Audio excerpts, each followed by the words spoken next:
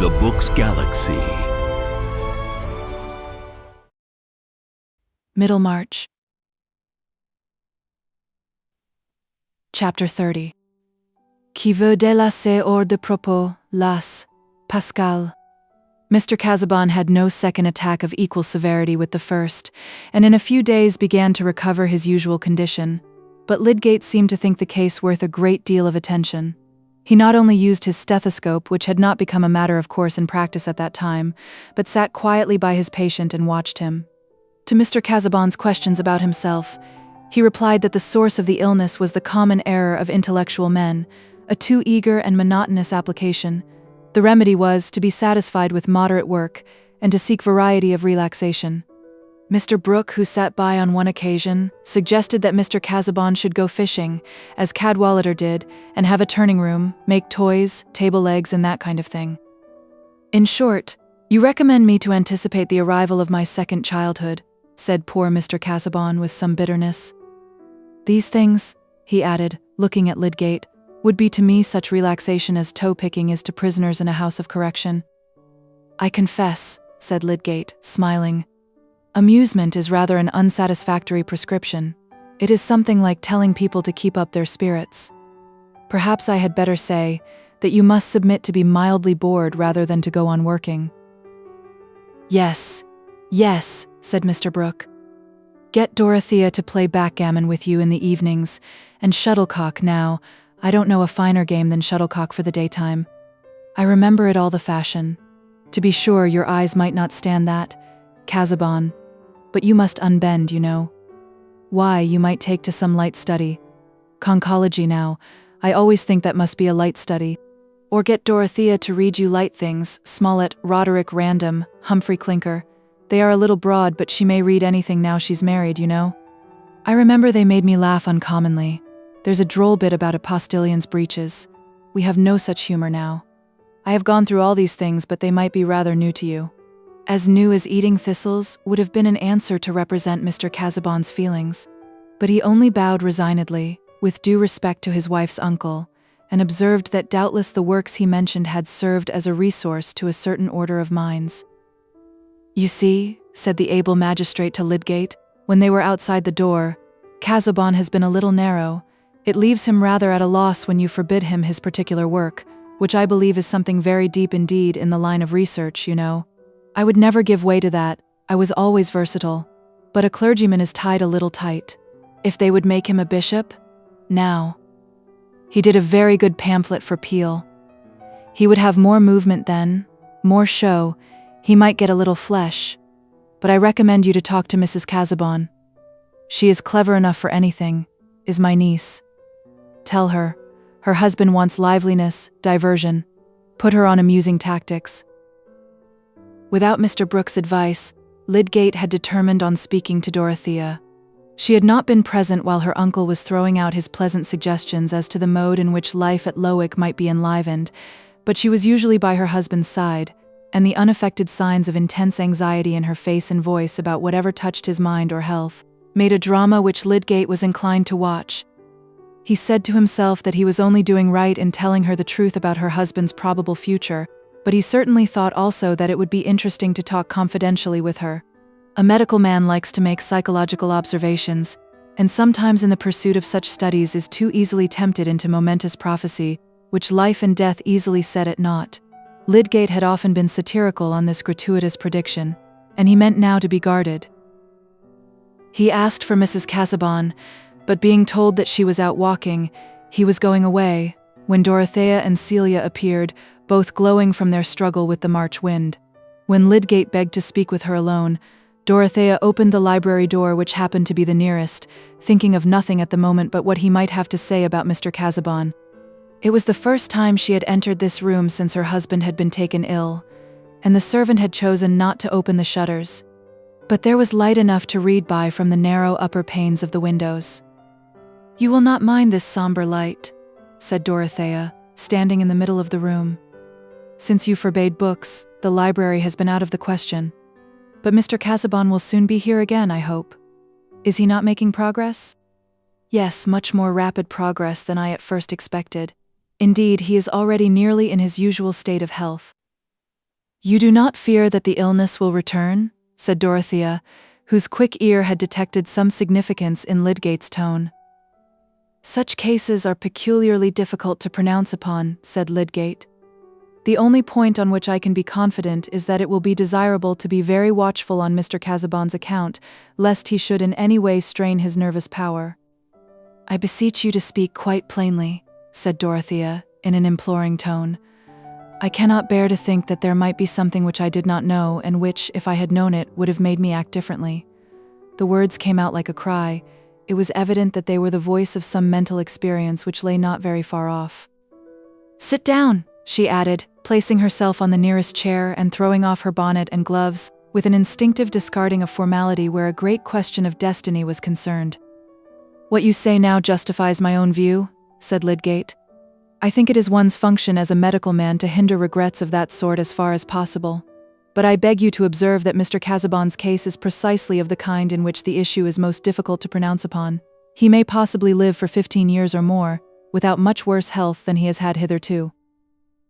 Dorothea had turned very pale, and when Lydgate paused, she said in a low voice, "You mean if we are very careful?" "Yes, careful against mental agitation of all kinds, and against excessive application."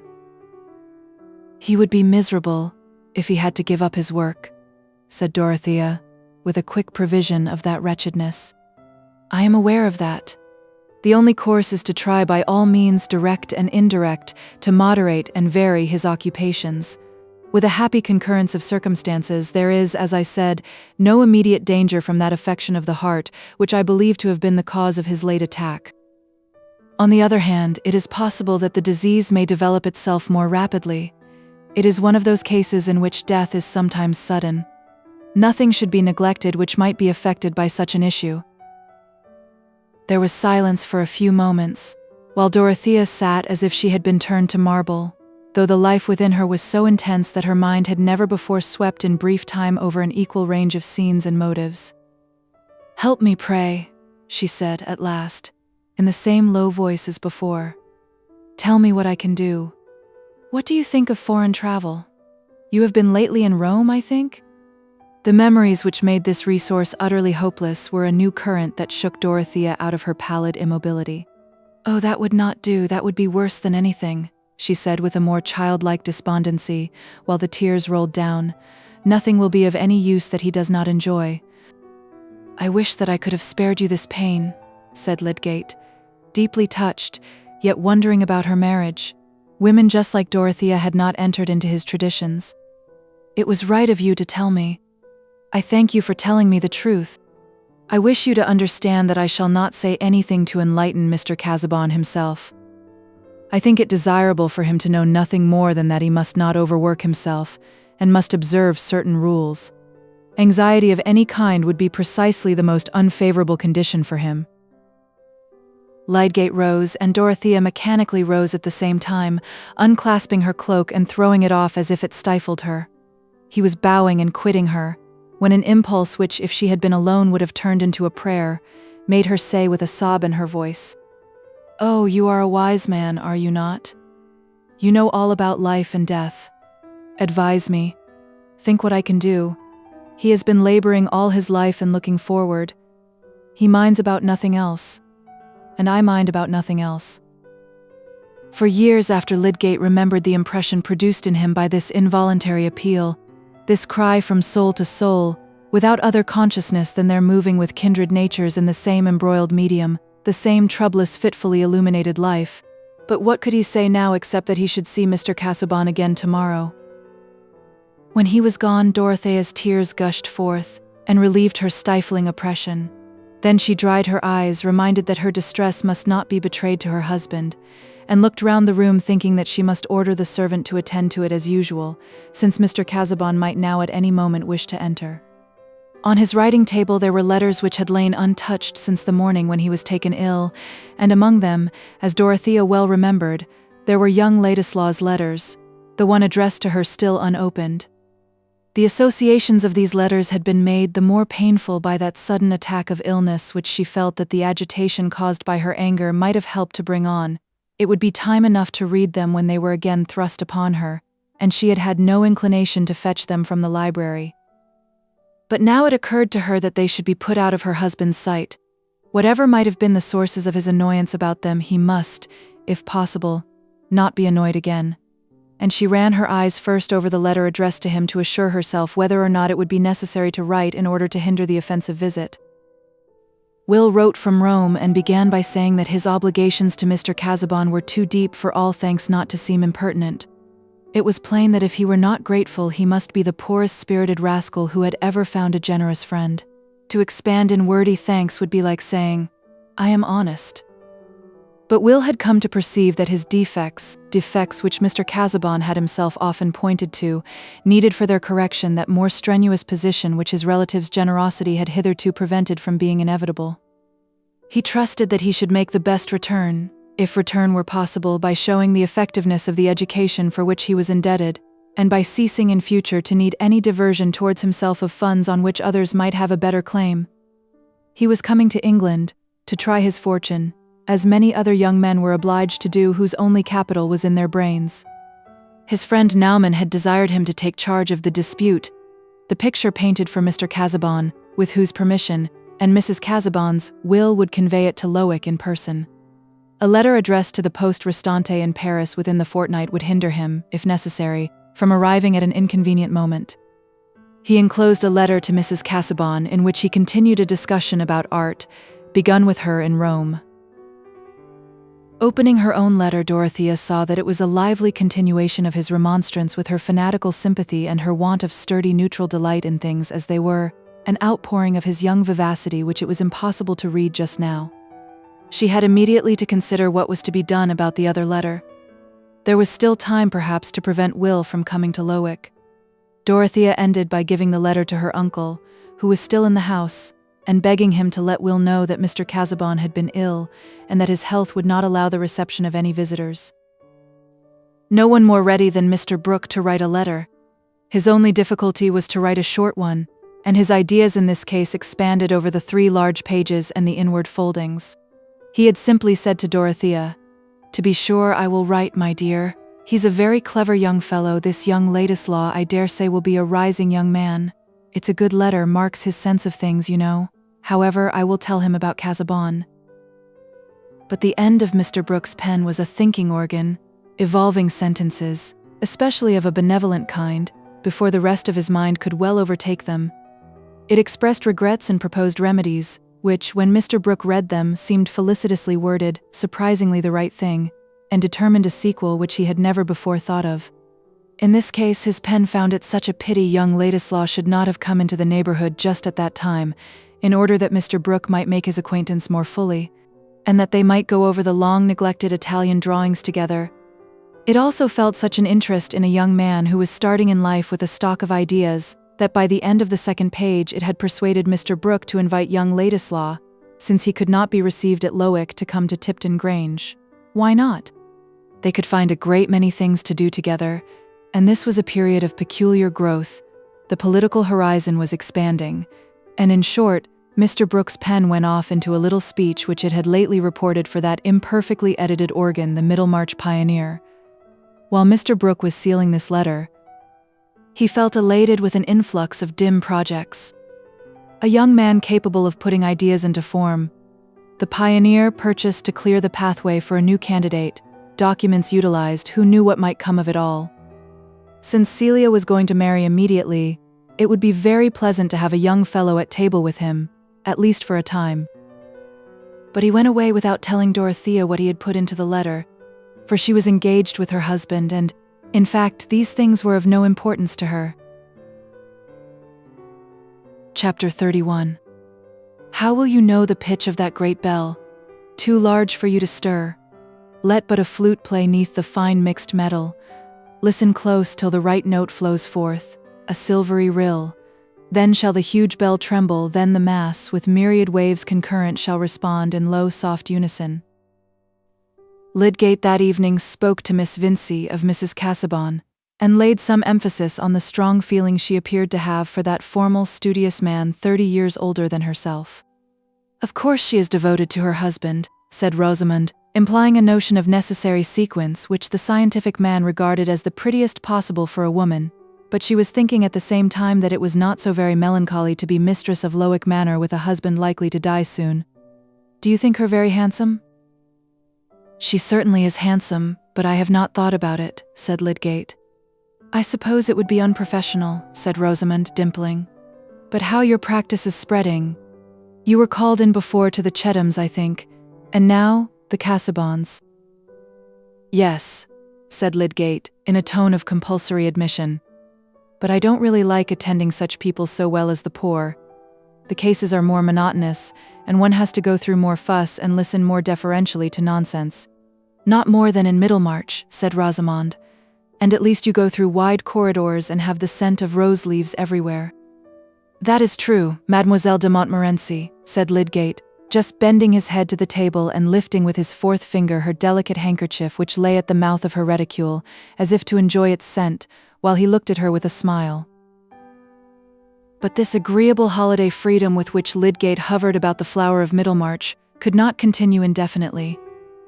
It was not more possible to find social isolation in that town than elsewhere, and two people persistently flirting could by no means escape from the various entanglements, waits, blows, clashings, motions by which things severally go on.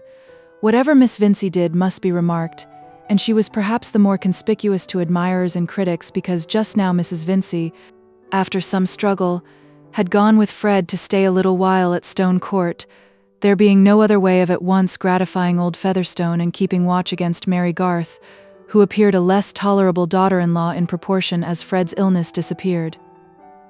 Aunt Bulstrode, for example, came a little oftener into Lowick Gate to see Rosamond. Now she was alone. For Mrs. Bulstrode had a true sisterly feeling for her brother, always thinking that he might have married better, but wishing well to the children. Now Mrs. Bulstrode had a long-standing intimacy with Mrs. Plymdale. They had nearly the same preferences in silks, patterns for underclothing, chinaware, and clergymen. They confided their little troubles of health and household management to each other, and various little points of superiority on Mrs. Bulstrode's side, namely more decided seriousness, more admiration for mind, and a house outside the town, sometimes served to give color to their conversation without dividing them, well-meaning women both, knowing very little of their own motives. Mrs. Bulstrode, paying a morning visit to Mrs. Plymdale, happened to say that she could not stay longer, because she was going to see poor Rosamond. "Why do you say poor Rosamond?" said Mrs. Plymdale, a round-eyed, sharp little woman, like a tamed falcon. "She is so pretty, and has been brought up in such thoughtlessness. The mother, you know, had always that levity about her, which makes me anxious for the children." "Well, Harriet, if I am to speak my mind," said Mrs. Plymdale, with emphasis, "I must say, anybody would suppose you and Mr. Bulstrode would be delighted with what has happened, for you have done everything to put Mr. Lydgate forward." "Selina, what do you mean?" said Mrs. Bulstrode, in genuine surprise. "Not but what I am truly thankful for Ned's sake," said Mrs. Plymdale. "He could certainly better afford to keep such a wife than some people can, but I should wish him to look elsewhere. Still, a mother has anxieties, and some young men would take to a bad life in consequence. Besides, if I was obliged to speak, I should say I was not fond of strangers coming into a town." "I don't know, Selina," said Mrs. Bulstrode, with a little emphasis in her turn. "Mr. Bulstrode was a stranger here at one time. Abraham and Moses were strangers in the land, and we are told to entertain strangers. And especially," she added after a slight pause, "when they are unexceptionable. I was not speaking in a religious sense, Harriet. I spoke as a mother. Selina, I am sure you have never heard me say anything against a niece of mine marrying your son." "Oh, it is pride in Miss Vincy, I am sure it is nothing else," said Mrs. Plymdale, who had never before given all her confidence to Harriet on this subject. "No young man in Middlemarch was good enough for her. I have heard her mother say as much. That is not a Christian spirit, I think, but now, from all I hear, she has found a man as proud as herself." "You don't mean that there is anything between Rosamond and Mr. Lydgate?" said Mrs. Bulstrode, rather mortified at finding out her own ignorance. "Is it possible you don't know, Harriet?" "Oh, I go about so little, and I am not fond of gossip. I really never hear any. You see so many people that I don't see. Your circle is rather different from ours." Well, but your own niece and Mr. Bulstrode's great favorite, and yours too, I'm sure, Harriet. I thought at one time you meant him for Kate, when she is a little older. I don't believe there can be anything serious at present, said Mrs. Bulstrode. My brother would certainly have told me. Well, people have different ways, but I understand that nobody can see Miss Vincey and Mr. Lydgate together without taking them to be engaged. However, it is not my business. Shall I put up the pattern of mittens? After this, Mrs. Bulstrode drove to her niece with a mind newly weighted.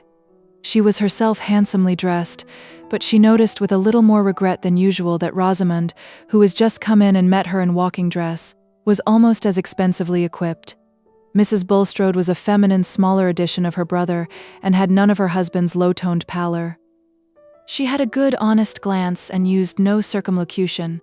"You are alone, I see, my dear," she said, as they entered the drawing-room together, looking round gravely. Rosamond felt sure that her aunt had something particular to say, and they sat down near each other. Nevertheless, the quilling inside Rosamond's bonnet was so charming that it was impossible not to desire the same kind of thing for Kate, and Mrs. Bulstrode's eyes, which were rather fine, rolled round that ample quilled circuit while she spoke. "I have just heard something about you that has surprised me very much, Rosamond." "What is that, Aunt?" Rosamond's eyes also were roaming over her aunt's large embroidered collar. "I can hardly believe it that you should be engaged without my knowing it, without your father's telling me." Here Mrs. Bulstrode's eyes finally rested on Rosamond's, who blushed deeply and said, "I am not engaged, Aunt." "How is it that everyone says so? Then that it is the town's talk?" "The town's talk is of very little consequence, I think," said Rosamond, inwardly gratified. "Oh, my dear, be more thoughtful. Don't despise your neighbors so. Remember you are turned 22 now, and you will have no fortune. Your father, I am sure, will not be able to spare you anything. Mr. Lydgate is very intellectual and clever. I know there is an attraction in that. I like talking to such men myself, and your uncle finds him very useful. But the profession is a poor one here. To be sure, this life is not everything, but it is seldom a medical man has true religious views. There is too much pride of intellect, and you are not fit to marry a poor man." "Mr. Lydgate is not a poor man, Aunt. He has very high connections. He told me himself he was poor." "That is because he is used to people who have a high style of living. My dear Rosamond, you must not think of living in high style." Rosamond looked down and played with her reticule. She was not a fiery young lady and had no sharp answers, but she meant to live as she pleased. "Then it is really true?" said Mrs. Bulstrode, looking very earnestly at her niece. "You are thinking of Mr. Lydgate? There is some understanding between you, though your father doesn't know? Be open, my dear Rosamond. Mr. Lydgate has really made you an offer?" Poor Rosamond's feelings were very unpleasant. She had been quite easy as to Lydgate's feeling and intention, but now when her aunt put this question, she did not like being unable to say yes. Her pride was hurt, but her habitual control of manner helped her. "Pray, excuse me, Aunt. I would rather not speak on the subject. You would not give your heart to a man without a decided prospect, I trust, my dear. And think of the 2 excellent offers I know of that you have refused, and one still within your reach, if you will not throw it away. I knew a very great beauty who married badly at last by doing so. Mr. Ned Plymdale is a nice young man. Some might think good-looking, and an only son and a large business of that kind is better than a profession. Not that marrying is everything.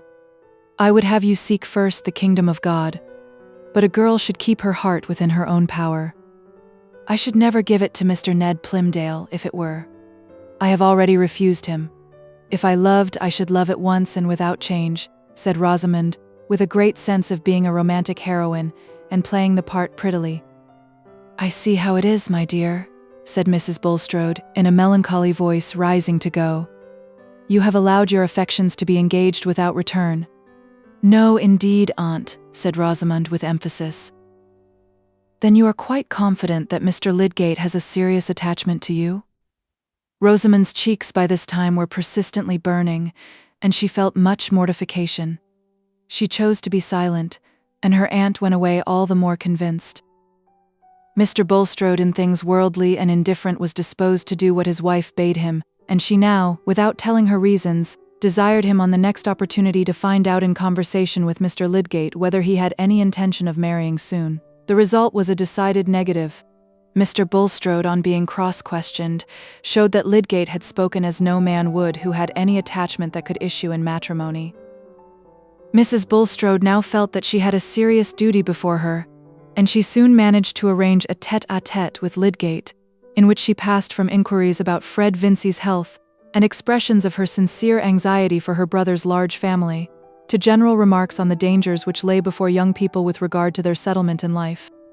Young men were often wild and disappointing, making little return for the money spent on them, and a girl was exposed to many circumstances which might interfere with her prospects.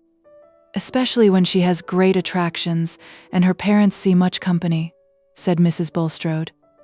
"Gentlemen pay her attention, and engross her all to themselves, for the mere pleasure of the moment, and that drives off others. I think it is a heavy responsibility, Mr. Lydgate, to interfere with the prospects of any girl." Here Mrs. Bulstrode fixed her eyes on him, with an unmistakable purpose of warning, if not of rebuke. "Clearly," said Lydgate, looking at her, perhaps even staring a little in return. "On the other hand, a man must be a great coxcomb to go about with a notion that he must not pay attention to a young lady lest she should fall in love with him, or lest others should think she must. Oh, Mr. Lydgate, you know well what your advantages are. You know that our young men here cannot cope with you. Where you frequent a house, it may militate very much against a girl's making a desirable settlement in life, and prevent her from accepting offers even if they are made." Lydgate was less flattered by his advantage over the Middlemarch Orlandos than he was annoyed by the perception of Mrs. Bulstrode's meaning. She felt that she had spoken as impressively as it was necessary to do, and that in using the superior word militate she had thrown a noble drapery over a mass of particulars which were still evident enough. Lydgate was fuming a little, pushed his hair back with one hand, felt curiously in his waistcoat pocket with the other, and then stooped to beckon the tiny black spaniel, which had the insight to decline his hollow caresses. It would not have been decent to go away, because he had been dining with other guests and had just taken tea. But Mrs. Bulstrode, having no doubt that she had been understood, turned the conversation. "Solomon's Proverbs, I think, have omitted to say that as the sore palate findeth grit, so an uneasy consciousness heareth innuendos." The next day, Mr. Fairbrother, parting from Lydgate in the street, supposed that they should meet at Vincey's in the evening. Lydgate answered curtly, "No, he had work to do, he must give up going out in the evening." "What? You are going to get lashed to the mast, eh, and are stopping your ears?"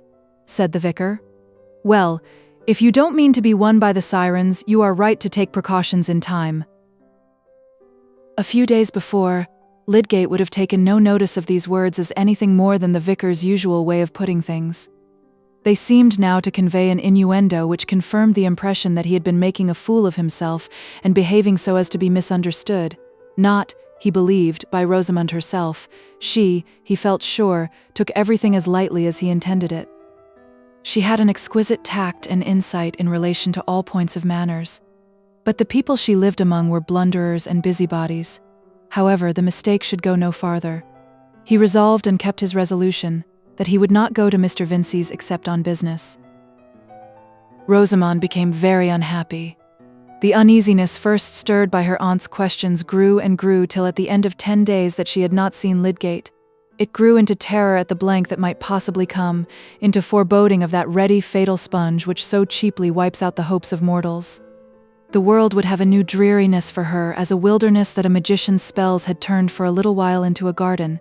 She felt that she was beginning to know the pang of disappointed love, and that no other man could be the occasion of such delightful aerial building as she had been enjoying for the last 6 months.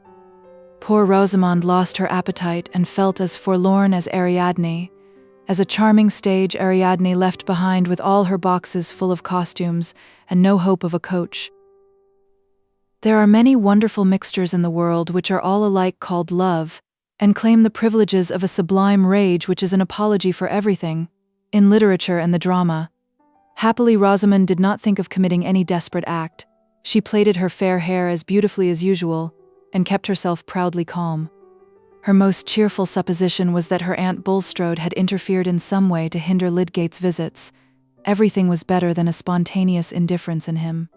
Anyone who imagines 10 days too short a time not for falling into leanness, lightness, or other measurable effects of passion, but for the whole spiritual circuit of alarmed conjecture and disappointment, is ignorant of what can go on in the elegant leisure of a young lady's mind. On the 11th day, however, Lydgate, when leaving Stone Court, was requested by Mrs. Vincey to let her husband know that there was a marked change in Mr. Featherstone's health, and that she wished him to come to Stone Court on that day. Now Lydgate might have called at the warehouse, or might have written a message on a leaf of his pocketbook and left it at the door. Yet these simple devices apparently did not occur to him, from which we may conclude that he had no strong objection to calling at the house at an hour when Mr. Vincey was not at home, and leaving the message with Miss Vincey. A man may, from various motives, decline to give his company, but perhaps not even a sage would be gratified that nobody missed him.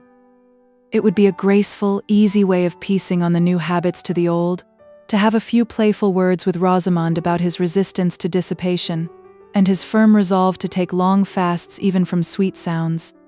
It must be confessed also that momentary speculations as to all the possible grounds for Mrs. Bulstrode's hints had managed to get woven like slight clinging hairs into the more substantial web of his thoughts. Miss Vincey was alone and blushed so deeply when Lydgate came in that he felt a corresponding embarrassment, and instead of any playfulness, he began at once to speak of his reason for calling and to beg her, almost formally, to deliver the message to her father. Rosamond, who at the first moment felt as if her happiness were returning, was keenly hurt by Lydgate's manner. Her blush had departed, and she assented coldly, without adding an unnecessary word, some trivial chain work, which she had in her hands, enabling her to avoid looking at Lydgate higher than his chin. In all failures, the beginning is certainly the half of the whole. After sitting 2 long moments while he moved his whip and could say nothing, Lydgate rose to go, and Rosamond, made nervous by her struggle between mortification and the wish not to betray it, dropped her chain as if startled and rose too, mechanically. Lydgate instantaneously stooped to pick up the chain. When he rose, he was very near to a lovely little face set on a fair long neck, which he had been used to see turning about under the most perfect management of self-contented grace. But as he raised his eyes now, he saw a certain helpless quivering which touched him quite newly, and made him look at Rosamond with a questioning flash. At this moment she was as natural as she had ever been when she was 5 years old. She felt that her tears had risen, and it was no use to try to do anything else than let them stay like water on a blue flower, or let them fall over her cheeks even as they would. That moment of naturalness was the crystallizing feather touch. It shook flirtation into love. Remember that the ambitious man who was looking at those forget-me-nots under the water was very warm-hearted and rash. He did not know where the chain went. An idea had thrilled through the recesses within him which had a miraculous effect in raising the power of passionate love lying buried there in no sealed sepulchre, but under the lightest, easily pierced mold. His words were quite abrupt and awkward, but the tone made them sound like an ardent, appealing avowal. "What is the matter? You are distressed. Tell me, pray." Rosamond had never been spoken to in such tones before. I am not sure that she knew what the words were, but she looked at Lydgate, and the tears fell over her cheeks. There could have been no more complete answer than that silence, and Lydgate, forgetting everything else, completely mastered by the outrush of tenderness at the sudden belief that this sweet young creature depended on him for her joy, actually put his arms round her, folding her gently and protectingly. He was used to being gentle with the weak and suffering, and kissed each of the 2 large tears.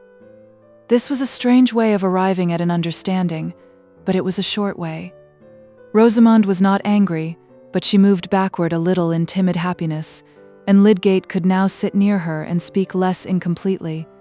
Rosamond had to make her little confession, and he poured out words of gratitude and tenderness with impulsive lavishment. In half an hour he left the house an engaged man, whose soul was not his own, but the woman's to whom he had bound himself. He came again in the evening to speak with Mr. Vincey, who, just returned from Stone Court, was feeling sure that it would not be long before he heard of Mr. Featherstone's demise. The felicitous word demise, which had seasonably occurred to him, had raised his spirits even above their usual evening pitch. The right word is always a power, and communicates its definiteness to our action. Considered as a demise, old Featherstone's death assumed a merely legal aspect, so that Mr. Vincey could tap his snuff-box over it and be jovial, without even an intermittent affectation of solemnity, and Mr. Vincey hated both solemnity and affectation.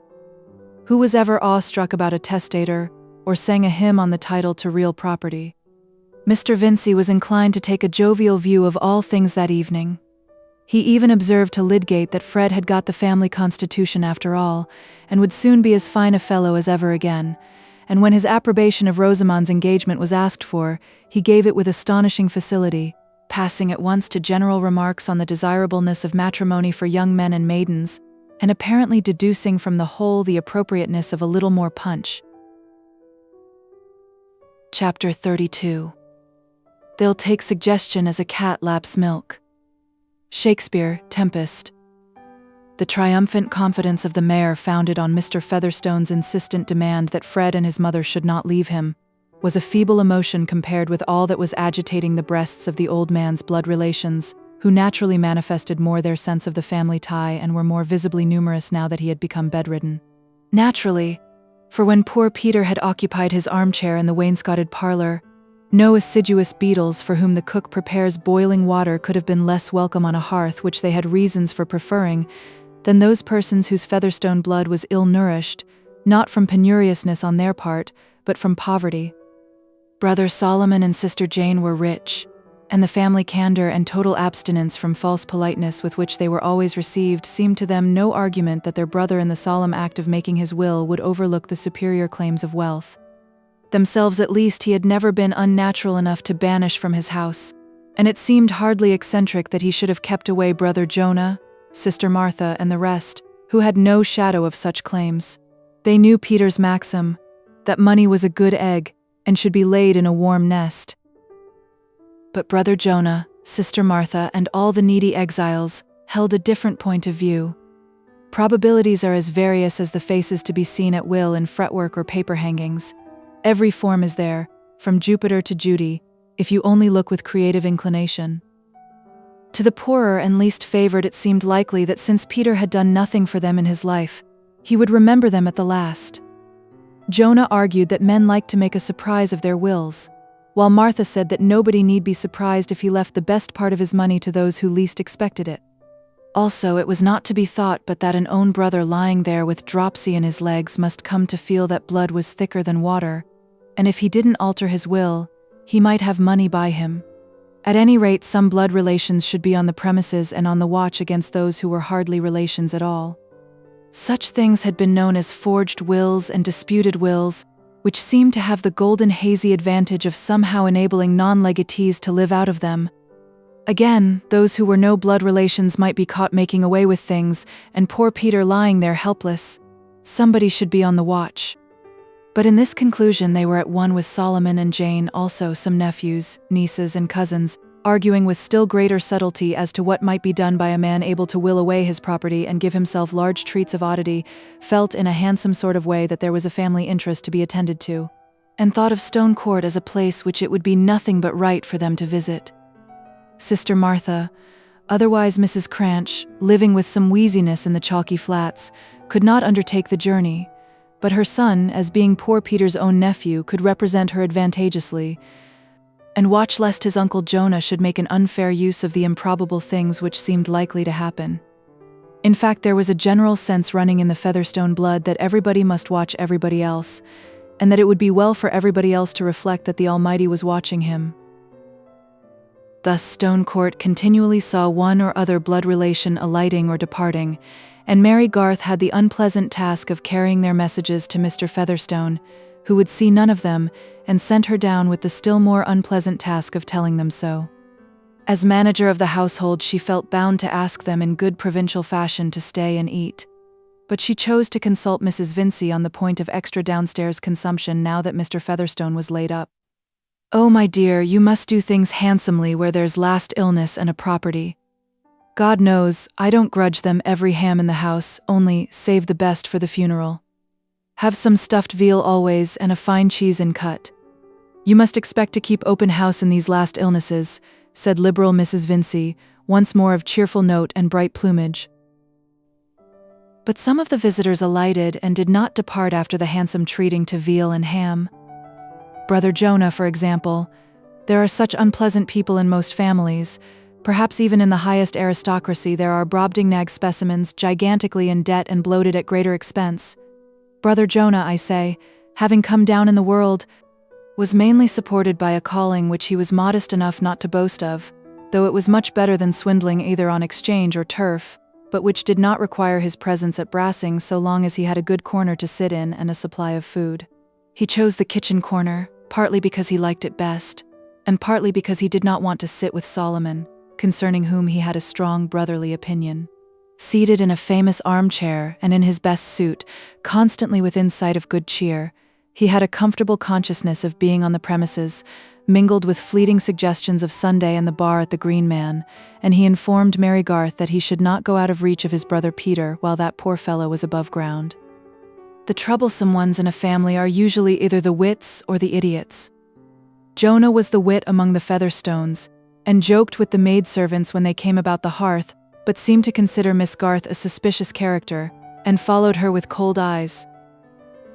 Mary would have borne this one pair of eyes with comparative ease, but unfortunately there was young Cranch, who, having come all the way from the Chalky Flats to represent his mother and watch his Uncle Jonah, also felt it his duty to stay and to sit chiefly in the kitchen to give his uncle company. Young Cranch was not exactly the balancing point between the wit and the idiot, verging slightly towards the latter type, and squinting so as to leave everything in doubt about his sentiments except that they were not of a forcible character. When Mary Garth entered the kitchen and Mr. Jonah Featherstone began to follow her with his cold detective eyes, young Cranch, turning his head in the same direction, seemed to insist on it that she should remark how he was squinting, as if he did it with design, like the gypsies when Borrow read the New Testament to them. This was rather too much for poor Mary. Sometimes it made her bilious, sometimes it upset her gravity. One day that she had an opportunity she could not resist describing the kitchen scene to Fred, who would not be hindered from immediately going to see it, affecting simply to pass through. But no sooner did he face the four eyes than he had to rush through the nearest door which happened to lead to the dairy, and there under the high roof and among the pans he gave way to laughter which made a hollow resonance perfectly audible in the kitchen.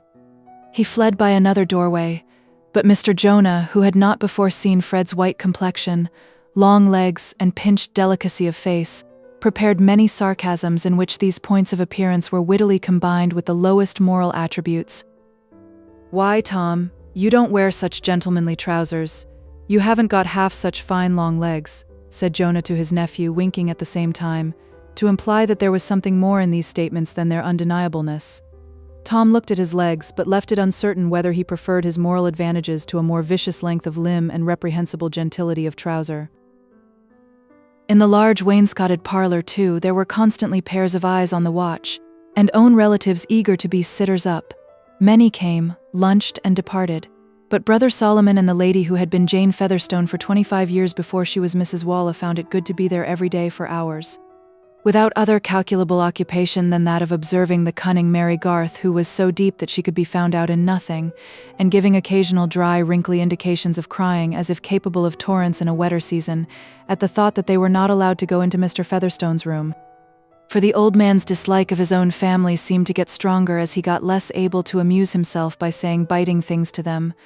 Too languid to sting, he had the more venom refluent in his blood. Not fully believing the message sent through Mary Garth, they had presented themselves together within the door of the bedroom, both in black, Mrs. Wall having a white handkerchief partially unfolded in her hand, and both with faces in a sort of half-mourning purple, while Mrs. Vincey, with her pink cheeks and pink ribbons flying, was actually administering a cordial to their own brother, and the light-complexioned Fred, his short hair curling as might be expected in a gambler's, was lolling at his ease in a large chair. Old Featherstone no sooner caught sight of these funereal figures appearing in spite of his orders, than rage came to strengthen him more successfully than the cordial. He was propped up on a bed rest, and always had his gold-headed stick lying by him.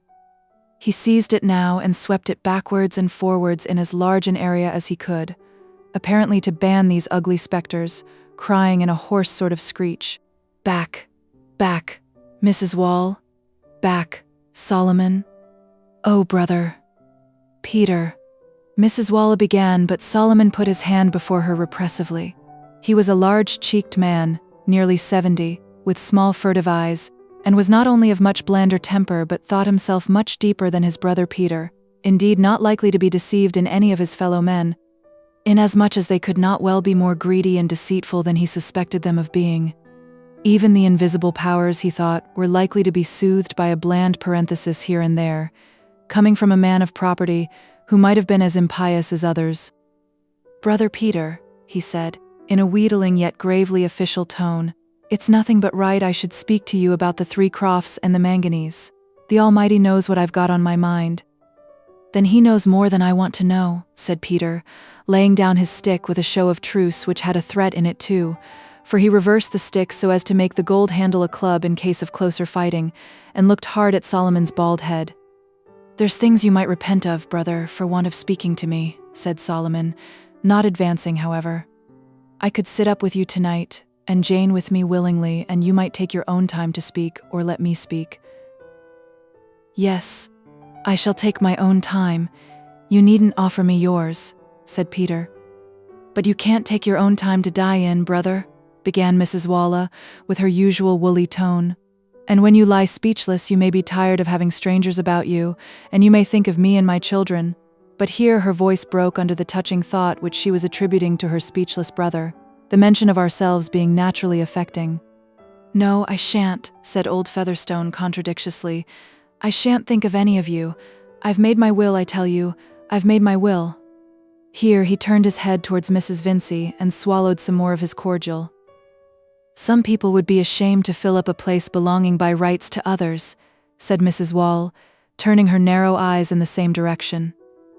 "Oh, sister," said Solomon with ironical softness, "you and me are not fine, and handsome and clever enough. We must be humble and let smart people push themselves before us." Fred's spirit could not bear this. Rising and looking at Mr. Featherstone, he said, "Shall my mother and I leave the room, sir, that you may be alone with your friends?" "Sit down, I tell you," said old Featherstone snappishly. "Stop where you are. Goodbye, Solomon," he added, trying to wield his stick again, but failing now that he had reversed the handle. "Goodbye, Mrs. Wall. Don't you come again?" "I shall be downstairs, brother, whether or no," said Solomon. "I shall do my duty, and it remains to be seen what the Almighty will allow." "Yes, in property going out of families," said Mrs. Wall in continuation, "and where there's steady young men to carry on. But I pity them who are not such, and I pity their mothers. Goodbye, brother Peter. Remember, I'm the eldest after you, brother, and prospered from the first, just as you did, and have got land already by the name of Featherstone," said Solomon, relying much on that reflection, as one which might be suggested in the watches of the night. "But I bid you goodbye for the present." Their exit was hastened by their seeing old Mr. Featherstone pull his wig on each side, and shut his eyes with his mouth-widening grimace, as if he were determined to be deaf and blind. Nonetheless, they came to Stone Court daily and sat below at the post of duty, sometimes carrying on a slow dialogue in an undertone in which the observation and response were so far apart that anyone hearing them might have imagined himself listening to speaking automata, in some doubt whether the ingenious mechanism would really work, or wind itself up for a long time in order to stick and be silent. Solomon and Jane would have been sorry to be quick. What that led to might be seen on the other side of the wall in the person of Brother Jonah. But their watch in the wainscoted parlor was sometimes varied by the presence of other guests from far or near. Now that Peter Featherstone was upstairs, his property could be discussed with all that local enlightenment to be found on the spot. Some rural and Middlemarch neighbors expressed much agreement with the family and sympathy with their interest against the Vinceys. And feminine visitors were even moved to tears, in conversation with Mrs. Wall, when they recalled the fact that they themselves had been disappointed in times past by codicils and marriages for spite on the part of ungrateful elderly gentlemen who, it might have been supposed, had been spared for something better. Such conversation paused suddenly, like an organ when the bellows are let drop, if Mary Garth came into the room, and all eyes were turned on her as a possible legatee, or one who might get access to iron chests. But the younger men, who were relatives or connections of the family, were disposed to admire her in this problematic light, as a girl who showed much conduct, and who among all the chances that were flying might turn out to be at least a moderate prize, hence she had her share of compliments and polite attentions. Especially from Mr. Borthrop Trumbull, a distinguished bachelor and auctioneer of those parts, much concerned in the sale of land and cattle, a public character indeed, whose name was seen on widely distributed placards, and who might reasonably be sorry for those who did not know of him. He was second cousin to Peter Featherstone, and had been treated by him with more amenity than any other relative, being useful in matters of business, and in that program of his funeral which the old man had himself dictated, he had been named as a bearer. There was no odious cupidity in Mr. Borthrop Trumbull, nothing more than a sincere sense of his own merit, which he was aware in case of rivalry might tell against competitors, so that if Peter Featherstone, who so far as he, Trumbull, was concerned, had behaved like as good a soul as ever breathed, should have done anything handsome by him, all he could say was that he had never fished and fawned, but had advised him to the best of his experience, which now extended over 20 years from the time of his apprenticeship at 15, and was likely to yield a knowledge of no surreptitious kind. His admiration was far from being confined to himself, but was accustomed professionally as well as privately to delight in estimating things at a high rate. He was an amateur of superior phrases, and never used poor language without immediately correcting himself, which was fortunate, as he was rather loud and given to predominate, standing or walking about frequently, pulling down his waistcoat with the air of a man who is very much of his own opinion, trimming himself rapidly with his forefinger, and marking each new series in these movements by a busy play with his large seals. There was occasionally a little fierceness in his demeanor, but it was directed chiefly against false opinion, of which there is so much to correct in the world that a man of some reading and experience necessarily has his patience tried. He felt that the Featherstone family generally was of limited understanding, but being a man of the world and a public character, took everything as a matter of course, and even went to converse with Mr. Jonah and young Cranch in the kitchen, not doubting that he had impressed the latter greatly by his leading questions concerning the chalky flats. If anybody had observed that Mr. Borthrop Trumbull, being an auctioneer, was bound to know the nature of everything, he would have smiled and trimmed himself silently with the sense that he came pretty near that. On the whole, in an auctioneering way, he was an honorable man, not ashamed of his business, and feeling that the celebrated Peel, now Sir Robert, if introduced to him, would not fail to recognize his importance. "I don't mind if I have a slice of that ham, and a glass of that ale, Miss Garth, if you will allow me," he said, coming into the parlor at 11:30, after having had the exceptional privilege of seeing old Featherstone, and standing with his back to the fire between Mrs. Wall and Solomon. "It's not necessary for you to go out. Let me ring the bell." "Thank you," said Mary. "I have an errand." "Well, Mr. Trumbull, you're highly favored," said Mrs. Wall. "What? Seeing the old man?" said the auctioneer, playing with his seals dispassionately. "Ah, you see, he has relied on me considerably." Here he pressed his lips together and frowned meditatively. "Might anybody ask what their brother has been saying?" said Solomon, in a soft tone of humility, in which he had a sense of luxurious cunning, he being a rich man and not in need of it. "Oh yes, anybody may ask," said Mr. Trumbull, with loud and good-humored though cutting sarcasm. "Anybody may interrogate. Anyone may give their remarks an interrogative turn," he continued, his sonorousness rising with his style. "This is constantly done by good speakers, even when they anticipate no answer. It is what we call a figure of speech. Speech at a high figure, as one may say." The eloquent auctioneer smiled at his own ingenuity. "I shouldn't be sorry to hear he'd remembered you, Mr. Trumbull," said Solomon. "I never was against the deserving. It's the undeserving I'm against." "Ah, there it is, you see, there it is," said Mr. Trumbull significantly. "It can't be denied that undeserving people have been legatees and even residuary legatees. It is so with testamentary dispositions." Again he pursed up his lips and frowned a little. "Do you mean to say for certain, Mr. Trumbull, that my brother has left his land away from our family?" said Mrs. Wall, on whom, as an unhopeful woman, those long words had a depressing effect. "A man might as well turn his land into charity land at once, as leave it to some people," observed Solomon, his sister's question having drawn no answer. "What, blue coat land?" said Mrs. Wall again. "Oh, Mr. Trumbull, you never can mean to say that. It would be flying in the face of the Almighty that's prospered him." While Mrs. Wall was speaking, Mr. Borthrop Trumbull walked away from the fireplace towards the window, patrolling with his forefinger round the inside of his stock, then along his whiskers and the curves of his hair. He now walked to Miss Garth's work table, opened a book which lay there and read the title aloud with pompous emphasis, as if he were offering it for sale. Anne of Geierstein, pronounced Geierstein or the Maiden of the Mist, by the author of Waverley.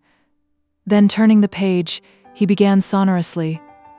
The course of 4 centuries has well nigh elapsed since the series of events which are related in the following chapters took place on the continent. He pronounced the last truly admirable word with the accent on the last syllable, not as unaware of vulgar usage, but feeling that this novel delivery enhanced the sonorous beauty which his reading had given to the whole. And now the servant came in with the tray, so that the moments for answering Mrs. Wallace's question had gone by safely, while she and Solomon, watching Mr. Trumbull's movements, were thinking that high learning interfered sadly with serious affairs. Mr. Borthrop Trumbull really knew nothing about old Featherstone's will, but he could hardly have been brought to declare any ignorance unless he had been arrested for misprision of treason. "I shall take a mere mouthful of ham and a glass of ale," he said reassuringly. "As a man with public business, I take a snack when I can. I will back this ham," he added, after swallowing some morsels with alarming haste, "against any ham in the 3 kingdoms. In my opinion, it is better than the hams at Freshet Hall, and I think I am a tolerable judge." "Some don't like so much sugar in their hams," said Mrs. Wall, "but my poor brother would always have sugar. If any person demands better, he is at liberty to do so, but, God bless me, what an aroma! I should be glad to buy in that quality, I know. There is some gratification to a gentleman." Here Mr. Trumbull's voice conveyed an emotional remonstrance in having this kind of ham set on his table. He pushed aside his plate, poured out his glass of ale and drew his chair a little forward, profiting by the occasion to look at the inner side of his legs, which he stroked approvingly, Mr. Trumbull having all those less frivolous airs and gestures which distinguish the predominant races of the North. "You have an interesting work there, I see, Miss Garth," he observed when Mary re-entered. "It is by the author of Waverley, that is Sir Walter Scott. I have bought one of his works myself, a very nice thing, a very superior publication, entitled Ivanhoe. You will not get any writer to beat him in a hurry. I think he will not, in my opinion, be speedily surpassed. I have just been reading a portion at the commencement of Anne of Geierstein. It commences well. Things never began with Mr. Borthrop Trumbull. They always commenced, both in private life and on his handbills. You are a reader, I see. Do you subscribe to our Middlemarch library?" "No," said Mary. "Mr. Fred Vincy brought this book."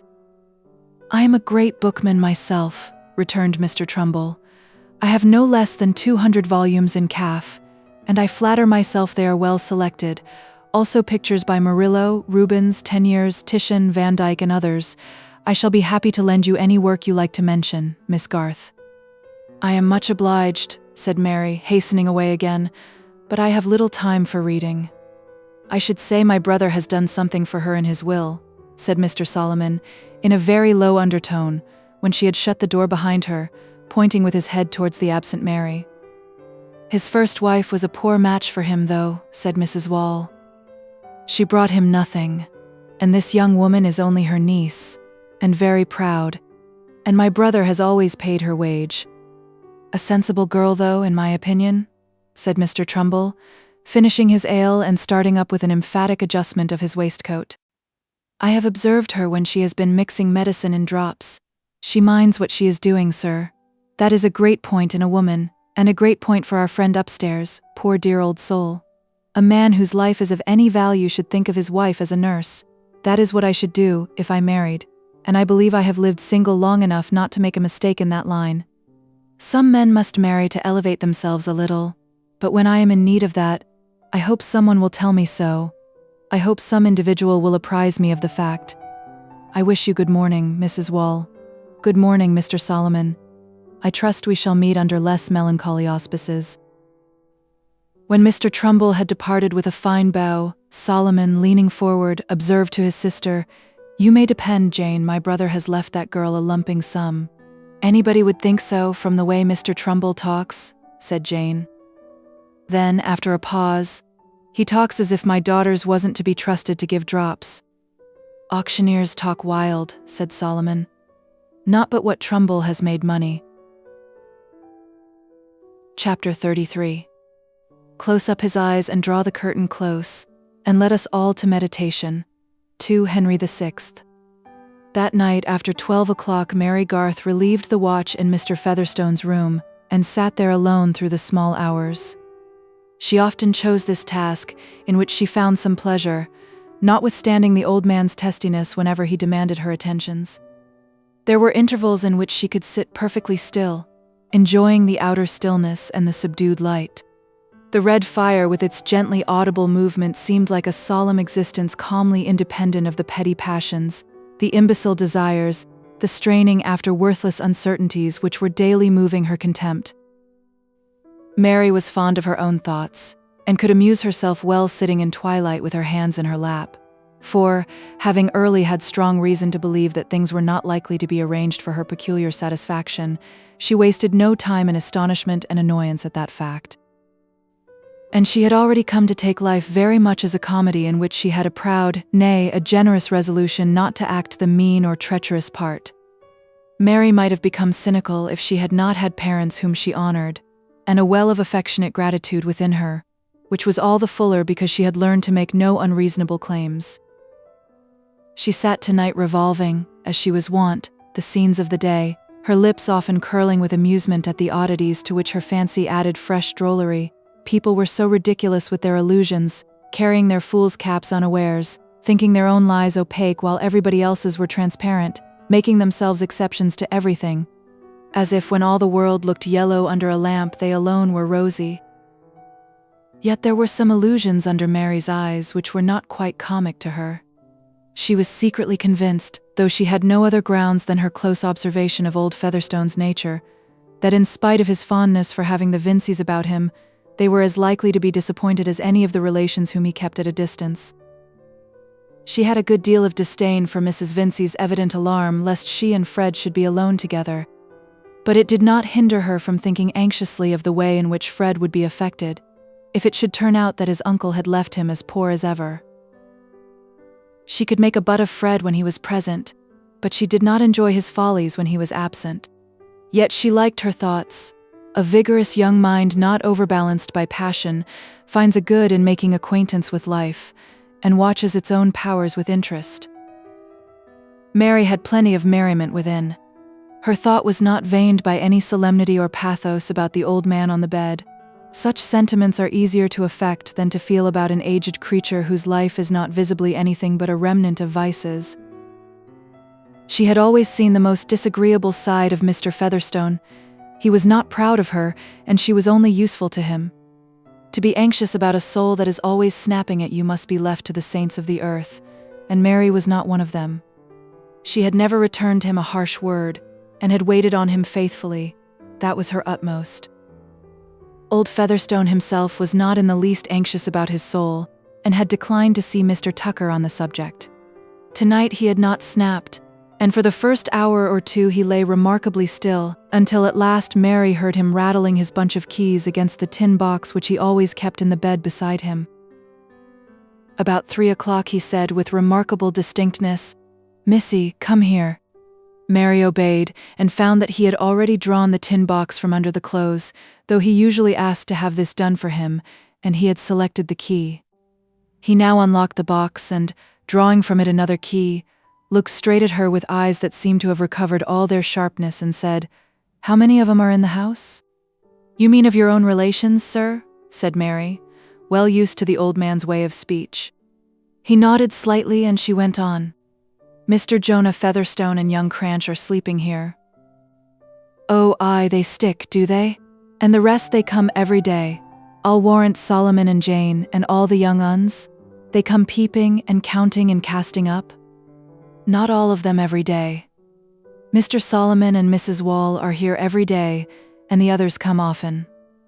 The old man listened with a grimace while she spoke, and then said, relaxing his face, "The more fools they you hearken, missy.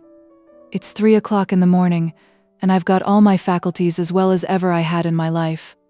I know all my property, and where the money's put out, and everything, and I've made everything ready to change my mind, and do as I like at the last. Do you hear, Missy? I've got my faculties. Well, sir? Said Mary quietly. He now lowered his tone with an air of deeper cunning. I've made 2 wills and I'm going to burn one. Now you do as I tell you.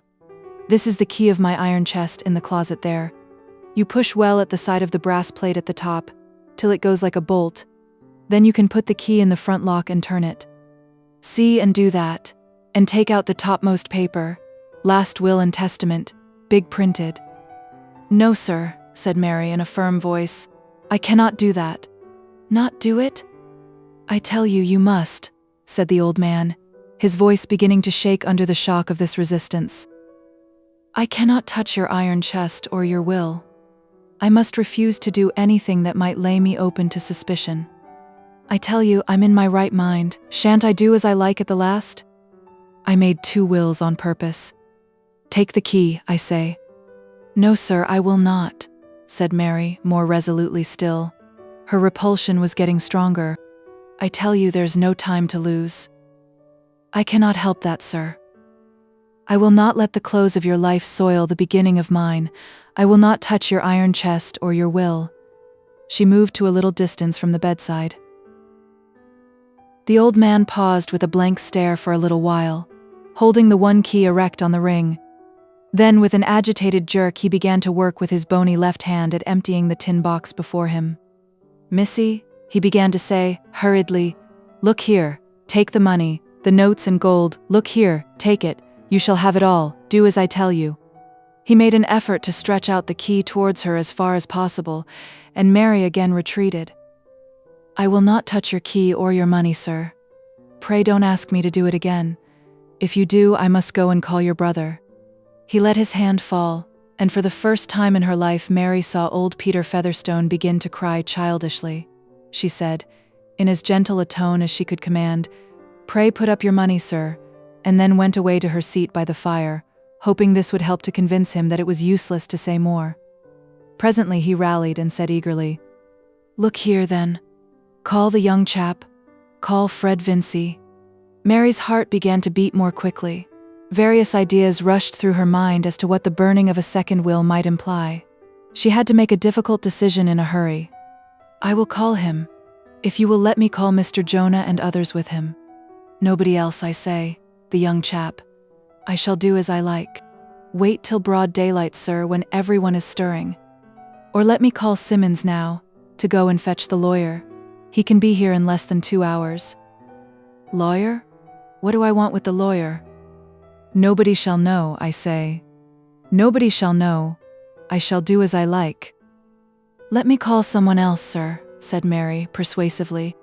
She did not like her position, alone with the old man, who seemed to show a strange flaring of nervous energy which enabled him to speak again and again without falling into his usual cough. Yet she desired not to push unnecessarily the contradiction which agitated him. Let me, pray, call someone else. You let me alone, I say. Look here, Missy, take the money, you'll never have the chance again. It's pretty nigh 200, there's more in the box and nobody knows how much there was. Take it and do as I tell you.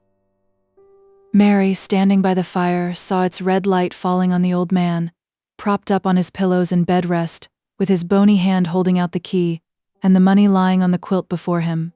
She never forgot that vision of a man wanting to do as he liked at the last, but the way in which he had put the offer of the money urged her to speak with harder resolution than ever. It is of no use, sir. I will not do it. Put up your money. I will not touch your money. I will do anything else I can to comfort you, but I will not touch your keys or your money. Anything else? Anything else? Said old Featherstone, with hoarse rage which, as if in a nightmare, tried to be loud and yet was only just audible. I want nothing else. You come here, you come here. Mary approached him cautiously, knowing him too well. She saw him dropping his keys and trying to grasp his stick, while he looked at her like an aged hyena, the muscles of his face getting distorted with the effort of his hand. She paused at a safe distance. Let me give you some cordial, she said quietly, and try to compose yourself. You will perhaps go to sleep, and tomorrow by daylight you can do as you like. He lifted the stick in spite of her being beyond his reach, and threw it with a hard effort which was but impotence. It fell, slipping over the foot of the bed. Mary let it lie and retreated to her chair by the fire. By and by she would go to him with the cordial. Fatigue would make him passive. It was getting towards the chillest moment of the morning. The fire had got low and she could see through the chink between the moreen window curtains, the light whitened by the blind. Having put some wood on the fire and thrown a shawl over her, she sat down, hoping that Mr. Featherstone might now fall asleep. If she went near him, the irritation might be kept up. He had said nothing after throwing the stick, but she had seen him taking his keys again and laying his right hand on the money. He did not put it up, however, and she thought that he was dropping off to sleep. But Mary herself began to be more agitated by the remembrance of what she had gone through than she had been by the reality, questioning those acts of hers which had come imperatively and excluded all question in the critical moment. Presently the dry wood sent out a flame which illuminated every crevice, and Mary saw that the old man was lying quietly with his head turned a little on one side. She went towards him with inaudible steps, and thought that his face looked strangely motionless, but the next moment the movement of the flame communicating itself to all objects made her uncertain. The violent beating of her heart rendered her perceptions so doubtful that even when she touched him and listened for his breathing, she could not trust her conclusions. She went to the window and gently propped aside the curtain and blind, so that the still light of the sky fell on the bed. The next moment she ran to the bell and rang it energetically. In a very little while there was no longer any doubt that Peter Featherstone was dead, with his right hand clasping the keys, and his left hand lying on the heap of notes and gold. Book 4. 3 Love Problems. Chapter 34. First gentlemen, such men as this are feathers, chips, and straws, carry no weight, no force. Second gentlemen, but levity is causal too, and makes the sum of weight. For power finds its place in lack of power, advance is cession, and the driven ship may run aground because the helmsman's thought lacked force to balance opposites. It was on a morning of May that Peter Featherstone was buried. In the prosaic neighborhood of Middlemarch, May was not always warm and sunny, and on this particular morning a chill wind was blowing the blossoms from the surrounding gardens onto the green mounds of LIII churchyard. Swiftly moving clouds only now and then allowed a gleam to light up any object, whether ugly or beautiful, that happened to stand within its golden shower. In the churchyard the objects were remarkably various, for there was a little country crowd waiting to see the funeral. The news had spread that it was to be a big burying. The old gentleman had left written directions about everything and meant to have a funeral beyond his betters. This was true, for old Featherstone had not been a harpagon whose passions had all been devoured by the ever-lean and ever-hungry passion of saving, and who would drive a bargain with his undertaker beforehand.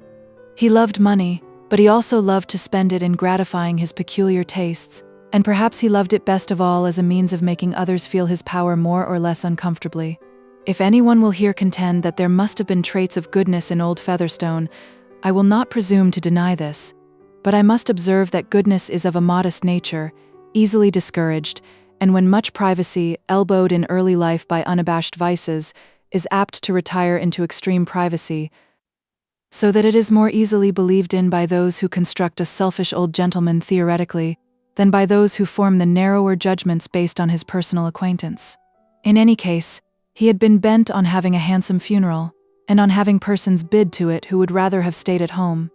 He had even desired that female relatives should follow him to the grave, and poor Sister Martha had taken a difficult journey for this purpose from the chalky flats.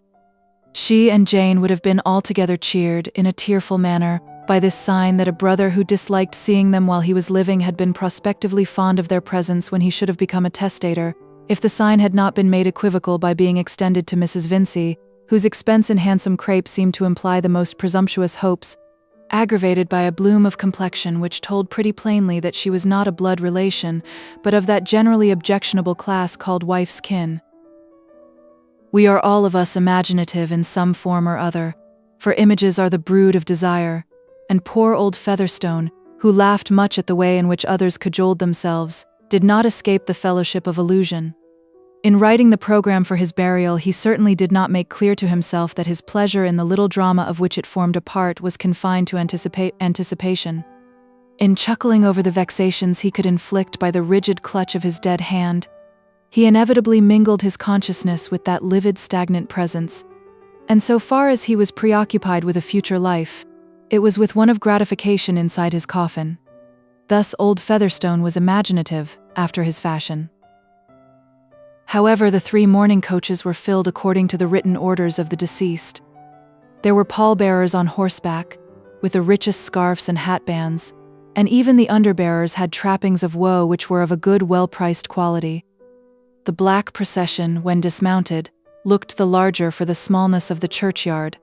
The heavy human faces and the black draperies shivering in the wind seemed to tell of a world strangely incongruous with the lightly dropping blossoms and the gleams of sunshine on the daisies. The clergyman who met the procession was Mr. Cadwallader, also according to the request of Peter Featherstone, prompted as usual by peculiar reasons. Having a contempt for curates, whom he always called understrappers, he was resolved to be buried by a beneficed clergyman. Mr. Casaubon was out of the question, not merely because he declined duty of this sort, but because Featherstone had an especial dislike to him as the rector of his own parish, who had a lien on the land in the shape of tithe, also as the deliverer of morning sermons, which the old man, being in his pew and not at all sleepy, had been obliged to sit through with an inward snarl. He had an objection to a parson stuck up above his head preaching to him. But his relations with Mr. Cadwallader had been of a different kind. The trout stream which ran through Mr. Casaubon's land took its course through Featherstone's also, so that Mr. Cadwallader was a parson who had to ask a favor instead of preaching. Moreover, he was one of the high gentry living 4 miles away from LIII, and was thus exalted to an equal sky with the sheriff of the county and other dignities vaguely regarded as necessary to the system of things. There would be a satisfaction in being buried by Mr. Cadwallader, whose very name offered a fine opportunity for pronouncing wrongly if you liked. This distinction conferred on the rector of Tipton and Freshitt was the reason why Mrs. Cadwallader made one of the group that watched old Featherstone's funeral from an upper window of the manor.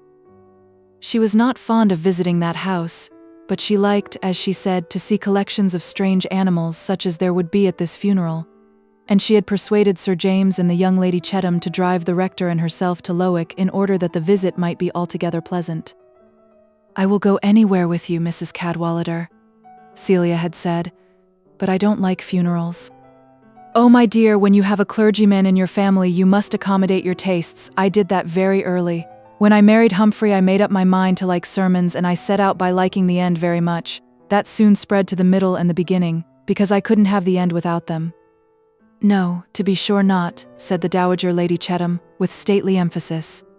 The upper window from which the funeral could be well seen was in the room occupied by Mr. Casaubon when he had been forbidden to work, but he had resumed nearly his habitual style of life now in spite of warnings and prescriptions, and after politely welcoming Mrs. Cadwallader had slipped again into the library to chew a cud of erudite mistake about Cush and Mizraim. But for her visitors Dorothea too might have been shut up in the library, and would not have witnessed this scene of old Featherstone's funeral, which, aloof as it seemed to be from the tenor of her life, always afterwards came back to her at the touch of certain sensitive points in memory, just as the vision of St. Peter's at Rome was inwoven with moods of despondency. Scenes which make vital changes in our neighbor's lot are but the background of our own, yet, like a particular aspect of the fields and trees, they become associated for us with the epochs of our own history, and make a part of that unity which lies in the selection of our keenest consciousness. The dreamlike association of something alien and ill-understood with the deepest secrets of her experience seemed to mirror that sense of loneliness which was due to the very ardor of Dorothea's nature.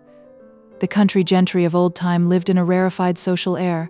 Dotted apart on their stations up the mountain they looked down with imperfect discrimination on the belts of thicker life below. And Dorothea was not at ease in the perspective and chilliness of that height. "I shall not look any more," said Celia, after the train had entered the church, placing herself a little behind her husband's elbow, so that she could slyly touch his coat with her cheek. "I dare say Dodo likes it. She is fond of melancholy things and ugly people." "I am fond of knowing something about the people I live among," said Dorothea, who had been watching everything with the interest of a monk on his holiday tour. "It seems to me we know nothing of our neighbors unless they are cottagers. One is constantly wondering what sort of lives other people lead and how they take things." I am quite obliged to Mrs. Cadwallader for coming and calling me out of the library." "Quite right to feel obliged to me," said Mrs. Cadwallader. "Your rich LIII farmers are as curious as any buffaloes or bisons, and I dare say you don't half see them at church. They are quite different from your uncle's tenants or Sir James's monsters, farmers without landlords. One can't tell how to class them." "Most of these followers are not LIII people," said Sir James. "I suppose they are legatees from a distance, or from Middlemarch. Lovegood tells me the old fellow has left a good deal of money as well as land. Think of that now, when so many younger sons can't dine at their own expense," said Mrs. Cadwallader. "Ah," turning round at the sound of the opening door, "here is Mr. Brooke. I felt that we were incomplete before, and here is the explanation. You are come to see this odd funeral, of course?" "No. I came to look after Casaubon to see how he goes on, you know. And to bring a little news." "A little news, my dear," said Mr. Brooke, nodding at Dorothea as she came towards him. "I looked into the library and I saw Casaubon over his books. I told him it wouldn't do. I said, 'This will never do, you know, think of your wife, Casaubon,' and he promised me to come up. I didn't tell him my news. I said, 'He must come up.'" "Ah, now they are coming out of church," Mrs. Cadwallader exclaimed. "Dear me, what a wonderfully mixed set. Mr. Lydgate is doctor, I suppose, but that is really a good-looking woman, and the fair young man must be her son. Who are they, Sir James, do you know?" "I see Vincy, the mayor of Middlemarch. They are probably his wife and son," said Sir James, looking interrogatively at Mr. Brooke, who nodded and said, "Yes, a very decent family. A very good fellow is Vincy, a credit to the manufacturing interest. You have seen him at my house, you know." "Ah, yes, one of your secret committee," said Mrs. Cadwallader, provokingly. "A coursing fellow, though," said Sir James with a fox-hunter's disgust. "And one of those who suck the life out of the wretched handloom weavers in Tipton and Freshitt. That is how his family looks so fair and sleek," said Mrs. Cadwallader. "Those dark, purple-faced people are an excellent foil. Dear me, they are like a set of jugs. Do look at Humphrey. One might fancy him an ugly archangel towering above them in his white surplice." "It's a solemn thing, though, a funeral," said Mr. Brooke. "If you take it in that light, you know." "But I am not taking it in that light. I can't wear my solemnity too often, else it will go to rags. It was time the old man died, and none of these people are sorry." "How piteous," said Dorothea. "This funeral seems to me the most dismal thing I ever saw. It is a blot on the morning. I cannot bear to think that anyone should die and leave no love behind." She was going to say more, but she saw her husband enter and seat himself a little in the background. The difference his presence made to her was not always a happy one. She felt that he often inwardly objected to her speech. "Positively," exclaimed Mrs. Cadwallader, "there is a new face come out from behind that broad man, queerer than any of them. A little round head with bulging eyes, a sort of frog face. Do look. He must be of another blood, I think." "Let me see," said Celia, with awakened curiosity, standing behind Mrs. Cadwallader and leaning forward over her head. "Oh, what an odd face." Then with a quick change to another sort of surprised expression, she added, "Why, Dodo, you never told me that Mr. Ladislaw was come again." Dorothea felt a shock of alarm. Everyone noticed her sudden paleness as she looked up immediately at her uncle, while Mr. Casaubon looked at her. "He came with me, you know. He is my guest, puts up with me at the Grange," said Mr. Brooke in his easiest tone, nodding at Dorothea, as if the announcement were just what she might have expected. "And we have brought the picture at the top of the carriage. I knew you would be pleased with the surprise, Casaubon. There you are to the very life as Aquinas, you know. Quite the right sort of thing. And you will hear young Ladislaw talk about it. He talks uncommonly well, points out this, that and the other, knows art and everything of that kind. Companionable, you know, is up with you in any track, what I've been wanting a long while." Mr. Casaubon bowed with cold politeness, mastering his irritation, but only so far as to be silent. He remembered Will's letter quite as well as Dorothea did. He had noticed that it was not among the letters which had been reserved for him on his recovery, and secretly concluding that Dorothea had sent word to Will not to come to LIII, he had shrunk with proud sensitiveness from ever recurring to the subject. He now inferred that she had asked her uncle to invite Will to the Grange, and she felt it impossible at that moment to enter into any explanation. Mrs. Cadwallader's eyes, diverted from the churchyard, saw a good deal of dumb show which was not so intelligible to her as she could have desired, and could not repress the question, "Who is Mr. Ladislaw?" "A young relative of Mr. Casaubon's," said Sir James promptly. His good nature often made him quick and clear-seeing in personal matters, and he had divined from Dorothea's glance at her husband that there was some alarm in her mind. "A very nice young fellow. Casaubon has done everything for him," explained Mr. Brooke. "He repays your expense in him, Casaubon," he went on, nodding encouragingly. "I hope he will stay with me a long while and we shall make something of my documents. I have plenty of ideas and facts, you know, and I can see he is just the man to put them into shape, remembers what the right quotations are, omne tulit punctum and that sort of thing, gives subjects a kind of turn. I invited him some time ago when you were ill, Casaubon. Dorothea said you couldn't have anybody in the house, you know, and she asked me to write." Poor Dorothea felt that every word of her uncle's was about as pleasant as a grain of sand in the eye to Mr. Casaubon. It would be altogether unfitting now to explain that she had not wished her uncle to invite Will Ladislaw. She could not in the least make clear to herself the reasons for her husband's dislike to his presence, a dislike painfully impressed on her by the scene in the library, but she felt the unbecomingness of saying anything that might convey a notion of it to others. Mr. Casaubon, indeed, had not thoroughly represented those mixed reasons to himself, irritated feeling with him, as with all of us, seeking rather for justification than for self-knowledge. But he wished to repress outward signs, and only Dorothea could discern the changes in her husband's face before he observed with more of dignified bending and sing-song than usual. "You are exceedingly hospitable, my dear sir, and I owe you acknowledgments for exercising your hospitality towards a relative of mine." The funeral was ended now, and the churchyard was being cleared. "Now you can see him, Mrs. Cadwallader," said Celia. "He is just like a miniature of Mr. Casaubon's aunt that hangs in Dorothea's boudoir, quite nice looking." "A very pretty sprig," said Mrs. Cadwallader dryly. "What is your nephew to be, Mr. Casaubon?" "Pardon me, he is not my nephew. He is my cousin."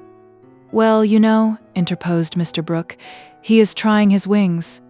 He is just the sort of young fellow to rise.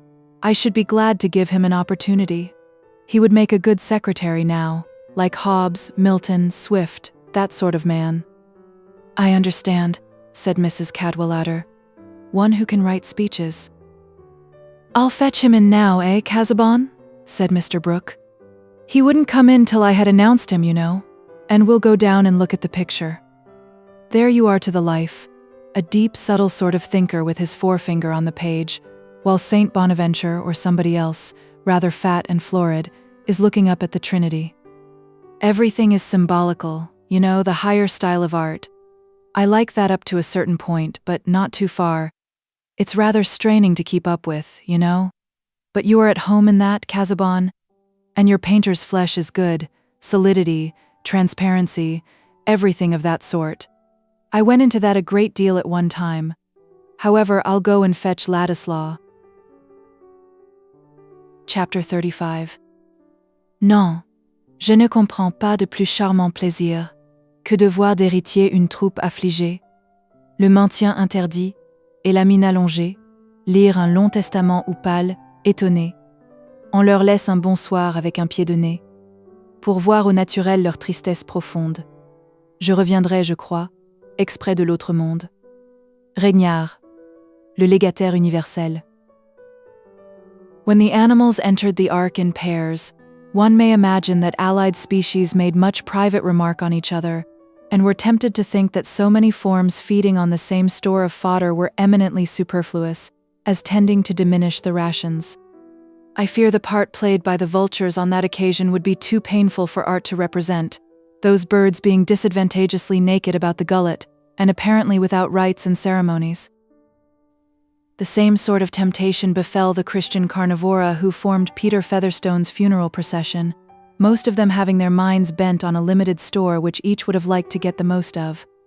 The long-recognized blood relations and connections by marriage made already a goodly number, which multiplied by possibilities, presented a fine range for jealous conjecture and pathetic hopefulness. Jealousy of the Vincis had created a fellowship and hostility among all persons of the Featherstone blood, so that in the absence of any decided indication that one of themselves was to have more than the rest, the dread lest that long-legged Fred Vinci should have the land was necessarily dominant, though it left abundant feeling and leisure for vaguer jealousies, such as were entertained towards Mary Garth. Solomon found time to reflect that Jonah was undeserving, and Jonah to abuse Solomon as greedy. Jane, the elder sister, held that Martha's children ought not to expect so much as the young Walls, and Martha, more lax on the subject of primogeniture, was sorry to think that Jane was so having. These nearest of kin were naturally impressed with the unreasonableness of expectations in cousins and second cousins, and used their arithmetic in reckoning the large sums that small legacies might mount to, if there were too many of them. 2 cousins were present to hear the will, and a second cousin besides Mr. Trumbull. This second cousin was a Middlemarch mercer of polite manners and superfluous aspirates. The 2 cousins were elderly men from Brassing, one of them conscious of claims on the score of inconvenient expense sustained by him in presence of oysters and other eatables to his rich cousin Peter, the other entirely saturnine, leaning his hands and chin on a stick, and conscious of claims based on no narrow performance but on merit generally, both blameless citizens of Brassing who wished that Jonah Featherstone did not live there. The wit of a family is usually best received among strangers. "Why, Trumbull himself is pretty sure of 500 that you may depend. I shouldn't wonder if my brother promised him," said Solomon, musing aloud with his sisters the evening before the funeral. "Dear, dear," said poor Sister Martha, whose imagination of hundreds had been habitually narrowed to the amount of her unpaid rent. But in the morning all the ordinary currents of conjecture were disturbed by the presence of a strange mourner, who had plashed among them as if from the moon. This was the stranger described by Mrs. Cadwallader as frog-faced, a man perhaps about 2 or 3 and 30, whose prominent eyes, thin-lipped, downward-curved mouth, and hair sleekly brushed away from a forehead that sank suddenly above the ridge of the eyebrows, certainly gave his face a batrachian unchangeableness of expression. Here clearly was a new legatee. Else why was he bidden as a mourner? Here were new possibilities, raising a new uncertainty, which almost checked remark in the mourning coaches. We are all humiliated by the sudden discovery of a fact which has existed very comfortably and perhaps been staring at us in private while we have been making up our world entirely without it. No one had seen this questionable stranger before except Mary Garth, and she knew nothing more of him than that he had twice been to Stone Court when Mr. Featherstone was downstairs, and had sat alone with him for several hours. She had found an opportunity of mentioning this to her father, and perhaps Caleb's were the only eyes, except the lawyer's, which examined the stranger with more of inquiry than of disgust or suspicion. Caleb Garth, having little expectation and less cupidity, was interested in the verification of his own guesses, and the calmness with which he half-smilingly rubbed his chin and shot intelligent glances, much as if he were valuing a tree, made a fine contrast with the alarm or scorn visible in other faces when the unknown mourner, whose name was understood to be Rigg, entered the wainscoted parlor and took his seat near the door to make part of the audience when the will should be read. Just then Mr. Solomon and Mr. Jonah were gone upstairs with the lawyer to search for the will, and Mrs. Wall, seeing 2 vacant seats between herself and Mr. Borthrop Trumbull, had the spirit to move next to that great authority, who was handling his watch seals and trimming his outlines with a determination not to show anything so compromising to a man of ability as wonder or surprise. "I suppose you know everything about what my poor brother's done, Mr. Trumbull," said Mrs. Wall, in the lowest of her woolly tones, while she turned her crepe-shadowed bonnet towards Mr. Trumbull's ear. "My good lady, whatever was told me was told in confidence," said the auctioneer, putting his hand up to screen that secret. "Them who've made sure of their good luck may be disappointed yet," Mrs. Wall continued, finding some relief in this communication. "Hopes are often delusive," said Mr. Trumbull, still in confidence. "Ah," said Mrs. Walla, looking across at the Vincis, and then moving back to the side of her sister Martha. "It's wonderful how close poor Peter was," she said, in the same undertones. "We none of us know what he might have had on his mind. I only hope and trust he wasn't a worse liver than we think of, Martha." Poor Mrs. Cranch was bulky and breathing asthmatically had the additional motive for making her remarks unexceptionable and giving them a general bearing, that even her whispers were loud and liable to sudden bursts like those of a deranged barrel organ. "I never was covetous, Jane," she replied, "but I have 6 children and have buried 3, and I didn't marry into money. The eldest that sits there is but 19, so I leave you to guess, and stock always short, and land most awkward. But if ever I've begged and prayed, it's been to God above, though where there's one brother a bachelor and the other childless after twice marrying, anybody might think." Meanwhile, Mr. Vincey had glanced at the passive face of Mr. Rigg, and had taken out his snuff-box and tapped it, but had put it again unopened as an indulgence which, however clarifying to the judgment, was unsuited to the occasion. "I shouldn't wonder if Featherstone had better feelings than any of us gave him credit for," he observed, in the ear of his wife. "This funeral shows a thought about everybody. It looks well when a man wants to be followed by his friends, and if they are humble, not to be ashamed of them. I should be all the better pleased if he'd left lots of small legacies. They may be uncommonly useful to fellows in a small way. Everything is as handsome as could be, crepe and silk and everything," said Mrs. Vincey contentedly. "But I am sorry to say that Fred was under some difficulty in repressing a laugh, which would have been more unsuitable than his father's snuff-box. Fred had overheard Mr. Jonah suggesting something about a love child, and with this thought in his mind, the stranger's face, which happened to be opposite him, affected him too ludicrously. Mary Garth, discerning his distress in the twitchings of his mouth, and his recourse to a cough, came cleverly to his rescue by asking him to change seats with her, so that he got into a shadowy corner. Fred was feeling as good-naturedly as possible towards everybody, including Rigg, and having some relenting towards all these people who were less lucky than he was aware of being himself. He would not for the world have behaved amiss. Still, it was particularly easy to laugh. But the entrance of the lawyer and the 2 brothers drew everyone's attention. The lawyer was Mr. Standish, and he had come to Stone Court this morning believing that he knew thoroughly well who would be pleased and who disappointed before the day was over. The will he expected to read was the last of 3 which he had drawn up for Mr. Featherstone. Mr. Standish was not a man who varied his manners. He behaved with the same deep-voiced, offhand civility to everybody, as if he saw no difference in them, and talked chiefly of the hay crop, which would be very fine by God, of the last bulletins concerning the king, and of the Duke of Clarence, who was a sailor every inch of him, and just the man to rule over an island like Britain. Old Featherstone had often reflected as he sat looking at the fire that Standish would be surprised some day. It is true that if he had done as he liked at the last, and burnt the will drawn up by another lawyer, he would not have secured that minor end. Still, he had had his pleasure in ruminating on it. And certainly Mr. Standish was surprised, but not at all sorry, on the contrary. He rather enjoyed the zest of a little curiosity in his own mind, which the discovery of a second will added to the prospective amazement on the part of the Featherstone family.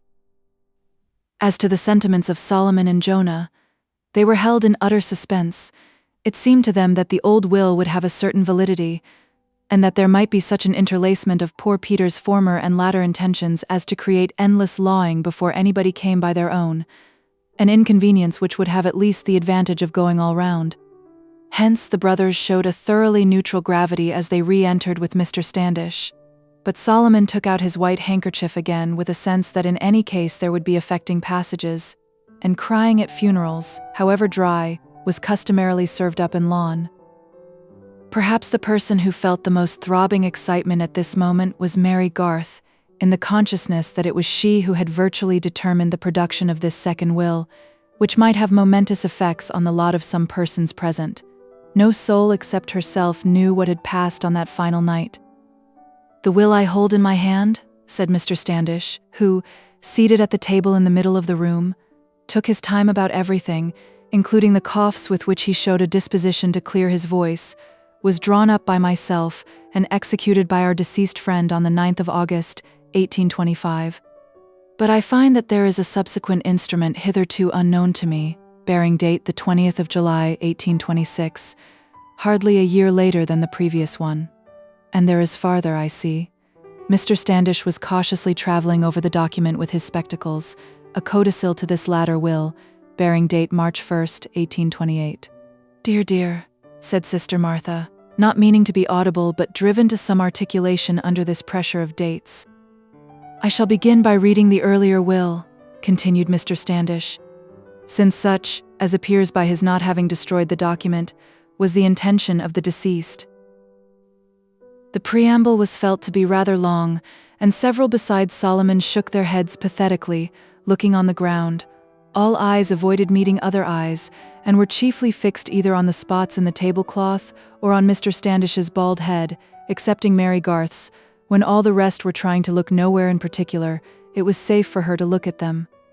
And at the sound of the first give and bequeath she could see all complexions changing subtly, as if some faint vibration were passing through them, save that of Mr. Rigg. He sat in unaltered calm, and in fact the company, preoccupied with more important problems, and with the complication of listening to bequests which might or might not be revoked, had ceased to think of him.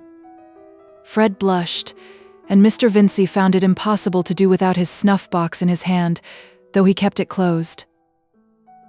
The small bequests came first, and even the recollection that there was another will and that poor Peter might have thought better of it, could not quell the rising disgust and indignation one likes to be done well by in every tense past, present, and future.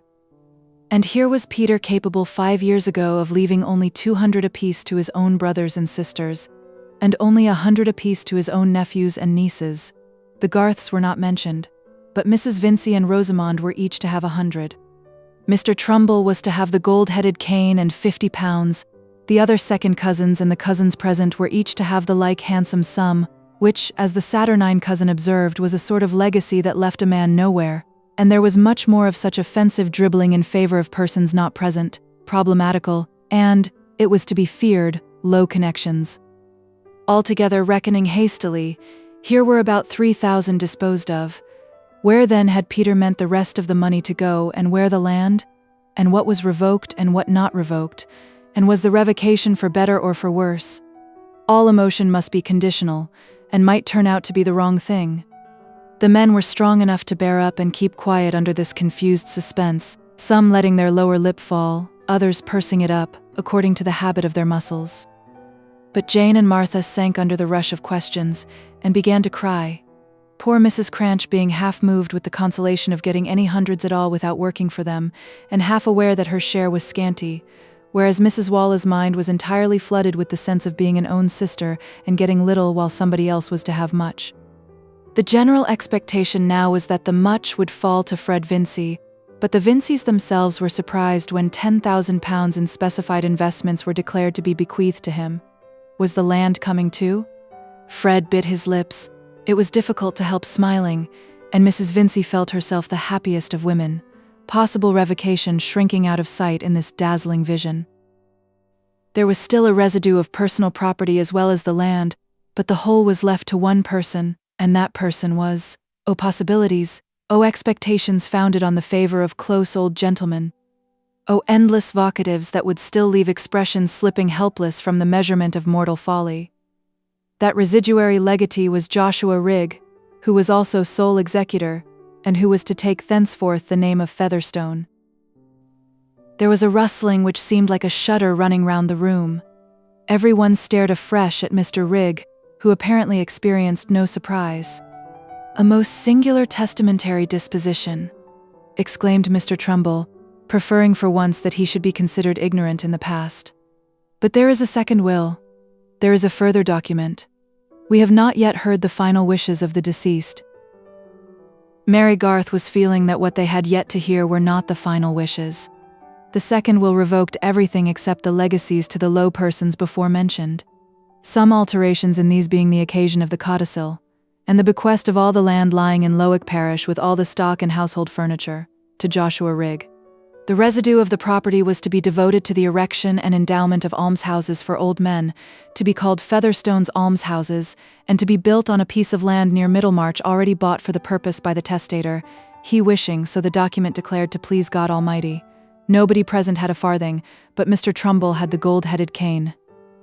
It took some time for the company to recover the power of expression. Mary dared not look at Fred. Mr. Vincey was the first to speak after using his snuff-box energetically, and he spoke with loud indignation. "The most unaccountable will I ever heard. I should say he was not in his right mind when he made it. I should say this last will was void, added Mr. Vincey, feeling that this expression put the thing in the true light. Standish? Our deceased friend always knew what he was about, I think, said Mr. Standish. Everything is quite regular. Here is a letter from Clemens of Brassing tied with the will. He drew it up, a very respectable solicitor. I never noticed any alienation of mind, any aberration of intellect in the late Mr. Featherstone, said Borthrop Trumbull, but I call this will eccentric. I was always willingly of service to the old soul, and he intimated pretty plainly a sense of obligation which would show itself in his will. The gold-headed cane is farcical considered as an acknowledgment to me, but happily I am above mercenary considerations. There's nothing very surprising in the matter that I can see, said Caleb Garth. Anybody might have had more reason for wondering if the will had been what you might expect from an open-minded, straightforward man. For my part, I wish there was no such thing as a will. That's a strange sentiment to come from a Christian man. By God, said the lawyer. I should like to know how you will back that up, Garth.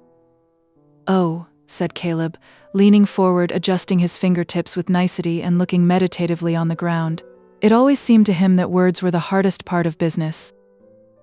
But here Mr. Jonah Featherstone made himself heard. Well, he always was a fine hypocrite, was my brother Peter, but this will cuts out everything. If I'd known a wagon and 6 horses shouldn't have drawn me from Brassing, I'll put a white hat and drab coat on tomorrow. Dear, dear, wept Mrs. Cranch. And we've been at the expense of traveling, and that poor lad sitting idle here so long. It's the first time I ever heard my brother Peter was so wishful to please God Almighty, but if I was to be struck helpless, I must say it's hard I can think no other. It'll do him no good where he's gone. That's my belief, said Solomon, with a bitterness which was remarkably genuine, though his tone could not help being sly. Peter was a bad liver, and almshouses won't cover it, when he's had the impudence to show it at the last. And all the while had got his own lawful family, brothers and sisters and nephews and nieces, and has sat in church with 'em whenever he thought well to come, said Mrs. Wall, and might have left his property so respectable to them that's never been used to extravagance or unsteadiness in no manner of way, and not so poor but what they could have saved every penny and made more of it. And me, the trouble I've been at, times and times to come here and be sisterly, and him with things on his mind all the while that might make anybody's flesh creep. But if the Almighty's allowed it, he means to punish him for it. Brother Solomon, I shall be going, if you'll drive me. I've no desire to put my foot on the premises again, said Solomon.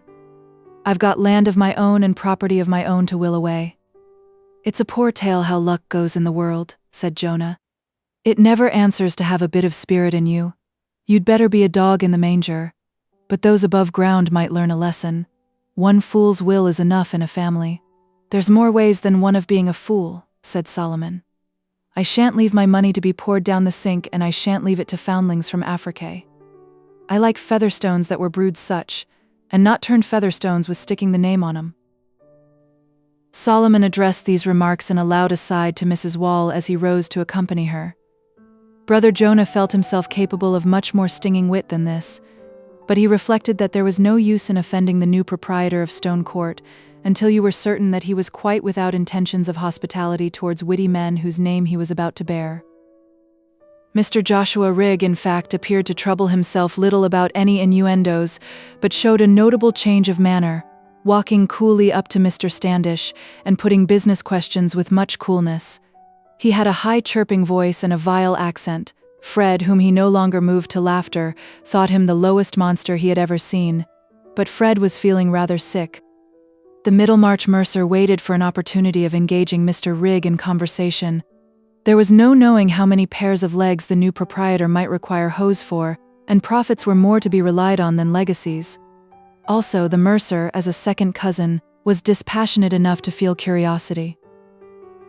Mr. Vincey, after his one outburst, had remained proudly silent, though too much preoccupied with unpleasant feelings to think of moving, till he observed that his wife had gone to Fred's side and was crying silently while she held her darling's hand. He rose immediately, and turning his back on the company while he said to her in an undertone, "Don't give way, Lucy. Don't make a fool of yourself, my dear, before these people. he added in his usual loud voice. "Go and order the phaeton, Fred. I have no time to waste." Mary Garth had before this been getting ready to go home with her father. She met Fred in the hall, and now for the first time had the courage to look at him. He had that withered sort of paleness which will sometimes come on young faces, and his hand was very cold when she shook it. Mary, too, was agitated. She was conscious that fatally, without will of her own, she had perhaps made a great difference to Fred's lot.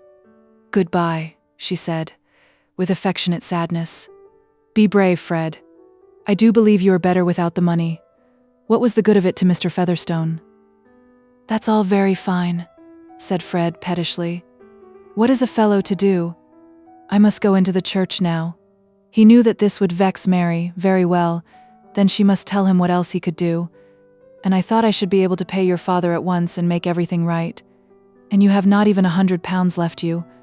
What shall you do now, Mary?" "Take another situation, of course, as soon as I can get one. My father has enough to do to keep the rest, without me. Goodbye." In a very short time Stone Court was cleared of well-brewed Featherstones and other long-accustomed visitors. Another stranger had been brought to settle in the neighborhood of Middlemarch, but in the case of Mr. Rigg Featherstone there was more discontent with immediate visible consequences than speculation as to the effect which his presence might have in the future. No soul was prophetic enough to have any foreboding as to what might appear on the trial of Joshua Rigg. And here I am naturally led to reflect on the means of elevating a low subject. Historical parallels are remarkably efficient in this way.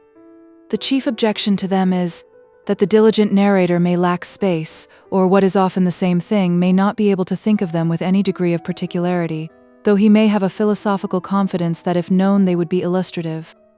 It seems an easier and shorter way to dignity to observe that, since there never was a true story which could not be told in parables, where you might put a monkey for a Margrave, and vice versa, whatever has been or is to be narrated by me about low people may be ennobled by being considered a parable, so that if any bad habits and ugly consequences are brought into view, the reader may have the relief of regarding them as not more than figuratively ungenteel, and may feel himself virtually in company with persons of some style.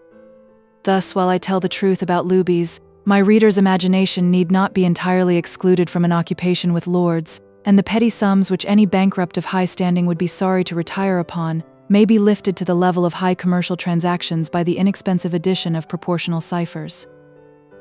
As to any provincial history in which the agents are all of high moral rank, that must be of a date long posterior to the first Reform Bill, and Peter Featherstone, you perceive, was dead and buried some months before Lord Grey came into office. Chapter 36. Is strange to see the humours of these men, these great aspiring spirits that should be wise. For being the nature of great spirits to love to be where they may be most eminent, they, rating of themselves so far above us in conceit with whom they do frequent, imagine how we wonder and esteem all that they do or say, which makes them strive to make our admiration more extreme, which they suppose they cannot, lest they give notice of their extreme and highest thoughts. Daniel, Tragedy of Philotas. Mr. Vincey went home from the reading of the will with his point of view considerably changed in relation to many subjects. He was an open-minded man but given to indirect modes of expressing himself. When he was disappointed in a market for his silk braids, he swore at the groom. When his brother-in-law Bulstrode had vexed him, he made cutting remarks on Methodism, and it was now apparent that he regarded Fred's idleness with a sudden increase of severity, by his throwing an embroidered cap out of the smoking-room onto the hall floor. "Well, sir," he observed when that young gentleman was moving off to bed, "I hope you've made up your mind now to go up next term and pass your examination. I've taken my resolution, so I advise you to lose no time in taking yours." Fred made no answer. He was too utterly depressed. 24 hours ago he had thought that instead of needing to know what he should do, he should by this time know that he needed to do nothing, that he should hunt in pink, have a first-rate hunter, ride to cover on a fine hack, and be generally respected for doing so. Moreover, that he should be able at once to pay Mr. Garth, and that Mary could no longer have any reason for not marrying him. And all this was to have come without study or other inconvenience, purely by the favor of Providence in the shape of an old gentleman's caprice. But now, at the end of the 24 hours, all those firm expectations were upset. It was rather hard lines that while he was smarting under this disappointment, he should be treated as if he could have helped it, but he went away silently and his mother pleaded for him. "Don't be hard on the poor boy, Vincy. He'll turn out well yet, though that wicked man has deceived him. I feel as sure as I sit here, Fred will turn out well, else why was he brought back from the brink of the grave? And I call it a robbery. It was like giving him the land to promise it, and what is promising, if making everybody believe is not promising? And you see he did leave him £10,000, and then took it away again." "Took it away again?" said Mr. Vincy, pettishly. "I tell you the lad's an unlucky lad, Lucy, and you've always spoiled him." "Well, Vincy, he was my first, and you made a fine fuss with him when he came." "You were as proud," said Mrs. Vincy, easily recovering her cheerful smile. "Who knows what babies will turn to? I was fool enough, I dare say," said the husband, more mildly, however. "But who has handsomer, better children than ours? Fred is far beyond other people's sons. You may hear it in his speech, that he has kept college company, and Rosamond, where is there a girl like her? She might stand beside any lady in the land, and only look the better for it. You see, Mr. Lydgate has kept the highest company, and been everywhere, and he fell in love with her at once. Not but what I could have wished Rosamond had not engaged herself. She might have met somebody on a visit who would have been a far better match. I mean at her schoolfellow Miss Willoughby's. There are relations in that family quite as high as Mr. Lydgate's." "Damn relations," said Mr. Vincy. "I've had enough of them.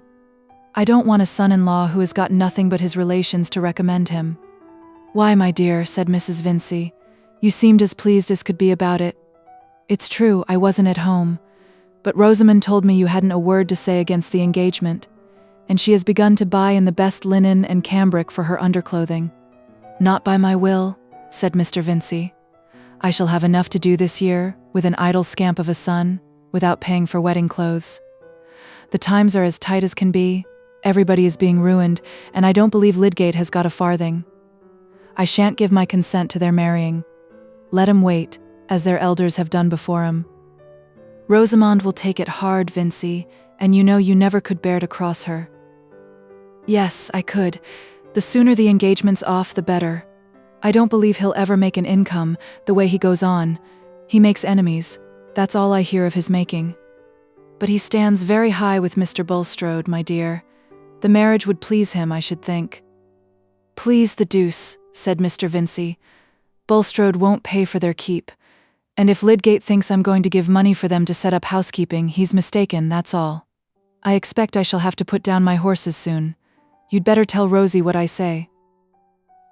This was a not infrequent procedure with Mr. Vincy, to be rash in jovial assent, and on becoming subsequently conscious that he had been rash, to employ others in making the offensive retractation. However, Mrs. Vincy, who never willingly opposed her husband, lost no time the next morning in letting Rosamond know what he had said. Rosamond, examining some muslin work, listened in silence, and at the end gave a certain turn of her graceful neck, of which only long experience could teach you that it meant perfect obstinacy. "What do you say, my dear?" said her mother, with affectionate deference. "Papa does not mean anything of the kind," said Rosamond, quite calmly. "He has always said that he wished me to marry the man I loved, and I shall marry Mr. Lydgate. It is 7 weeks now since Papa gave his consent. And I hope we shall have Mrs. Bretton's house. Well, my dear, I shall leave you to manage your papa. You always do manage everybody. But if we ever do go and get Damask, Sadler's is the place far better than Hopkins's. Mrs. Bretton's is very large, though. I should love you to have such a house, but it will take a great deal of furniture, carpeting and everything, besides plate and glass. And you hear, your papa says he will give no money. Do you think Mr. Lydgate expects it? You cannot imagine that I should ask him, Mamma. Of course he understands his own affairs. But he may have been looking for money, my dear, and we all thought of your having a pretty legacy as well as Fred. And now everything is so dreadful, there's no pleasure in thinking of anything, with that poor boy disappointed as he is. That has nothing to do with my marriage, Mamma. Fred must leave off being idle. I am going upstairs to take this work to Miss Morgan. She does the open hemming very well. Mary Garth might do some work for me now, I should think. Her sewing is exquisite. It is the nicest thing I know about Mary. I should so like to have all my cambric frilling double-hemmed, and it takes a long time." Mrs. Vincey's belief that Rosamond could manage her papa was well-founded. Apart from his dinners and his coursing, Mr. Vincey, blustering as he was, had as little of his own way as if he had been a prime minister. The force of circumstances was easily too much for him, as it is for most pleasure-loving florid men. And the circumstance called Rosamond was particularly forcible by means of that mild persistence which, as we know, enables a white, soft living substance to make its way in spite of opposing rock. Papa was not a rock. He had no other fixity than that fixity of alternating impulses sometimes called habit, and this was altogether unfavorable to his taking the only decisive line of conduct in relation to his daughter's engagement, namely to inquire thoroughly into Lydgate's circumstances, declare his own inability to furnish money, and forbid alike either a speedy marriage or an engagement which must be too lengthy. That seems very simple and easy in the statement, but a disagreeable resolve formed in the chill hours of the morning had as many conditions against it as the early frost, and rarely persisted under the warming influences of the day. The indirect though emphatic expression of opinion to which Mr. Vincey was prone suffered much restraint in this case. Lydgate was a proud man towards whom innuendos were obviously unsafe, and throwing his hat on the floor was out of the question.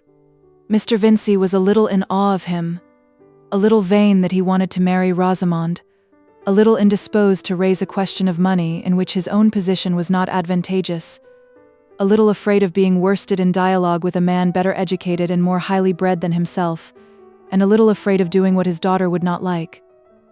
The part Mr. Vincey preferred playing was that of the generous host whom nobody criticizes. In the earlier half of the day there was business to hinder any formal communication of an adverse resolve. In the later there was dinner, wine, whist, and general satisfaction.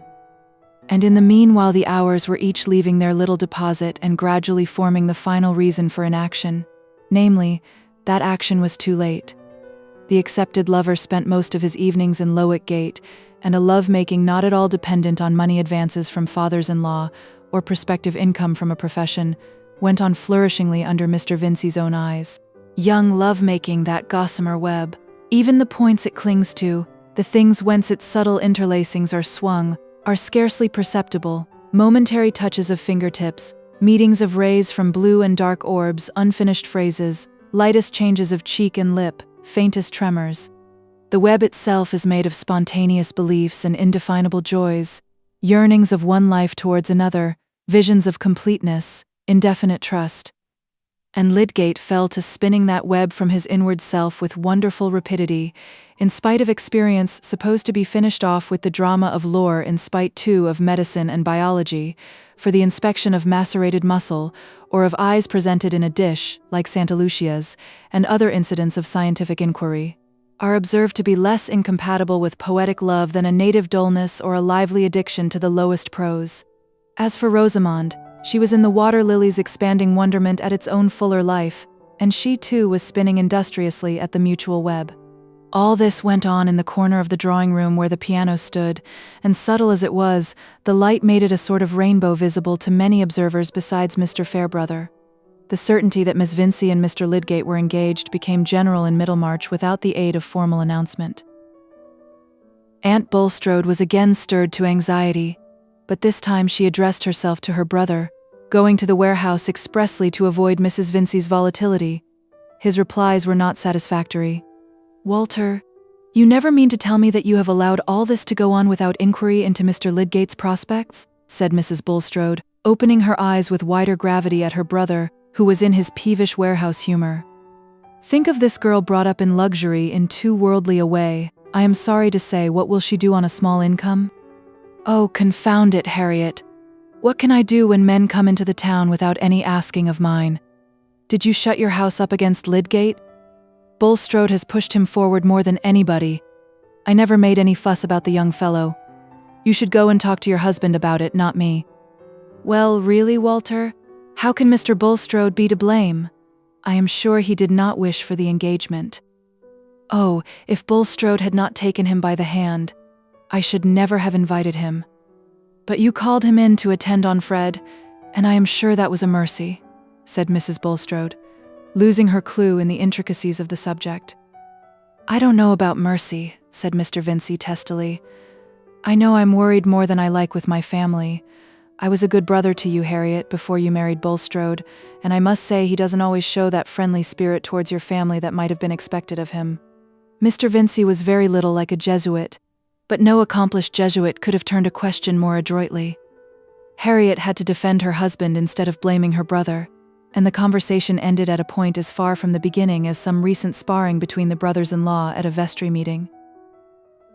Mrs. Bulstrode did not repeat her brother's complaints to her husband, but in the evening she spoke to him of Lydgate and Rosamond. He did not share her warm interest, however, and only spoke with resignation of the risks attendant on the beginning of medical practice and the desirability of prudence. "I am sure we are bound to pray for that thoughtless girl, brought up as she has been," said Mrs. Bulstrode, wishing to rouse her husband's feelings. "Truly, my dear," said Mr. Bulstrode assentingly, "those who are not of this world can do little else to arrest the errors of the obstinately worldly. That is what we must accustom ourselves to recognize with regard to your brother's family. I could have wished that Mr. Lydgate had not entered into such a union, but my relations with him are limited to that use of his gifts for God's purposes, which is taught us by the divine government under each dispensation." Mrs. Bulstrode said no more, attributing some dissatisfaction which she felt to her own want of spirituality. She believed that her husband was one of those men whose memoirs should be written when they died. As to Lydgate himself, having been accepted, he was prepared to accept all the consequences which he believed himself to foresee with perfect clearness. Of course he must be married in a year, perhaps even in half a year. This was not what he had intended, but other schemes would not be hindered. They would simply adjust themselves anew. Marriage, of course, must be prepared for in the usual way. A house must be taken instead of the rooms he at present occupied, and Lydgate, having heard Rosamond speak with admiration of old Mrs. Bretton's house, situated in Lowick Gate, took notice when it fell vacant after the old lady's death, and immediately entered into treaty for it. He did this in an episodic way, very much as he gave orders to his tailor for every requisite of perfect dress, without any notion of being extravagant. On the contrary, he would have despised any ostentation of expense. His profession had familiarized him with all grades of poverty, and he cared much for those who suffered hardships. He would have behaved perfectly at a table where the sauce was served in a jug with the handle off, and he would have remembered nothing about a grand dinner, except that a man was there who talked well. But it had never occurred to him that he should live in any other than what he would have called an ordinary way, with green glasses for hock and excellent waiting at table. In warming himself at French social theories, he had brought away no smell of scorching. We may handle even extreme opinions with impunity, while our furniture, our dinner-giving, and preference for armorial bearings in our own case link us indissolubly with the established order. And Lydgate's tendency was not towards extreme opinions. He would have liked no barefooted doctrines, being particular about his boots. He was no radical in relation to anything but medical reform and the prosecution of discovery. In the rest of practical life he walked by hereditary habit, half from that personal pride and unreflecting egoism which I have already called commonness, and half from that naivete which belonged to preoccupation with favorite ideas. Any inward debate Lydgate had as to the consequences of this engagement which had stolen upon him turned on the paucity of time rather than of money. Certainly, being in love and being expected continually by someone who always turned out to be prettier than memory could represent her to be, did interfere with the diligent use of spare hours which might serve some plodding fellow of a German to make the great imminent discovery. This was really an argument for not deferring the marriage too long, as he implied to Mr. Fairbrother. One day that the vicar came to his room with some pawn products which he wanted to examine under a better microscope than his own, and, finding Lydgate's table full of apparatus and specimens in confusion, said sarcastically, "Eros has degenerated. He began by introducing order and harmony, and now he brings back chaos." "Yes, at some stages," said Lydgate, lifting his brows and smiling, while he began to arrange his microscope, "but a better order will begin after." "Soon?" said the vicar. "I hope so, really. This unsettled state of affairs uses up the time, and when one has notions in science, every moment is an opportunity. I feel sure that marriage must be the best thing for a man who wants to work steadily. He has everything at home then, no teasing with personal speculations, he can get calmness and freedom." "You are an enviable dog," said the vicar, "to have such a prospect. Rosamond, calmness and freedom all to your share. Here am I with nothing but my pipe and pond animalcules. Now are you ready? Lydgate did not mention to the vicar another reason he had for wishing to shorten the period of courtship.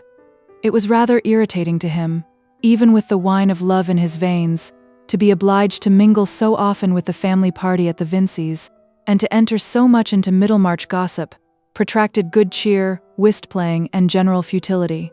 He had to be deferential when Mr. Vincey decided questions with trenchant ignorance, especially as to those liquors which were the best inward pickle, preserving you from the effects of bad air. Mrs. Vincey's openness and simplicity were quite unstreaked with suspicion as to the subtle offense she might give to the taste of her intended son-in-law, and altogether Lydgate had to confess to himself that he was descending a little in relation to Rosamond's family. But that exquisite creature herself suffered in the same sort of way. It was at least one delightful thought that in marrying her, he could give her a much-needed transplantation. "Dear," he said to her one evening, in his gentlest tone, as he sat down by her and looked closely at her face.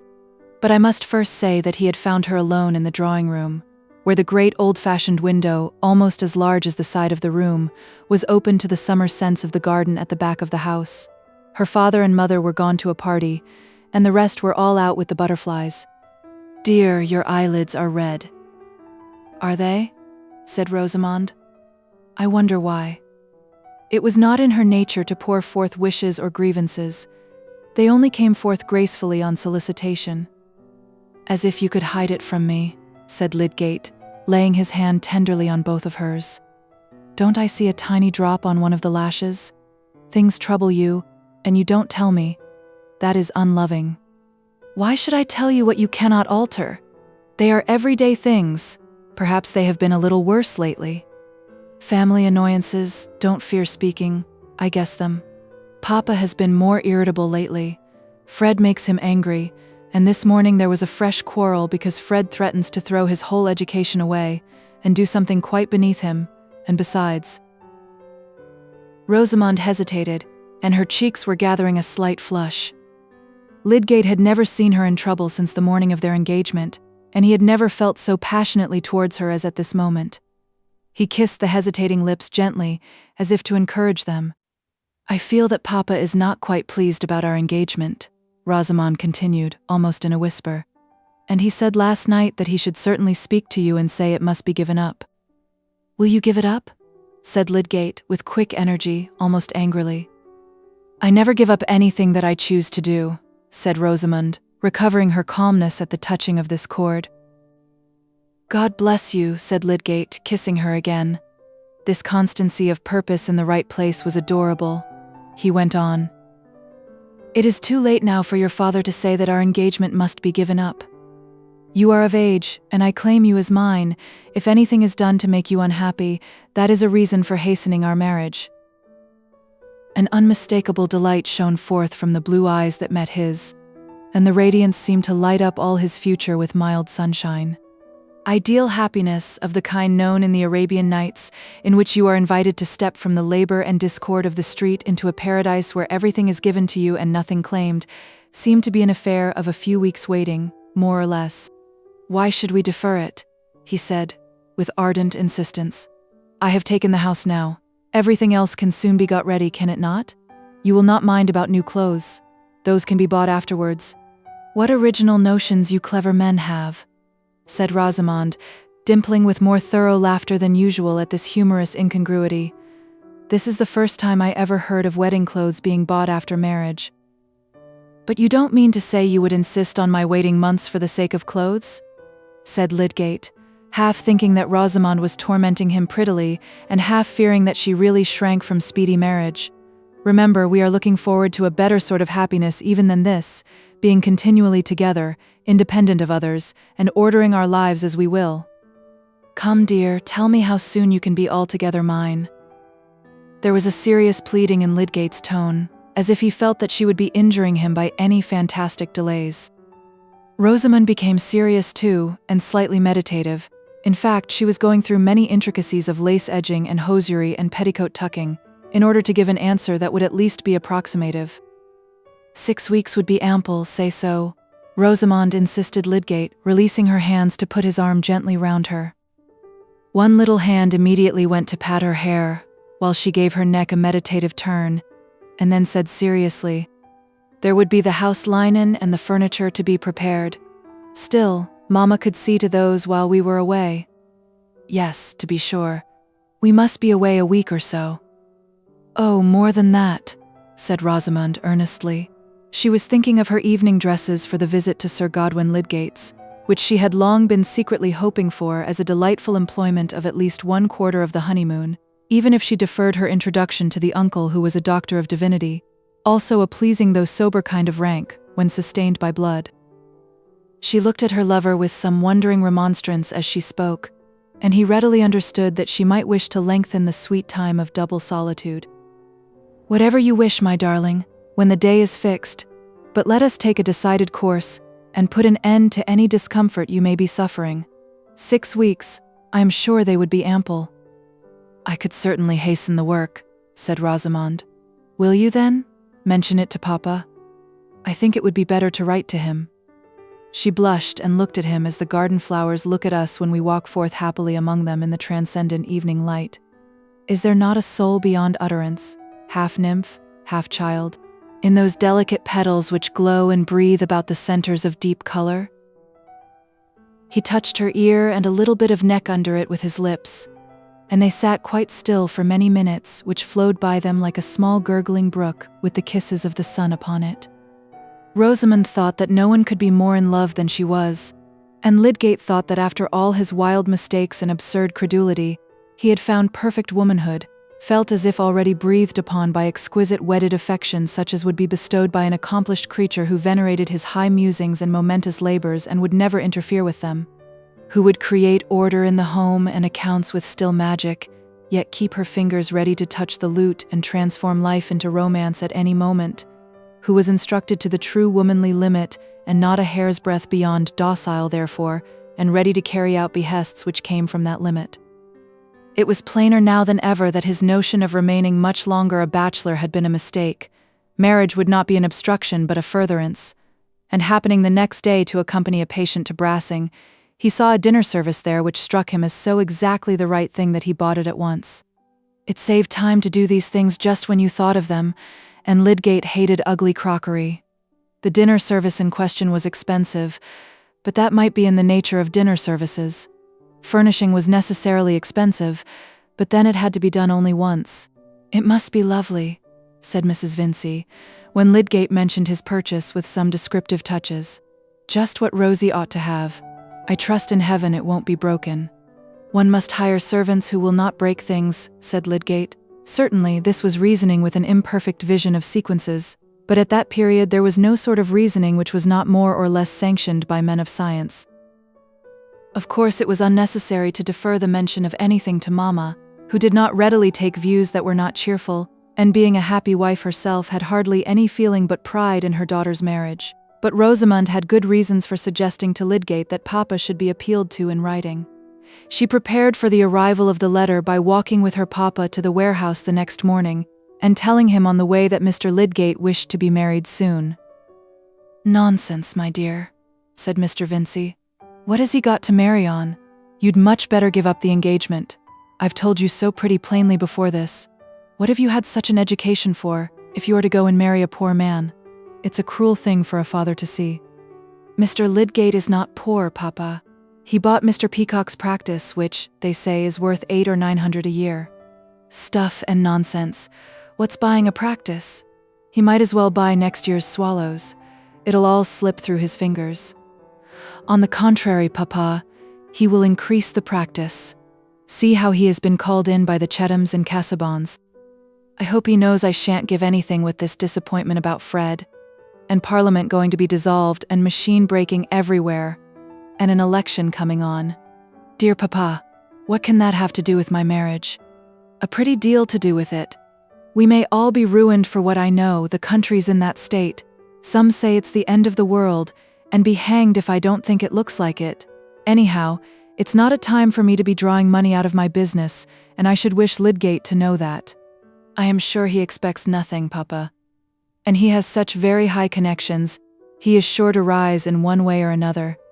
He is engaged in making scientific discoveries." Mr. Vincey was silent. "I cannot give up my only prospect of happiness, Papa. Mr. Lydgate is a gentleman. I could never love anyone who was not a perfect gentleman. You would not like me to go into a consumption as Arabella Hawley did, and you know that I never change my mind." Again Papa was silent. "Promise me, Papa, that you will consent to what we wish. We shall never give each other up, and you know that you have always objected to long courtships and late marriages." There was a little more urgency of this kind, till Mr. Vincey said, well, child, he must write to me first before I can answer him." And Rosamond was certain that she had gained her point. Mr. Vincey's answer consisted chiefly in a demand that Lydgate should insure his life, a demand immediately conceded. This was a delightfully reassuring idea, supposing that Lydgate died, but in the meantime not a self-supporting idea. However, it seemed to make everything comfortable about Rosamond's marriage, and the necessary purchases went on with much spirit. Not without prudential considerations, however. A bride who is going to visit at a baronet's must have a few first-rate pocket handkerchiefs, but beyond the absolutely necessary half-dozen, Rosamond contented herself without the very highest style of embroidery and Valenciennes. Lydgate also, finding that his sum of £800 had been considerably reduced since he had come to Middlemarch, restrained his inclination for some plate of an old pattern which was shown to him when he went into Kibble's establishment at Brassing to buy forks and spoons. He was too proud to act as if he presupposed that Mr. Vincey would advance money to provide furniture, and though, since it would not be necessary to pay for everything at once, some bills would be left standing over, he did not waste time in conjecturing how much his father-in-law would give in the form of dowry to make payment easy. He was not going to do anything extravagant, but the requisite things must be bought, and it would be bad economy to buy them of a poor quality. All these matters were by the by. Lydgate foresaw that science and his profession were the objects he should alone pursue enthusiastically, but he could not imagine himself pursuing them in such a home as Wrench had, the doors all open, the oilcloth worn, the children in soiled pinafores, and lunch lingering in the form of bones, black-handled knives, and willow pattern. But Wrench had a wretched lymphatic wife who made a mummy of herself indoors in a large shawl, and he must have altogether begun with an ill-chosen domestic apparatus. Rosamond, however, was on her side much occupied with conjectures, though her quick imitative perception warned her against betraying them too crudely. "I shall like so much to know your family," she said one day, when the wedding journey was being discussed. "We might perhaps take a direction that would allow us to see them as we returned. Which of your uncles do you like best?" "Oh, my Uncle Godwin, I think. He is a good-natured old fellow. You were constantly at his house at Quallingham, when you were a boy, were you not? I should so like to see the old spot and everything you were used to. Does he know you're going to be married?" "No," said Lydgate carelessly, turning in his chair and rubbing his hair up. "Do send him word of it, you naughty, undutiful nephew. He will perhaps ask you to take me to Quallingham, and then you could show me about the grounds, and I could imagine you there when you were a boy. Remember, you see me in my home, just as it has been since I was a child. It is not fair that I should be so ignorant of yours. But perhaps you would be a little ashamed of me. I forgot that." Lydgate smiled at her tenderly, and really accepted the suggestion that the proud pleasure of showing so charming a bride was worth some trouble. And now he came to think of it, he would like to see the old spots with Rosamond. "I will write to him, then. But my cousins are bores." It seemed magnificent to Rosamond to be able to speak so slightingly of a baronet's family, and she felt much contentment in the prospect of being able to estimate them contemptuously on her own account. But Mamma was near spoiling all, a day or two later, by saying, "I hope your uncle Sir Godwin will not look down on rosy Mr. Lydgate. I should think he would do something handsome. 1,000 or 2 can be nothing to a baronet." "Mamma," said Rosamond, blushing deeply, and Lydgate pitied her so much that he remained silent and went to the other end of the room to examine a print curiously, as if he had been absent-minded. Mamma had a little filial lecture afterwards, and was docile as usual.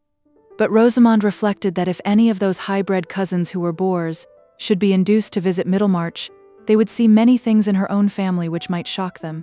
Hence it seemed desirable that Lydgate should by and by get some first-rate position elsewhere than in Middlemarch, and this could hardly be difficult in the case of a man who had a titled uncle and could make discoveries. Lydgate, you perceive, had talked fervidly to Rosamond of his hopes as to the highest uses of his life, and had found it delightful to be listened to by a creature who would bring him the sweet furtherance of satisfying affection, beauty, repose, such help as our thoughts get from the summer sky and the flower-fringed meadows. Lydgate relied much on the psychological difference between what, for the sake of variety, I will call goose and gander, especially on the innate submissiveness of the goose as beautifully corresponding to the strength of the gander. Chapter 37.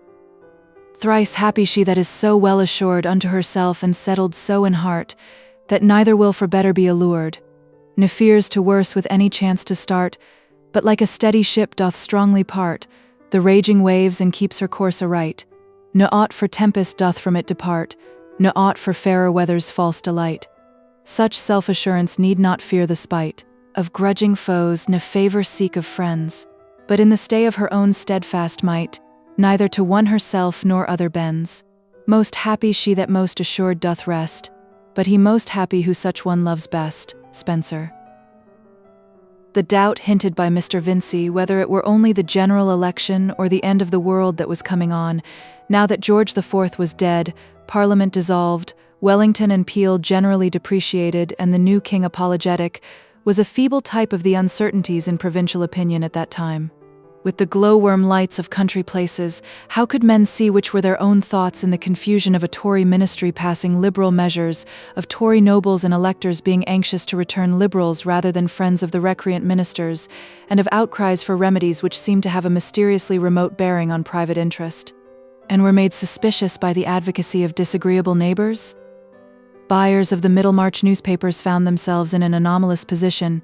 During the agitation on the Catholic question, many had given up the Pioneer, which had a motto from Charles James Fox and was in the van of progress because it had taken Peel's side about the Papists, and had thus blotted its liberalism with a toleration of Jesuitry and Baal, but they were ill satisfied with the Trumpet, which, since its blasts against Rome, and in the general flaccidity of the public mind, nobody knowing who would support whom, had become feeble in its blowing. It was a time, according to a noticeable article in the Pioneer, when the crying needs of the country might well counteract a reluctance to public action on the part of men whose minds had from long experience acquired breadth as well as concentration, decision of judgment as well as tolerance, dispassionateness as well as energy, in fact, all those qualities which in the melancholy experience of mankind have been the least disposed to share lodgings. Mr. Hackbutt, whose fluent speech was at that time floating more widely than usual, and leaving much uncertainty as to its ultimate channel, was heard to say in Mr. Hawley's office that the article in question emanated from Brooke of Tipton, and that Brooke had secretly bought the Pioneer some months ago. "That means mischief, eh?" said Mr. Hawley. "He's got the freak of being a popular man now, after dangling about like a stray tortoise. So much the worse for him. I've had my eye on him for some time. He shall be prettily pumped upon. He's a damned bad landlord. What business has an old county man to come currying favor with a low set of dark blue freemen? As to his paper, I only hope he may do the writing himself. It would be worth our paying for. I understand he has got a very brilliant young fellow to edit it, who can write the highest style of leading article, quite equal to anything in the London papers, and he means to take very high ground on reform. Let Brooke reform his rent roll. He's a cursed old screw, and the buildings all over his estate are going to rack. I suppose this young fellow is some loose fish from London. His name is Ladislaw. He is said to be of foreign extraction." "I know the sort," said Mr. Hawley. "Some emissary. He'll begin with flourishing about the rights of man and end with murdering a wench. That's the style." "You must concede that there are abuses, Hawley," said Mr. Hackbutt, foreseeing some political disagreement with his family lawyer. "I myself should never favor immoderate views. In fact, I take my stand with Huskisson, but I cannot blind myself to the consideration that the non-representation of large towns—" "Large towns be damned," said Mr. Hawley, impatient of exposition. "I know a little too much about Middlemarch elections. Let 'em quash every pocket borough tomorrow and bring in every mushroom town in the kingdom. They'll only increase the expense of getting into Parliament. I go upon facts. Mr. Hawley's disgust at the notion of the Pioneer being edited by an emissary, and of Brooke becoming actively political, as if a tortoise of desultory pursuits should protrude its small head ambitiously and become rampant, was hardly equal to the annoyance felt by some members of Mr. Brooke's own family. The result had oozed forth gradually, like the discovery that your neighbor has set up an unpleasant kind of manufacture, which will be permanently under your nostrils without legal remedy. The Pioneer had been secretly bought even before Will Ladislaw's arrival, the expected opportunity having offered itself in the readiness of the proprietor to part with a valuable property which did not pay, and in the interval since Mr. Brooke had written his invitation, those germinal ideas of making his mind tell upon the world at large which had been present in him from his younger years, but had hitherto lain in some obstruction, had been sprouting under cover. The development was much furthered by a delight in his guest which proved greater even than he had anticipated. For it seemed that Will was not only at home in all those artistic and literary subjects which Mr. Brooke had gone into at one time, but that he was strikingly ready at seizing the points of the political situation and dealing with them in that large spirit which, aided by adequate memory, lends itself to quotation and general effectiveness of treatment. He seems to me a kind of Shelley, you know, Mr. Brooke took an opportunity of saying for the gratification of Mr. Casaubon. I don't mean as to anything objectionable laxities or atheism or anything of that kind, you know. Ladislaw's sentiments in every way I am sure are good. Indeed, we were talking a great deal together last night. But he has the same sort of enthusiasm for liberty, freedom, emancipation. A fine thing under guidance, you know.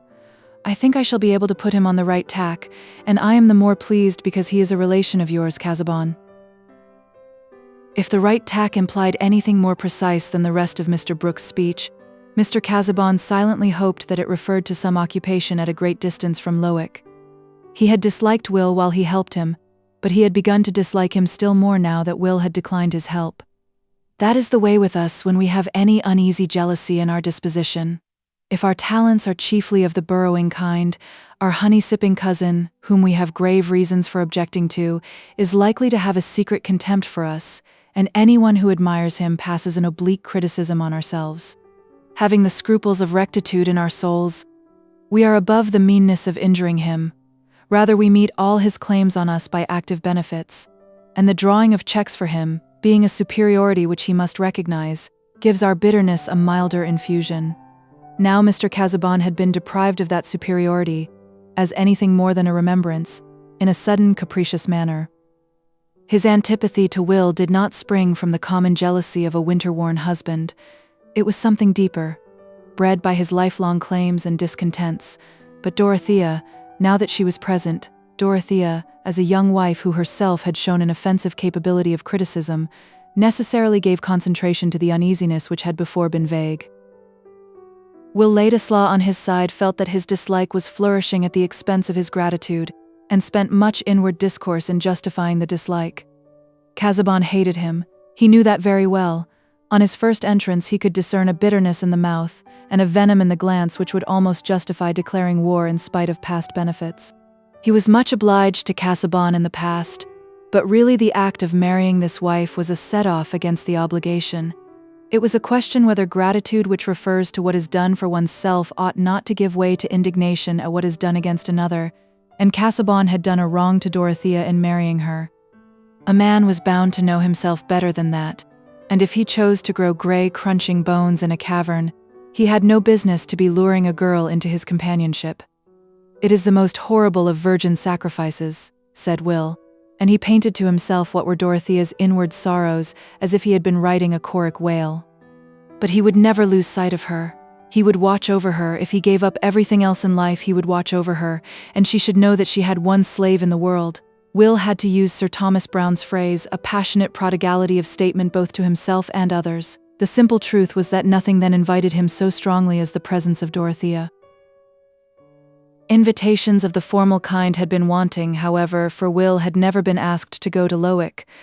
Mr. Brooke, indeed, confident of doing everything agreeable which Casaubon, poor fellow, was too much absorbed to think of, had arranged to bring Ladislaw to LIII several times, not neglecting meanwhile to introduce him elsewhere on every opportunity as a young relative of Casaubon's. And though Will had not seen Dorothea alone, Their interviews had been enough to restore her former sense of young companionship with one who was cleverer than herself, yet seemed ready to be swayed by her. Poor Dorothea before her marriage had never found much room in other minds for what she cared most to say, and she had not, as we know, enjoyed her husband's superior instruction so much as she had expected. If she spoke with any keenness of interest to Mr. Casaubon, he heard her with an air of patience, as if she had given a quotation from the Delectus familiar to him from his tender years, and sometimes mentioned curtly what ancient sects or personages had held similar ideas, as if there were too much of that sort in stock already. At other times he would inform her that she was mistaken, and reassert what her remark had questioned. But Will Ladislaw always seemed to see more in what she said than she herself saw. Dorothea had little vanity, but she had the ardent woman's need to rule beneficently by making the joy of another soul. Hence the mere chance of seeing Will occasionally was like a lunette opened in the wall of her prison, giving her a glimpse of the sunny air, and this pleasure began to nullify her original alarm at what her husband might think about the introduction of Will as her uncle's guest. On this subject Mr. Casaubon had remained dumb. But Will wanted to talk with Dorothea alone, and was impatient of slow circumstance. However slight the terrestrial intercourse between Dante and Beatrice or Petrarch and Laura, time changes the proportion of things, and in later days it is preferable to have fewer sonnets and more conversation. Necessity excused stratagem, but stratagem was limited by the dread of offending Dorothea.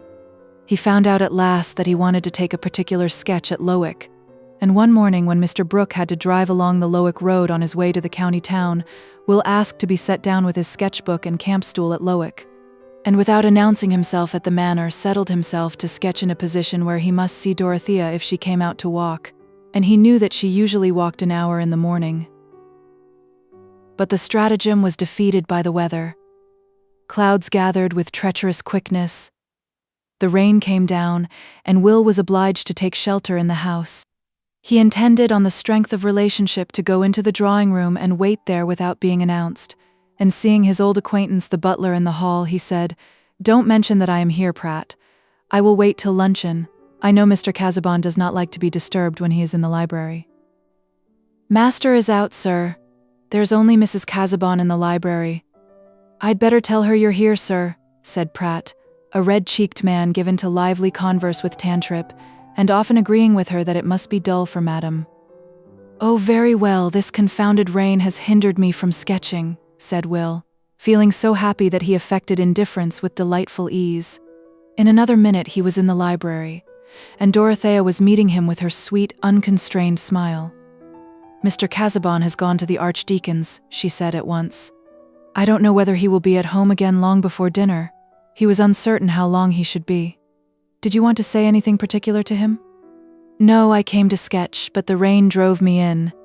Else I would not have disturbed you yet. I supposed that Mr. Casaubon was here, and I know he dislikes interruption at this hour." "I am indebted to the rain, then. I am so glad to see you." Dorothea uttered these common words with the simple sincerity of an unhappy child, visited at school. "I really came for the chance of seeing you alone," said Will, mysteriously forced to be just as simple as she was. He could not stay to ask himself, why not? "I wanted to talk about things as we did in Rome. It always makes a difference when other people are present." "Yes," said Dorothea in her clear, full tone of assent. "Sit down." She seated herself on a dark ottoman with the brown books behind her, looking in her plain dress of some thin woolen white material, without a single ornament on her besides her wedding ring, as if she were under a vow to be different from all other women, and Will sat down opposite her at 2 yards' distance, the light falling on his bright curls and delicate but rather petulant profile, with its defiant curves of lip and chin. Each looked at the other as if they had been 2 flowers which had opened then and there. Dorothea for the moment forgot her husband's mysterious irritation against Will. It seemed fresh water at her thirsty lips to speak without fear to the one person whom she had found receptive, for in looking backward through sadness she exaggerated a past solace. "I have often thought that I should like to talk to you again," she said immediately. "It seems strange to me how many things I said to you." "I remember them all," said Will, with the unspeakable content in his soul of feeling that he was in the presence of a creature worthy to be perfectly loved. I think his own feelings at that moment were perfect. For we mortals have our divine moments when love is satisfied in the completeness of the beloved object. I have tried to learn a great deal since we were in Rome, said Dorothea. I can read Latin a little, and I am beginning to understand just a little Greek. I can help Mr. Casaubon better now. I can find out references for him and save his eyes in many ways, but it is very difficult to be learned. It seems as if people were worn out on the way to great thoughts, and can never enjoy them because they are too tired. If a man has a capacity for great thoughts, he is likely to overtake them before he is decrepit, said Will, with irrepressible quickness. But through certain sensibilities Dorothea was as quick as he, and seeing her face change he added immediately, "But it is quite true that the best minds have been sometimes overstrained in working out their ideas." "You correct me," said Dorothea. "I expressed myself ill. I should have said that those who have great thoughts get too much worn in working them out. I used to feel about that, even when I was a little girl, and it always seemed to me that the use I should like to make of my life would be to help someone who did great works, so that his burden might be lighter." Dorothea was led on to this bit of autobiography without any sense of making a revelation. But she had never before said anything to Will which threw so strong a light on her marriage. He did not shrug his shoulders, and for want of that muscular outlet he thought the more irritably of beautiful lips kissing holy skulls and other emptinesses ecclesiastically enshrined. Also he had to take care that his speech should not betray that thought. "But you may easily carry the help too far," he said, "and get overwrought yourself. Are you not too much shut up? You already look paler. It would be better for Mr. Casaubon to have a secretary. He could easily get a man who would do half his work for him. It would save him more effectually, and you need only help him in lighter ways." "How can you think of that?" said Dorothea, in a tone of earnest remonstrance. "I should have no happiness if I did not help him in his work. What could I do? There is no good to be done in LIII. The only thing I desire is to help him more, and he objects to a secretary. Please not to mention that again." "Certainly not. Now I know your feeling. But I have heard both Mr. Brooke and Sir James Chettam express the same wish." "Yes," said Dorothea, "but they don't understand. They want me to be a great deal on horseback, and have the garden altered and new conservatories, to fill up my days. I thought you could understand that one's mind has other wants," she added, rather impatiently. "Besides, Mr. Casaubon cannot bear to hear of a secretary." "My mistake is excusable," said Will. "In old days I used to hear Mr. Casaubon speak as if he looked forward to having a secretary. Indeed, he held out the prospect of that office to me, but I turned out to be not good enough for it." Dorothea was trying to extract out of this an excuse for her husband's evident repulsion, as she said with a playful smile, "You were not a steady worker enough." "No," said Will, shaking his head backward somewhat after the manner of a spirited horse, and then, the old irritable demon prompting him to give another good pinch at the moth wings of poor Mr. Casaubon's glory, he went on, "And I have seen since that Mr. Casaubon does not like anyone to overlook his work and know thoroughly what he is doing. He is too doubtful, too uncertain of himself. I may not be good for much, but he dislikes me because I disagree with him." Will was not without his intentions to be always generous, but our tongues are little triggers which have usually been pulled before general intentions can be brought to bear, and it was too intolerable that Casaubon's dislike of him should not be fairly accounted for to Dorothea. Yet when he had spoken he was rather uneasy as to the effect on her. But Dorothea was strangely quiet, not immediately indignant, as she had been on a like occasion in Rome, and the cause lay deep. She was no longer struggling against the perception of facts, but adjusting herself to their clearest perception. And now when she looked steadily at her husband's failure, still more at his possible consciousness of failure, she seemed to be looking along the one track where duty became tenderness. Will's want of reticence might have been met with more severity if he had not already been recommended to her mercy by her husband's dislike, which must seem hard to her till she saw better reason for it. She did not answer at once, but after looking down ruminatingly she said with some earnestness, "Mr. Casaubon must have overcome his dislike of you so far as his actions were concerned, and that is admirable. Yes, he has shown a sense of justice in family matters. It was an abominable thing that my grandmother should have been disinherited because she made what they called a mésalliance, though there was nothing to be said against her husband except that he was a Polish refugee who gave lessons for his bread. "I wish I knew all about her," said Dorothea. "I wonder how she bore the change from wealth to poverty. I wonder whether she was happy with her husband. Do you know much about them?" "No, only that my grandfather was a patriot, a bright fellow, could speak many languages, musical, got his bread by teaching all sorts of things. They both died rather early, and I never knew much of my father, beyond what my mother told me, but he inherited the musical talents. I remember his slow walk and his long, thin hands, and one day remains with me when he was lying ill, and I was very hungry, and had only a little bit of bread." "Ah, what a different life from mine," said Dorothea, with keen interest, clasping her hands on her lap. "I have always had too much of everything. But tell me how it was. Mr. Casaubon could not have known about you then." "No, but my father had made himself known to Mr. Casaubon, and that was my last hungry day. My father died soon after, and my mother and I were well taken care of. Mr. Casaubon always expressly recognized it as his duty to take care of us because of the harsh injustice which had been shown to his mother's sister. But now I am telling you what is not new to you." In his inmost soul, Will was conscious of wishing to tell Dorothea what was rather new even in his own construction of things, namely that Mr. Casaubon had never done more than pay a debt towards him. Will was much too good a fellow to be easy under the sense of being ungrateful, and when gratitude has become a matter of reasoning, there are many ways of escaping from its bonds. "No," answered Dorothea. "Mr. Casaubon has always avoided dwelling on his own honorable actions." She did not feel that her husband's conduct was depreciated, but this notion of what justice had required in his relations with Will Ladislaw took strong hold on her mind. After a moment's pause, she added, "He had never told me that he supported your mother. Is she still living?"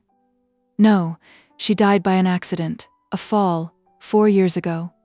It is curious that my mother, too, ran away from her family, but not for the sake of her husband.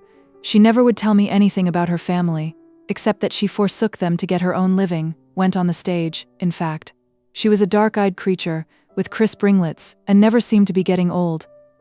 You see, I come of rebellious blood on both sides," Will ended, smiling brightly at Dorothea, while she was still looking with serious intentness before her, like a child seeing a drama for the first time. But her face, too, broke into a smile as she said, "That is your apology, I suppose, for having yourself been rather rebellious, I mean to Mr. Casaubon's wishes. You must remember that you have not done what he thought best for you. And if he dislikes you, you were speaking of dislike a little while ago, but I should rather say, if he has shown any painful feelings towards you, you must consider how sensitive he has become from the wearing effect of study. Perhaps," she continued, getting into a pleading tone, "my uncle has not told you how serious Mr. Casaubon's illness was. It would be very petty of us who are well and can bear things, to think much of small offenses from those who carry a weight of trial." "You teach me better," said Will. "I will never grumble on that subject again." There was a gentleness in his tone which came from the unutterable contentment of perceiving, what Dorothea was hardly conscious of, that she was traveling into the remoteness of pure pity and loyalty towards her husband. Will was ready to adore her pity and loyalty, if she would associate himself with her in manifesting them. "I have really sometimes been a perverse fellow," he went on, "but I will never again, if I can help it, do or say what you would disapprove." "That is very good of you," said Dorothea with another open smile. "I shall have a little kingdom then, where I shall give laws. But you will soon go away, out of my rule, I imagine. You will soon be tired of staying at the Grange." "That is a point I wanted to mention to you, one of the reasons why I wished to speak to you alone. Mr. Brooke proposes that I should stay in this neighborhood. He has bought one of the Middlemarch newspapers, and he wishes me to conduct that, and also to help him in other ways." "Would not that be a sacrifice of higher prospects for you?" said Dorothea. "Perhaps, but I have always been blamed for thinking of prospects, and not settling to anything, and here is something offered to me. If you would not like me to accept it, I will give it up. Otherwise I would rather stay in this part of the country than go away. I belong to nobody anywhere else." "I should like you to stay very much," said Dorothea at once, as simply and readily as she had spoken at Rome. There was not the shadow of a reason in her mind at the moment why she should not say so. "Then I will stay," said Ladislaw, shaking his head backward, rising and going towards the window, as if to see whether the rain had ceased. But the next moment, Dorothea, according to a habit which was getting continually stronger, began to reflect that her husband felt differently from herself, and she colored deeply under the double embarrassment of having expressed what might be in opposition to her husband's feeling, and of having to suggest this opposition to Will. His face was not turned towards her, and this made it easier to say, "But my opinion is of little consequence on such a subject. I think you should be guided by Mr. Casaubon." I spoke without thinking of anything else than my own feeling, which has nothing to do with the real question. But it now occurs to me perhaps Mr. Casaubon might see that the proposal was not wise. Can you not wait now and mention it to him? "I can't wait today," said Will, inwardly seared by the possibility that Mr. Casaubon would enter. "The rain is quite over now. I told Mr. Brooke not to call for me. I would rather walk the 5 miles. I shall strike across Halsell Common and see the gleams on the wet grass. I like that." He approached her to shake hands quite hurriedly, longing but not daring to say, "Don't mention the subject to Mr. Casaubon." No, he dared not, could not say it. To ask her to be less simple and direct would be like breathing on the crystal that you want to see the light through, and there was always the other great dread of himself becoming dimmed and forever ray-shorn in her eyes. "I wish you could have stayed," said Dorothea, with a touch of mournfulness, as she rose and put out her hand. She also had her thought, which she did not like to express. Will certainly ought to lose no time in consulting Mr. Casaubon's wishes, but for her to urge this might seem an undue dictation. So they only said goodbye, and Will quitted the house, striking across the fields so as not to run any risk of encountering Mr. Casaubon's carriage, which however did not appear at the gate until 4 o'clock. That was an unpropitious hour for coming home. It was too early to gain the moral support under ennui of dressing his person for dinner, and too late to undress his mind of the day's frivolous ceremony and affairs, so as to be prepared for a good plunge into the serious business of study. On such occasions he usually threw into an easy chair in the library, and allowed Dorothea to read the London papers to him, closing his eyes the while.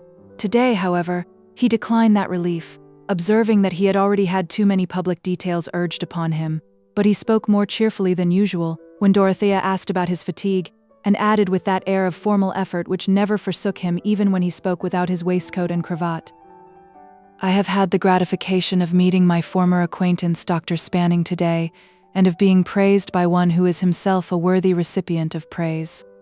He spoke very handsomely of my late tractate on the Egyptian mysteries, using in fact terms which it would not become me to repeat." In uttering the last clause, Mr. Casaubon leaned over the elbow of his chair, and swayed his head up and down, apparently as a muscular outlet instead of that recapitulation which would not have been becoming.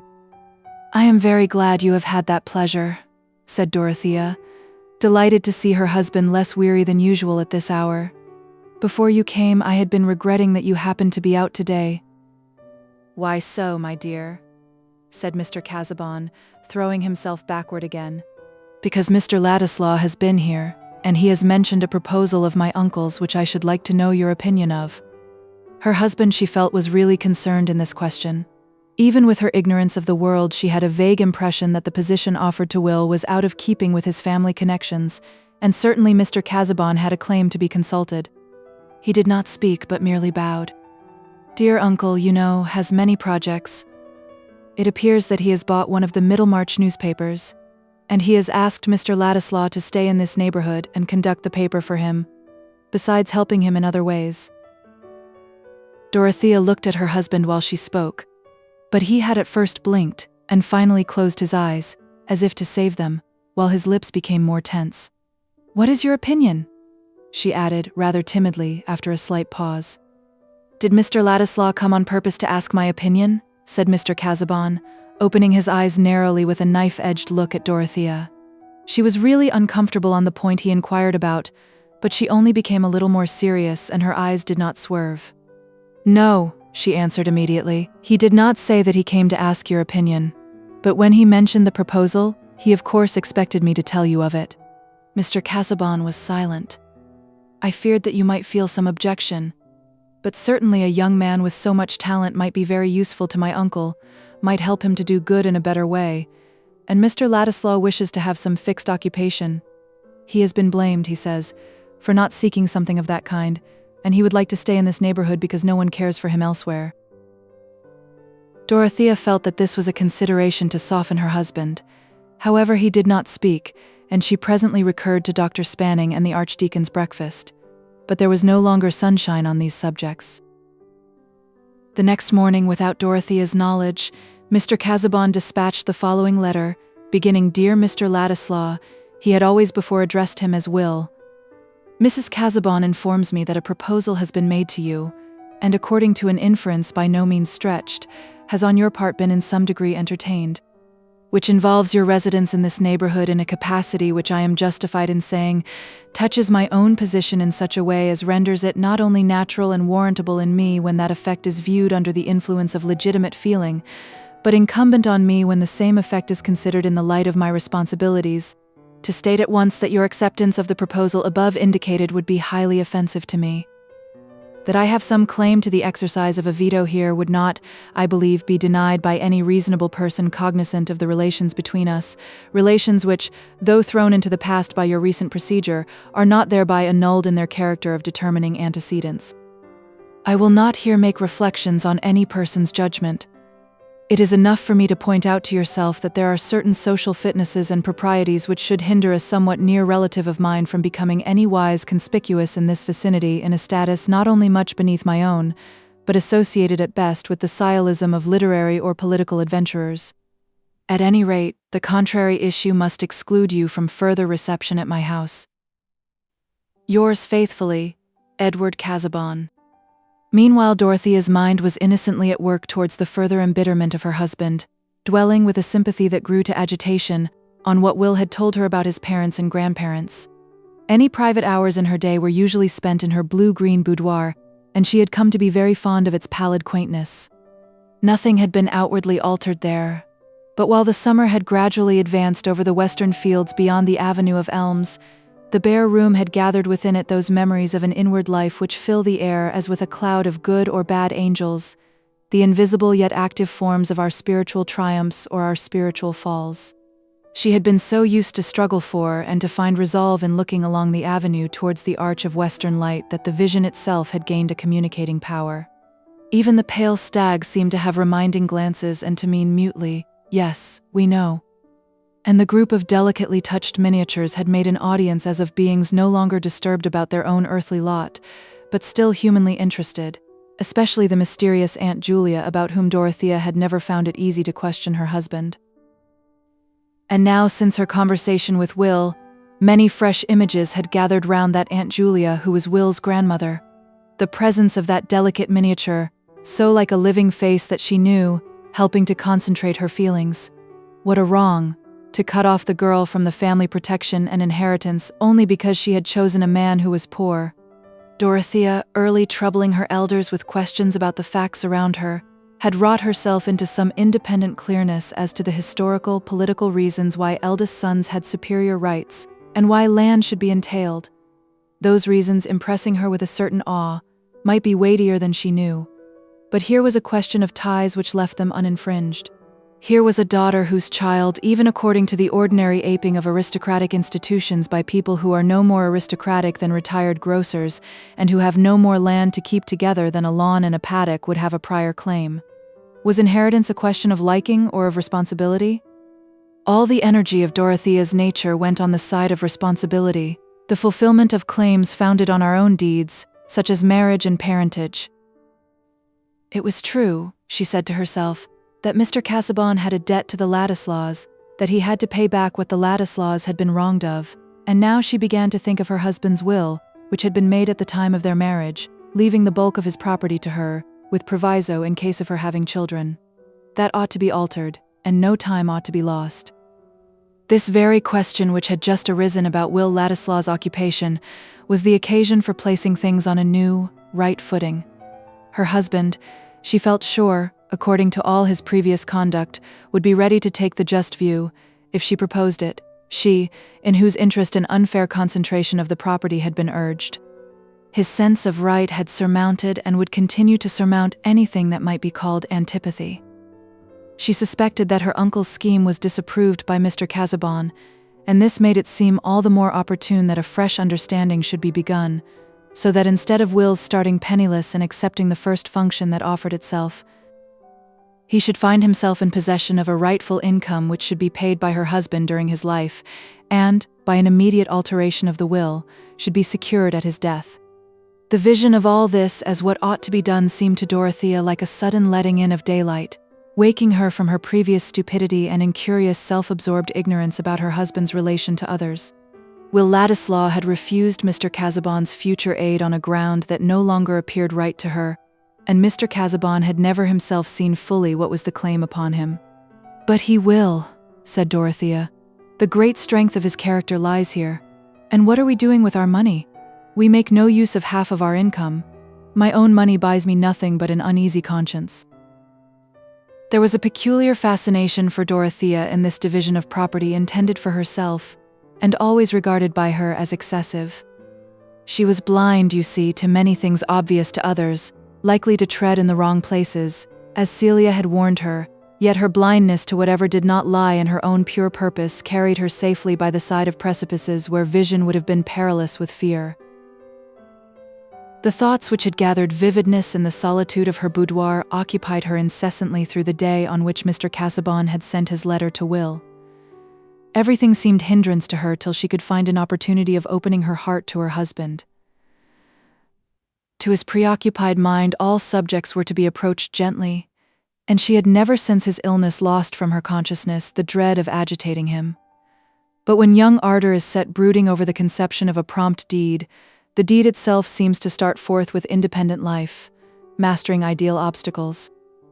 The day passed in a somber fashion, not unusual, though Mr. Casaubon was perhaps unusually silent, but there were hours of the night which might be counted on as opportunities of conversation, for Dorothea, when aware of her husband's sleeplessness, had established a habit of rising, lighting a candle, and reading him to sleep again. And this night she was from the beginning sleepless, excited by resolves. He slept as usual for a few hours, but she had risen softly, and had sat in the darkness for nearly an hour before he said, "Dorothea, since you are up, will you light a candle?" "Do you feel ill, dear?" was her first question, as she obeyed him. "No, not at all, but I shall be obliged, since you are up, if you will read me a few pages of LIII." "May I talk to you a little instead?" said Dorothea. "Certainly. I have been thinking about money all day, that I have always had too much, and especially the prospect of too much. These, my dear Dorothea, are providential arrangements. But if one has too much in consequence of others being wronged, it seems to me that the divine voice which tells us to set that wrong right must be obeyed." "What, my love, is the bearing of your remark?" "That you have been too liberal in arrangements for me, I mean, with regard to property, and that makes me unhappy." "How so?" "I have none but comparatively distant connections. I have been led to think about your Aunt Julia, and how she was left in poverty only because she married a poor man, an act which was not disgraceful, since he was not unworthy. It was on that ground, I know, that you educated Mr. Ladislaw and provided for his mother." Dorothea waited a few moments for some answer that would help her onward. None came, and her next words seemed the more forcible to her, falling clear upon the dark silence. "But surely we should regard his claim as a much greater one, even to the half of that property which I know that you have destined for me, and I think he ought at once to be provided for on that understanding. It is not right that he should be in the dependence of poverty while we are rich, and if there is any objection to the proposal he mentioned, the giving him his true place and his true share would set aside any motive for his accepting it." "Mr. Ladislaw has probably been speaking to you on this subject?" said Mr. Casaubon with a certain biting quickness not habitual to him. "Indeed no," said Dorothea earnestly. "How can you imagine it, since he has so lately declined everything from you? I fear you think too hardly of him, dear. He only told me a little about his parents and grandparents, and almost all in answer to my questions. You are so good, so just, you have done everything you thought to be right, but it seems to me clear that more than that is right, and I must speak about it, since I am the person who would get what is called benefit by that more not being done."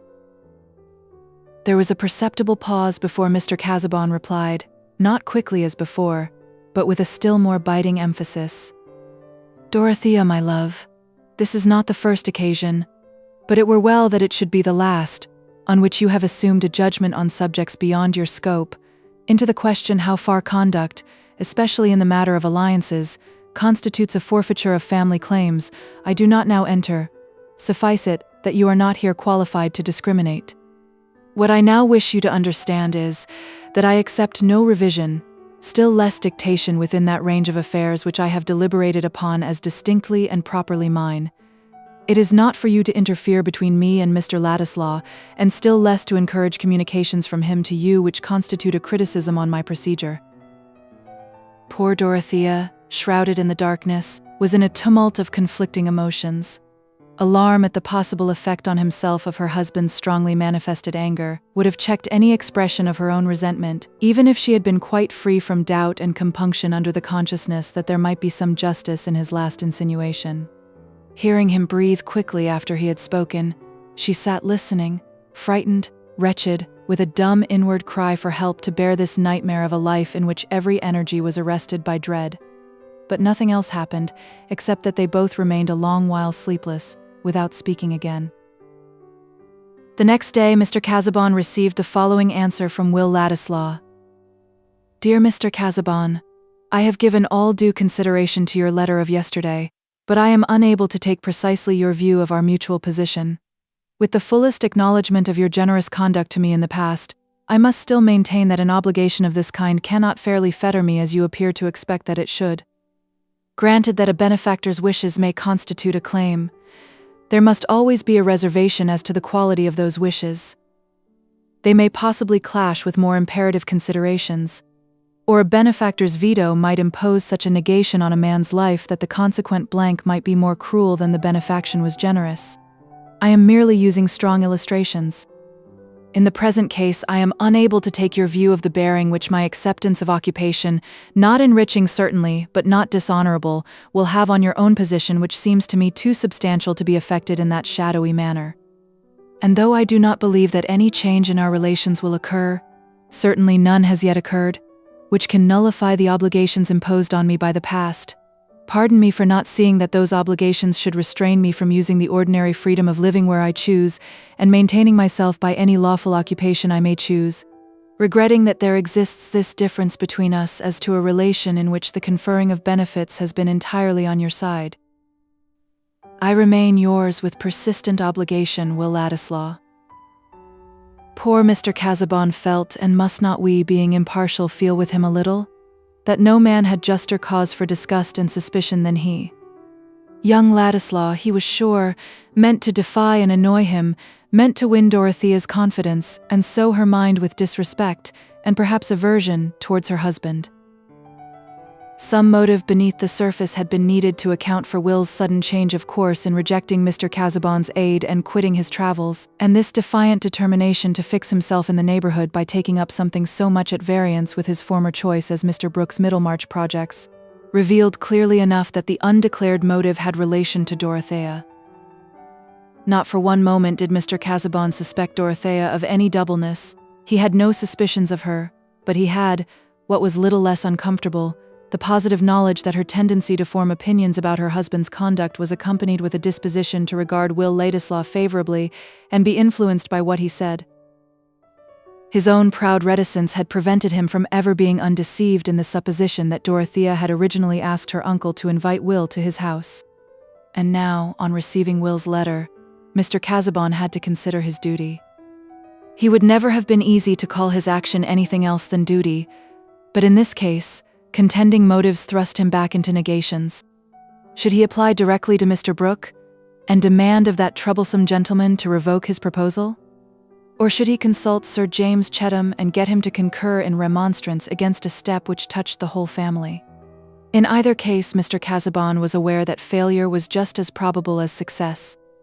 It was impossible for him to mention Dorothea's name in the matter, and without some alarming urgency, Mr. Brooke was as likely as not, after meeting all representations with apparent assent, to wind up by saying, "Never fear, Casaubon, depend upon it, young Ladislaw will do you credit, depend upon it, I have put my finger on the right thing."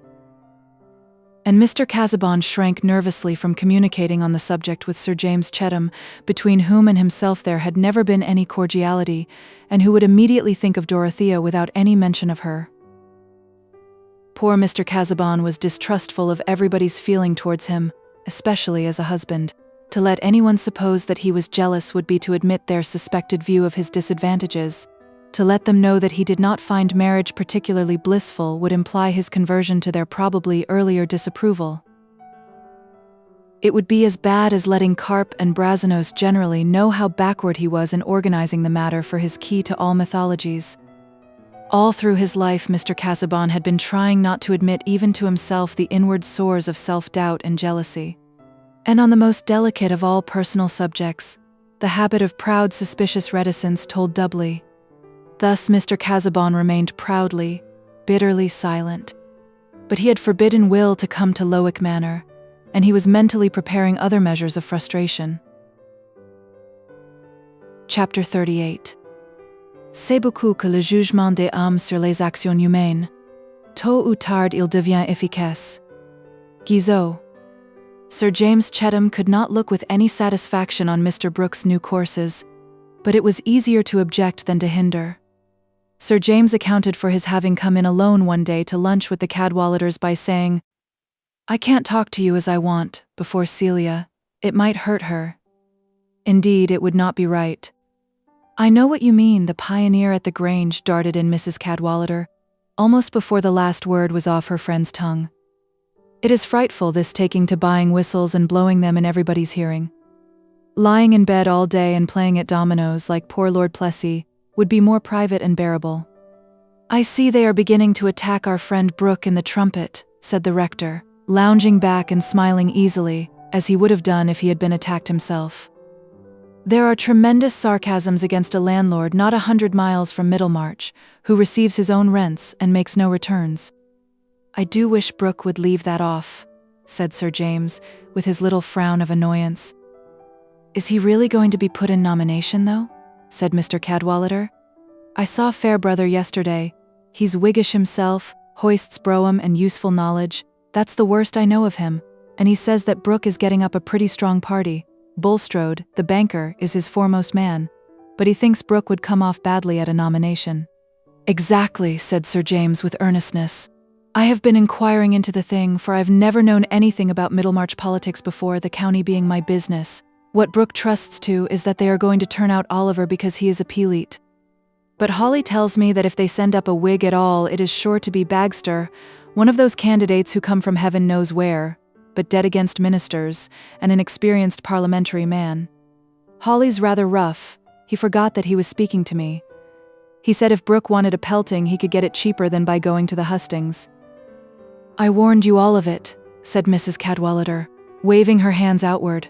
"I said to Humphrey long ago, Mr. Brooke is going to make a splash in the mud, and now he has done it." "Well, he might have taken it into his head to marry," said the rector. "That would have been a graver mess than a little flirtation with politics." "He may do that afterwards," said Mrs. Cadwallader, "when he has come out on the other side of the mud with an ague." "What I care for most is his own dignity," said Sir James. "Of course I care the more because of the family, but he's getting on in life now, and I don't like to think of his exposing himself. They will be raking up everything against him." "I suppose it's no use trying any persuasion," said the rector. "There's such an odd mixture of obstinacy and changeableness in Brooke. Have you tried him on the subject?" "Well, no," said Sir James. "I feel a delicacy in appearing to dictate. But I have been talking to this young Ladislaw that Brooke is making a factotum of. Ladislaw seems clever enough for anything. I thought it as well to hear what he had to say, and he is against Brooke's standing this time. I think he'll turn him round. I think the nomination may be staved off." "I know," said Mrs. Cadwallader, nodding. "The independent member hasn't got his speeches well enough by heart." "But this Ladislaw there again is a vexatious business," said Sir James. "We have had him 2 or 3 times to dine at the Hall. You have met him, by the by, as Brooke's guest and a relation of Casaubon's, thinking he was only on a flying visit. And now I find he's in everybody's mouth in Middlemarch as the editor of the Pioneer. There are stories going about him as a quill-driving alien, a foreign emissary, and what not. Casaubon won't like that, said the rector. There is some foreign blood in Ladislaw, returned Sir James. I hope he won't go into extreme opinions and carry Brooke on. Oh, he's a dangerous young sprig, that Mr. Ladislaw, said Mrs. Cadwallader, with his opera songs and his ready tongue. A sort of Byronic hero, an amorous conspirator, it strikes me, and Thomas Aquinas is not fond of him. I could see that the day the picture was brought. I don't like to begin on the subject with Casaubon, said Sir James. He has more right to interfere than I, but it's a disagreeable affair all round. What a character for anybody with decent connections to show himself in. One of those newspaper fellows. You have only to look at Keck, who manages the Trumpet. I saw him the other day with Hawley. His writing is sound enough, I believe, but he's such a low fellow that I wished he had been on the wrong side. What can you expect with these peddling Middlemarch papers? Said the rector. I don't suppose you could get a high style of man anywhere to be writing up interests he doesn't really care about, and for pay that hardly keeps him in at elbows. Exactly, that makes it so annoying that Brooke should have put a man who has a sort of connection with the family in a position of that kind. For my part, I think Ladislaw is rather a fool for accepting. It is Aquinas's fault, said Mrs. Cadwallader. Why didn't he use his interest to get Ladislaw made an attaché or sent to India? That is how families get rid of troublesome sprigs. There is no knowing to what lengths the mischief may go, said Sir James anxiously. But if Casaubon says nothing, what can I do? Oh, my dear Sir James, said the rector, don't let us make too much of all this. It is likely enough to end in mere smoke. After a month or two, Brooke and this Master Ladislaw will get tired of each other. Ladislaw will take wing, Brooke will sell the Pioneer, and everything will settle down again as usual. There is one good chance that he will not like to feel his money oozing away, said Mrs. Cadwallader. If I knew the items of election expenses, I could scare him. It's no use plying him with wide words like expenditure. I wouldn't talk of phlebotomy, I would empty a pot of leeches upon him. What we good stingy people don't like is having our sixpences sucked away from us. And he will not like having things raked up against him, said Sir James. There is the management of his estate. They have begun upon that already, and it really is painful for me to see. It is a nuisance under one's very nose. I do think one is bound to do the best for one's land and tenants, especially in these hard times. Perhaps the Trumpet may rouse him to make a change, and some good may come of it all, said the rector. I know I should be glad. I should hear less grumbling when my tithe is paid. I don't know what I should do if there were not a modus in Tipton. I want him to have a proper man to look after things. I want him to take on Garth again, said Sir James. He got rid of Garth 12 years ago, and everything has been going wrong since. I think of getting Garth to manage for me. He has made such a capital plan for my buildings, and Lovegood is hardly up to the mark. But Garth would not undertake the Tipton estate again unless Brooke left it entirely to him. In the right of it too, said the rector. Garth is an independent fellow, an original, simple-minded fellow. One day when he was doing some valuation for me, he told me point blank that clergymen seldom understood anything about business, and did mischief when they meddled, but he said it as quietly and respectfully as if he had been talking to me about sailors. He would make a different parish of Tipton, if Brooke would let him manage. I wish, by the help of the Trumpet, you could bring that round. If Dorothea had kept near her uncle, there would have been some chance, said Sir James. She might have got some power over him in time, and she was always uneasy about the estate. She had wonderfully good notions about such things. But now Casaubon takes her up entirely. Celia complains a good deal. We can hardly get her to dine with us since he had that fit. Sir James ended with a look of pitying disgust, and Mrs. Cadwallader shrugged her shoulders as much as to say that she was not likely to see anything new in that direction. Poor Casaubon, the rector said. That was a nasty attack. I thought he looked shattered the other day at the Archdeacon's. In point of fact, resumed Sir James, not choosing to dwell on fits, Brooke doesn't mean badly by his tenants or anyone else, but he has got that way of paring and clipping at expenses. Come, that's a blessing, said Mrs. Cadwallader. That helps him to find himself in a morning. He may not know his own opinions, but he does know his own pocket. I don't believe a man is in pocket by stinginess on his land, said Sir James. Oh, stinginess may be abused like other virtues. "It will not do to keep one's own pigs lean," said Mrs. Cadwallader, who had risen to look out of the window. "But talk of an independent politician and he will appear." "What, Brooke?" said her husband. "Yes. Now you ply him with the trumpet, Humphrey, and I will put the leeches on him. What will you do, Sir James?" "The fact is, I don't like to begin about it with Brooke. In our mutual position, the whole thing is so unpleasant.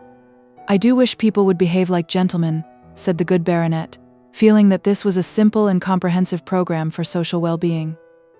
"Here you all are, eh?" said Mr. Brooke, shuffling round and shaking hands. "I was going up to the hall by and by, Chettam, but it's pleasant to find everybody, you know. Well, what do you think of things? Going on a little fast?" It was true enough, what Lafitte said.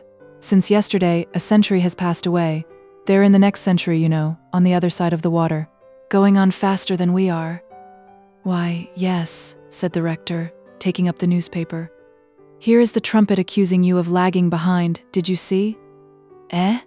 No," said Mr. Brooke, dropping his gloves into his hat and hastily adjusting his eyeglass. But Mr. Cadwallader kept the paper in his hand, saying, with a smile in his eyes, "Look here, all this is about a landlord not 100 miles from Middlemarch, who receives his own rents. They say he is the most retrogressive man in the county. I think you must have taught them that word in the Pioneer." "Oh, that is Keck, an illiterate fellow, you know. Retrogressive, now. Come, that's capital. He thinks it means destructive. They want to make me out a destructive, you know," said Mr. Brooke, with that cheerfulness which is usually sustained by an adversary's ignorance. "I think he knows the meaning of the word.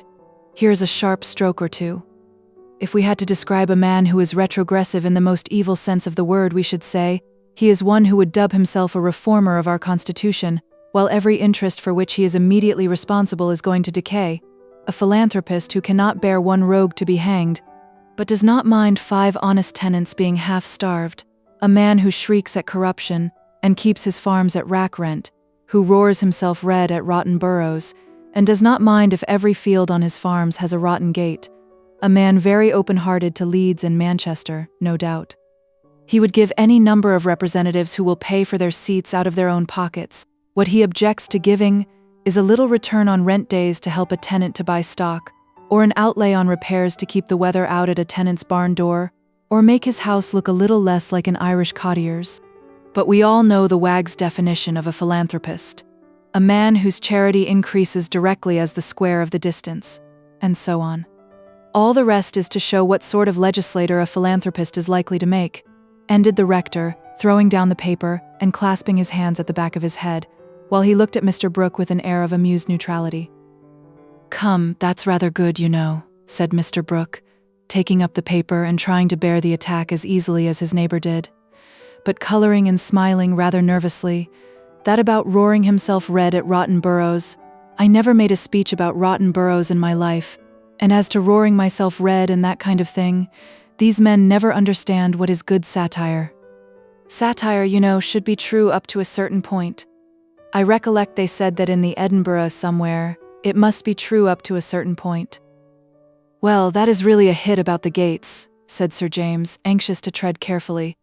"Dagley complained to me the other day that he hadn't got a decent gate on his farm. Garth has invented a new pattern of gate. I wish you would try it. One ought to use some of one's timber in that way." "You go in for fancy farming, you know, Chettam," said Mr. Brooke, appearing to glance over the columns of the trumpet. "That's your hobby, and you don't mind the expense." "I thought the most expensive hobby in the world was standing for Parliament," said Mrs. Cadwallader. "They said the last unsuccessful candidate at Middlemarch, Giles wasn't his name, spent £10,000 and failed because he did not bribe enough. What a bitter reflection for a man." "Somebody was saying," said the rector laughingly, "that East Retford was nothing to Middlemarch, for bribery." "Nothing of the kind," said Mr. Brooke. "The Tories bribe, you know, Hawley and his set bribe with treating, hot codlings and that sort of thing, and they bring the voters drunk to the poll. But they are not going to have it their own way in future. Not in future, you know. Middlemarch is a little backward. I admit the freemen are a little backward. But we shall educate them. We shall bring them on, you know. The best people there are on our side." "Hawley says you have men on your side who will do you harm," remarked Sir James. He says Bulstrode the banker will do you harm. And that if you got pelted? Interposed Mrs. Cadwallader. Half the rotten eggs would mean hatred of your committee man. Good heavens. Think what it must be to be pelted for wrong opinions. And I seem to remember a story of a man they pretended to chair and let him fall into a dust heap on purpose. Pelting is nothing to their finding holes in one's coat, said the rector. I confess that's what I should be afraid of, if we parsons had to stand at the hustings for preferment. I should be afraid of their reckoning up all my fishing days. Upon my word, I think the truth is the hardest missile one can be pelted with. The fact is, said Sir James, if a man goes into public life he must be prepared for the consequences. He must make himself proof against calumny. My dear Chettam, that is all very fine, you know, said Mr. Brooke. But how will you make yourself proof against calumny? You should read history, look at ostracism, persecution, martyrdom, and that kind of thing. They always happen to the best men, you know. But what is that in Horace? Fiat justitia, ruat, something or other. Exactly, said Sir James, with a little more heat than usual. What I mean by being proof against calumny is being able to point to the fact as a contradiction. And it is not martyrdom to pay bills that one has run into oneself, said Mrs. Cadwallader. But it was Sir James's evident annoyance that most stirred Mr. Brooke. Well, you know, Chettam, he said, rising, taking up his hat and leaning on his stick, you and I have a different system. You are all for outlay with your farms. I don't want to make out that my system is good under all circumstances. Under all circumstances, you know. There ought to be a new valuation made from time to time, said Sir James. Returns are very well occasionally, but I like a fair valuation. What do you say, Cadwallader? I agree with you. If I were Brooke, I would choke the trumpet at once by getting Garth to make a new valuation of the farms, and giving him carte blanche about gates and repairs.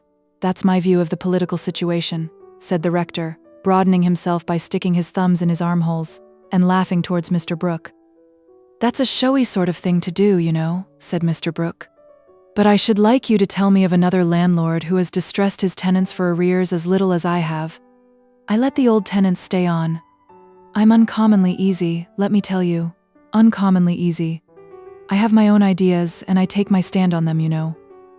A man who does that is always charged with eccentricity, inconsistency, and that kind of thing. When I change my line of action, I shall follow my own ideas. After that, Mr. Brooke remembered that there was a packet which he had omitted to send off from the Grange, and he bade everybody hurriedly goodbye. I didn't want to take a liberty with Brooke, said Sir James. I see he is nettled.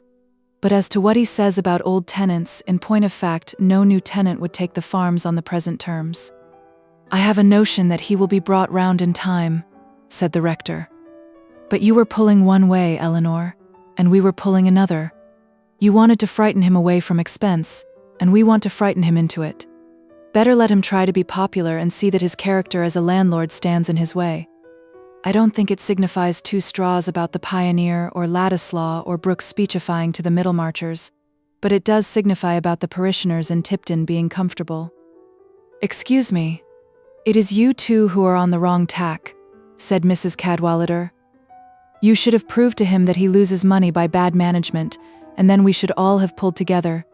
If you put him a horseback on politics, I warn you of the consequences.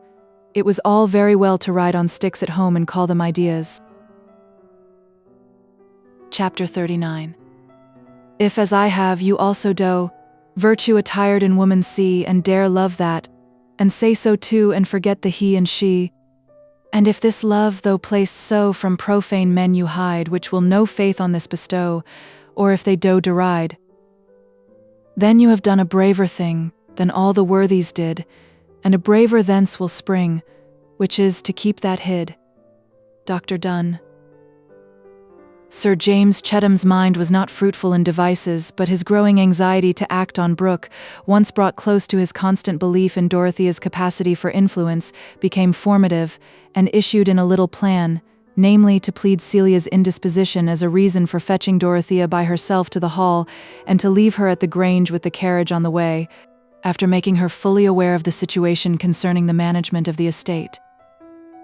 In this way it happened that one day near 4 o'clock, When Mr. Brooke and Ladislaw were seated in the library, the door opened and Mrs. Casaubon was announced. Will, the moment before, had been low in the depths of boredom, and obliged to help Mr. Brooke in arranging documents about hanging sheep stealers, was exemplifying the power our minds have of riding several horses at once by inwardly arranging measures towards getting a lodging for himself in Middlemarch and cutting short his constant residence at the Grange. While there flitted through all these steadier images a tickling vision of a sheep-stealing epic written with Homeric particularity. When Mrs. Casaubon was announced, he started up as from an electric shock and felt a tingling at his finger ends. Anyone observing him would have seen a change in his complexion, in the adjustment of his facial muscles, in the vividness of his glance, which might have made them imagine that every molecule in his body had passed the message of a magic touch. And so it had, for effective magic is transcendent nature, and who shall measure the subtlety of those touches which convey the quality of soul as well as body, and make a man's passion for one woman differ from his passion for another, as joy in the morning light over valley and river and white mountain top differs from joy among Chinese lanterns and glass panels? Will, too, was made of very impressible stuff. The bow of a violin drawn near him cleverly would at one stroke change the aspect of the world for him, and his point of view shifted as easily as his mood. Dorothea's entrance was the freshness of morning. "Well, my dear, this is pleasant now," said Mr. Brooke, meeting and kissing her. "You have left Casaubon with his books, I suppose?" "That's right, we must not have you getting too learned for a woman, you know." "There is no fear of that, uncle," said Dorothea, turning to Will and shaking hands with open cheerfulness, while she made no other form of greeting, but went on answering her uncle. "I am very slow. When I want to be busy with books, I am often playing truant among my thoughts. I find it is not so easy to be learned as to plan cottages." She seated herself beside her uncle opposite to Will, and was evidently preoccupied with something that made her almost unmindful of him. He was ridiculously disappointed, as if he had imagined that her coming had anything to do with him. "Why, yes, my dear. It was quite your hobby to draw plans. But it was good to break that off a little. Hobbies are apt to run away with us, you know. It doesn't do to be run away with. We must keep the reins. I have never let myself be run away with. I always pulled up. That is what I tell Ladislaw. He and I are alike. You know, he likes to go into everything. We are working at capital punishment. We shall do a great deal together, Ladislaw and I." "Yes," said Dorothea, with characteristic directness. "Sir James has been telling me that he is in hope of seeing a great change made soon in your management of the estate, that you are thinking of having the farms valued, and repairs made, and the cottages improved, so that Tipton may look quite another place. Oh, how happy," she went on, clasping her hands with a return to that more childlike impetuous manner, which had been subdued since her marriage. "If I were at home still, I should take to riding again, that I might go about with you and see all that. And you are going to engage Mr. Garth, who praised my cottages, Sir James says." "Chettam is a little hasty, my dear," said Mr. Brooke, coloring slightly. "A little hasty, you know. I never said I should do anything of the kind. I never said I should not do it, you know." "He only feels confident that you will do it," said Dorothea, in a voice as clear and unhesitating as that of a young chorister chanting a credo, "because you mean to enter Parliament as a member who cares for the improvement of the people, and one of the first things to be made better is the state of the land and the labourers. Think of Kit Downs, uncle, who lives with his wife and 7 children in a house with 1 sitting room and 1 bedroom hardly larger than this table, and those poor Daglas in their tumble-down farmhouse where they live in the back kitchen and leave the other rooms to the rats. That is one reason why I did not like the pictures here, dear uncle, which you think me stupid about. I used to come from the village with all that dirt and coarse ugliness like a pain within me, and the simpering pictures in the drawing room seemed to me like a wicked attempt to find delight in what is false, while we don't mind how hard the truth is for the neighbors outside our walls. I think we have no right to come forward and urge wider changes for good, until we have tried to alter the evils which lie under our own hands." Dorothea had gathered emotion as she went on, and had forgotten everything except the relief of pouring forth her feelings unchecked, an experience once habitual with her, but hardly ever present since her marriage, which had been a perpetual struggle of energy with fear. For the moment Will's admiration was accompanied with a chilling sense of remoteness. A man is seldom ashamed of feeling that he cannot love a woman so well when he sees a certain greatness in her, nature having intended greatness for men. But nature has sometimes made sad oversights in carrying out her intention, as in the case of good Mr. Brooke, whose masculine consciousness was at this moment in rather a stammering condition under the eloquence of his niece. He could not immediately find any other mode of expressing himself than that of rising, fixing his eyeglass and fingering the papers before him. At last he said, "There is something in what you say, my dear. Something in what you say, but not everything, eh, Ladislaw? You and I don't like our pictures and statues being found fault with. Young ladies are a little ardent, you know, a little one-sided, my dear. Fine art, poetry, that kind of thing, elevates a nation, emollit mores. You understand a little Latin now, but, eh, what?" These interrogatives were addressed to the footman who had come in to say that the keeper had found one of Dagley's boys with a leveret in his hand just killed. I'll come. I shall let him off easily, you know," said Mr. Brooke aside to Dorothea, shuffling away very cheerfully. "I hope you feel how right this change is that Sir James wishes for," said Dorothea to Will, as soon as her uncle was gone. "I do, now I have heard you speak about it. I shall not forget what you have said, but can you think of something else at this moment?" "I may not have another opportunity of speaking to you about what has occurred," said Will, rising with a movement of impatience and holding the back of his chair with both hands. "Pray tell me what it is," said Dorothea, anxiously, also rising and going to the open window where Monk was looking in, panting and wagging his tail.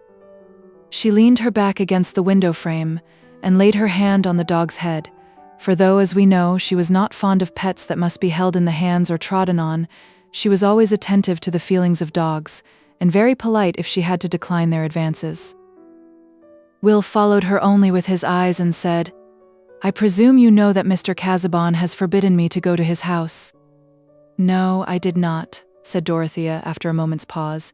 She was evidently much moved. "I am very, very sorry," she added mournfully. She was thinking of what Will had no knowledge of, the conversation between her and her husband in the darkness, and she was anew smitten with hopelessness that she could influence Mr. Casaubon's action. But the marked expression of her sorrow convinced Will that it was not all given to him personally, and that Dorothea had not been visited by the idea that Mr. Casaubon's dislike and jealousy of him turned upon herself. He felt an odd mixture of delight and vexation, of delight that he could dwell and be cherished in her thought as in a pure home, without suspicion and without stint, of vexation because he was of too little account with her, was not formidable enough, was treated with an unhesitating benevolence which did not flatter him. But his dread of any change in Dorothea was stronger than his discontent, and he began to speak again in a tone of mere explanation. "Mr. Casaubon's reason is his displeasure at my taking a position here which he considers unsuited to my rank as his cousin. I have told him that I cannot give way on this point. It is a little too hard on me to expect that my course in life is to be hampered by prejudices which I think ridiculous. Obligation may be stretched till it is no better than a brand of slavery stamped on us when we were too young to know its meaning. I would not have accepted the position if I had not meant to make it useful and honorable. I am not bound to regard family dignity in any other light." Dorothea felt wretched. She thought her husband altogether in the wrong, on more grounds than Will had mentioned. "It is better for us not to speak on the subject," she said, with a tremulousness not common in her voice. "Since you and Mr. Casaubon disagree, you intend to remain?" She was looking out on the lawn, with melancholy meditation. "Yes, but I shall hardly ever see you now," said Will, in a tone of almost boyish complaint. "No," said Dorothea, turning her eyes full upon him. "Hardly ever, but I shall hear of you. I shall know what you are doing for my uncle." "I shall know hardly anything about you," said Will. "No one will tell me anything." "Oh, my life is very simple," said Dorothea, her lips curling with an exquisite smile, which irradiated her melancholy. "I am always at LIII." "That is a dreadful imprisonment," said Will, impetuously. "No, don't think that," said Dorothea. "I have no longings." He did not speak, but she replied to some change in his expression. "I mean for myself, except that I should like not to have so much more than my share without doing anything for others, but I have a belief of my own and it comforts me." "What is that?" said Will, rather jealous of the belief. That by desiring what is perfectly good, even when we don't quite know what it is and cannot do what we would, we are part of the divine power against evil, widening the skirts of light and making the struggle with darkness narrower. That is a beautiful mysticism. It is a— Please not to call it by any name, said Dorothea, putting out her hands entreatingly. You will say it is Persian, or something else geographical. It is my life. I have found it out, and cannot part with it. I have always been finding out my religion since I was a little girl. I used to pray so much. Now I hardly ever pray. I try not to have desires merely for myself, because they may not be good for others, and I have too much already. I only told you that you might know quite well how my days go at LIII. God bless you for telling me, said Will, ardently and rather wondering at himself. They were looking at each other like two fond children who were talking confidentially of birds. What is your religion? Said Dorothea. I mean not what you know about religion, but the belief that helps you most. To love what is good and beautiful when I see it, said Will. But I am a rebel. I don't feel bound, as you do, to submit to what I don't like. But if you like what is good, that comes to the same thing, said Dorothea, smiling. Now you are subtle, said Will. Yes, Mr. Casaubon often says I am too subtle. I don't feel as if I were subtle, said Dorothea playfully. But how long my uncle is. I must go and look for him. I must really go on to the hall. Celia is expecting me. Will offered to tell Mr. Brooke, who presently came and said that he would step into the carriage and go with Dorothea as far as Dagley's, to speak about the small delinquent who had been caught with the leveret. Dorothea renewed the subject of the estate as they drove along, but Mr. Brooke, not being taken unawares, got the talk under his own control. Chettam now, he replied. He finds fault with me, my dear, but I should not preserve my game if it were not for Chettam, and he can't say that that expense is for the sake of the tenants, you know. It's a little against my feeling. Poaching. Now if you come to look into it, I have often thought of getting up the subject. Not long ago, Flavel, the Methodist preacher, was brought up for knocking down a hare that came across his path when he and his wife were walking out together. He was pretty quick, and knocked it on the neck. That was very brutal, I think, said Dorothea. Well now, it seemed rather black to me, I confess, in a Methodist preacher, you know. And Johnson said, you may judge what a hypocrite he is. And upon my word, I thought Flavel looked very little like the highest style of man, as somebody calls the Christian Young, the poet Young, I think you know Young. Well now, Flavel in his shabby black gaiters, pleading that he thought the Lord had sent him and his wife a good dinner, and he had a right to knock it down, though not a mighty hunter before the Lord, as Nimrod was. I assure you it was rather comic. Fielding would have made something of it, or Scott now, Scott might have worked it up. But really, when I came to think of it, I couldn't help liking that the fellow should have a bit of hair to say grace over. It's all a matter of prejudice. Prejudice with the law on its side. You know about the stick and the gaiters and so on. However, it doesn't do to reason about things, and law is law. But I got Johnson to be quiet, and I hushed the matter up. I doubt whether Chettam would not have been more severe, and yet he comes down on me as if I were the hardest man in the county. But here we are at Dagley's. Mr. Brooke got down at a farmyard gate, and Dorothea drove on. It is wonderful how much uglier things will look when we only suspect that we are blamed for them. Even our own persons in the glass are apt to change their aspect for us, after we have heard some frank remark on their less admirable points. And on the other hand, it is astonishing how pleasantly conscience takes our encroachments on those who never complain, or have nobody to complain for them. Dagley's homestead never before looked so dismal to Mr. Brooke as it did today, with his mind thus sore about the fault-finding of the trumpet, echoed by Sir James. It is true that an observer under that softening influence of the fine arts which makes other people's hardships picturesque might have been delighted with this homestead called Freeman's End.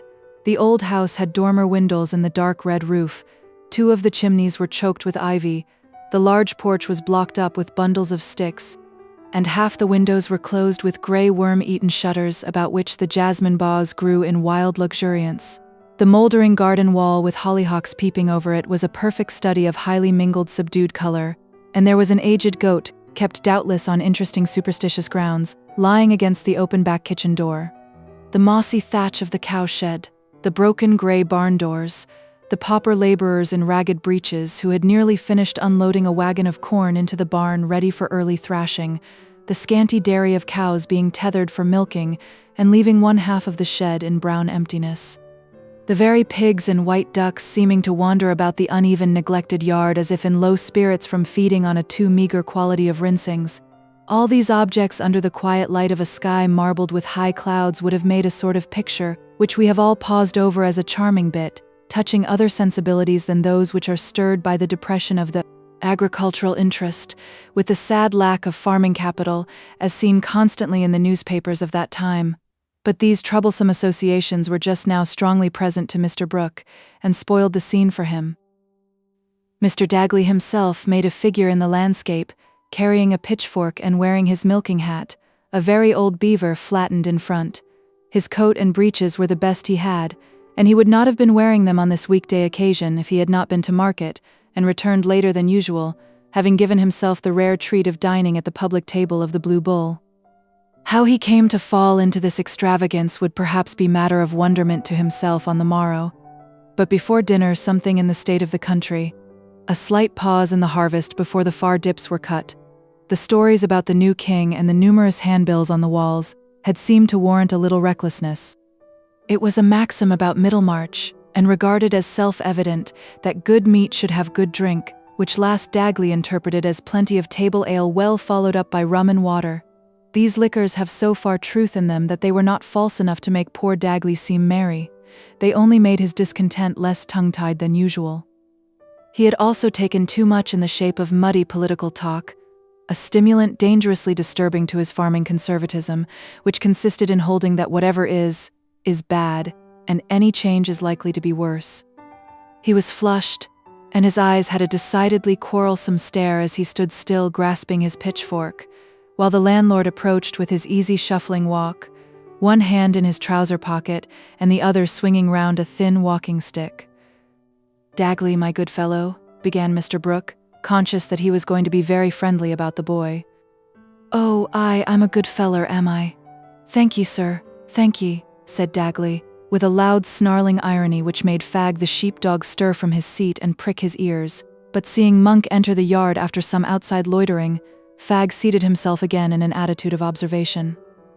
"I'm glad to hear I'm a good feller." Mr. Brooke reflected that it was market day, and that his worthy tenant had probably been dining, but saw no reason why he should not go on, since he could take the precaution of repeating what he had to say to Mrs. Dagley. "Your little lad Jacob has been caught killing a leveret, Dagley. I have told Johnson to lock him up in the empty stable an hour or two, just to frighten him, you know. But he will be brought home by and by before night, and you'll just look after him, will you? And give him a reprimand, you know." "No, I won't. I'll be deed if I'll leather my boy to please you or anybody else. Not if you was 20 landlords isted o' one, and that a bad un." Dagley's words were loud enough to summon his wife to the back kitchen door, the only entrance ever used and one always open except in bad weather, and Mr. Brooke saying soothingly, Well, I'll speak to your wife, I didn't mean beating, you know," turned to walk to the house. But Dagley, only the more inclined to have his say with a gentleman who walked away from him, followed at once with Fag slouching at his heels and sullenly evading some small and probably charitable advances on the part of Monk. "How do you do, Mrs. Dagley?" said Mr. Brooke, making some haste. "I came to tell you about your boy. I don't want you to give him the stick, you know." He was careful to speak quite plainly this time. Overworked Mrs. Dagley, a thin, worn woman, from whose life pleasure had so entirely vanished that she had not even any Sunday clothes which could give her satisfaction in preparing for church, had already had a misunderstanding with her husband since he had come home, and was in low spirits, expecting the worst, but her husband was beforehand in answering. "No, nor he won't have the stick, whether you want it or no," pursued Dagley, throwing out his voice, as if he wanted it to hit hard. "You've got no call to come and talk about sticks o' these premises, as you won't give a stick towart mending. Go to Middlemarch to ax for your character." "You'd far better hold your tongue, Dagley," said the wife, "and not kick your own trough over. When a man as is father of a family has been and spent money at market, and made himself the worse for liquor, he's done enough mischief for one day. But I should like to know what my boy's done, sir." "Niver, do you mind what he's done?" said Dagley more fiercely. "It's my business to speak, and not yourn. And I will speak too. I'll have my say, supper or no. And what I say is, as I've lived up o' your ground from my father and grandfather afore me, and hev dropped our money into, and me and my children might lie and rot on the ground for top dressin', as we can't find the money to buy, if the king wasn't to put a stop."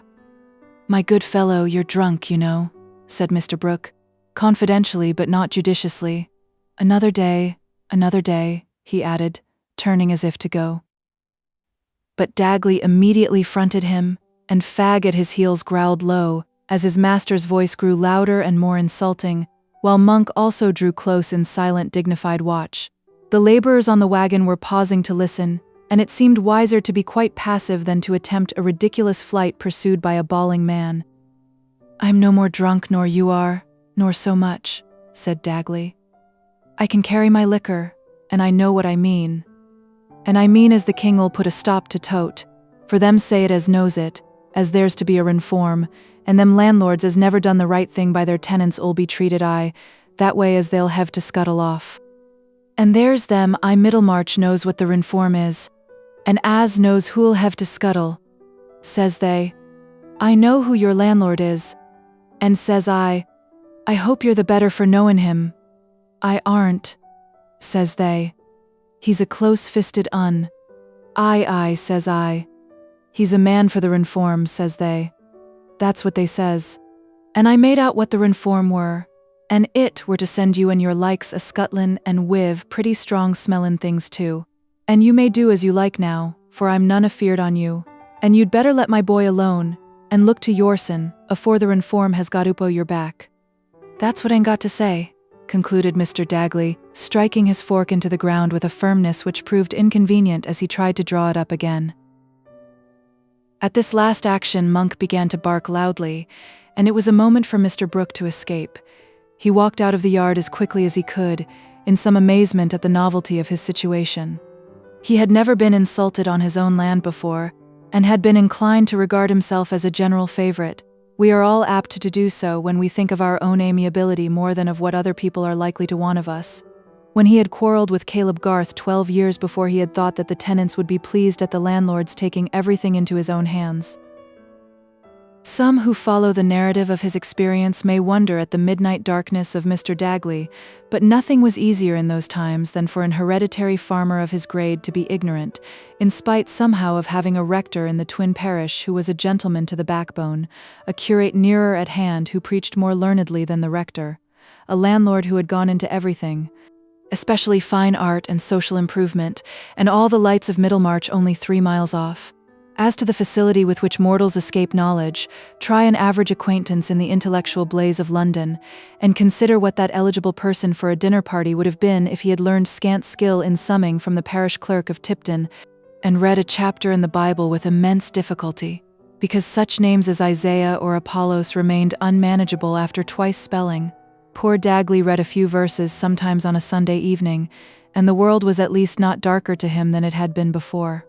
Some things he knew thoroughly, namely, the slovenly habits of farming, and the awkwardness of weather, stock, and crops at Freeman's End, so called apparently by way of sarcasm, to imply that a man was free to quit it if he chose, but that there was no earthly beyond open to him. Chapter 40. Wise in his daily work was he to fruits of diligence, and not to faiths or polity, he plied his utmost sense. These perfect in their little parts, whose work is all their prize, without them how could laws or arts or towered cities rise? In watching effects, if only of an electric battery, it is often necessary to change our place and examine a particular mixture or group at some distance from the point where the movement we are interested in was set up. The group I am moving towards is at Caleb Garth's breakfast table in the large parlor, where the maps and desk were, father, mother, and 5 of the children. Mary was just now at home waiting for a situation, while Christy, the boy next to her, was getting cheap learning and cheap fare in Scotland, having to his father's disappointment taken to books instead of that sacred calling business. The letters had come, 9 costly letters for which the postman had been paid 3 and 2 pence, and Mr. Garth was forgetting his tea and toast while he read his letters and laid them open one above the other, sometimes swaying his head slowly, sometimes screwing up his mouth in inward debate, but not forgetting to cut off a large red seal unbroken, which Letty snatched up like an eager terrier. The talk among the rest went on unrestrainedly, for nothing disturbed Caleb's absorption except shaking the table when he was writing. 2 letters of the 9 had been for Mary.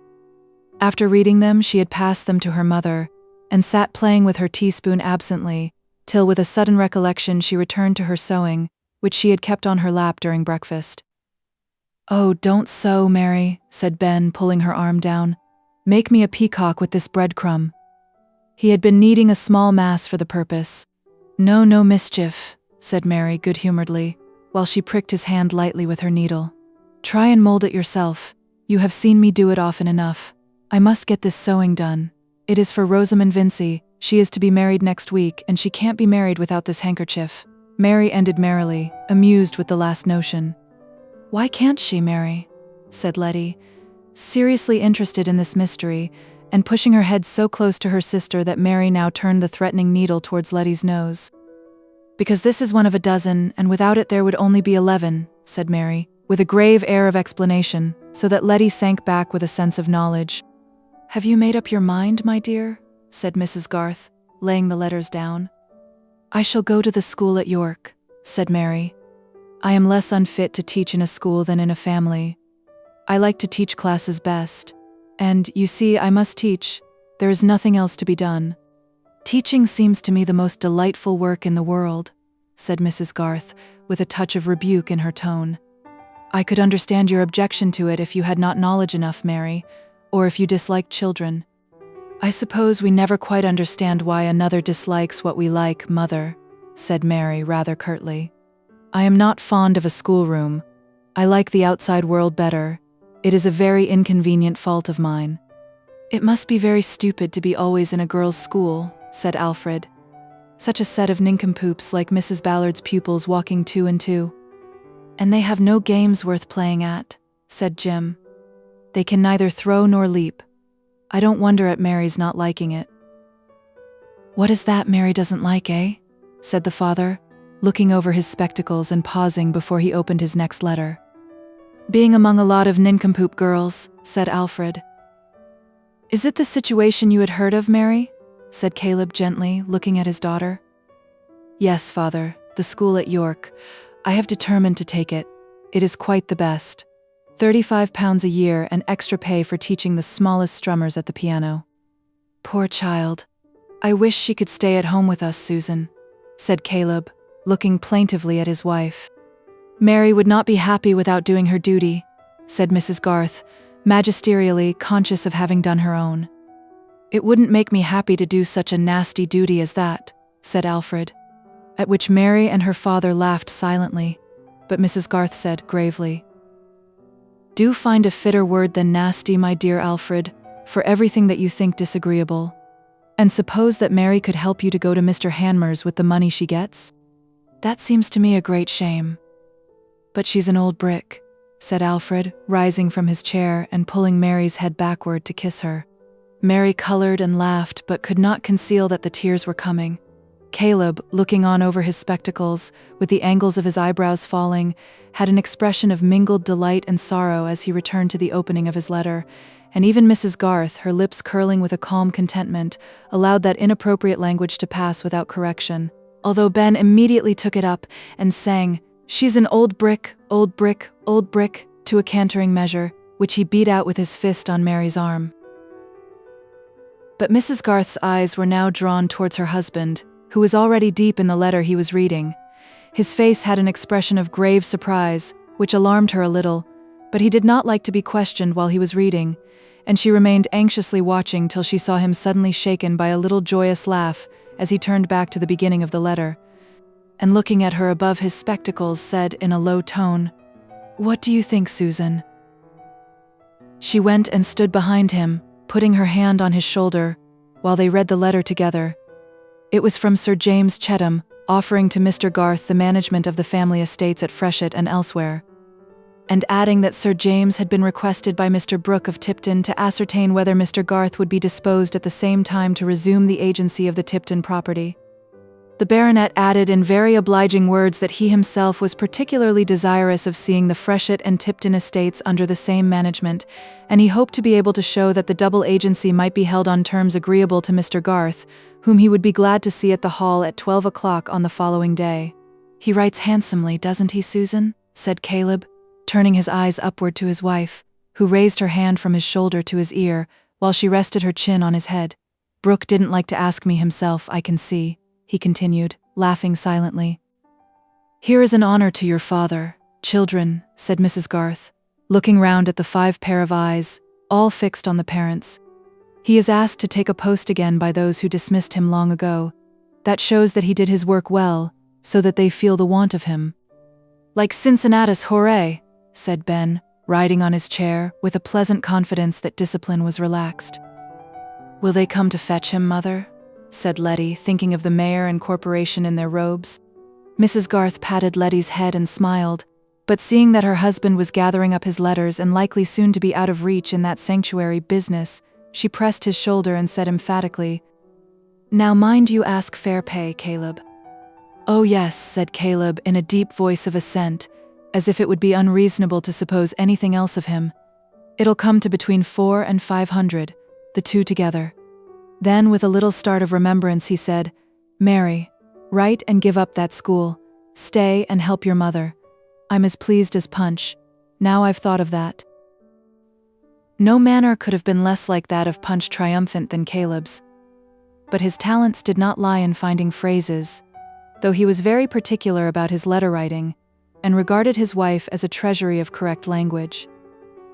There was almost an uproar among the children now, and Mary held up the cambric embroidery towards her mother entreatingly, that it might be put out of reach, while the boys dragged her into a dance.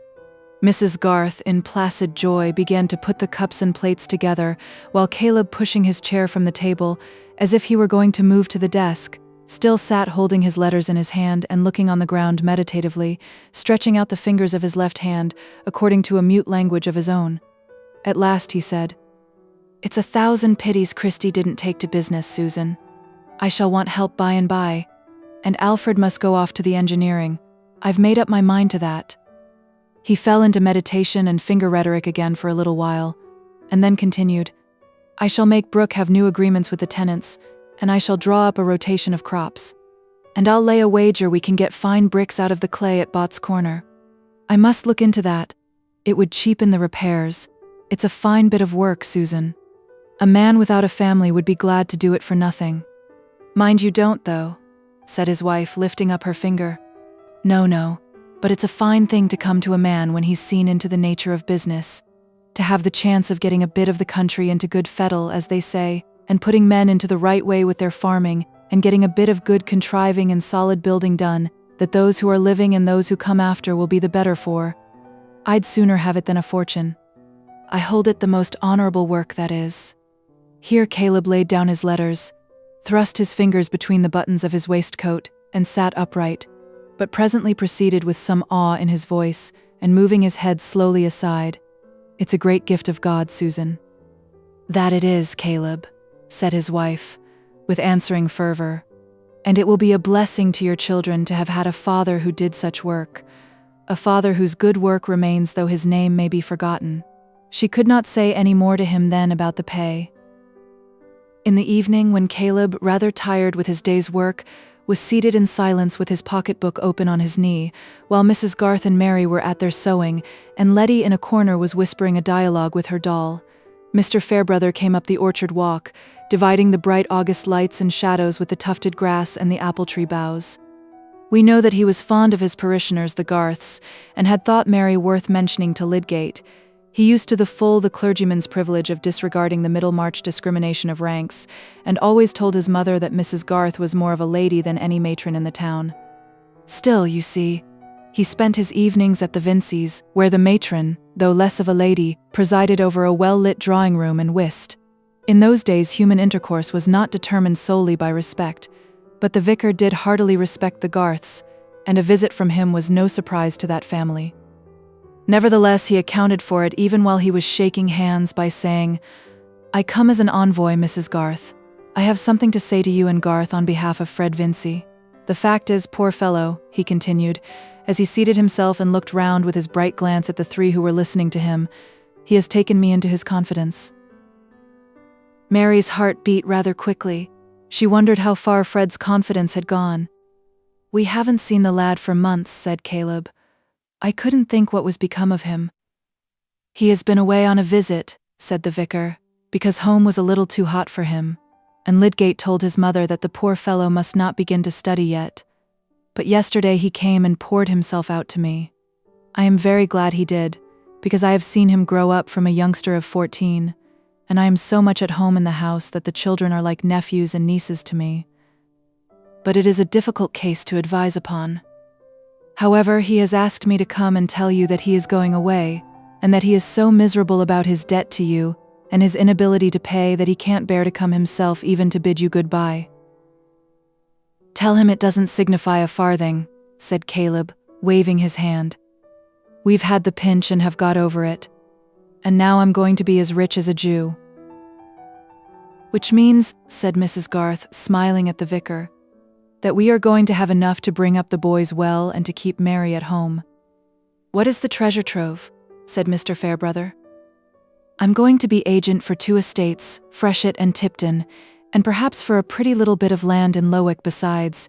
It's all the same family connection, and employment spreads like water if it's once set going.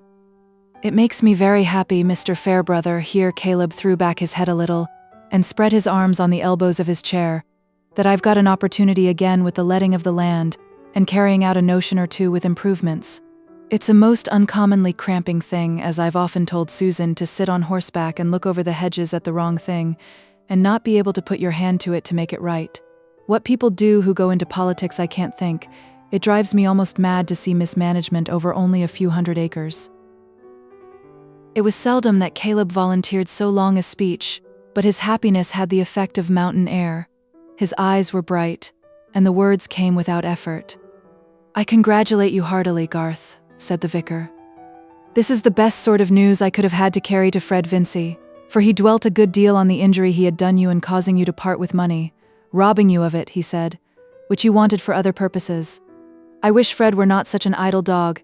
He has some very good points, and his father is a little hard upon him." "Where is he going?" said Mrs. Garth rather coldly. "He means to try again for his degree, and he is going up to study before term. I have advised him to do that. I don't urge him to enter the church, on the contrary, but if he will go and work so as to pass, that will be some guarantee that he has energy and a will, and he is quite at sea, he doesn't know what else to do. So far he will please his father, and I have promised in the meantime to try and reconcile Vincy to his son's adopting some other line of life. Fred says frankly he is not fit for a clergyman, and I would do anything I could to hinder a man from the fatal step of choosing the wrong profession. He quoted to me what you said, Miss Garth. Do you remember it? Mr. Fairbrother used to say Mary instead of Miss Garth, but it was part of his delicacy to treat her with the more deference because, according to Mrs. Vincy's phrase, she worked for her bread.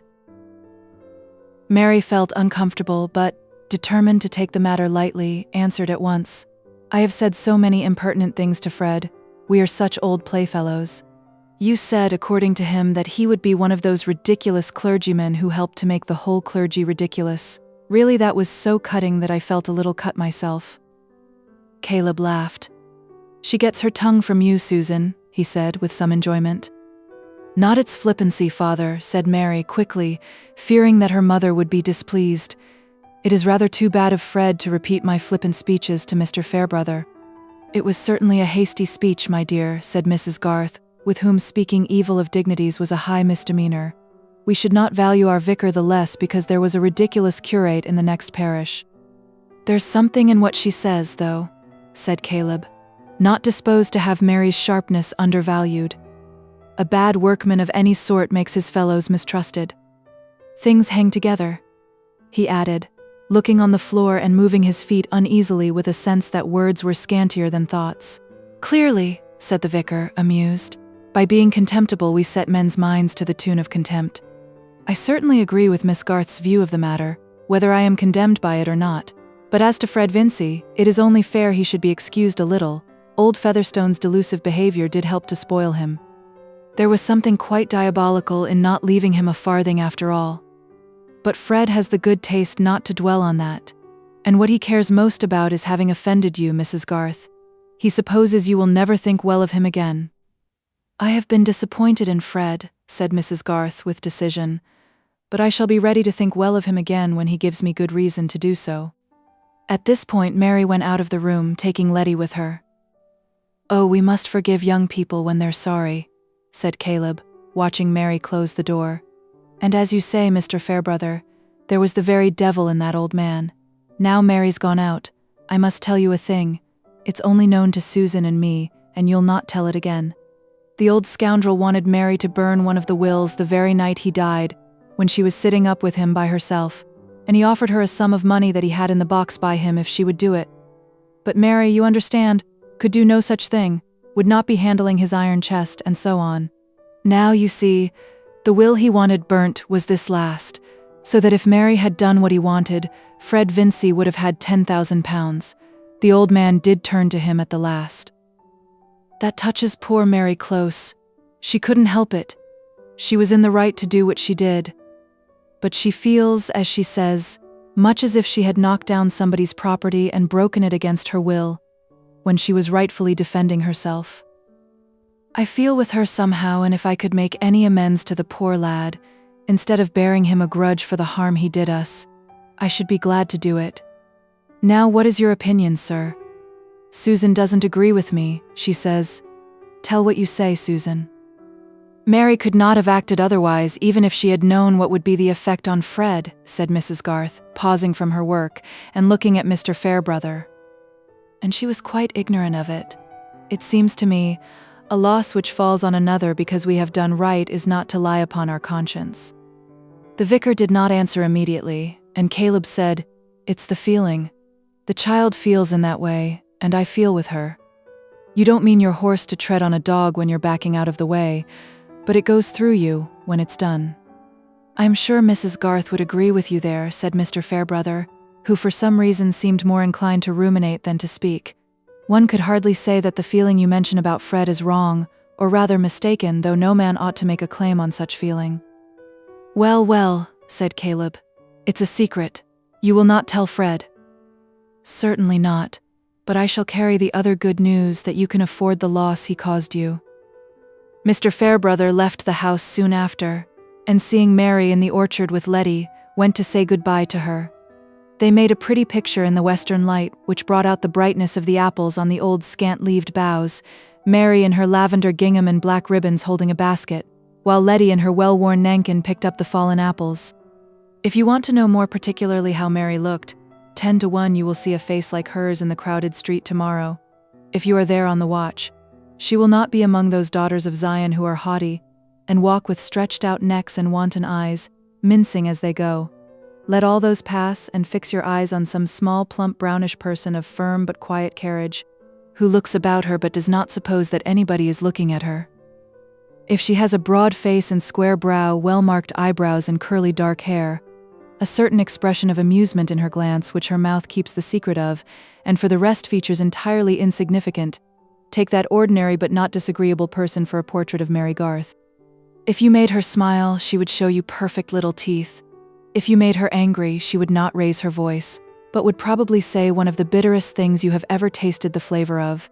If you did her a kindness, she would never forget it.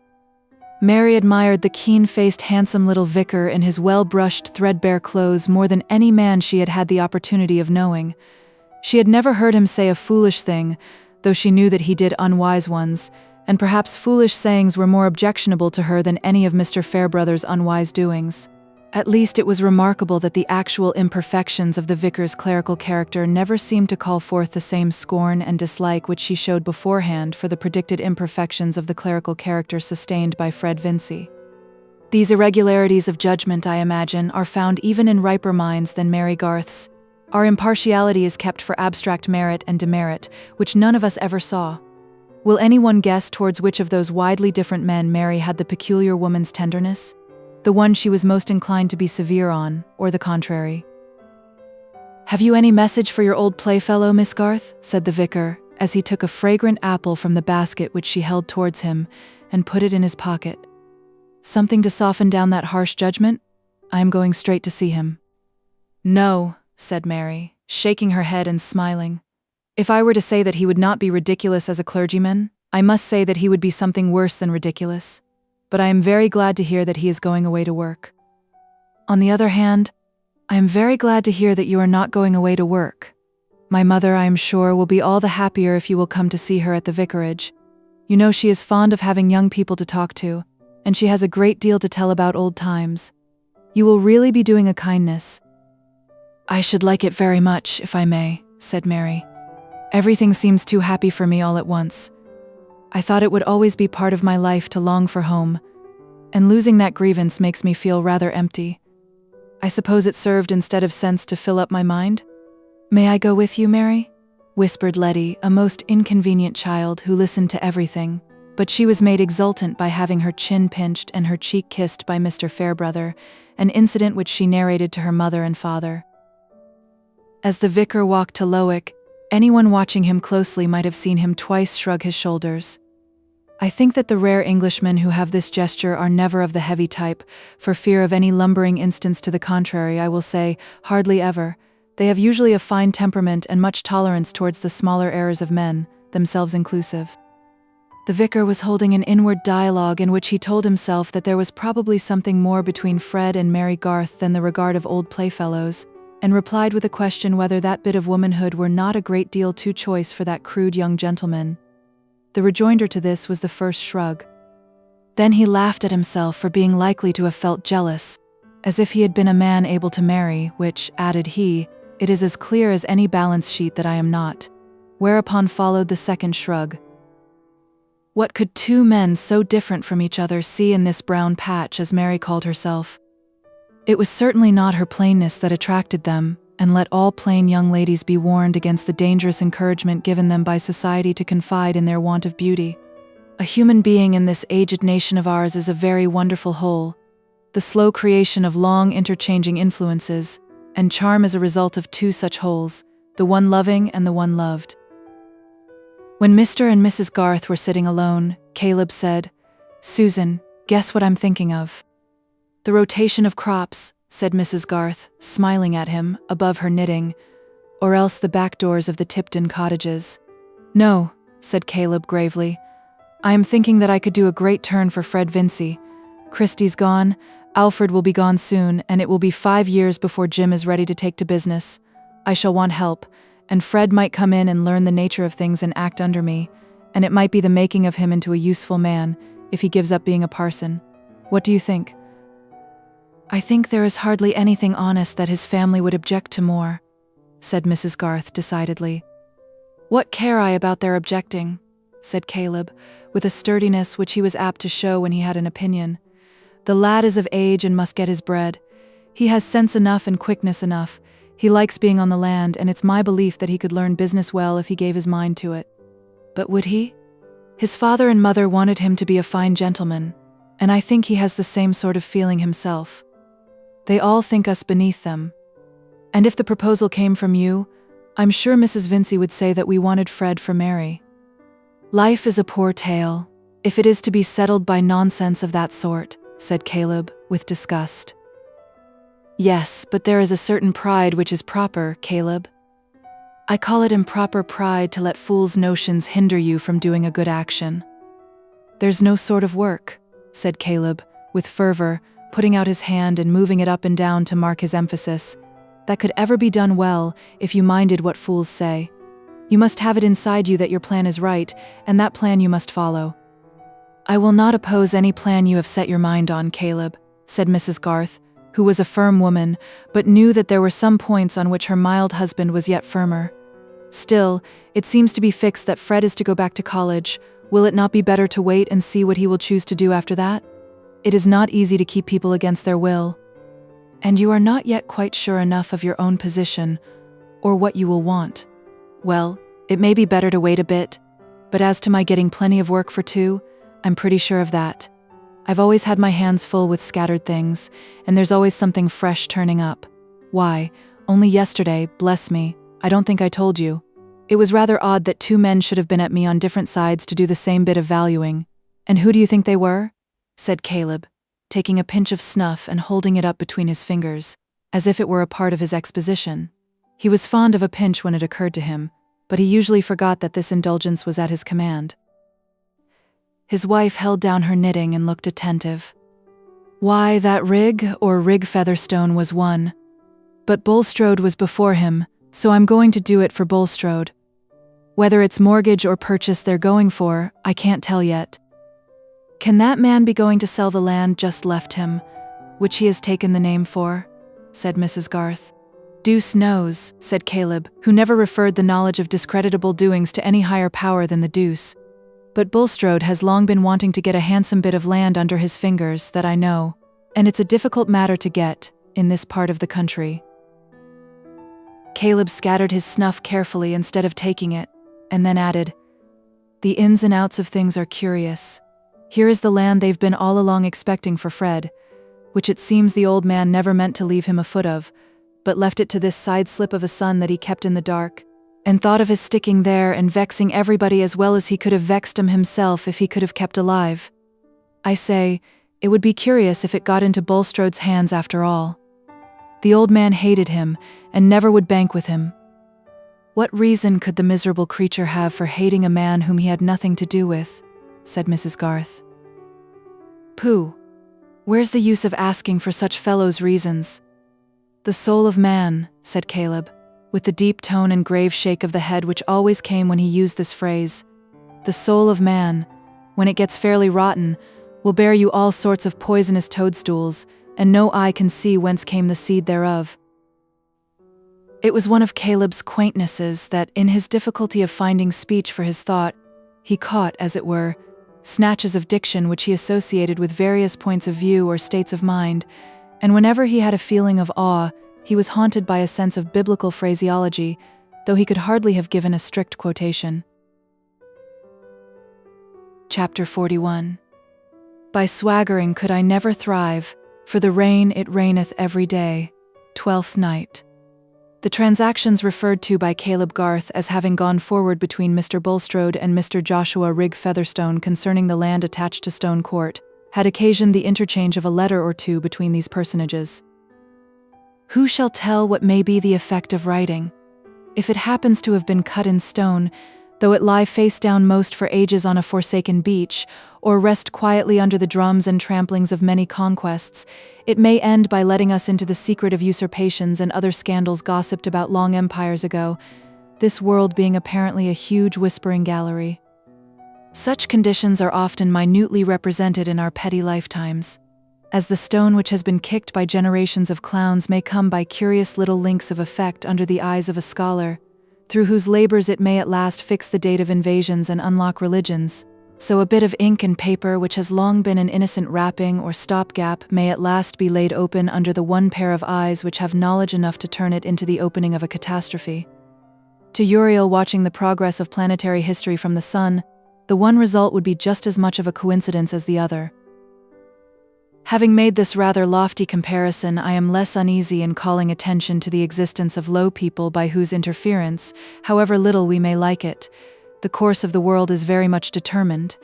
It would be well, certainly, if we could help to reduce their number, and something might perhaps be done by not lightly giving occasion to their existence. Socially speaking, Joshua Rig would have been generally pronounced a superfluity, but those who, like Peter Featherstone, never had a copy of themselves demanded, are the very last to wait for such a request either in prose or verse. The copy in this case bore more of outside resemblance to the mother, in whose sex-frog features, accompanied with fresh-colored cheeks and a well-rounded figure, are compatible with much charm for a certain order of admirers. The result is sometimes a frog-faced male, desirable, surely, to no order of intelligent beings, especially when he is suddenly brought into evidence to frustrate other people's expectations, the very lowest aspect in which a social superfluity can present himself.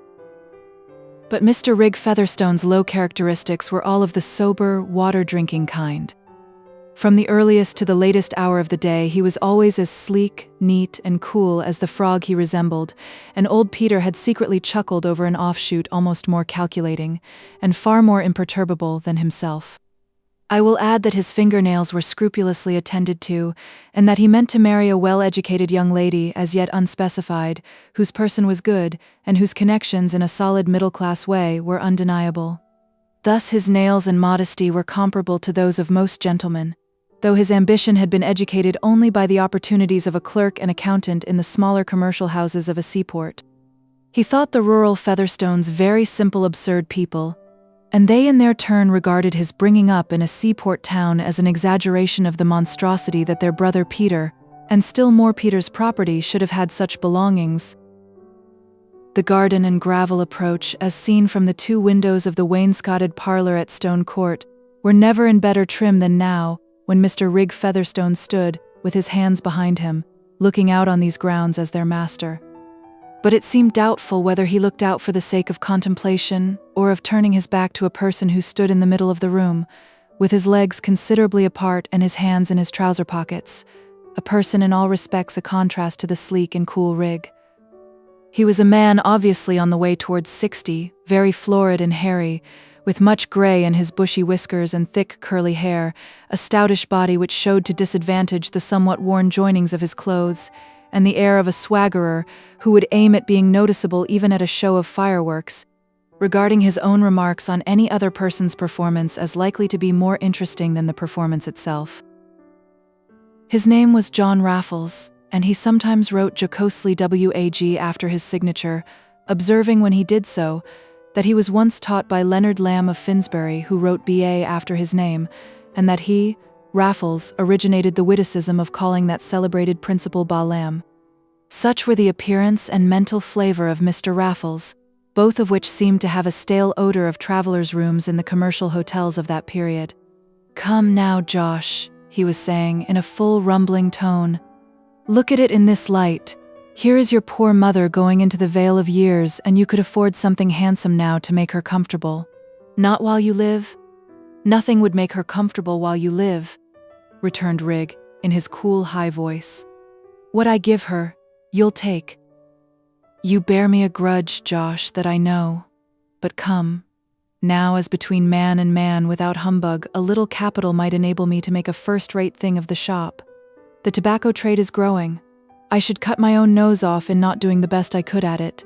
I should stick to it like a flea to a fleece for my own sake. I should always be on the spot. And nothing would make your poor mother so happy. I've pretty well done with my wild oats, turned 55. I want to settle down in my chimney corner. And if I once buckled to the tobacco trade, I could bring an amount of brains and experience to bear on it that would not be found elsewhere in a hurry. I don't want to be bothering you one time after another, but to get things once for all into the right channel. Consider that, Josh, as between man, and with your poor mother to be made easy for her life. I was always fond of the old woman. By Jove." "Have you done?" said Mr. Rigg, quietly, without looking away from the window. "Yes, I've done," said Raffles, taking hold of his hat which stood before him on the table, and giving it a sort of oratorical push. "Then just listen to me. The more you say anything, the less I shall believe it. The more you want me to do a thing, the more reason I shall have for never doing it. Do you think I mean to forget your kicking me when I was a lad, and eating all the best victual away from me and my mother? Do you think I forget your always coming home to sell and pocket everything, and going off again leaving us in the lurch? I should be glad to see you whipped at the cart tail. My mother was a fool to you. She'd no right to give me a father-in-law, and she's been punished for it. She shall have her weekly allowance paid and no more, and that shall be stopped if you dare to come on to these premises again, or to come into this country after me again. The next time you show yourself inside the gates here, you shall be driven off with the dogs and the wagoner's whip." As Rigg pronounced the last words, he turned round and looked at Raffles with his prominent frozen eyes. The contrast was as striking as it could have been 18 years before, when Rigg was a most unengaging, kickable boy, and Raffles was the rather thick-set Adonis of bar-rooms and back parlors. But the advantage now was on the side of Rigg, and auditors of this conversation might probably have expected that Raffles would retire with the air of a defeated dog. Not at all. He made a grimace which was habitual with him whenever he was out in a game, then subsided into a laugh, and drew a brandy flask from his pocket. "Come, Josh," he said in a cajoling tone, "give us a spoonful of brandy, and a sovereign to pay the way back, and I'll go honor bright. I'll go like a bullet, by Jove." "Mind," said Rigg, drawing out a bunch of keys, "if I ever see you again, I shan't speak to you. I don't own you any more than if I saw a crow, and if you want to own me, you'll get nothing by it but a character for being what you are, a spiteful, brassy, bullying rogue." "That's a pity now, Josh," said Raffles, affecting to scratch his head and wrinkle his brows upward as if he were nonplussed. "I'm very fond of you, by Jove I am. There's nothing I like better than plaguing you. You're so like your mother, and I must do without it. But the brandy and the sovereign's a bargain." He jerked forward the flask, and Rigg went to a fine old oaken bureau with his keys. But Raffles had reminded himself by his movement with the flask that it had become dangerously loose from its leather covering, and catching sight of a folded paper which had fallen within the fender, he took it up and shoved it under the leather so as to make the glass firm. By that time Rigg came forward with a brandy bottle, filled the flask, and handed Raffles a sovereign, neither looking at him nor speaking to him. After locking up the bureau again, he walked to the window and gazed out as impassively as he had done at the beginning of the interview, while Raffles took a small allowance from the flask, screwed it up, and deposited it in his side pocket, with provoking slowness, making a grimace at his stepson's back. "Farewell, Josh, and if forever," said Raffles, turning back his head as he opened the door. Rigg saw him leave the grounds and enter the lane. The grey day had turned to a light drizzling rain, which freshened the hedgerows and the grassy borders of the byroads, and hastened the labourers who were loading the last shocks of corn. Raffles, walking with the uneasy gait of a town loiterer obliged to do a bit of country journeying on foot, looked as incongruous amid this moist rural quiet and industry as if he had been a baboon escaped from a menagerie. But there were none to stare at him except the long-weaned calves, and none to show dislike of his appearance except the little water rats which rustled away at his approach. He was fortunate enough when he got onto the high road to be overtaken by the stagecoach, which carried him to Brassing, and there he took the new-made railway, observing to his fellow passengers that he considered it pretty well seasoned, now it had done for Huskisson. Mr. Raffles on most occasions kept up the sense of having been educated at an academy, and being able, if he chose, to pass well everywhere. Indeed, there was not one of his fellow men whom he did not feel himself in a position to ridicule and torment, confident of the entertainment which he thus gave to all the rest of the company. He played this part now with as much spirit as if his journey had been entirely successful, resorting at frequent intervals to his flask. The paper with which he had wedged it was a letter signed Nicholas Bulstrode, but Raffles was not likely to disturb it from its present useful position. Chapter 42. How much, methinks, I could despise this man, were I not bound in charity against it? Shakespeare, Henry VIII. One of the professional calls made by Lydgate soon after his return from his wedding journey was to Lowick Manor, in consequence of a letter which had requested him to fix a time for his visit. Mr. Casaubon had never put any question concerning the nature of his illness to Lydgate, nor had he even to Dorothea betrayed any anxiety as to how far it might be likely to cut short his labors or his life. On this point, as on all others, he shrank from pity, and if the suspicion of being pitied for anything in his lot surmised or known in spite of himself was embittering, the idea of calling forth a show of compassion by frankly admitting an alarm or a sorrow was necessarily intolerable to him. Every proud mind knows something of this experience, and perhaps it is only to be overcome by a sense of fellowship deep enough to make all efforts at isolation seem mean and petty instead of exalting. But Mr. Casaubon was now brooding over something through which the question of his health and life haunted his silence with a more harassing importunity even than through the autumnal unripeness of his authorship. It is true that this last might be called his central ambition, but there are some kinds of authorship in which by far the largest result is the uneasy susceptibility accumulated in the consciousness of the author. One knows of the river by a few streaks amid a long-gathered deposit of uncomfortable mud. That was the way with Mr. Casaubon's hard intellectual labors. Their most characteristic result was not the key to all mythologies, but a morbid consciousness that others did not give him the place which he had not demonstrably merited, a perpetual suspicious conjecture that the views entertained of him were not to his advantage, a melancholy absence of passion in his efforts at achievement, and a passionate resistance to the confession that he had achieved nothing. Thus his intellectual ambition, which seemed to others to have absorbed and dried him, was really no security against wounds, least of all against those which came from Dorothea. and he had begun now to frame possibilities for the future which were somehow more embittering to him than anything his mind had dwelt on before. Against certain facts he was helpless, against Will Ladislaw's existence, his defiant stay in the neighborhood of LIII, and his flippant state of mind with regard to the possessors of authentic, well-stamped erudition, against Dorothea's nature, always taking on some new shape of ardent activity, and even in submission and silence covering fervid reasons which it was an irritation to think of, against certain notions and likings which had taken possession of her mind in relation to subjects that he could not possibly discuss with her. There was no denying that Dorothea was as virtuous and lovely a young lady as he could have obtained for a wife, but a young lady turned out to be something more troublesome than he had conceived. She nursed him, she read to him, she anticipated his wants, and was solicitous about his feelings, but there had entered into the husband's mind the certainty that she judged him, and that her wifely devotedness was like a penitential expiation of unbelieving thoughts, was accompanied with a power of comparison by which himself and his doings were seen too luminously as a part of things in general. His discontent passed vapor-like through all her gentle, loving manifestations, and clung to that inappreciative world which she had only brought nearer to him. Poor Mr. Casaubon! This suffering was the harder to bear because it seemed like a betrayal. The young creature who had worshipped him with perfect trust had quickly turned into the critical wife, and early instances of criticism and resentment had made an impression which no tenderness and submission afterwards could remove. To his suspicious interpretation, Dorothea's silence now was a suppressed rebellion. A remark from her which he had not in any way anticipated was an assertion of conscious superiority. Her gentle answers had an irritating cautiousness in them, and when she acquiesced it was a self-approved effort of forbearance. The tenacity with which he strove to hide this inward drama made it the more vivid for him, as we hear with the more keenness what we wish others not to hear. Instead of wondering at this result of misery in Mr. Casaubon, I think it quite ordinary. Will not a tiny speck very close to our vision blot out the glory of the world, and leave only a margin by which we see the blot?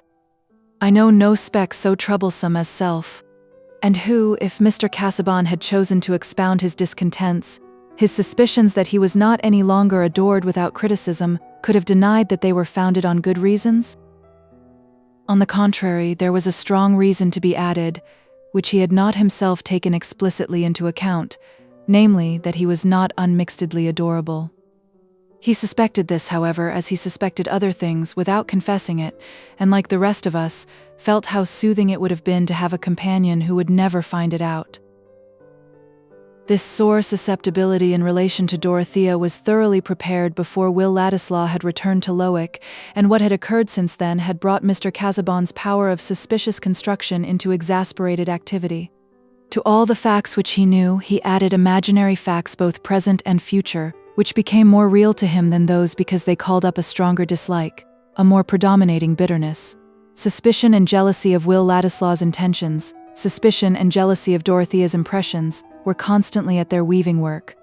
It would be quite unjust to him to suppose that he could have entered into any coarse misinterpretation of Dorothea. His own habits of mind and conduct, quite as much as the open elevation of her nature, saved him from any such mistake. What he was jealous of was her opinion, the sway that might be given to her ardent mind in its judgments, and the future possibilities to which these might lead her. As to Will, though until his last defiant letter he had nothing definite which he would choose formally to allege against him, he felt himself warranted in believing that he was capable of any design which could fascinate a rebellious temper and an undisciplined impulsiveness. He was quite sure that Dorothea was the cause of Will's return from Rome and his determination to settle in the neighborhood, and he was penetrating enough to imagine that Dorothea had innocently encouraged this course. It was as clear as possible that she was ready to be attached to Will and to be pliant to his suggestions. They had never had a tête-à-tête without her bringing away from it some new troublesome impression, and the last interview that Mr. Casaubon was aware of, Dorothea, on returning from Freshitt Hall, had for the first time been silent about having seen Will, had led to a scene which roused an angrier feeling against them both than he had ever known before. Dorothea's outpouring of her notions about money, in the darkness of the night, had done nothing but bring a mixture of more odious foreboding into her husband's mind. And there was the shock lately given to his health always sadly present with him. He was certainly much revived. He had recovered all his usual power of work. The illness might have been mere fatigue, and there might still be 20 years of achievement before him, which would justify the 30 years of preparation. That prospect was made the sweeter by a flavor of vengeance against the hasty sneers of Carp and company. For even when Mr. Casaubon was carrying his taper among the tombs of the past, those modern figures came athwart the dim light and interrupted his diligent exploration, to convince Carp of his mistake so that he would have to eat his own words with a good deal of indigestion, would be an agreeable accident of triumphant authorship, which the prospect of living to future ages on earth and to all eternity in heaven could not exclude from contemplation. Since thus the provision of his own unending bliss could not nullify the bitter savors of irritated jealousy and vindictiveness, it is the less surprising that the probability of a transient earthly bliss for other persons, when he himself should have entered into glory, had not a potently sweetening effect. If the truth should be that some undermining disease was at work within him, there might be large opportunity for some people to be the happier when he was gone, and if one of those people should be Will Ladislaw, Mr. Casaubon objected so strongly that it seemed as if the annoyance would make part of his disembodied existence.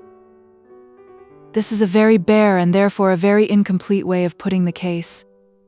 The human soul moves in many channels, and Mr. Casaubon, we know, had a sense of rectitude and an honorable pride in satisfying the requirements of honor, which compelled him to find other reasons for his conduct than those of jealousy and vindictiveness. The way in which Mr. Casaubon put the case was this: in marrying Dorothea Brooke, I had to care for her well-being in case of my death, but well-being is not to be secured by ample, independent possession of property. On the contrary, occasions might arise in which such possession might expose her to the more danger. She is ready prey to any man who knows how to play adroitly either on her affectionate ardor or her quixotic enthusiasm, and a man stands by with that very intention in his mind, a man with no other principle than transient caprice, and who has a personal animosity towards me, I am sure of it, an animosity which is fed by the consciousness of his ingratitude, and which he has constantly vented in ridicule, of which I am as well assured as if I had heard it. Even if I live, I shall not be without uneasiness as to what he may attempt through indirect influence. This man has gained Dorothea's ear. He has fascinated her attention. He has evidently tried to impress her mind with the notion that he has claims beyond anything I have done for him. If I die and he is waiting here on the watch for that, he will persuade her to marry him. That would be calamity for her and success for him. She would not think it calamity. He would make her believe anything. She has a tendency to immoderate attachment, which she inwardly reproaches me for not responding to, and already her mind is occupied with his fortunes. He thinks of an easy conquest and of entering into my nest. That I will hinder. Such a marriage would be fatal to Dorothea. Has he ever persisted in anything except from contradiction? In knowledge he has always tried to be showy at small cost. In religion he could be, as long as it suited him, the facile echo of Dorothea's vagaries.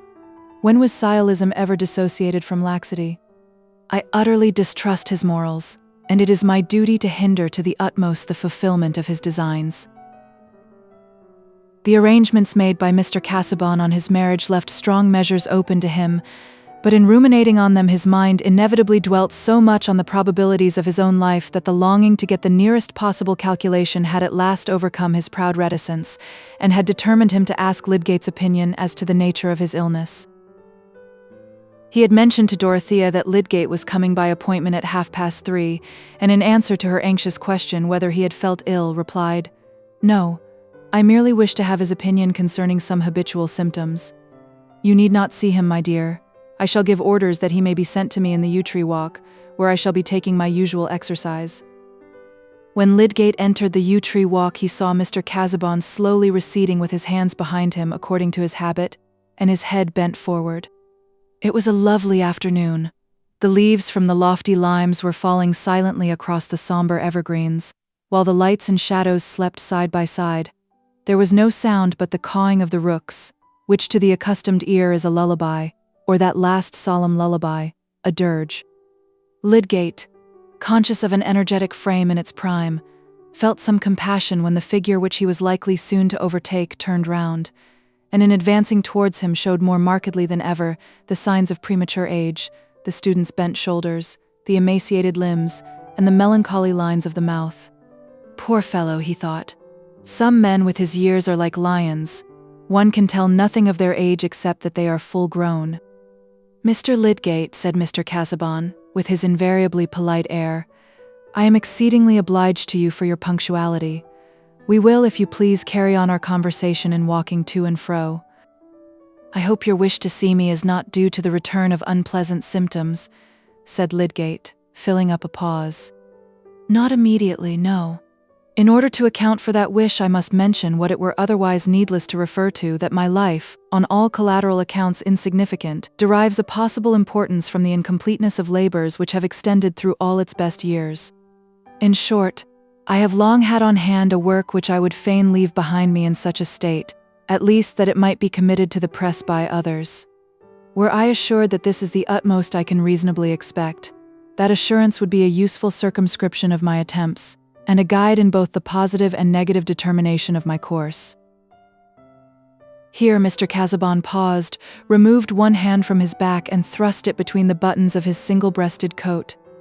To a mind largely instructed in the human destiny, hardly anything could be more interesting than the inward conflict implied in his formal measured address, delivered with the usual sing-song and motion of the head.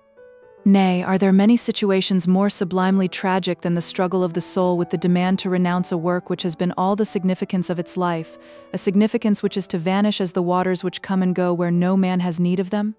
But there was nothing to strike others as sublime about Mr. Casaubon, and Lydgate, who had some contempt at hand for futile scholarship, felt a little amusement mingling with his pity. He was at present too ill acquainted with disaster to enter into the pathos of a lot where everything is below the level of tragedy except the passionate egoism of the sufferer. "You refer to the possible hindrances from want of health?" he said, wishing to help forward Mr. Casaubon's purpose, which seemed to be clogged by some hesitation. "I do. You have not implied to me that the symptoms which I am bound to testify, you watched with scrupulous care, were those of a fatal disease. But were it so, Mr. Lydgate, I should desire to know the truth without reservation, and I appeal to you for an exact statement of your conclusions. I request it as a friendly service. If you can tell me that my life is not threatened by anything else than ordinary casualties, I shall rejoice, on grounds which I have already indicated. If not, knowledge of the truth is even more important to me." "Then I can no longer hesitate as to my course," said Lydgate. "But the first thing I must impress on you is that my conclusions are doubly uncertain. Uncertain not only because of my fallibility, but because diseases of the heart are eminently difficult to found predictions on. In any case, one can hardly increase appreciably the tremendous uncertainty of life." Mr. Casaubon winced perceptibly but bowed. "I believe that you are suffering from what is called fatty degeneration of the heart, a disease which was first divined and explored by Laennec, the man who gave us the stethoscope, not so very many years ago. A good deal of experience, a more lengthened observation, is wanting on the subject, but after what you have said, it is my duty to tell you that death from this disease is often sudden. At the same time, no such result can be predicted. Your condition may be consistent with a tolerably comfortable life for another 15 years, or even more. I could add no information to this beyond anatomical or medical details, which would leave expectation at precisely the same point." Lydgate's instinct was fine enough to tell him that plain speech, quite free from ostentatious caution, would be felt by Mr. Casaubon as a tribute of respect. "I thank you, Mr. Lydgate," said Mr. Casaubon after a moment's pause. "One thing more I have still to ask. Did you communicate what you have now told me to Mrs. Casaubon? Partly, I mean, as to the possible issues." Lydgate was going to explain why he had told Dorothea, but Mr. Casaubon, with an unmistakable desire to end the conversation, waved his hand slightly, and said again, "I thank you," proceeding to remark on the rare beauty of the day. Lydgate, certain that his patient wished to be alone, soon left him, and the black figure with hands behind and head bent forward continued to pace the walk where the dark yew trees gave him a mute companionship in melancholy, and the little shadows of bird or leaf that fleeted across the aisles of sunlight stole along in silence as in the presence of a sorrow. Here was a man who now for the first time found himself looking into the eyes of death, who was passing through one of those rare moments of experience when we feel the truth of a commonplace, which is as different from what we call knowing it, as the vision of waters upon the earth is different from the delirious vision of the water which cannot be had to cool the burning tongue. When the commonplace "we must all die" transforms itself suddenly into the acute consciousness, "I must die, and soon," then death grapples us, and his fingers are cruel.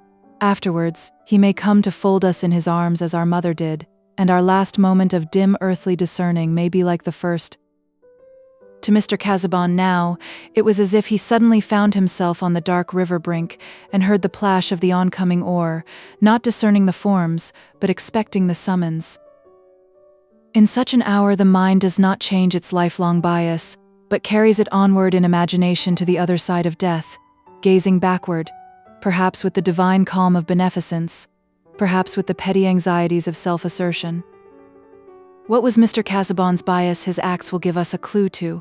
He held himself to be, with some private scholarly reservations, a believing Christian, as to estimates of the present and hopes of the future.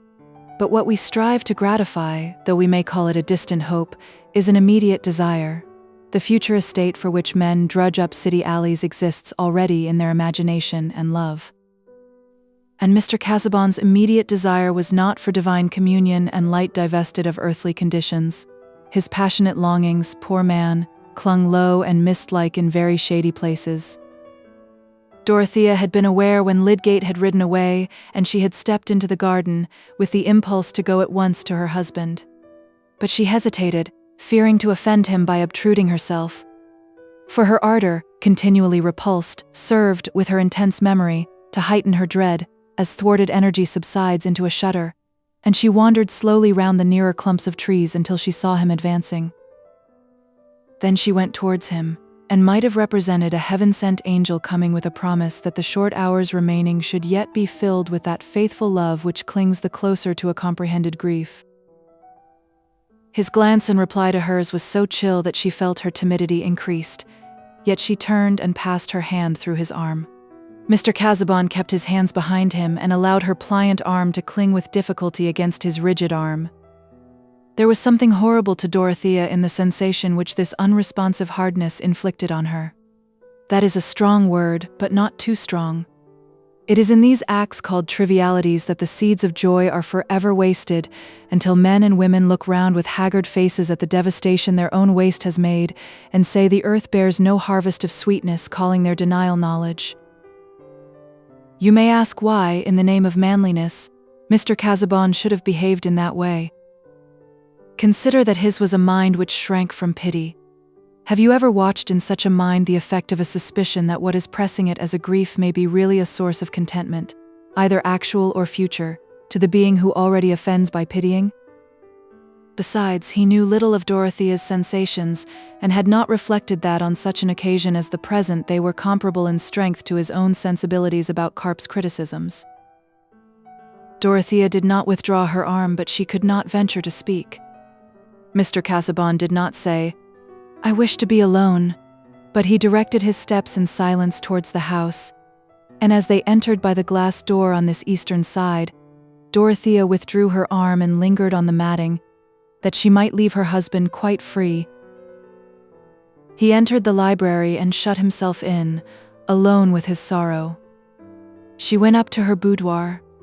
The open bow window let in the serene glory of the afternoon lying in the avenue, where the lime trees cast long shadows, but Dorothea knew nothing of the scene. She threw herself on a chair, not heeding that she was in the dazzling sun rays. If there were discomfort in that, how could she tell that it was not part of her inward misery?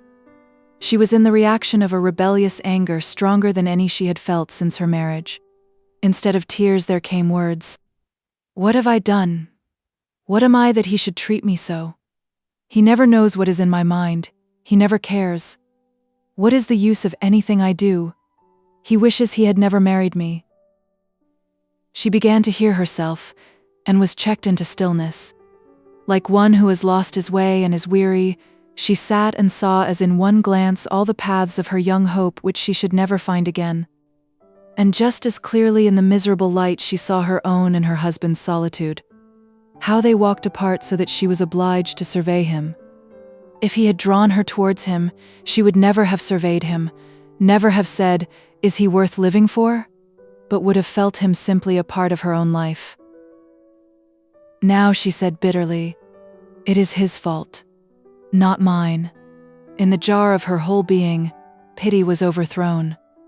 Was it her fault that she had believed in him, had believed in his worthiness? And what exactly was he? She was able enough to estimate him, she who waited on his glances with trembling, and shut her best soul in prison, paying it only hidden visits, that she might be petty enough to please him. In such a crisis as this, some women begin to hate.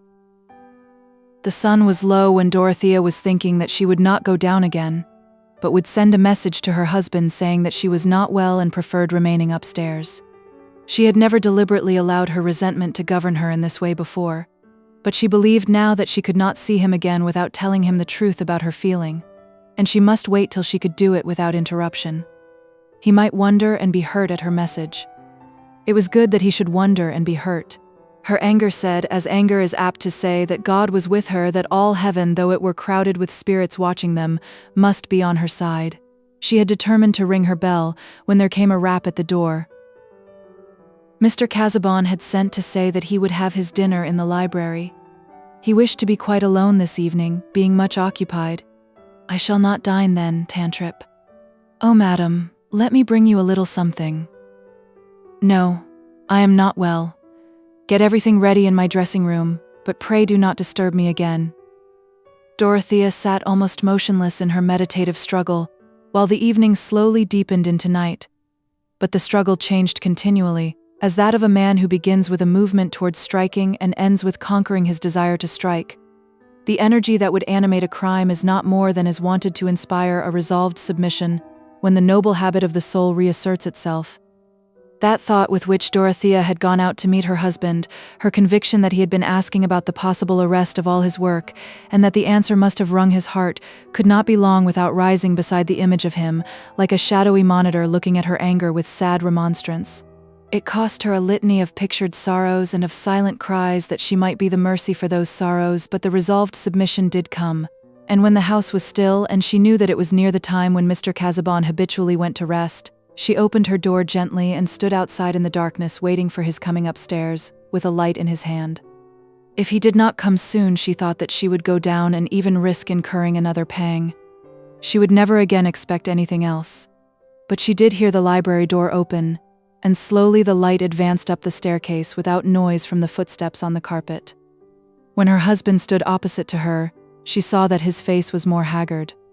He started slightly on seeing her, and she looked up at him beseechingly, without speaking. "Dorothea," he said with a gentle surprise in his tone, "were you waiting for me?" "Yes, I did not like to disturb you." "Come, my dear, come. You are young and need not to extend your life by watching." When the kind, quiet melancholy of that speech fell on Dorothea's ears, she felt something like the thankfulness that might well up in us if we had narrowly escaped hurting a lamed creature.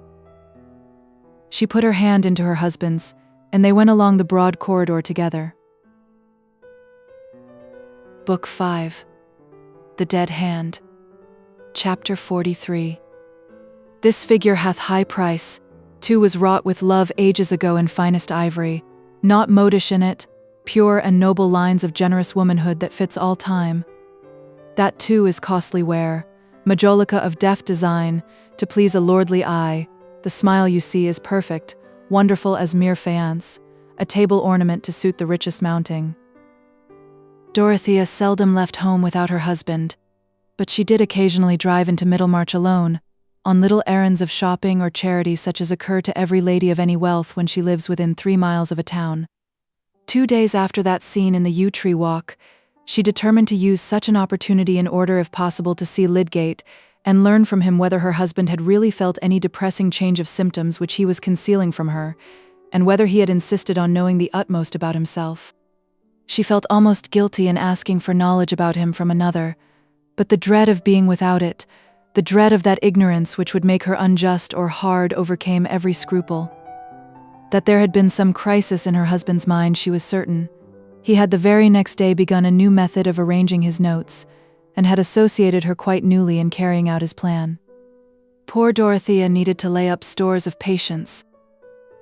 It was about 4 o'clock when she drove to Lydgate's house in Lowick Gate, wishing, in her immediate doubt of finding him at home, that she had written beforehand, and he was not at home. "Is Mrs. Lydgate at home?" said Dorothea, who had never, that she knew of, seen Rosamond, but now remembered the fact of the marriage. Yes, Mrs. Lydgate was at home. "I will go in and speak to her if she will allow me. Will you ask her if she can see me, see Mrs. Casaubon for a few minutes?" When the servant had gone to deliver that message, Dorothea could hear sounds of music through an open window, a few notes from a man's voice and then a piano bursting into rouleaux. But the rouleaux broke off suddenly, and then the servant came back saying that Mrs. Lydgate would be happy to see Mrs. Casaubon.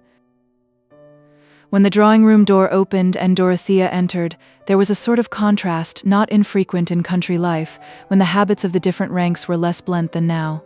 Let those who know tell us exactly what stuff it was that Dorothea wore in those days of mild autumn, that thin white woolen stuff soft to the touch and soft to the eye.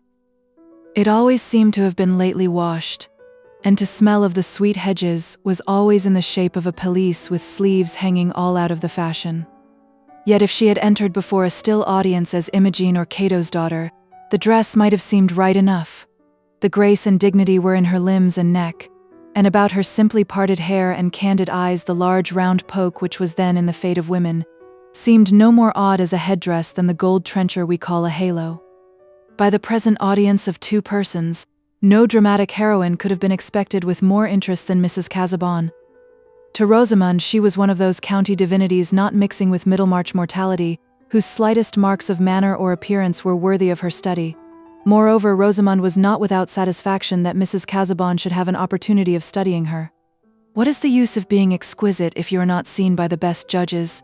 And since Rosamond had received the highest compliments at Sir Godwin Lydgate's, she felt quite confident of the impression she must make on people of good birth. Dorothea put out her hand with her usual simple kindness, and looked admiringly at Lydgate's lovely bride, aware that there was a gentleman standing at a distance, but seeing him merely as a coated figure at a wide angle. The gentleman was too much occupied with the presence of the one woman to reflect on the contrast between the two. A contrast that would certainly have been striking to a calm observer.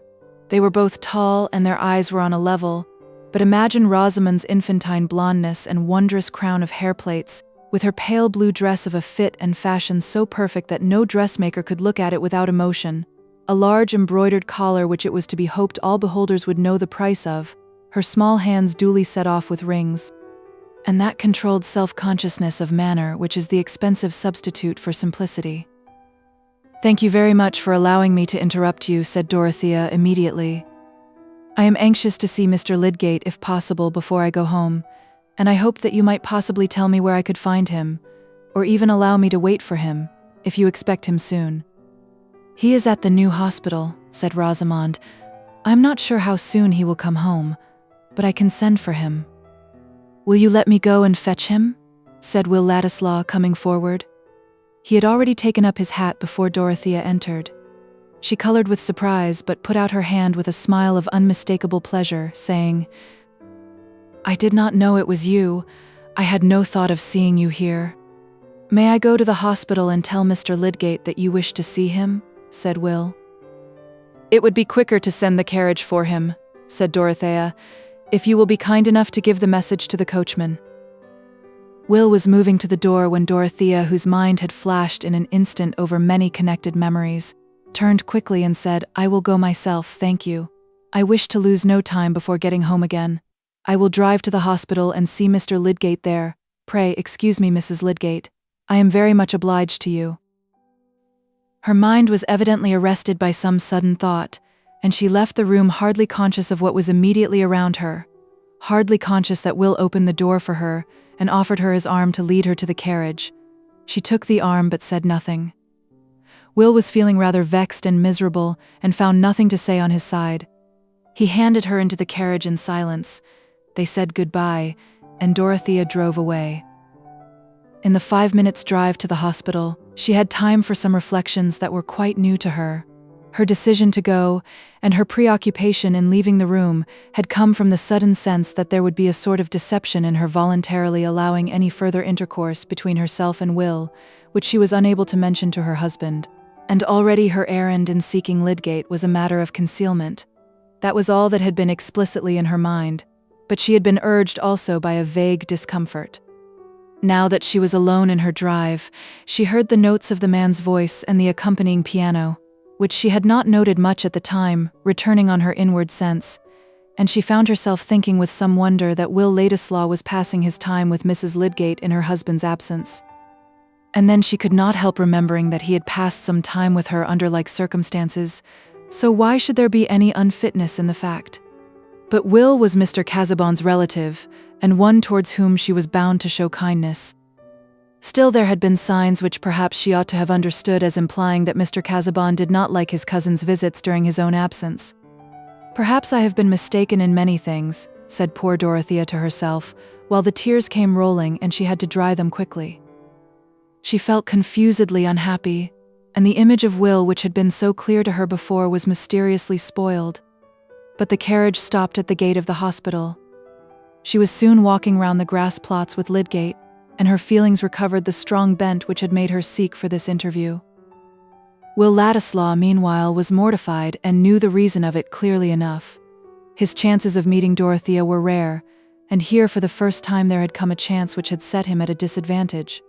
It was not only as it had been hitherto that she was not supremely occupied with him, but that she had seen him under circumstances in which he might appear not to be supremely occupied with her. He felt thrust to a new distance from her, amongst the circles of Middlemarchers who made no part of her life.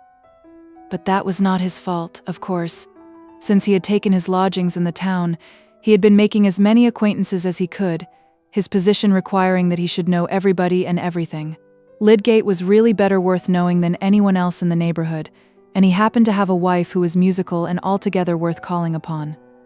Here was the whole history of the situation in which Diana had descended too unexpectedly on her worshipper. It was mortifying. Will was conscious that he should not have been at Middlemarch but for Dorothea, and yet his position there was threatening to divide him from her with those barriers of habitual sentiment which are more fatal to the persistence of mutual interest than all the distance between Rome and Britain. Prejudices about rank and status were easy enough to defy in the form of a tyrannical letter from Mr. Casaubon, but prejudices, like odorous bodies, have a double existence, both solid and subtle, solid as the pyramids, subtle as the 20th echo of an echo, or as the memory of hyacinths which once scented the darkness. And Will was of a temperament to feel keenly the presence of subtleties. A man of clumsier perceptions would not have felt, as he did, that for the first time some sense of unfitness in perfect freedom with him had sprung up in Dorothea's mind, and that their silence, as he conducted her to the carriage, had had a chill in it. Perhaps Casaubon, in his hatred and jealousy, had been insisting to Dorothea that Will had slid below her socially. Confound Casaubon! Will re-entered the drawing-room, took up his hat, and looking irritated as he advanced towards Mrs. Lydgate, who had seated herself at her work-table, said, "It is always fatal to have music or poetry interrupted. May I come another day and just finish about the rendering of Lunghi dal caro bene?" "I shall be happy to be taught," said Rosamond. "But I am sure you admit that the interruption was a very beautiful one. I quite envy your acquaintance with Mrs. Casaubon. Is she very clever? She looks as if she were." "Really? I never thought about it," said Will sulkily. "That is just the answer Tertius gave me when I first asked him if she were handsome. What is it that you gentlemen are thinking of when you are with Mrs. Casaubon?" "Herself," said Will, not indisposed to provoke the charming Mrs. Lydgate. When one sees a perfect woman, one never thinks of her attributes, one is conscious of her presence. "I shall be jealous when Tertius goes to LIII," said Rosamond, dimpling and speaking with airy lightness. "He will come back and think nothing of me." That does not seem to have been the effect on Lydgate hitherto. Mrs. Casaubon is too unlike other women for them to be compared with her. "You are a devout worshipper, I perceive. You often see her, I suppose?" "No," said Will, almost pettishly. "Worship is usually a matter of theory rather than of practice. But I am practicing it to excess just at this moment. I must really tear myself away." "Pray come again some evening. Mr. Lydgate will like to hear the music, and I cannot enjoy it so well without him." When her husband was at home again, Rosamond said, standing in front of him and holding his coat collar with both her hands, "Mr. Ladislaw was here singing with me when Mrs. Casaubon came in. He seemed vexed. Do you think he disliked her seeing him at our house? Surely your position is more than equal to his. whatever may be his relation to the Casabons. No, it must be something else if he were really vexed. Ladislaw is a sort of gypsy. He thinks nothing of leather and prunella. Music apart, he is not always very agreeable. Do you like him? Yes. I think he is a good fellow, rather miscellaneous and bric-a-brac, but likable. Do you know, I think he adores Mrs. Casabon. Poor devil, said Lydgate, smiling and pinching his wife's ears. Rosamond felt herself beginning to know a great deal of the world, especially in discovering what, when she was in her unmarried girlhood, had been inconceivable to her except as a dim tragedy in bygone costumes that women, even after marriage, might make conquests and enslave men. At that time, young ladies in the country, even when educated at Mrs. Lemon's, read little French literature later than Racine, and public prints had not cast their present magnificent illumination over the scandals of life.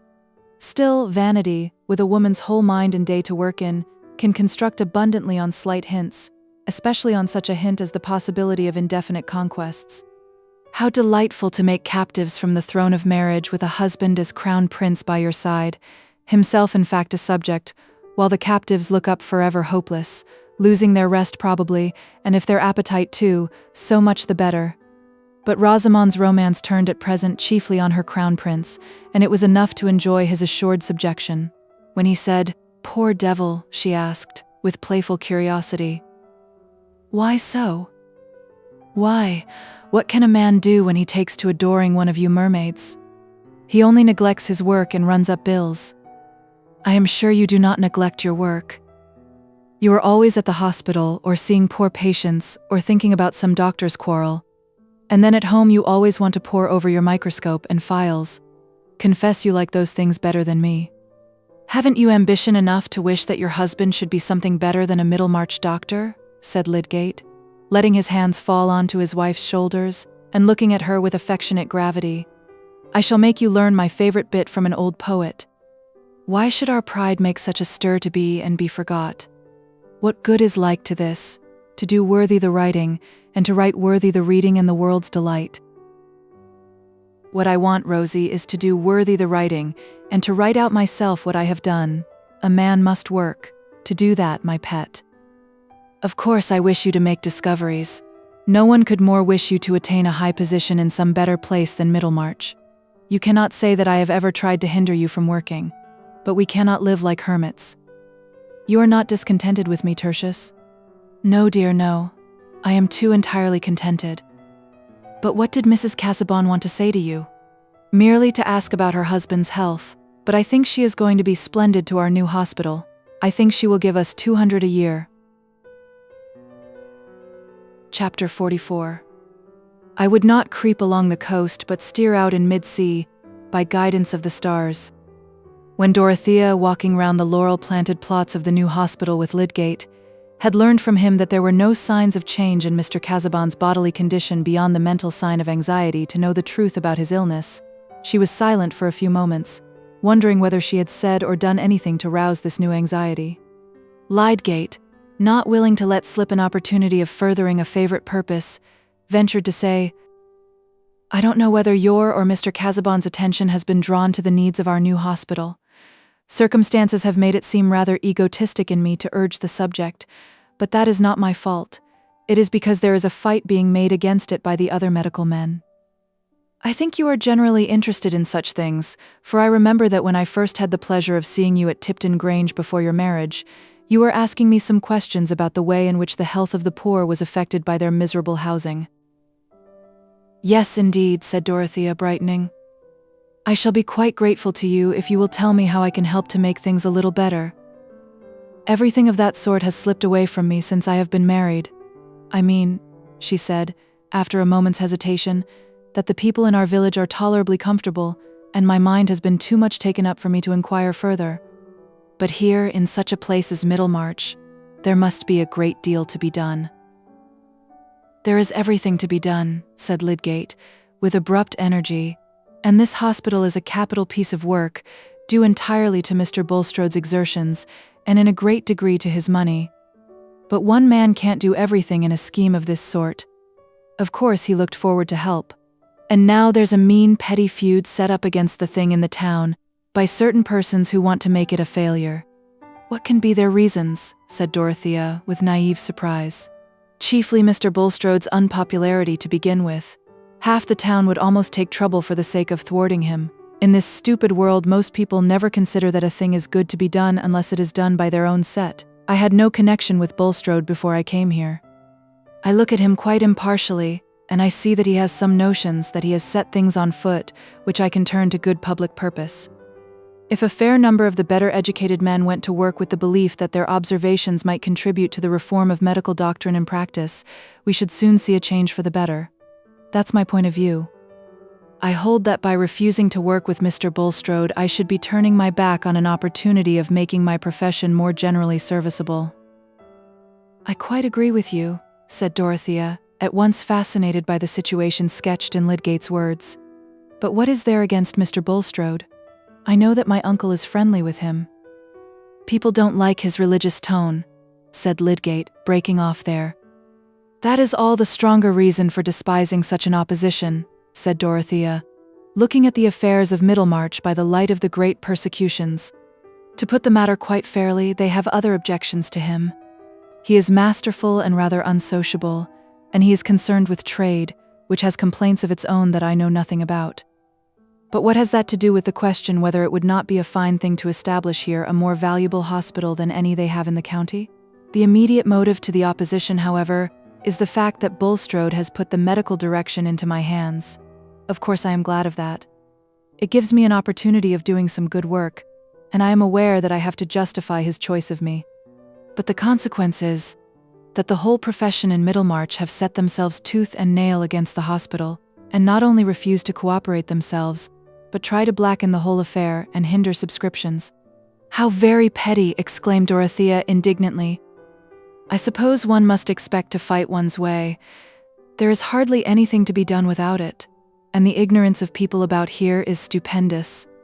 I don't lay claim to anything else than having used some opportunities which have not come within everybody's reach, but there is no stifling the offense of being young and a newcomer, and happening to know something more than the old inhabitants. Still, if I believe that I can set going a better method of treatment, if I believe that I can pursue certain observations and inquiries which may be a lasting benefit to medical practice, I should be a base truckler if I allowed any consideration of personal comfort to hinder me. And the course is all the clearer from there being no salary in question to put my persistence in an equivocal light. I am glad you have told me this, Mr. Lydgate, said Dorothea cordially.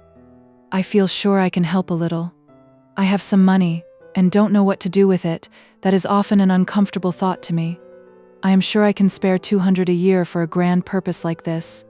How happy you must be, to know things that you feel sure will do great good. I wish I could awake with that knowledge every morning. There seems to be so much trouble taken that one can hardly see the good of. There was a melancholy cadence in Dorothea's voice as she spoke these last words, but she presently added more cheerfully, Pray come to LIII and tell us more of this. I will mention the subject to Mr. Casaubon. I must hasten home now. She did mention it that evening, and said that she should like to subscribe 200 a year.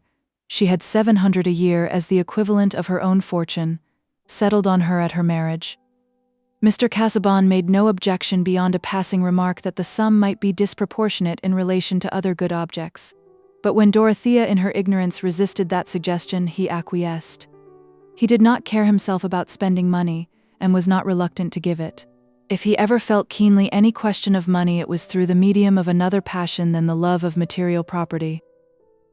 Dorothea told him that she had seen Lydgate, and recited the gist of her conversation with him about the hospital.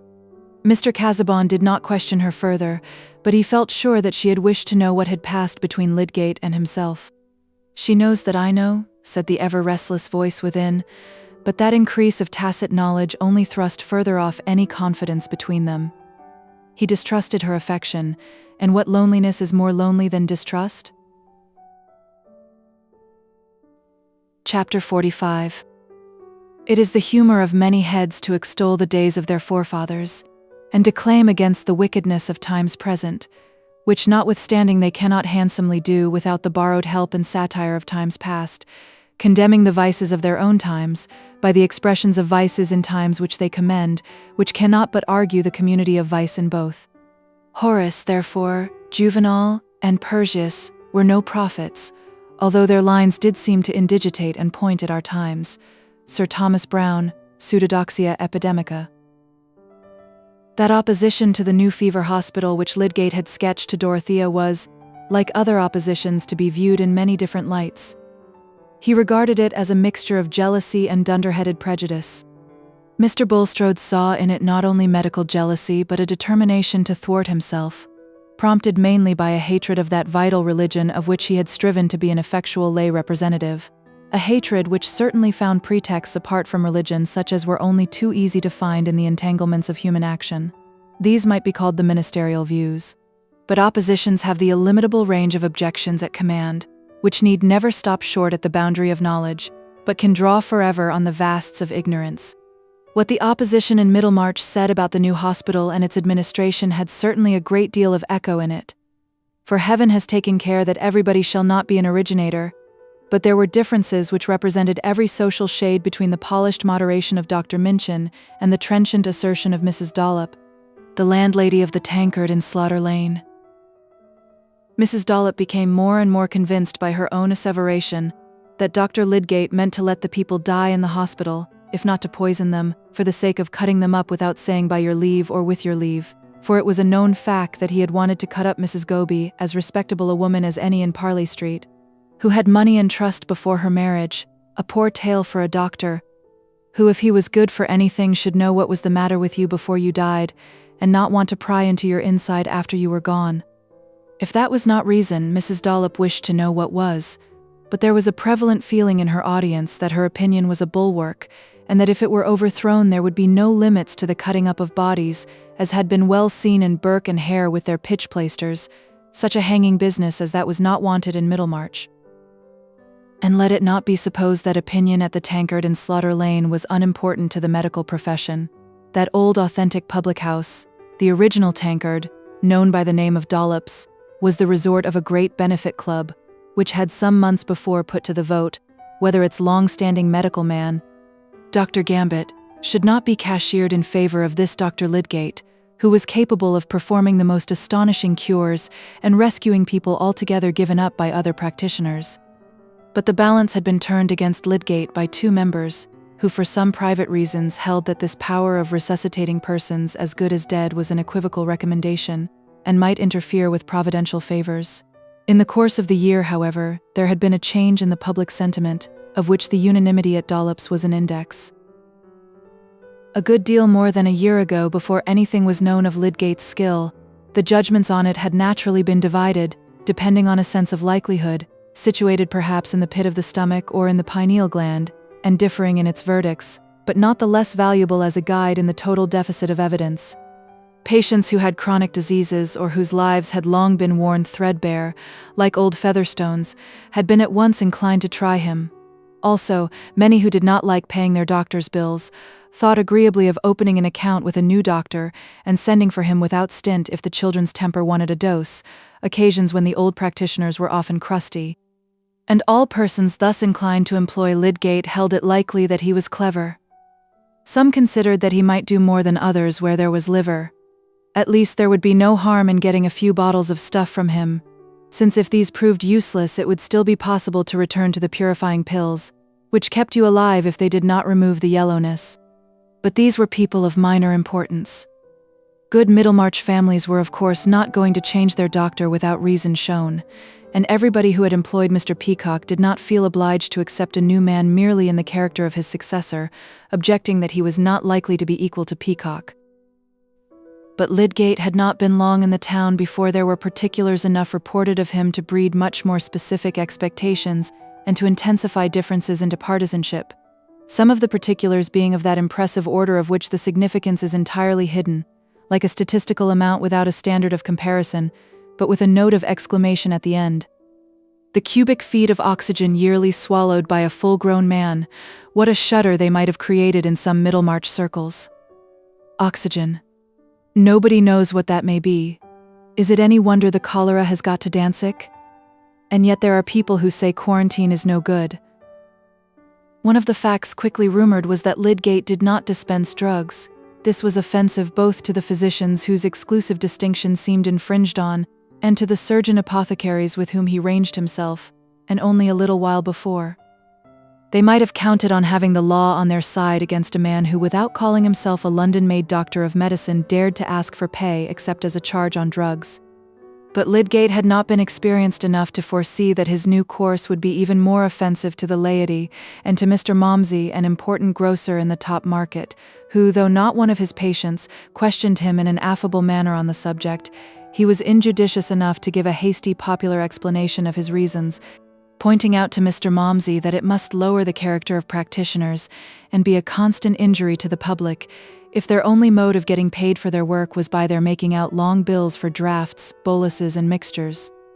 It is in that way that hard-working medical men may come to be almost as mischievous as quacks, said Lydgate, rather thoughtlessly. To get their own bread they must overdose the king's lieges, and that's a bad sort of treason, Mr. Momsey, undermines the Constitution in a fatal way. Mr. Momsey was not only an overseer, it was about a question of outdoor pay that he was having an interview with Lydgate. He was also asthmatic and had an increasing family. Thus, from a medical point of view as well as from his own, he was an important man, indeed an exceptional grocer, whose hair was arranged in a flame-like pyramid and whose retail deference was of the cordial, encouraging kind, jocosely complimentary, and with a certain considerate abstinence from letting out the full force of his mind. It was Mr. Momsey's friendly jocoseness in questioning him which had set the tone of Lydgate's reply. But let the wise be warned against too great readiness at explanation. It multiplies the sources of mistake, lengthening the sum for reckoners sure to go wrong.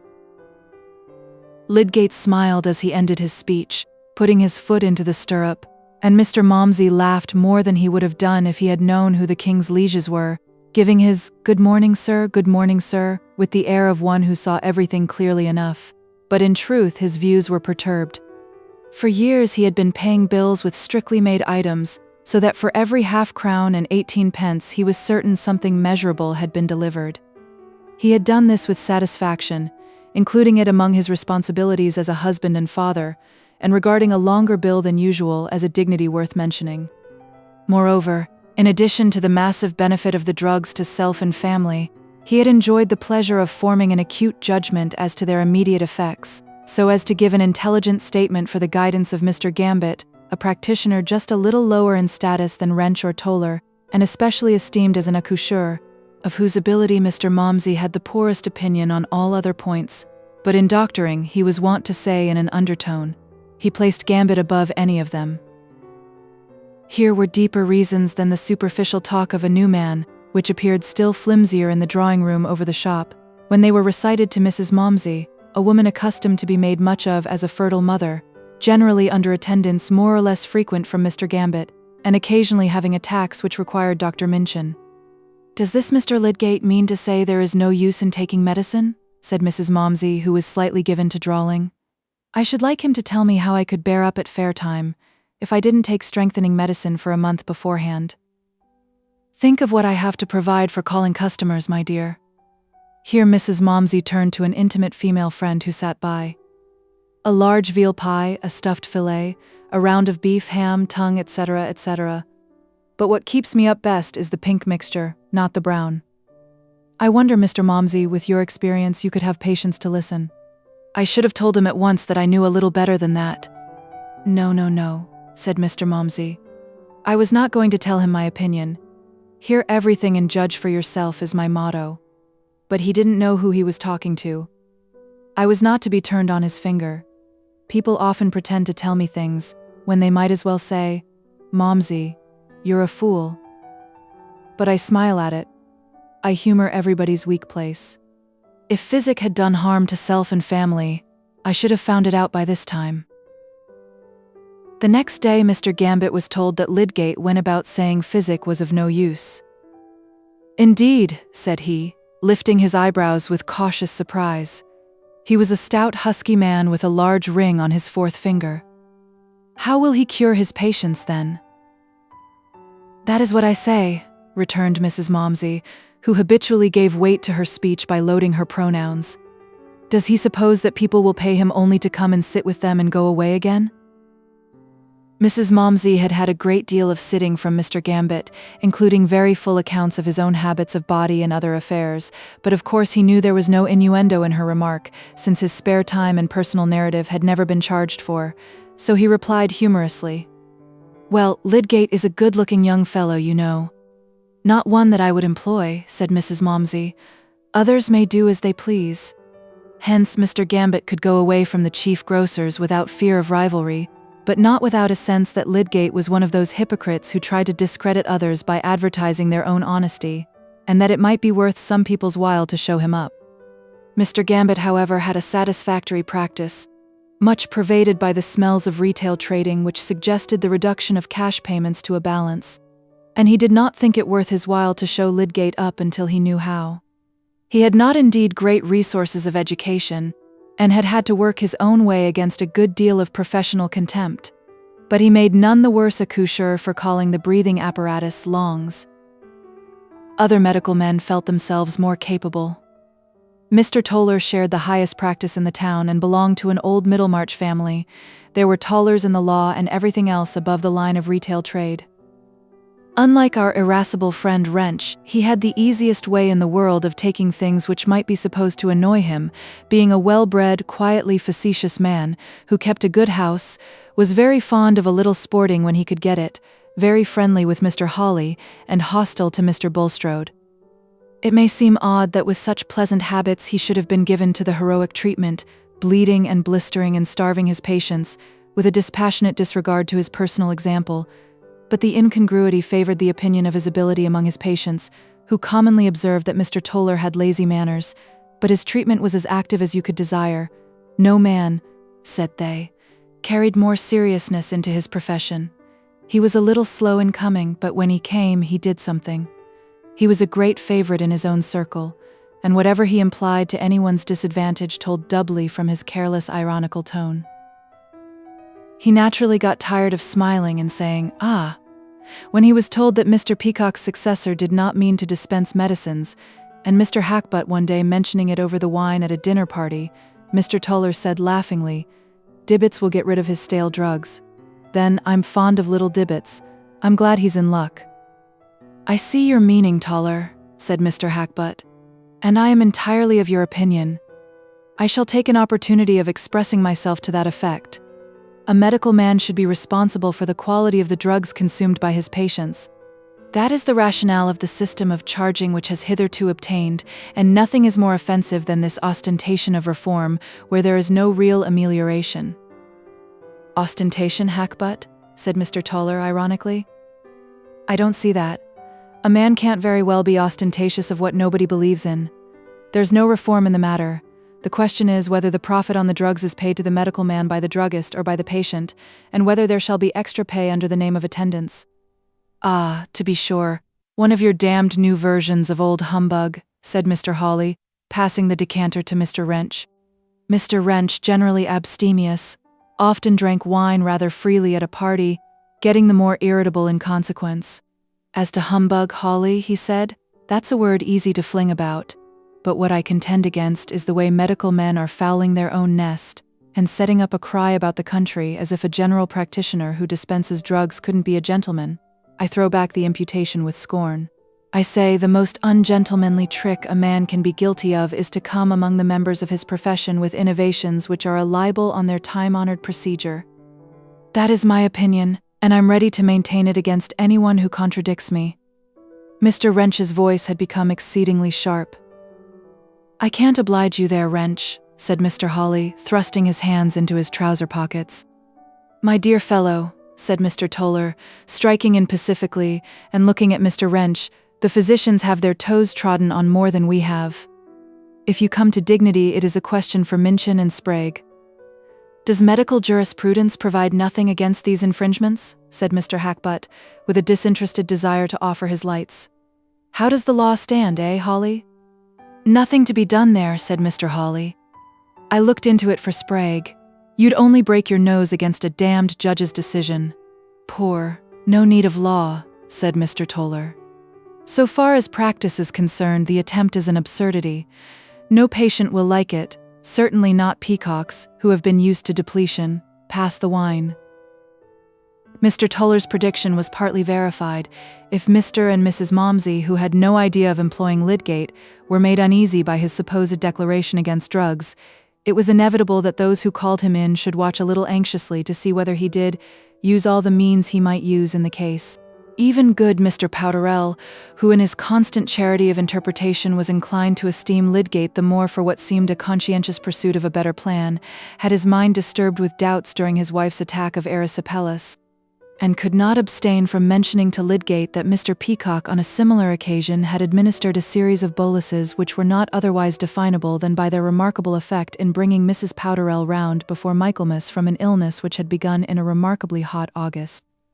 At last, indeed, in the conflict between his desire not to hurt Lydgate and his anxiety that no means should be lacking, he induced his wife privately to take Widgeon's purifying pills, an esteemed Middlemarch medicine which arrested every disease at the fountain by setting to work at once upon the blood. This cooperative measure was not to be mentioned to Lydgate, and Mr. Powderell himself had no certain reliance on it, only hoping that it might be attended with a blessing. But in this doubtful stage of Lydgate's introduction, he was helped by what we mortals rashly call good fortune. I suppose no doctor ever came newly to a place without making cures that surprised somebody, cures which may be called fortune's testimonials, and deserve as much credit as the written or printed kind. Various patients got well while Lydgate was attending them, some even of dangerous illnesses, and it was remarked that the new doctor with his new ways had at least the merit of bringing people back from the brink of death. The trash talked on such occasions was the more vexatious to Lydgate, because it gave precisely the sort of prestige which an incompetent and unscrupulous man would desire, and was sure to be imputed to him by the simmering dislike of the other medical men as an encouragement on his own part of ignorant puffing. But even his proud outspokenness was checked by the discernment that it was as useless to fight against the interpretations of ignorance as to whip the fog, and good fortune insisted on using those interpretations. Mrs. Larcher, having just become charitably concerned about alarming symptoms in her charwoman, when Dr. Minchin called, asked him to see her then and there, and to give her a certificate for the infirmary.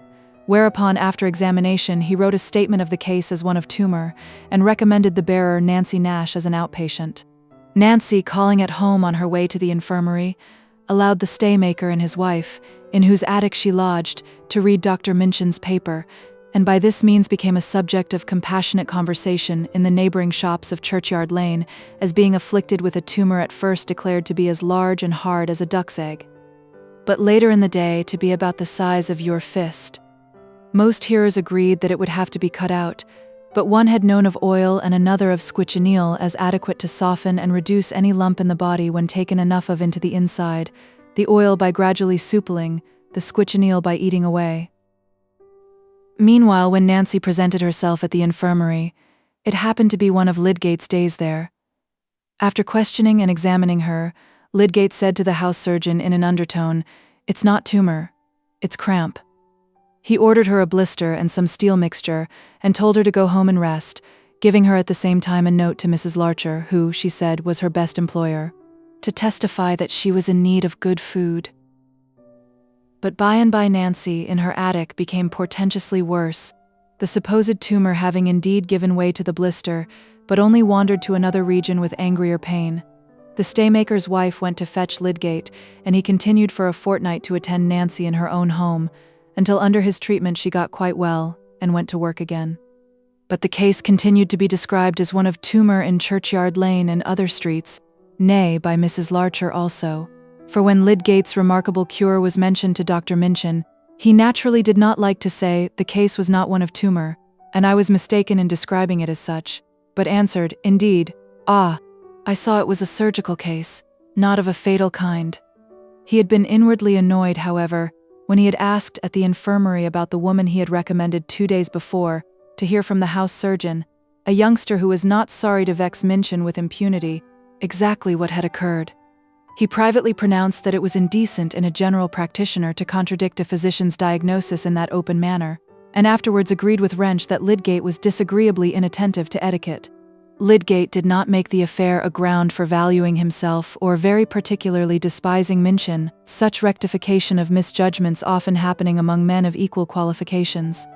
But report took up this amazing case of tumor, not clearly distinguished from cancer. and considered the more awful for being of the wandering sort, till much prejudice against Lydgate's method as to drugs was overcome by the proof of his marvelous skill in the speedy restoration of Nancy Nash, after she had been rolling and rolling in agonies from the presence of a tumor both hard and obstinate, but nevertheless compelled to yield. How could Lydgate help himself? It is offensive to tell a lady when she is expressing her amazement at your skill that she is altogether mistaken and rather foolish in her amazement, and to have entered into the nature of diseases would only have added to his breaches of medical propriety. Thus he had to wince under a promise of success given by that ignorant praise which misses every valid quality. In the case of a more conspicuous patient, Mr. Borthrop Trumbull, Lydgate was conscious of having shown himself something better than an everyday doctor, though here too it was an equivocal advantage that he won. The eloquent auctioneer was seized with pneumonia, and having been a patient of Mr. Peacock's, sent for Lydgate, whom he had expressed his intention to patronize. Mr. Trumbull was a robust man, a good subject for trying the expectant theory upon, watching the course of an interesting disease when left as much as possible to itself, so that the stages might be noted for future guidance, and from the air with which he described his sensations Lydgate surmised that he would like to be taken into his medical man's confidence, and be represented as a partner in his own cure. The auctioneer heard without much surprise that his was a constitution which, always with due watching, might be left to itself, so as to offer a beautiful example of a disease with all its phases seen in clear delineation, and that he probably had the rare strength of mind voluntarily to become the test of a rational procedure, and thus make the disorder of his pulmonary functions a general benefit to society. Mr. Trumbull acquiesced at once, and entered strongly into the view that an illness of his was no ordinary occasion for medical science. "Never fear, sir. You are not speaking to one who is altogether ignorant of the vis medicatrix," said he, with his usual superiority of expression, made rather pathetic by difficulty of breathing.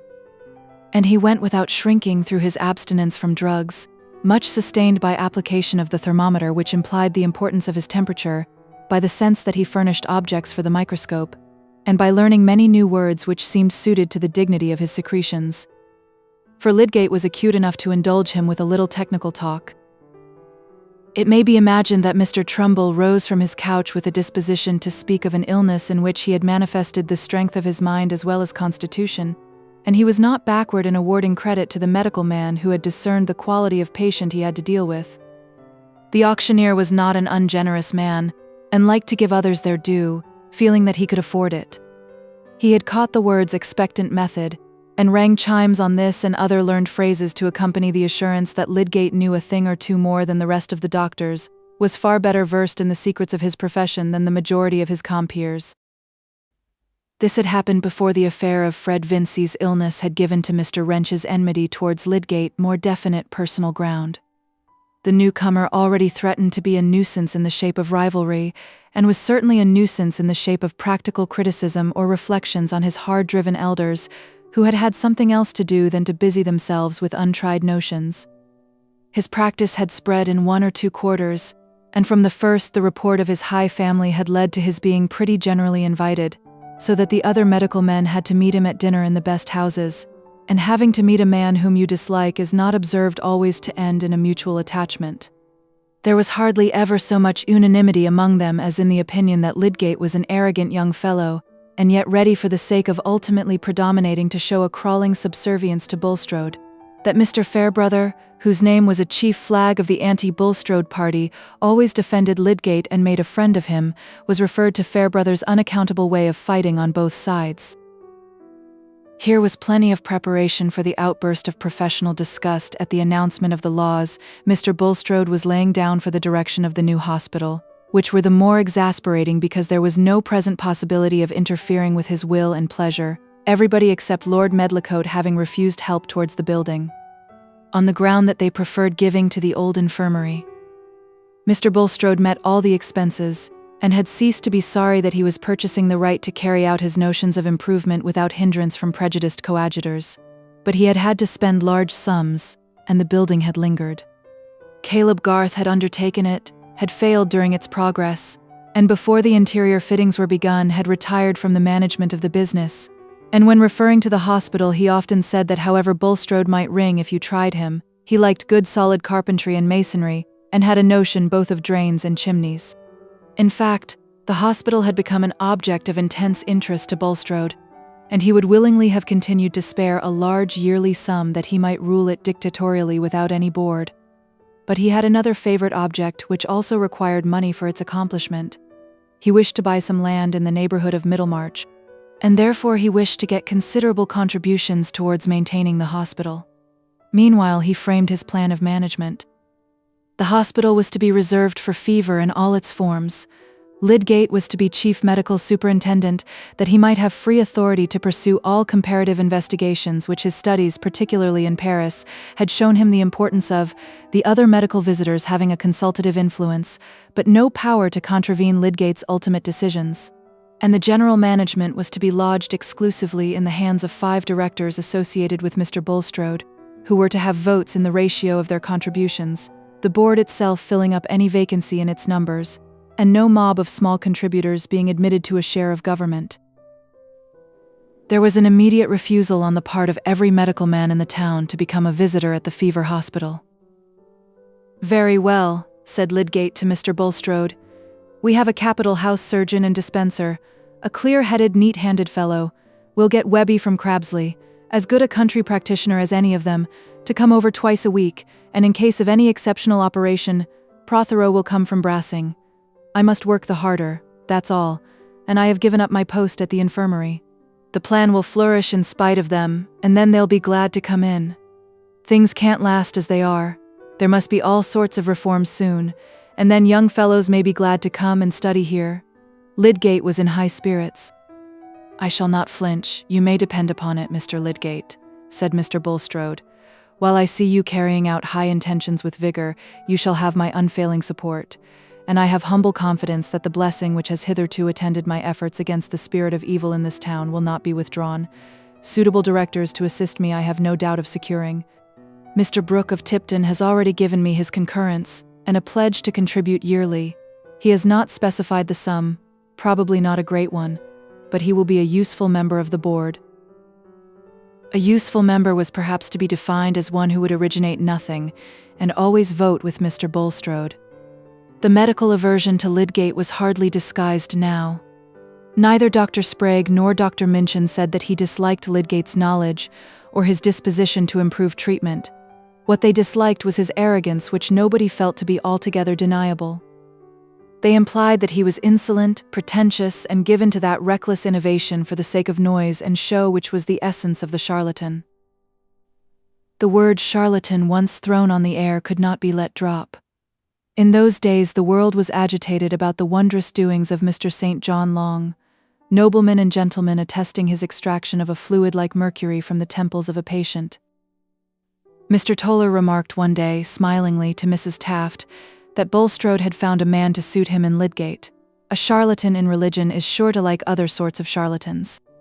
"Yes, indeed, I can imagine," said Mrs. Taft, keeping the number of 30 stitches carefully in her mind all the while. "There are so many of that sort. I remember Mr. Cheshire, with his irons, trying to make people straight when the Almighty had made them crooked." No," said Mr. Toller. "Cheshire was all right, all fair and above board. But there's St. John Long.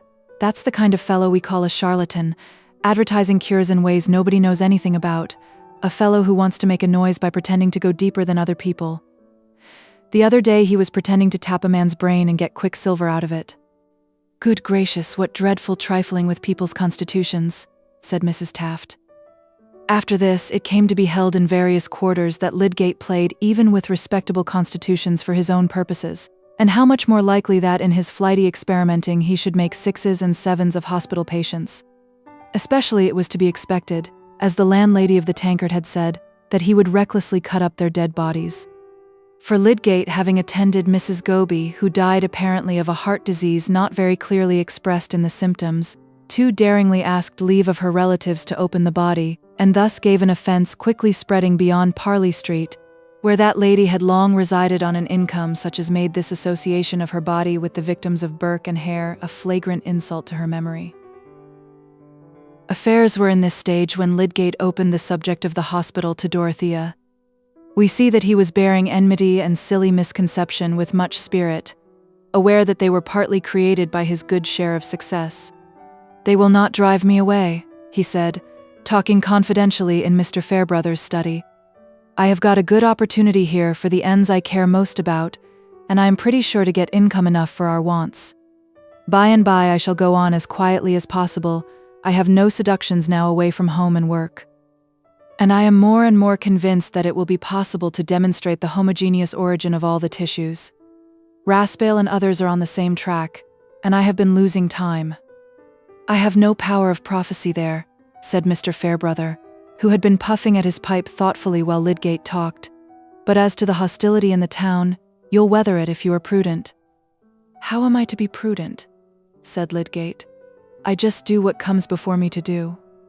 I can't help people's ignorance and spite, any more than Vesalius could. It isn't possible to square one's conduct to silly conclusions which nobody can foresee." "Quite true, I didn't mean that. I meant only two things.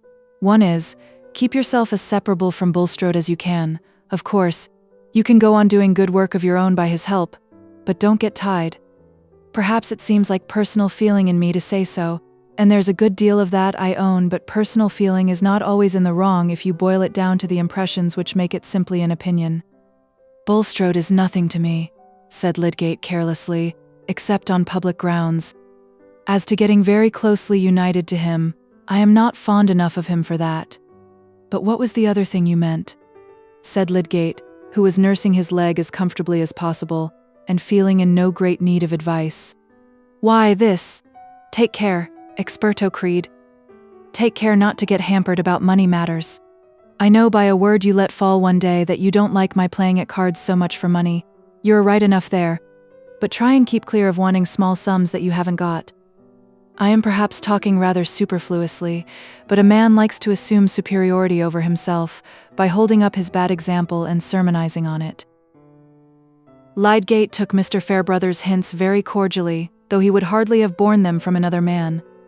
He could not help remembering that he had lately made some debts, but these had seemed inevitable, and he had no intention now to do more than keep house in a simple way. The furniture for which he owed would not want renewing, nor even the stock of wine for a long while. Many thoughts cheered him at that time, and justly. A man conscious of enthusiasm for worthy aims is sustained under petty hostilities by the memory of great workers who had to fight their way not without wounds, and who hover in his mind as patron saints, invisibly helping. At home, that same evening when he had been chatting with Mr. Fairbrother, he had his long legs stretched on the sofa, his head thrown back, and his hands clasped behind it according to his favorite ruminating attitude, while Rosamond sat at the piano and played one tune after another, of which her husband only knew, like the emotional elephant he was, that they fell in with his mood as if they had been melodious sea breezes. There was something very fine in Lydgate's look just then, and anyone might have been encouraged to bet on his achievement. In his dark eyes and on his mouth and brow there was that placidity which comes from the fullness of contemplative thought, the mind not searching but beholding, and the glance seeming to be filled with what is behind it. Presently Rosamond left the piano and seated herself on a chair close to the sofa and opposite her husband's face. "Is that enough music for you, my lord?" she said, folding her hands before her and putting on a little air of meekness. "Yes, dear, if you are tired," said Lydgate gently, turning his eyes and resting them on her, but not otherwise moving. Rosamond's presence at that moment was perhaps no more than a spoonful brought to the lake, and her woman's instinct in this matter was not dull. "What is absorbing you?" she said, leaning forward and bringing her face nearer to his. He moved his hands and placed them gently behind her shoulders. "I am thinking of a great fellow, who was about as old as I am 300 years ago, and had already begun a new era in anatomy." "I can't guess," said Rosamond, shaking her head. "We used to play at guessing historical characters at Mrs. Lemon's, but not anatomists. I'll tell you. His name was Vesalius. And the only way he could get to know anatomy as he did was by going to snatch bodies at night from graveyards and places of execution." "Oh," said Rosamond, with a look of disgust on her pretty face. "I am very glad you are not Vesalius. I should have thought he might find some less horrible way than that." "No, he couldn't," said Lydgate, going on too earnestly to take much notice of her answer. He could only get a complete skeleton by snatching the whitened bones of a criminal from the gallows and burying them and fetching them away by bits secretly in the dead of night. "I hope he is not one of your great heroes," said Rosamond, half playfully, half anxiously, "else I shall have you getting up in the night to go to St. Peter's churchyard. You know how angry you told me the people were about Mrs. Goby. You have enemies enough already." So had Vesalius, Rosie. No wonder the medical fogies in Middlemarch are jealous, when some of the greatest doctors living were fierce upon Vesalius because they had believed in Galen, and he showed that Galen was wrong.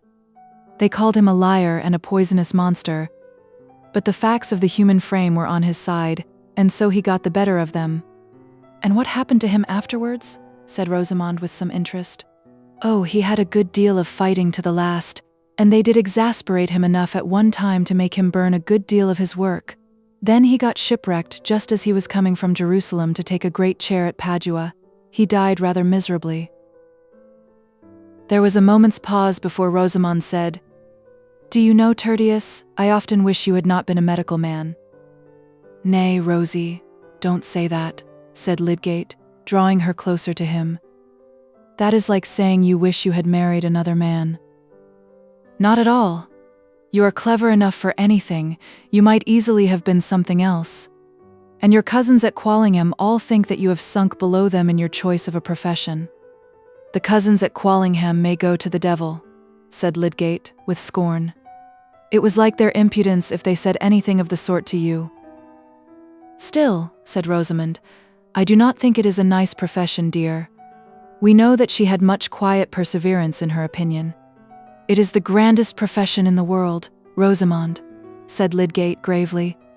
"And to say that you love me without loving the medical man in me is the same sort of thing as to say that you like eating a peach but don't like its flavor."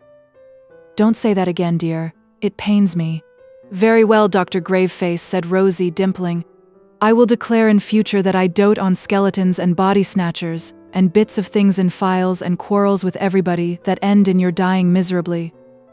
"No, no, not so bad as that," said Lydgate, giving up remonstrance and petting her resignedly. Chapter 46. Pues no podemos haber aquello que queremos, queramos aquello que podremos. Since we cannot get what we like, let us like what we can get. Spanish proverb.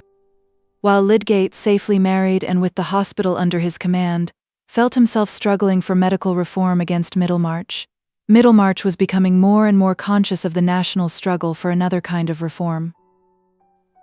By the time that Lord John Russell's measure was being debated in the House of Commons, there was a new political animation in Middlemarch, and a new definition of parties which might show a decided change of balance if a new election came. And there were some who already predicted this event, declaring that a reform bill would never be carried by the actual Parliament. This was what Will Ladislaw dwelt on to Mr. Brooke as a reason for congratulation that he had not yet tried his strength at the hustings. "Things will grow and ripen as if it were a comet year," said Will. "The public temper will soon get to a cometary heat, now the question of reform has set in. There is likely to be another election before long, and by that time Middlemarch will have got more ideas into its head. What we have to work at now is the pioneer and political meetings." "Quite right, Ladislaw. We shall make a new thing of opinion here," said Mr. Brooke. "Only I want to keep myself independent about reform, you know. I don't want to go too far. I want to take up Wilberforce's and Romilly's line, you know, and work at Negro emancipation, criminal law, that kind of thing. But of course I should support Gray. If you go in for the principle of reform, you must be prepared to take what the situation offers," said Will. "If everybody pulled for his own bid against everybody else, the whole question would go to tatters." Yes, I agree with you. I quite take that point of view. I should put it in that light. I should support Gray, you know. But I don't want to change the balance of the Constitution, and I don't think Gray would." "But that is what the country wants," said Will. "Else there would be no meaning in political unions or any other movement that knows what it's about. It wants to have a House of Commons which is not weighted with nominees of the landed class, but with representatives of the other interests. And as to contending for a reform short of that, it is like asking for a bit of an avalanche which has already begun to thunder." "That is fine, Ladislaw. That is the way to put it. Write that down, now. We must begin to get documents about the feeling of the country, as well as the machine breaking and general distress. As to documents, said Will, a 2-inch card will hold plenty. A few rows of figures are enough to deduce misery from, and a few more will show the rate at which the political determination of the people is growing. Good. Draw that out a little more at length, Ladislaw. That is an idea now. Write it out in the Pioneer. Put the figures and deduce the misery, you know, and put the other figures and deduce, and so on. You have a way of putting things, Burke. Now, when I think of Burke, I can't help wishing somebody had a pocket borough to give you, Ladislaw. You'd never get elected, you know. And we shall always want talent in the House. Reform as we will, we shall always want talent. That avalanche and the thunder, now, was really a little like Burke. I want that sort of thing. Not ideas, you know, but a way of putting them. Pocket boroughs would be a fine thing, said Ladislaw, if they were always in the right pocket, and there were always a Burke at hand. Will was not displeased with that complimentary comparison, even from Mr. Brooke, for it is a little too trying to human flesh to be conscious of expressing oneself better than others, and never to have it noticed, and in the general dearth of admiration for the right thing, even a chance bray of applause falling exactly in time is rather fortifying. Will felt that his literary refinements were usually beyond the limits of Middlemarch perception. Nevertheless, he was beginning thoroughly to like the work of which, when he began, he had said to himself rather languidly, "Why not?" And he studied the political situation with as ardent an interest as he had ever given to poetic meters or medievalism. It is undeniable that but for the desire to be where Dorothea was, and perhaps the want of knowing what else to do, Will would not at this time have been meditating on the needs of the English people or criticizing English statesmanship. He would probably have been rambling in Italy, sketching plans for several dramas, trying prose and finding it too jejune, trying verse and finding it too artificial, beginning to copy bits from old pictures, leaving off because they were no good, and observing that, after all, self-culture was the principal point, while in politics he would have been sympathizing warmly with liberty and progress in general. Our sense of duty must often wait for some work which shall take the place of dilettanteism and make us feel that the quality of our action is not a matter of indifference. Ladislaw had now accepted his bit of work, though it was not that indeterminate loftiest thing which he had once dreamed of as alone worthy of continuous effort. His nature warmed easily in the presence of subjects which were visibly mixed with life and action, and the easily stirred rebellion in him helped the glow of public spirit. In spite of Mr. Casaubon and the banishment from LIII, he was rather happy, getting a great deal of fresh knowledge in a vivid way and for practical purposes, and making the Pioneer celebrated as far as Brassing. Never mind the smallness of the area, the writing was not worse than much that reaches the four corners of the earth. Mr. Brooke was occasionally irritating, but Will's impatience was relieved by the division of his time between visits to the Grange and retreats to his Middlemarch lodgings, which gave variety to his life. "Shift the pegs a little," he said to himself, "and Mr. Brooke might be in the cabinet, while I was under-secretary. That is the common order of things. The little waves make the large ones and are of the same pattern. I am better here than in the sort of life Mr. Casaubon would have trained me for, where the doing would be all laid down by a precedent too rigid for me to react upon. I don't care for prestige or high pay." As Lydgate had said of him, he was a sort of gypsy, rather enjoying the sense of belonging to no class. He had a feeling of romance in his position, and a pleasant consciousness of creating a little surprise wherever he went. That sort of enjoyment had been disturbed when he had felt some new distance between himself and Dorothea in their accidental meeting at Lydgate's, and his irritation had gone out towards Mr. Casaubon, who had declared beforehand that Will would lose caste. "I never had any caste," he would have said, if that prophecy had been uttered to him, and the quick blood would have come and gone like breath in his transparent skin. But it is one thing to like defiance, and another thing to like its consequences. Meanwhile, the town opinion about the new editor of the Pioneer was tending to confirm Mr. Casaubon's view. Will's relationship in that distinguished quarter did not, like Lydgate's high connections, serve as an advantageous introduction. If it was rumored that young Ladislaw was Mr. Casaubon's nephew or cousin, it was also rumored that Mr. Casaubon would have nothing to do with him. "Brooke has taken him up," said Mr. Hawley, "because that is what no man in his senses could have expected. Casaubon has devilish good reasons, you may be sure. for turning the cold shoulder on a young fellow whose bringing up he paid for, just like Brooke, one of those fellows who would praise a cat to sell a horse. And some oddities of Will's, more or less poetical, appeared to support Mr. Keck, the editor of the Trumpet, in asserting that Ladislaw, if the truth were known, was not only a Polish emissary but crack-brained, which accounted for the preternatural quickness and glibness of his speech when he got onto a platform, as he did whenever he had an opportunity, speaking with a facility which cast reflections on solid Englishmen generally. It was disgusting to Keck to see a strip of a fellow, with light curls round his head, get up and speechify by the hour against institutions which had existed when he was in his cradle. And in a leading article of the Trumpet, Keck characterized Ladislaw's speech at a reform meeting as the violence of an energumen, a miserable effort to shroud in the brilliancy of fireworks the daring of irresponsible statements and the poverty of a knowledge which was of the cheapest and most recent description. "That was a rattling article yesterday, Keck," said Dr. Sprague with sarcastic intentions. "But what is an energumen?" "Oh, a term that came up in the French Revolution," said Keck. This dangerous aspect of Ladislaw was strangely contrasted with other habits which became matter of remark. He had a fondness, half artistic, half affectionate. For little children, the smaller they were on tolerably active legs, and the funnier their clothing, the better Will liked to surprise and please them. We know that in Rome he was given to ramble about among the poor people, and the taste did not quit him in Middlemarch. He had somehow picked up a troop of droll children, little hatless boys with their galligaskins much worn and scant shirting to hang out, little girls who tossed their hair out of their eyes to look at him, and guardian brothers at the mature age of 7. This troop he had led out on gypsy excursions to Halsell Wood at nutting time, and since the cold weather had set in, he had taken them on a clear day to gather sticks for a bonfire in the hollow of a hillside, where he drew out a small feast of gingerbread for them and improvised a Punch and Judy drama with some private homemade puppets. Here was one oddity. Another was that in houses where he got friendly, he was given to stretch himself at full length on the rug while he talked, and was apt to be discovered in this attitude by occasional callers for whom such an irregularity was likely to confirm the notions of his dangerously mixed blood and general laxity. But Will's articles and speeches naturally recommended him in families which the new strictness of party division had marked off on the side of reform. He was invited to Mr. Bulstrode's, but here he could not lie down on the rug, and Mrs. Bulstrode felt that his mode of talking about Catholic countries, as if there were any truce with Antichrist, illustrated the usual tendency to unsoundness in intellectual men.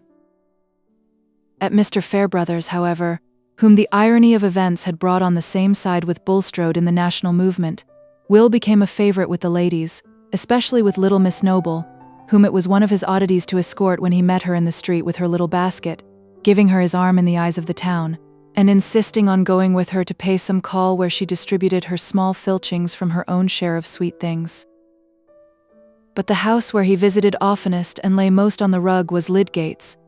The two men were not at all alike, but they agreed none the worse.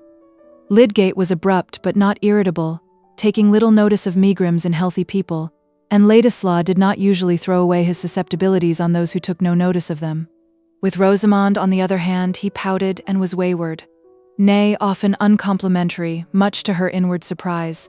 Nevertheless, he was gradually becoming necessary to her entertainment by his companionship in her music, his varied talk, and his freedom from the grave preoccupation which, with all her husband's tenderness and indulgence, often made his manners unsatisfactory to her, and confirmed her dislike of the medical profession. Lydgate, inclined to be sarcastic on the superstitious faith of the people in the efficacy of the bill, while nobody cared about the low state of pathology, sometimes assailed Will with troublesome questions. One evening in March, Rosamond in her cherry-colored dress with swansdown trimming about the throat sat at the tea-table. Lydgate, lately come in tired from his outdoor work, was seated sideways on an easy chair by the fire with one leg over the elbow, his brow looking a little troubled as his eyes rambled over the columns of the Pioneer, while Rosamond, having noticed that he was perturbed, avoided looking at him and inwardly thanked heaven that she herself had not a moody disposition. Will Ladislaw was stretched on the rug contemplating the curtain pole abstractedly, and humming very low the notes of When First I Saw Thy Face, while the house spaniel, also stretched out with small choice of room, looked from between his paws at the usurper of the rug with silent but strong objection. Rosamond bringing Lydgate his cup of tea, he threw down the paper and said to Will, who had started up and gone to the table, "It's no use your puffing Brooke as a reforming landlord, Ladislaw. They only pick the more holes in his coat in the trumpet." "No matter, those who read the Pioneer don't read the trumpet," said Will, swallowing his tea and walking about. "Do you suppose the public reads with a view to its own conversion? We should have a witches brewing with a vengeance then, mingle, mingle, mingle, mingle, mingle, you that mingle may, and nobody would know which side he was going to take." Fairbrother says he doesn't believe Brooke would get elected if the opportunity came. The very men who profess to be for him would bring another member out of the bag at the right moment.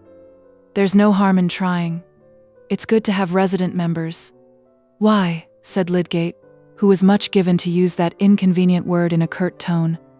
"They represent the local stupidity better," said Will, laughing and shaking his curls, "and they are kept on their best behavior in the neighborhood. Brooke is not a bad fellow, but he has done some good things on his estate that he never would have done but for this parliamentary bite." "He's not fitted to be a public man," said Lydgate, with contemptuous decision. "He would disappoint everybody who counted on him. I can see that at the hospital. Only there Bulstrode holds the reins and drives him." "That depends on how you fix your standard of public men," said Will. "He's good enough for the occasion. When the people have made up their mind as they are making it up now, they don't want a man, they only want a vote. That is the way with you political writers, Ladislaw, crying up a measure as if it were a universal cure, and crying up men who are a part of the very disease that wants curing." "Why not? Men may help to cure themselves off the face of the land without knowing it," said Will, who could find reasons impromptu when he had not thought of a question beforehand.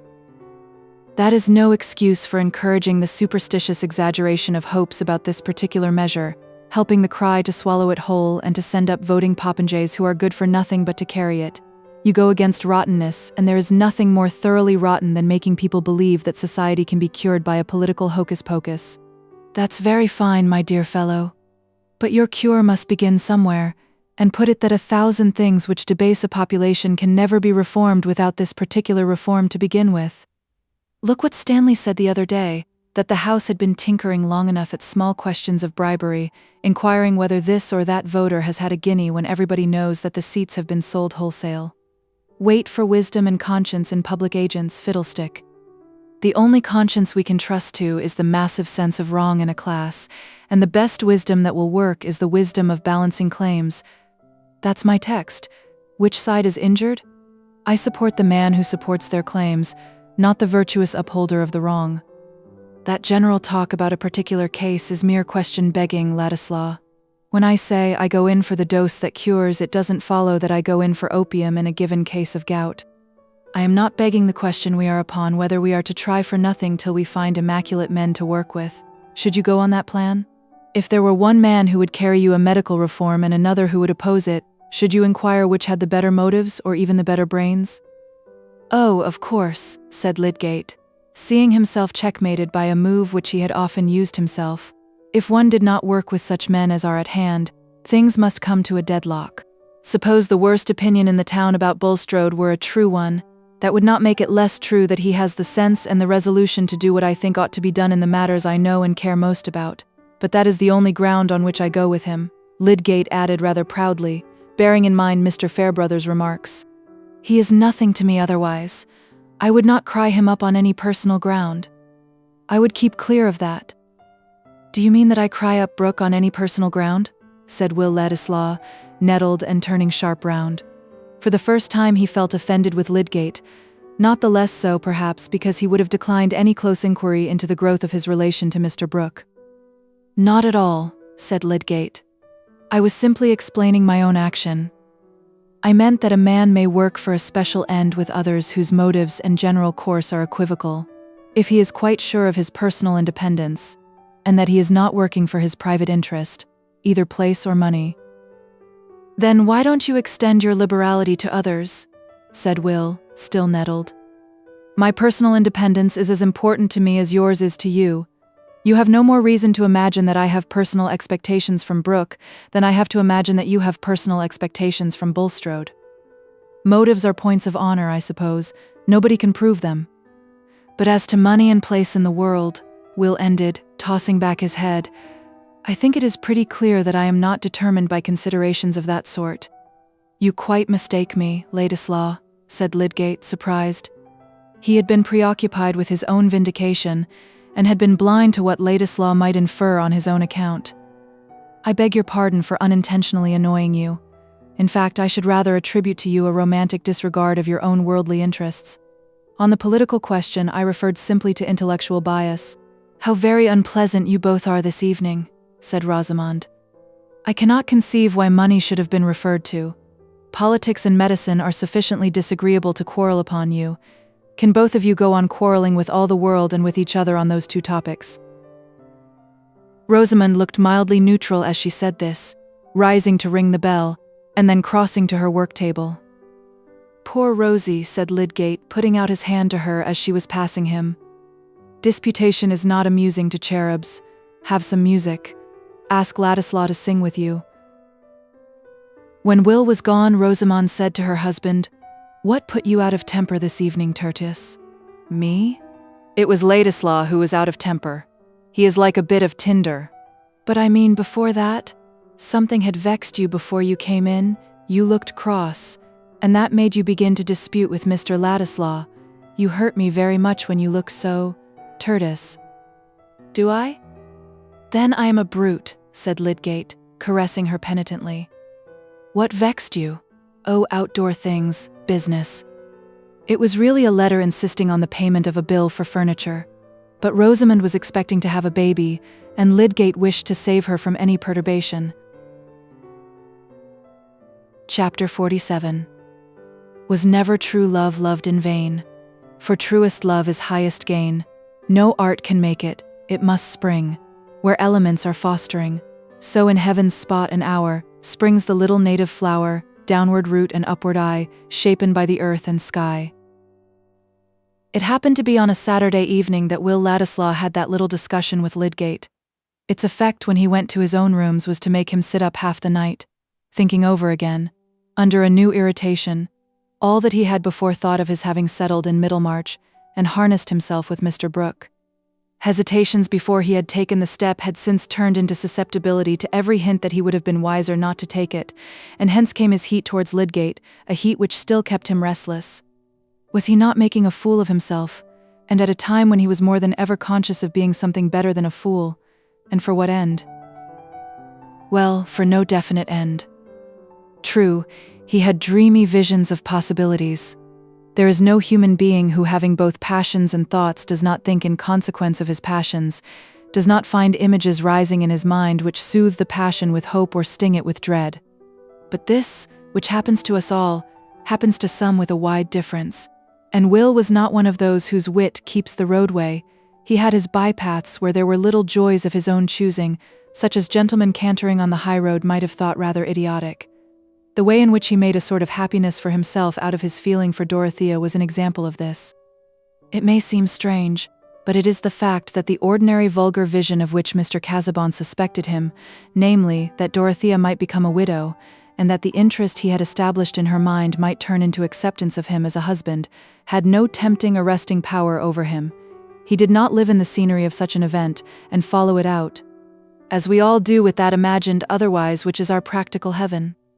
It was not only that he was unwilling to entertain thoughts which could be accused of baseness, and was already uneasy in the sense that he had to justify himself from the charge of ingratitude, the latent consciousness of many other barriers between himself and Dorothea besides the existence of her husband, had helped to turn away his imagination from speculating on what might befall Mr. Casaubon. And there were yet other reasons. Will, we know, could not bear the thought of any flaw appearing in his crystal. He was at once exasperated and delighted by the calm freedom with which Dorothea looked at him and spoke to him, and there was something so exquisite in thinking of her just as she was, that he could not long for a change which must somehow change her. Do we not shun the street version of a fine melody? Or shrink from the news that the rarity, some bit of chiseling or engraving perhaps, which we have dwelt on even with exultation in the trouble it has cost us to snatch glimpses of it, is really not an uncommon thing, and may be obtained as an everyday possession? Our good depends on the quality and breadth of our emotion, and to Will, a creature who cared little for what are called the solid things of life and greatly for its subtler influences, to have within him such a feeling as he had towards Dorothea was like the inheritance of a fortune.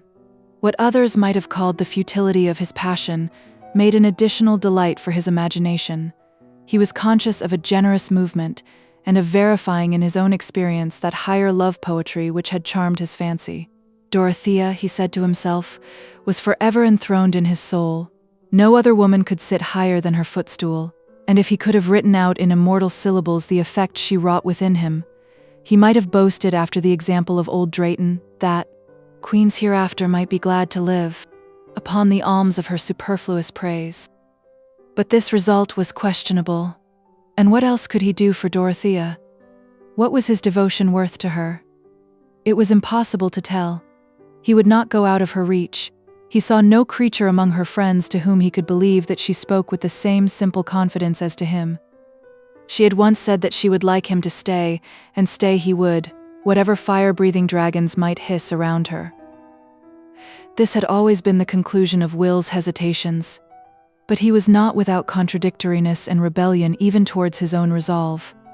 He had often got irritated, as he was on this particular night, by some outside demonstration that his public exertions with Mr. Brooke as a chief could not seem as heroic as he would like them to be, and this was always associated with the other ground of irritation, that notwithstanding his sacrifice of dignity for Dorothea's sake, he could hardly ever see her. Whereupon, not being able to contradict these unpleasant facts, he contradicted his own strongest bias and said, "I am a fool." Nevertheless, since the inward debate necessarily turned on Dorothea, he ended, as he had done before, only by getting a livelier sense of what her presence would be to him, and suddenly reflecting that the morrow would be Sunday, he determined to go to LIII church and see her. He slept upon that idea, but when he was dressing in the rational morning light, objection said, "That will be a virtual defiance of Mr. Casaubon's prohibition to visit LIII, and Dorothea will be displeased."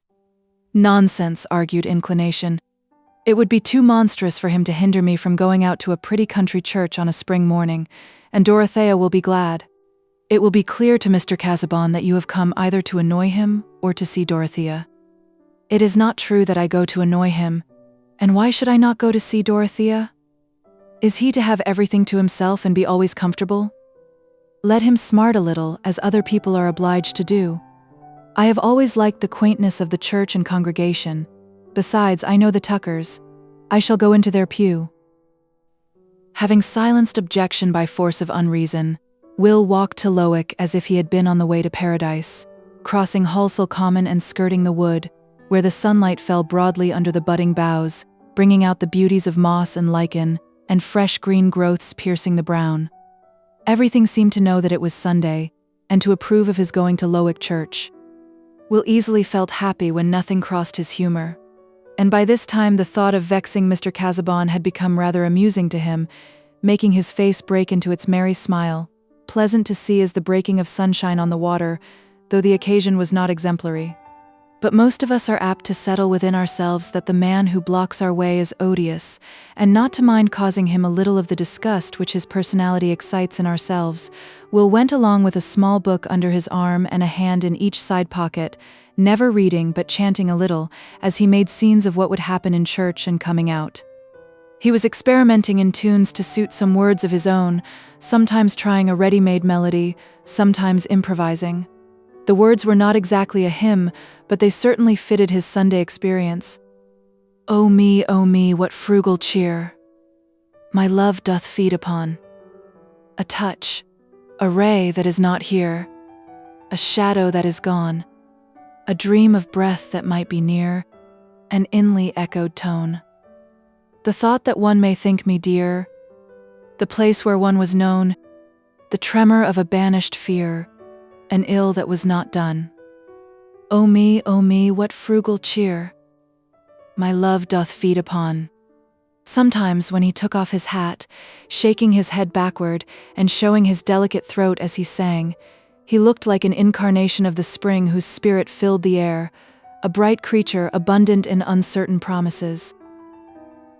The bells were still ringing when he got to LIII, and he went into the curate's pew before anyone else arrived there. but he was still left alone in it when the congregation had assembled.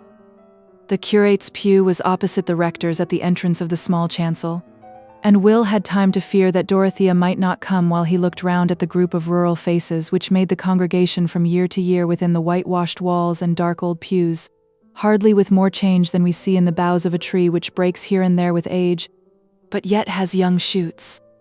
Mr. Riggs' frog face was something alien and unaccountable, but notwithstanding this shock to the order of things, there were still the walls and the rural stock of the Powderells in their pews side by side.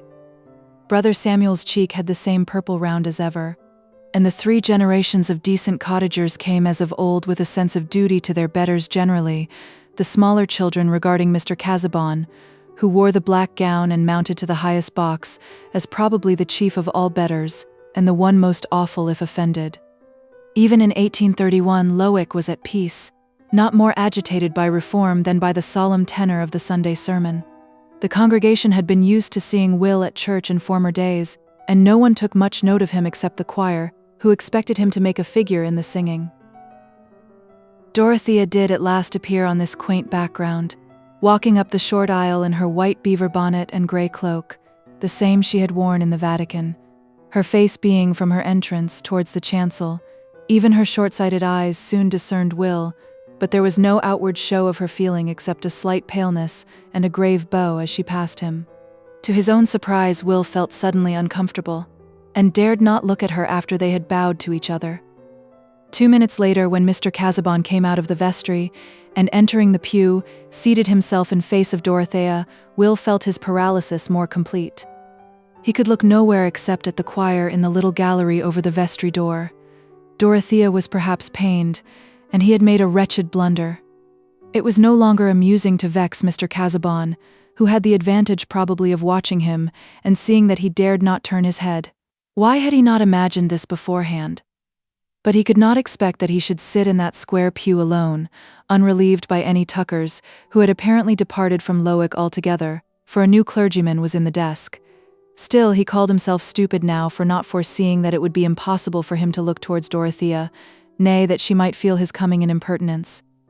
There was no delivering himself from his cage, however, and Will found his places and looked at his book as if he had been a schoolmistress, feeling that the morning service had never been so immeasurably long before, that he was utterly ridiculous, out of temper, and miserable. This was what a man got by worshipping the sight of a woman. The clerk observed with surprise that Mr. Ladislaw did not join in the tune of Hanover, and reflected that he might have a cold. Mr. Casaubon did not preach that morning, and there was no change in Will's situation until the blessing had been pronounced and everyone rose. It was the fashion at LIII for the betters to go out first. With a sudden determination to break the spell that was upon him, Will looked straight at Mr. Casaubon. But that gentleman's eyes were on the button of the pew door, which he opened, allowing Dorothea to pass, and following her immediately without raising his eyelids. Will's glance had caught Dorothea's as she turned out of the pew, and again she bowed, but this time with a look of agitation, as if she were repressing tears. Will walked out after them, but they went on towards the little gate leading out of the churchyard into the shrubbery, never looking round. It was impossible for him to follow them, and he could only walk back sadly at midday along the same road which he had trodden hopefully in the morning. The lights were all changed for him both without and within. Chapter 48. Surely the golden hours are turning grey, and dance no more, and vainly strive to run. I see their white locks streaming in the wind. Each face is haggard as it looks at me, slow turning in the constant clasping round storm-driven.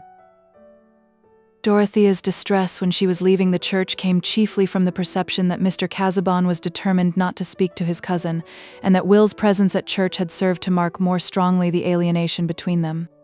Will's coming seemed to her quite excusable, nay, she thought it an amiable movement in him towards a reconciliation which she herself had been constantly wishing for. He had probably imagined, as she had, that if Mr. Casaubon and he could meet easily, they would shake hands and friendly intercourse might return. But now Dorothea felt quite robbed of that hope. Will was banished further than ever, for Mr. Casaubon must have been newly embittered by this thrusting upon him of a presence which he refused to recognize. He had not been very well that morning, suffering from some difficulty in breathing, and had not preached in consequence. She was not surprised, therefore, that he was nearly silent at luncheon, still less that he made no allusion to Will Ladislaw. For her own part, she felt that she could never again introduce that subject. They usually spent apart the hours between luncheon and dinner on a Sunday, Mr. Casaubon in the library dozing chiefly, and Dorothea in her boudoir, where she was wont to occupy herself with some of her favorite books. There was a little heap of them on the table in the bow window of various sorts, from Herodotus, which she was learning to read with Mr. Casaubon, to her old companion Pascal, and Keeble's Christian Year. But today she opened one after another, and could read none of them. Everything seemed dreary.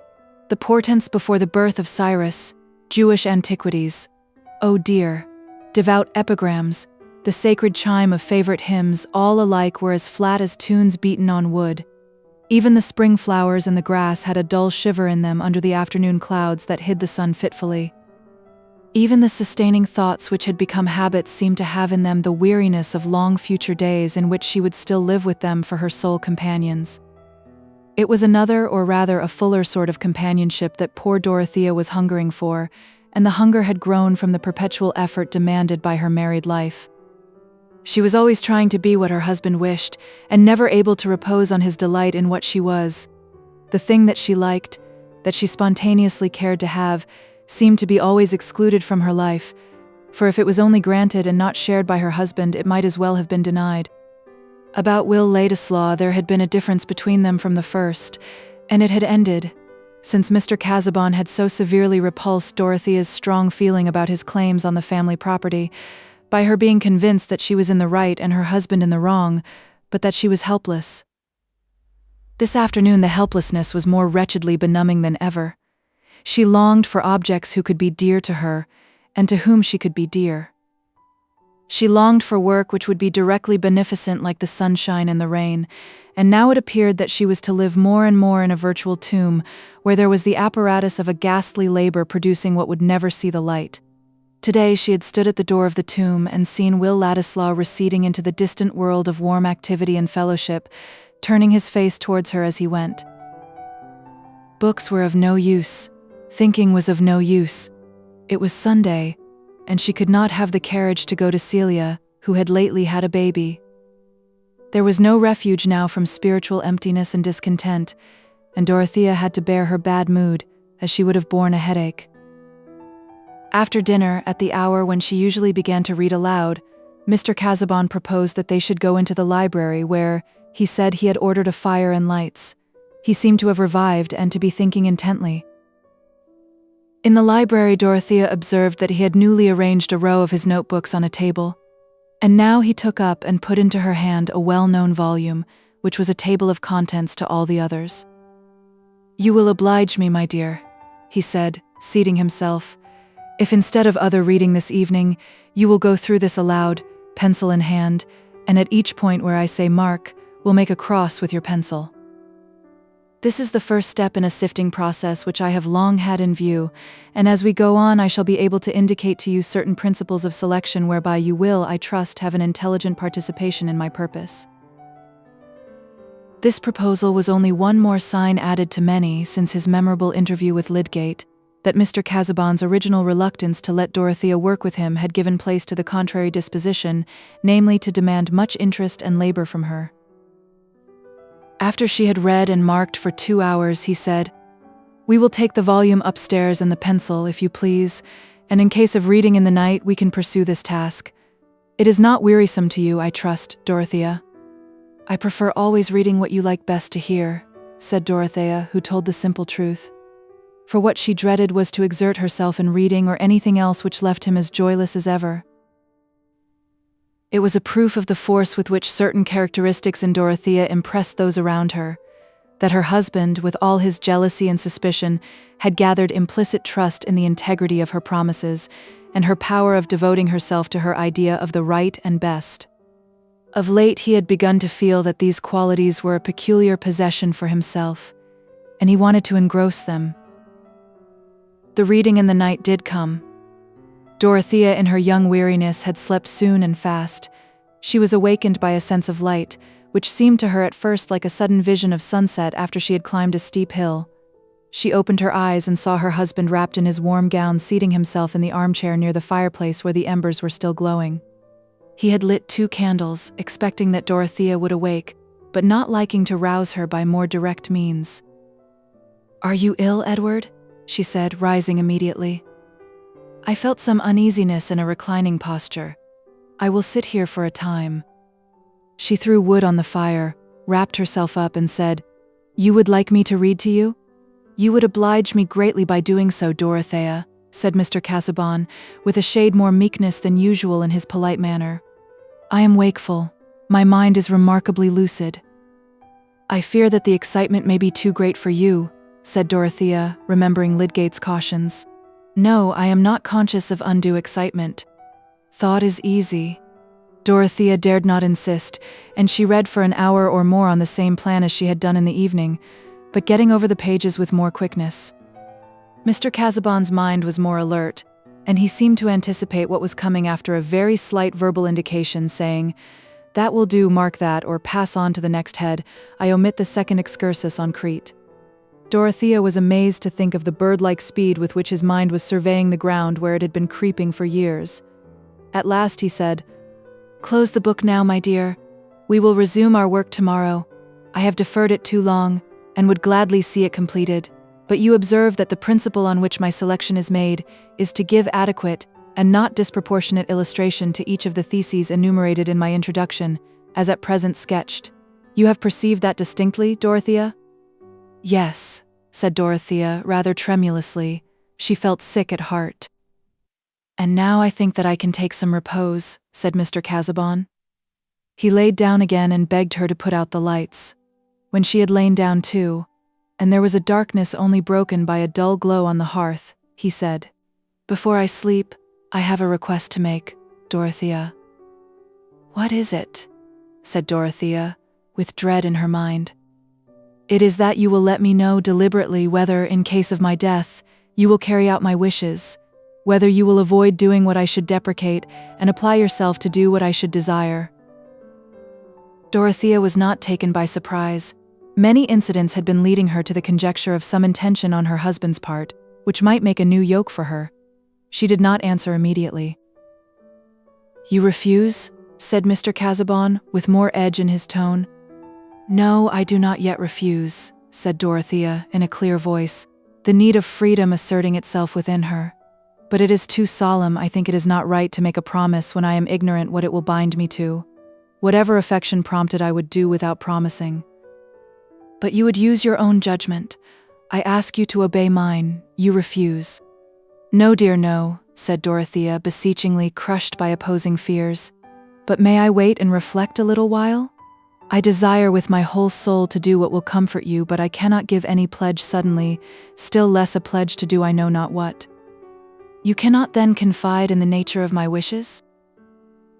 "Grant me till tomorrow," said Dorothea beseechingly. "Till tomorrow, then," said Mr. Casaubon. Soon she could hear that he was sleeping, but there was no more sleep for her. While she constrained herself to lie still lest she should disturb him, her mind was carrying on a conflict in which imagination ranged its forces first on one side and then on the other. She had no presentiment that the power which her husband wished to establish over her future action had relation to anything else than his work. But it was clear enough to her that he would expect her to devote herself to sifting those mixed heaps of material, which were to be the doubtful illustration of principles still more doubtful. The poor child had become altogether unbelieving as to the trustworthiness of that key which had made the ambition and the labor of her husband's life. It was not wonderful that, in spite of her small instruction, her judgment in this matter was truer than his, for she looked with unbiased comparison and healthy sense at probabilities on which he had risked all his egoism. And now she pictured to herself the days and months and years which she must spend in sorting what might be called shattered mummies and fragments of a tradition which was itself a mosaic wrought from crushed ruins, sorting them as food for a theory which was already withered in the birth like an elfin child. Doubtless a vigorous error vigorously pursued has kept the embryos of truth a-breathing, the quest of gold being at the same time a questioning of substances. The body of chemistry is prepared for its soul, and Lavoisier is born. But Mr. Casaubon's theory of the elements, which made the seed of all tradition, was not likely to bruise itself unawares against discoveries. It floated among flexible conjectures no more solid than those etymologies which seemed strong because of likeness in sound, until it was shown that likeness in sound made them impossible. It was a method of interpretation which was not tested by the necessity of forming anything which had sharper collisions than an elaborate notion of Gog and Magog. It was as free from interruption as a plan for threading the stars together. And Dorothea had so often had to check her weariness and impatience over this questionable riddle-guessing, as it revealed itself to her instead of the fellowship in high knowledge which was to make life worthier. She could understand well enough now why her husband had come to cling to her, as possibly the only hope left that his labors would ever take a shape in which they could be given to the world. At first it had seemed that he wished to keep even her aloof from any close knowledge of what he was doing. But gradually the terrible stringency of human need, the prospect of a too speedy death. And here Dorothea's pity turned from her own future to her husband's past, nay, to his present hard struggle with a lot which had grown out of that past. The lonely labor, the ambition breathing hardly under the pressure of self-distrust, the goal receding, and the heavier limbs, and now at last the sword visibly trembling above him. And had she not wished to marry him that she might help him in his life's labor? But she had thought the work was to be something greater, which she could serve in devoutly for its own sake. Was it right? Even to soothe his grief, would it be possible, even if she promised to work as in a treadmill fruitlessly? And yet, could she deny him? Could she say, "I refuse to content this pining hunger"? It would be refusing to do for him dead what she was almost sure to do for him living. Still, there was a deep difference between that devotion to the living and that indefinite promise of devotion to the dead. While he lived, he could claim nothing that she would not still be free to remonstrate against, and even to refuse. But the thought passed through her mind more than once, though she could not believe in it. Might he not mean to demand something more from her than she had been able to imagine, since he wanted her pledge to carry out his wishes without telling her exactly what they were? No, his heart was bound up in his work only. That was the end for which his failing life was to be eked out by hers. And now, if she were to say, "No, if you die, I will put no finger to your work," it seemed as if she would be crushing that bruised heart. For 4 hours Dorothea lay in this conflict, till she felt ill and bewildered, unable to resolve, praying mutely. Helpless as a child which has sobbed and sought too long, she fell into a late morning sleep, and when she waked Mr. Casaubon was already up. Tantripp told her that he had read prayers, breakfasted, and was in the library. "I never saw you look so pale, madam," said Tantripp, a solid-figured woman who had been with the sisters at Lausanne. "Was I ever high-colored, Tantripp?" said Dorothea, smiling faintly. "Well, not to say high-colored, but with a bloom like a Chinese rose. But always smelling those leather books. What can be expected? Do rest a little this morning, madam. Let me say you are ill and not able to go into that close library." "Oh, no, no, let me make haste," said Dorothea. "Mr. Casaubon wants me particularly." When she went down, she felt sure that she should promise to fulfill his wishes, but that would be later in the day, not yet. As Dorothea entered the library, Mr. Casaubon turned round from the table where he had been placing some books and said, "I was waiting for your appearance, my dear. I had hoped to set to work at once this morning, but I find myself under some indisposition, probably from too much excitement yesterday. I am going now to take a turn in the shrubbery, since the air is milder." "I am glad to hear that," said Dorothea. "Your mind, I feared, was too active last night." "I would fain have it set at rest on the point I last spoke of, Dorothea. You can now, I hope, give me an answer." "May I come out to you in the garden presently?"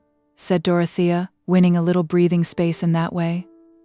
"I shall be in the yew tree walk for the next half-hour," said Mr. Casaubon, and then he left her. Dorothea, feeling very weary, rang and asked Tantripp to bring her some wraps. She had been sitting still for a few minutes, but not in any renewal of the former conflict. She simply felt that she was going to say yes to her own doom. She was too weak, too full of dread at the thought of inflicting a keen-edged blow on her husband, to do anything but submit completely. She sat still and let Tantripp put on her bonnet and shawl, a passivity which was unusual with her, for she liked to wait on herself. "God bless you, madam," said Tantripp, with an irrepressible movement of love towards the beautiful, gentle creature for whom she felt unable to do anything more, now that she had finished tying the bonnet. This was too much for Dorothea's highly strung feeling, and she burst into tears, sobbing against Tantrip's arm. But soon she checked herself, dried her eyes, and went out at the glass door into the shrubbery. "I wish every book in that library was built into a catacomb for your master," said Tantrip to Pratt, the butler, finding him in the breakfast room. She had been at Rome and visited the antiquities, as we know, and she always declined to call Mr. Casaubon anything but your master when speaking to the other servants. Pratt laughed. He liked his master very well, but he liked Tantrip better. When Dorothea was out on the gravel walks, she lingered among the nearer clumps of trees, hesitating, as she had done once before, though from a different cause. Then she had feared lest her effort at fellowship should be unwelcome. Now she dreaded going to the spot where she foresaw that she must bind herself to a fellowship from which she shrank. Neither law nor the world's opinion compelled her to this, only her husband's nature and her own compassion, only the ideal and not the real yoke of marriage. She saw clearly enough the whole situation, yet she was fettered. She could not smite the stricken soul that entreated hers. If that were weakness, Dorothea was weak. But the half-hour was passing, and she must not delay longer. When she entered the yew tree walk, she could not see her husband, but the walk had bends, and she went, expecting to catch sight of his figure wrapped in a blue cloak, which with a warm velvet cap was his outer garment on chill days for the garden. It occurred to her that he might be resting in the summer house, towards which the path diverged a little. Turning the angle, she could see him seated on the bench, close to a stone table. His arms were resting on the table, and his brow was bowed down on them, the blue cloak being dragged forward and screening his face on each side. "He exhausted himself last night," Dorothea said to herself, thinking at first that he was asleep and that the summer house was too damp a place to rest in. But then she remembered that of late she had seen him take that attitude when she was reading to him, as if he found it easier than any other, and that he would sometimes speak, as well as listen, with his face down in that way. She went into the summer house and said, "I am come, Edward. I am ready." He took no notice, and she thought that he must be fast asleep. She laid her hand on his shoulder and repeated, "I am ready." Still he was motionless, and with a sudden confused fear, she leaned down to him, took off his velvet cap, and leaned her cheek close to his head, crying in a distressed tone, "Wake, dear, wake, listen to me. I am come to answer." But Dorothea never gave her answer. Later in the day, Lydgate was seated by her bedside, and she was talking deliriously, thinking aloud, and recalling what had gone through her mind the night before. She knew him and called him by his name, but appeared to think it right that she should explain everything to him, and again, begged him to explain everything to her husband. "Tell him I shall go to him soon. I am ready to promise. Only thinking about it was so dreadful it has made me ill. Not very ill. I shall soon be better. Go and tell him." But the silence in her husband's ear was never more to be broken. Chapter 49. A task too strong for wizard spells this squire had brought about. "'Tis is easy dropping stones in wells, but who shall get them out?" "I wish to God we could hinder Dorothea from knowing this," said Sir James Chettam, with a little frown on his brow, and an expression of intense disgust about his mouth. He was standing on the hearth rug in the library at Lowick Grange, and speaking to Mr. Brooke.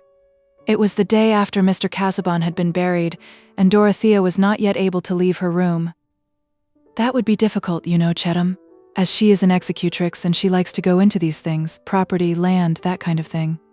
She has her notions, you know," said Mr. Brooke, sticking his eyeglasses on nervously and exploring the edges of a folded paper which he held in his hand, "and she would like to act, depend upon it, as an executrix Dorothea would want to act. And she was 21 last December, you know. I can hinder nothing." Sir James looked at the carpet for a minute in silence, and then lifting his eyes suddenly fixed them on Mr. Brooke, saying, "I will tell you what we can do. Until Dorothea is well, all business must be kept from her, and as soon as she is able to be moved, she must come to us." Being with Celia and the baby will be the best thing in the world for her, and will pass away the time. And meanwhile you must get rid of Ladislaw. You must send him out of the country." Here Sir James's look of disgust returned in all its intensity. Mr. Brooke put his hands behind him, walked to the window and straightened his back with a little shake before he replied, "That is easily said, Chettam, easily said, you know." "My dear sir," persisted Sir James, restraining his indignation within respectful forms, "it was you who brought him here, and you who keep him here. I mean by the occupation you give him." "Yes, but I can't dismiss him in an instant without assigning reasons, my dear Chettam. Ladislaw has been invaluable, most satisfactory. I consider that I have done this part of the country a service by bringing him, you know." Mr. Brooke ended with a nod, turning round to give it. "It's a pity this part of the country didn't do without him. That's all I have to say about it. At any rate, as Dorothea's brother-in-law, I feel warranted in objecting strongly to his being kept here by any action on the part of her friends. You admit, I hope, that I have a right to speak about what concerns the dignity of my wife's sister?" Sir James was getting warm. "Of course, my dear Chettam, of course. But you and I have different ideas, different—" "Not about this action of Casaubon's, I should hope," interrupted Sir James. "I say that he has most unfairly compromised Dorothea. I say that there never was a meaner, more ungentlemanly action than this, a codicil of this sort to a will which he made at the time of his marriage, with the knowledge and reliance of her family, a positive insult to Dorothea. Well, you know, Casaubon was a little twisted about Ladislaw. Ladislaw has told me the reason dislike of the bent he took. You know, Ladislaw didn't think much of Casaubon's notions, Thoth and Dagon, that sort of thing, and I fancy that Casaubon didn't like the independent position Ladislaw had taken up. I saw the letters between them, you know. Poor Casaubon was a little buried in books, he didn't know the world." "It's all very well for Ladislaw to put that color on it," said Sir James. "But I believe Casaubon was only jealous of him on Dorothea's account, and the world will suppose that she gave him some reason, and that is what makes it so abominable, coupling her name with this young fellow's." "My dear Chettam, it won't lead to anything, you know," said Mr. Brooke, seating himself and sticking on his eyeglass again. "It's all of a piece with Casaubon's oddity. This paper now, synoptical tabulation and so on, for the use of Mrs. Casaubon, it was locked up in the desk with the will. I suppose he meant Dorothea to publish his researches, eh? And she'll do it, you know. She has gone into his studies uncommonly." "My dear sir," said Sir James impatiently, "that is neither here nor there. The question is, whether you don't see with me the propriety of sending young Ladislaw away? Well, no, not the urgency of the thing. By and by, perhaps, it may come round.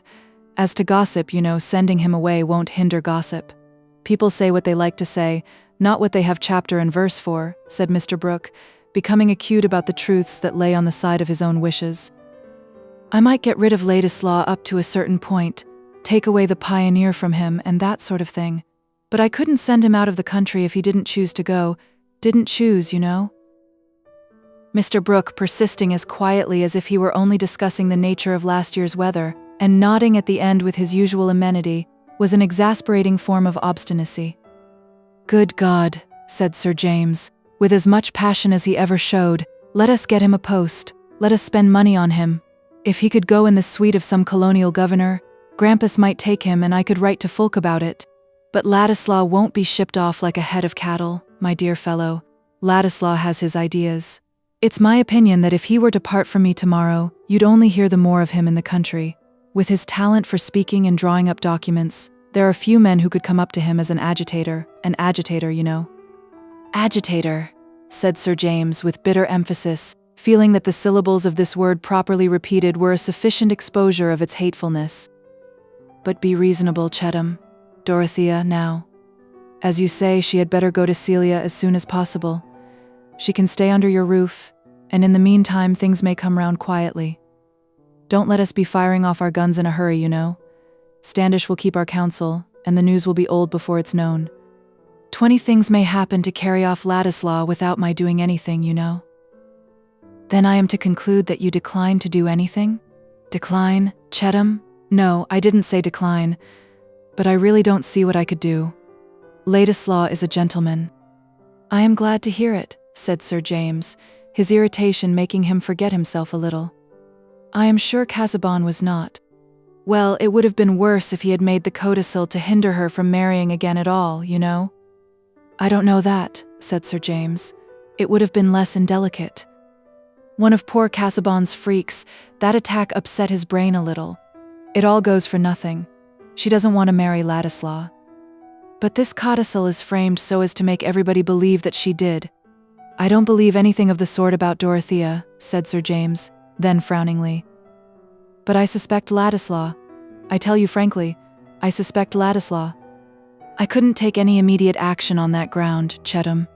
In fact, if it were possible to pack him off, send him to Norfolk Island, that sort of thing, it would look all the worse for Dorothea to those who knew about it. It would seem as if we distrusted her, you know?" That Mr. Brooke had hit on an undeniable argument did not tend to soothe Sir James. He put out his hand to reach his hat, implying that he did not mean to contend further, and said, still with some heat, "Well, I can only say that I think Dorothea was sacrificed once, because her friends were too careless. I shall do what I can as her brother to protect her now." "You can't do better than get her to Freshitt as soon as possible, Chettam." "I approve that plan altogether," said Mr. Brooke, well pleased that he had won the argument. It would have been highly inconvenient to him to part with Ladislaw at that time, when a dissolution might happen any day, and electors were to be convinced of the course by which the interests of the country would be best served. Mr. Brooke sincerely believed that this end could be secured by his own return to Parliament. He offered the forces of his mind honestly to the nation. Chapter 50. "This Lawler here will presilin us somewhat. Nay, by my father's soul, that skal he nat, said the shipman here skal he not presh, we shall no gospel glows in here netesha, we leven all in the gret God, quod he wolden so in some difficulty, Canterbury Tales." Dorothea had been safe at Freshitt Hall nearly a week before she had asked any dangerous questions. Every morning now she sat with Celia in the prettiest of upstairs sitting rooms, opening into a small conservatory, Celia all in white and lavender like a bunch of mixed violets, watching the remarkable acts of the baby, which were so dubious to her inexperienced mind that all conversation was interrupted by appeals for their interpretation made to the oracular nurse.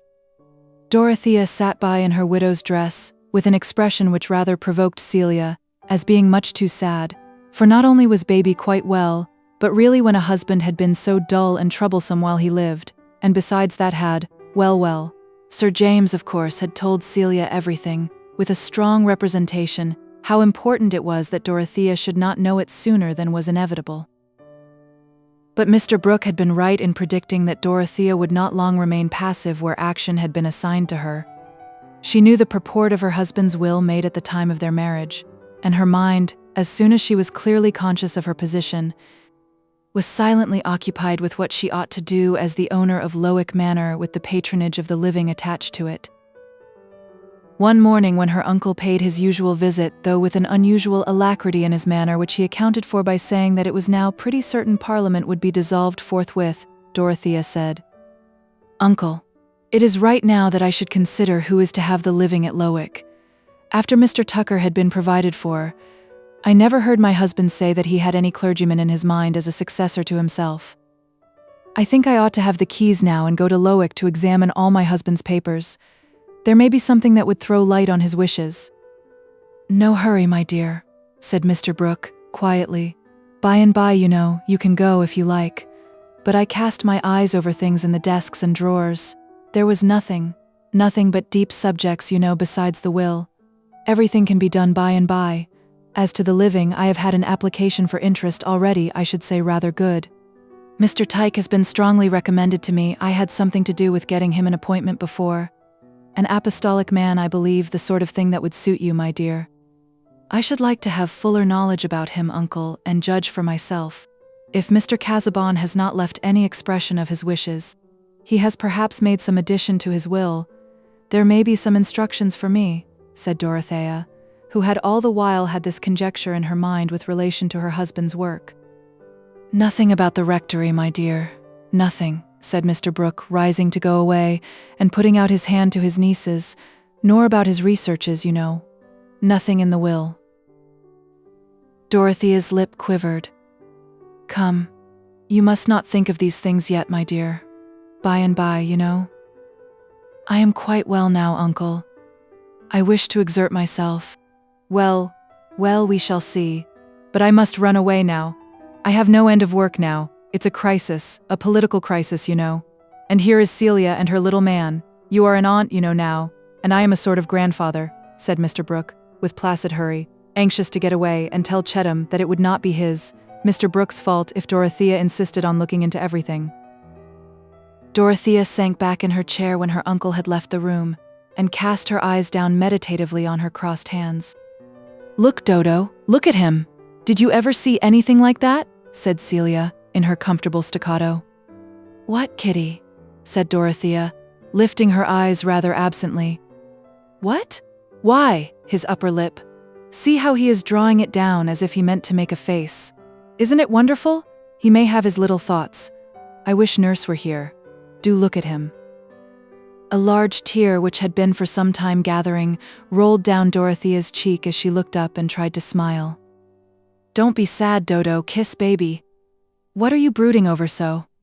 I am sure you did everything, and a great deal too much. You should be happy now. I wonder if Sir James would drive me to LIII. I want to look over everything to see if there were any words written for me. You are not to go till Mr. Lydgate says you may go, and he has not said so yet. Here you are, Nurse. Take baby and walk up and down the gallery. Besides, you have got a wrong notion in your head as usual. Dodo, I can see that. It vexes me. Where am I wrong, Kitty? Said Dorothea, quite meekly. She was almost ready now to think Celia wiser than herself, and was really wondering with some fear what her wrong notion was. Celia felt her advantage, and was determined to use it. None of them knew Dodo as well as she did, or knew how to manage her. Since Celia's baby was born, she had had a new sense of her mental solidity and calm wisdom. It seemed clear that where there was a baby, things were right enough, and that error, in general, was a mere lack of that central poising force. I can see what you are thinking of as well as can be, Dodo, said Celia. You are wanting to find out if there is anything uncomfortable for you to do now, only because Mr. Casaubon wished it, as if you had not been uncomfortable enough before. And he doesn't deserve it, and you will find that out. He has behaved very badly. James is as angry with him as can be, and I had better tell you, to prepare you. Celia, said Dorothea entreatingly, you distress me. Tell me at once what you mean. It glanced through her mind that Mr. Casaubon had left the property away from her, which would not be so very distressing. Why, he has made a codicil to his will, to say the property was all to go away from you if you married, I mean. That is of no consequence, said Dorothea, breaking in impetuously. But if you married Mr. Ladislaw, not anybody else, Celia went on with persevering quietude. Of course that is of no consequence in one way. You never would marry Mr. Ladislaw, but that only makes it worse of Mr. Casaubon. The blood rushed to Dorothea's face and neck painfully, but Celia was administering what she thought a sobering dose of fact. It was taking up notions that had done Dodo's health so much harm. So she went on in her neutral tone, as if she had been remarking on baby's robes. James says so. He says it is abominable and not like a gentleman, and there never was a better judge than James. It is as if Mr. Casaubon wanted to make people believe that you would wish to marry Mr. Ladislaw, which is ridiculous. Only James says it was to hinder Mr. Ladislaw from wanting to marry you for your money, just as if he ever would think of making you an offer. Mrs. Cadwallader said you might as well marry an Italian with white mice. But I must just go and look at baby, Celia added, without the least change of tone, throwing a light shawl over her and tripping away. Dorothea by this time had turned cold again, and now threw herself back helplessly in her chair. She might have compared her experience at that moment to the vague, alarmed consciousness that her life was taking on a new form, that she was undergoing a metamorphosis in which memory would not adjust itself to the stirring of new organs. Everything was changing its aspect. Her husband's conduct, her own duteous feeling towards him, every struggle between them, and yet more, her whole relation to Will Ladislaw. Her world was in a state of convulsive change, The only thing she could say distinctly to herself was that she must wait and think anew. One change terrified her as if it had been a sin. It was a violent shock of repulsion from her departed husband, who had had hidden thoughts, perhaps perverting everything she said and did. Then again she was conscious of another change which also made her tremulous. It was a sudden strange yearning of heart towards Will Ladislaw. It had never before entered her mind that he could, under any circumstances, be her lover. Conceive the effect of the sudden revelation that another had thought of him in that light, that perhaps he himself had been conscious of such a possibility, and this with the hurrying, crowding vision of unfitting conditions, and questions not soon to be solved. It seemed a long while. She did not know how long before she heard Celia saying, "That will do, nurse. He will be quiet on my lap now. You can go to lunch, and let Garrett stay in the next room. What I think, Dodo," Celia went on, observing nothing more than that Dorothea was leaning back in her chair, and likely to be passive, "is that Mr. Casaubon was spiteful. I never did like him, and James never did. I think the corners of his mouth were dreadfully spiteful. And now he has behaved in this way. I am sure religion does not require you to make yourself uncomfortable about him. If he has been taken away, that is a mercy, and you ought to be grateful." "We should not grieve, should we, baby?" said Celia confidentially to that unconscious center and poise of the world, who had the most remarkable fists, all complete even to the nails and hair, enough, really, when you took his cap off, to make you didn't know what. In short, he was Buddha in a Western form. At this crisis Lydgate was announced, and one of the first things he said was, "I fear you are not so well as you were, Mrs. Casaubon. Have you been agitated? Allow me to feel your pulse." Dorothea's hand was of a marble coldness. "She wants to go to LIII, to look over papers," said Celia. "She ought not, ought she?" Lydgate did not speak for a few moments. Then he said, looking at Dorothea, "I hardly know. In my opinion, Mrs. Casaubon should do what would give her the most repose of mind. That repose will not always come from being forbidden to act." "Thank you," said Dorothea, exerting herself. "I am sure that is wise. There are so many things which I ought to attend to. Why should I sit here idle?" Then, with an effort to recall subjects not connected with her agitation, she added abruptly, "You know everyone in Middlemarch, I think, Mr. Lydgate. I shall ask you to tell me a great deal. I have serious things to do now. I have a living to give away. You know Mr. Tyke and all the—" But Dorothea's effort was too much for her. She broke off and burst into sobs. Lydgate made her drink a dose of sal volatile. "Let Mrs. Casaubon do as she likes," he said to Sir James, whom he asked to see before quitting the house. "She wants perfect freedom, I think, more than any other prescription." His attendance on Dorothea while her brain was excited had enabled him to form some true conclusions concerning the trials of her life. He felt sure that she had been suffering from the strain and conflict of self-repression, and that she was likely now to feel herself only in another sort of pinfold than that from which she had been released. Lydgate's advice was all the easier for Sir James to follow when he found that Celia had already told Dorothea the unpleasant fact about the will. There was no help for it now, no reason for any further delay in the execution of necessary business. And the next day Sir James complied at once with her request that he would drive her to LIII. "I have no wish to stay there at present," said Dorothea. "I could hardly bear it. I am much happier at Freshitt with Celia. I shall be able to think better about what should be done at LIII by looking at it from a distance. And I should like to be at the Grange a little while with my uncle, and go about in all the old walks and among the people in the village." "Not yet, I think.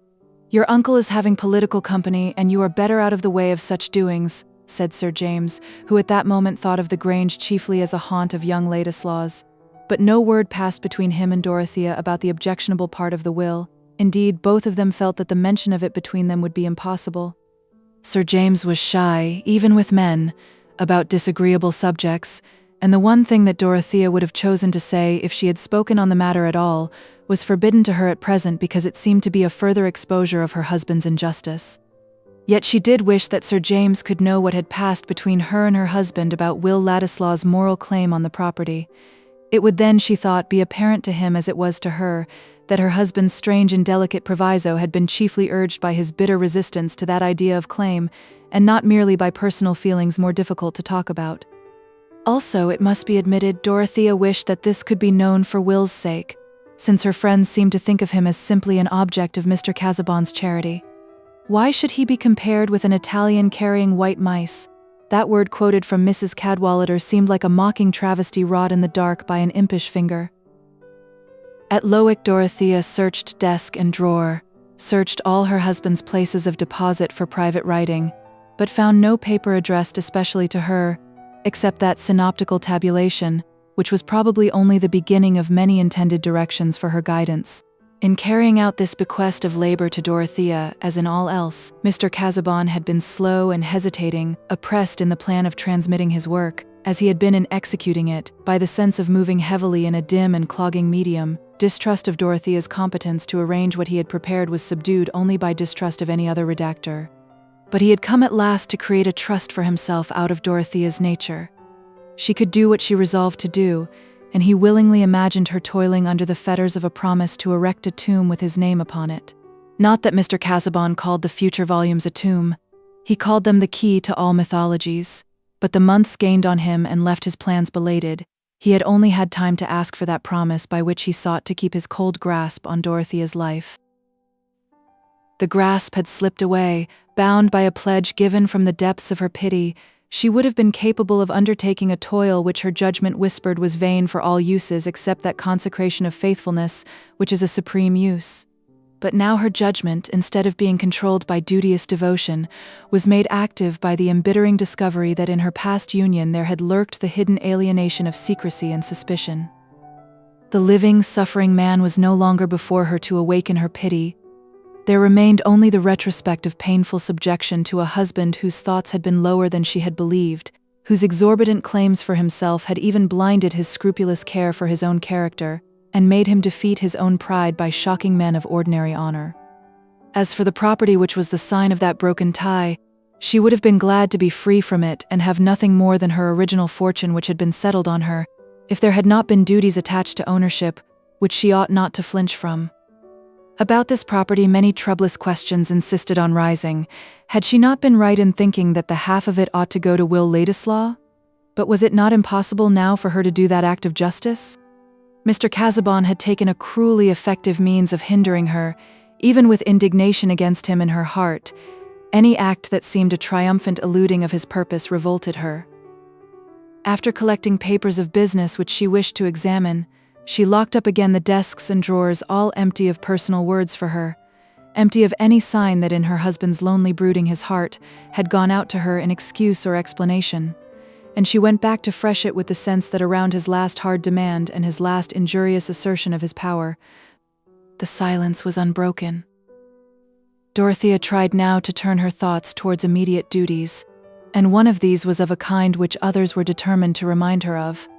Lydgate's ear had caught eagerly her mention of the living, and as soon as he could, he reopened the subject, seeing here a possibility of making amends for the casting vote he had once given with an ill-satisfied conscience. "Instead of telling you anything about Mr. Tyke," he said, "I should like to speak of another man, Mr. Fairbrother, the vicar of St. Bodolph's. His living is a poor one, and gives him a stinted provision for himself and his family.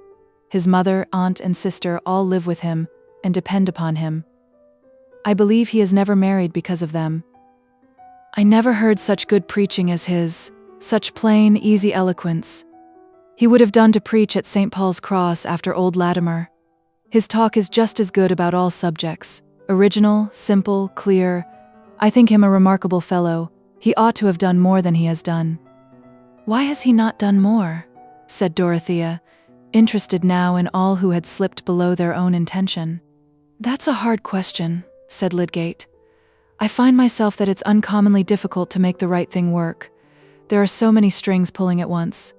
Fairbrother often hints that he has got into the wrong profession. He wants a wider range than that of a poor clergyman, and I suppose he has no interest to help him on. He is very fond of natural history and various scientific matters, and he is hampered in reconciling these tastes with his position. He has no money to spare, hardly enough to use, and that has led him into card-playing. Middlemarch is a great place for whist. He does play for money, and he wins a good deal. Of course that takes him into company a little beneath him, and makes him slack about some things, and yet with all that, looking at him as a whole, I think he is one of the most blameless men I ever knew. He has neither venom nor doubleness in him, and those often go with a more correct outside. I wonder whether he suffers in his conscience because of that habit, said Dorothea. I wonder whether he wishes he could leave it off. I have no doubt he would leave it off if he were transplanted into plenty. He would be glad of the time for other things. My uncle says that Mr. Tyke is spoken of as an apostolic man, said Dorothea, meditatively. She was wishing it were possible to restore the times of primitive zeal, and yet thinking of Mr. Fairbrother with a strong desire to rescue him from his chance-gotten money. I don't pretend to say that Fairbrother is apostolic, said Lydgate. His position is not quite like that of the apostles. He is only a parson among parishioners whose lives he has to try and make better. Practically, I find that what is called being apostolic now is an impatience of everything in which the parson doesn't cut the principal figure. I see something of that in Mr. Tyke at the hospital. A good deal of his doctrine is a sort of pinching hard to make people uncomfortably aware of him. Besides, an apostolic man at LIII. He ought to think, as St. Francis did, that it is needful to preach to the birds. True, said Dorothea. It is hard to imagine what sort of notions our farmers and laborers get from their teaching. I have been looking into a volume of sermons by Mr. Tyke. Such sermons would be of no use at LIII. I mean about imputed righteousness and the prophecies in the Apocalypse. I have always been thinking of the different ways in which Christianity is taught, and whenever I find one way that makes it a wider blessing than any other, I cling to that as the truest. I mean that which takes in the most good of all kinds, and brings in the most people as sharers in it. It is surely better to pardon too much than to condemn too much. But I should like to see Mr. Fairbrother and hear him preach. Do, said Lydgate. I trust to the effect of that. He is very much beloved, but he has his enemies too. There are always people who can't forgive an able man for differing from them. And that money-winning business is really a blot. You don't, of course, see many Middlemarch people, but Mr. Ladislaw, who is constantly seeing Mr. Brooke, is a great friend of Mr. Fairbrother's old ladies, and would be glad to sing the vicar's praises. One of the old ladies, Miss Noble, the aunt, is a wonderfully quaint picture of self-forgetful goodness, and Ladislaw gallants her about sometimes. I met them one day in a back street. You know Ladislaw's look, a sort of daftness in coat and waistcoat, and this little old maid reaching up to his arm. They looked like a couple dropped out of a romantic comedy. But the best evidence about Fairbrother is to see him and hear him. Happily, Dorothea was in her private sitting room when this conversation occurred, and there was no one present to make Lydgate's innocent introduction of Ladislaw painful to her. As was usual with him in matters of personal gossip, Lydgate had quite forgotten Rosamond's remark that she thought Will adored Mrs. Casaubon. At that moment he was only caring for what would recommend the Fairbrother family, and he had purposely given emphasis to the worst that could be said about the vicar, in order to forestall objections. In the weeks since Mr. Casaubon's death he had hardly seen Ladislaw, and he had heard no rumor to warn him that Mr. Brooke's confidential secretary was a dangerous subject with Mrs. Casaubon.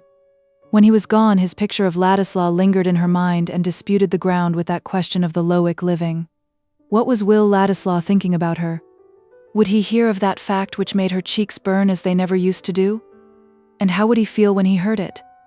But she could see as well as possible how he smiled down at the little old maid. An Italian with white mice. On the contrary, he was a creature who entered into everyone's feelings and could take the pressure of their thought instead of urging his own with iron resistance. Chapter 51. Party is nature too, and you shall see. By force of logic how they both agree. The many in the one in many. All is not some, nor some the same as any. Genus holds species, both are great or small. One genus highest, one not high at all. Each species has its differentia too. This is not that, and he was never you, though this and that are I's, and you and he are like as 1 to 1, or 3 to 3. No gossip about Mr. Casaubon's will had yet reached Ladislaw. The air seemed to be filled with the dissolution of Parliament and the coming election, as the old wakes and fairs were filled with the rival clatter of itinerant shows, and more private noises were taken little notice of. The famous dry election was at hand, in which the depths of public feeling might be measured by the low floodmark of drink. Will Ladislaw was one of the busiest at this time, and though Dorothea's widowhood was continually in his thought, He was so far from wishing to be spoken to on the subject, that when Lydgate sought him out to tell him what had passed about the LIII living, he answered rather waspishly, "Why should you bring me into the matter? I never see Mrs. Casaubon, and am not likely to see her since she is at Freshitt. I never go there. It is Tory ground, where I and the pioneer are no more welcome than a poacher and his gun." The fact was that Will had been made the more susceptible by observing that Mr. Brooke, instead of wishing him, as before, to come to the Grange oftener than was quite agreeable to himself, seemed now to contrive that he should go there as little as possible. This was a shuffling concession of Mr. Brooke's to Sir James Chetham's indignant remonstrance, and Will, awake to the slightest hint in this direction, concluded that he was to be kept away from the Grange on Dorothea's account. Her friends then regarded him with some suspicion. Their fears were quite superfluous. They were very much mistaken if they imagined that he would put himself forward as a needy adventurer trying to win the favor of a rich woman. Until now, Will had never fully seen the chasm between himself and Dorothea, until now that he was come to the brink of it and saw her on the other side. He began, not without some inward rage, to think of going away from the neighborhood. It would be impossible for him to show any further interest in Dorothea without subjecting himself to disagreeable imputations, perhaps even in her mind, which others might try to poison. "We are forever divided," said Will. "I might as well be at Rome. She would be no farther from me. But what we call our despair is often only the painful eagerness of unfed hope." There were plenty of reasons why he should not go. Public reasons why he should not quit his post at this crisis, leaving Mr. Brooke in the lurch when he needed coaching for the election, and when there was so much canvassing, direct and indirect, to be carried on. Will could not like to leave his own chessmen in the heat of a game, and any candidate on the right side, even if his brain and marrow had been as soft as was consistent with a gentlemanly bearing, might help to turn a majority. To coach Mr. Brooke and keep him steadily to the idea that he must pledge himself to vote for the actual reform bill, instead of insisting on his independence and power of pulling up in time, was not an easy task. Mr. Fairbrother's prophecy of a fourth candidate in the bag had not yet been fulfilled.